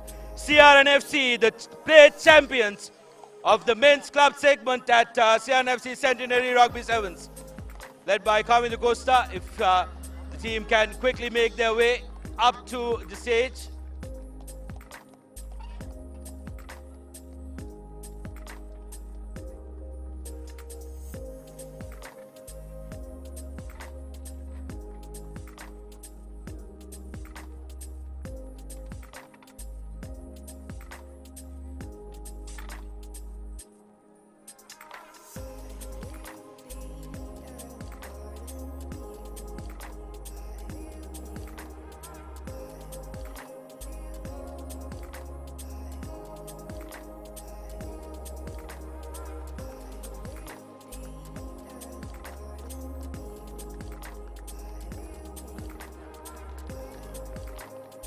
Thank you very much, Mr. Song. And the next couple of awards will be awarded by Mr. Indrajit Kumaraswamy.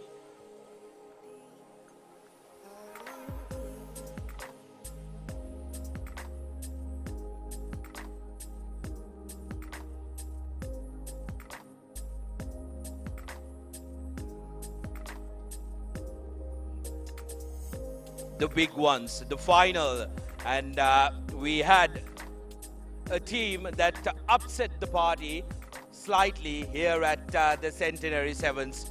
Havelock Sports Club, the runner-up of the cup segment. Can we have the captain and the team of Havelock Sports Club to come and pick up the cup runners-up award?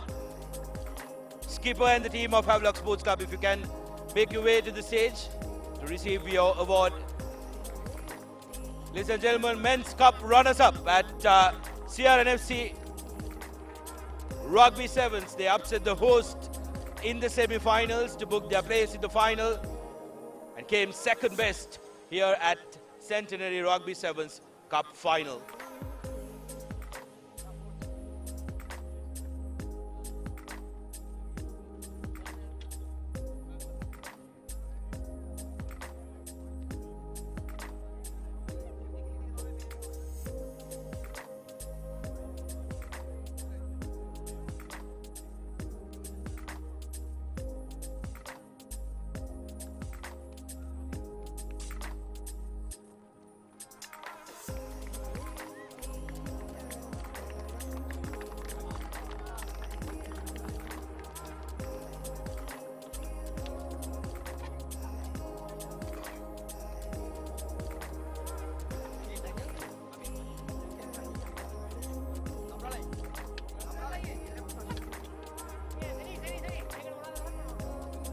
Now to the final award of CR&FC Centenary Rugby Sevens Award presentation.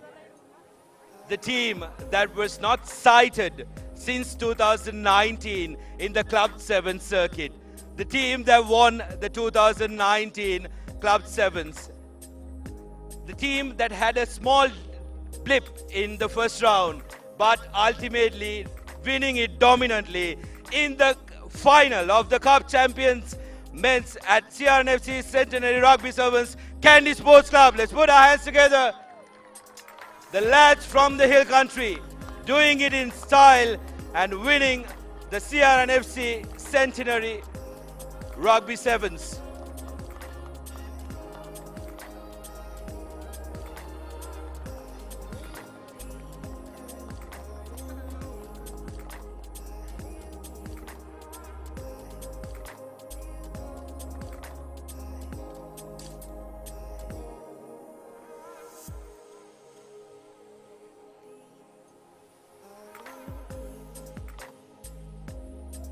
Well, as Candy Sports Club take their pictures, it's been an absolutely brilliant 3 days of Sevens rugby. Now, that's it from the presentation party. Now, over to Sunit in the combox.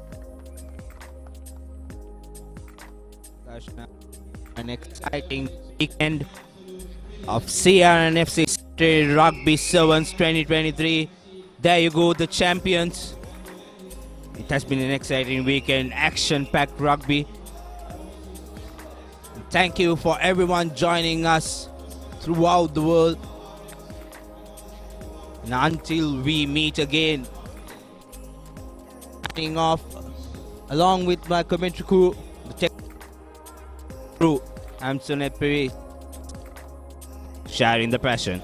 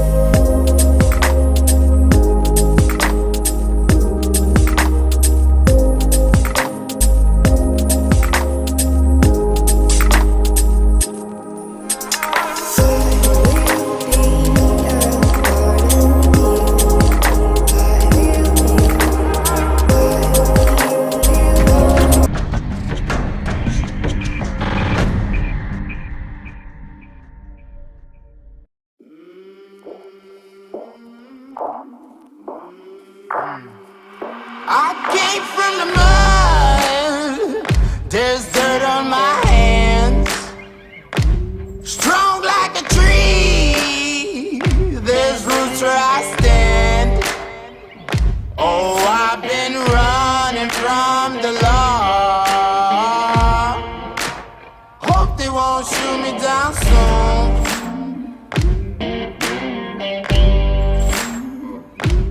They sing on a sleepless night.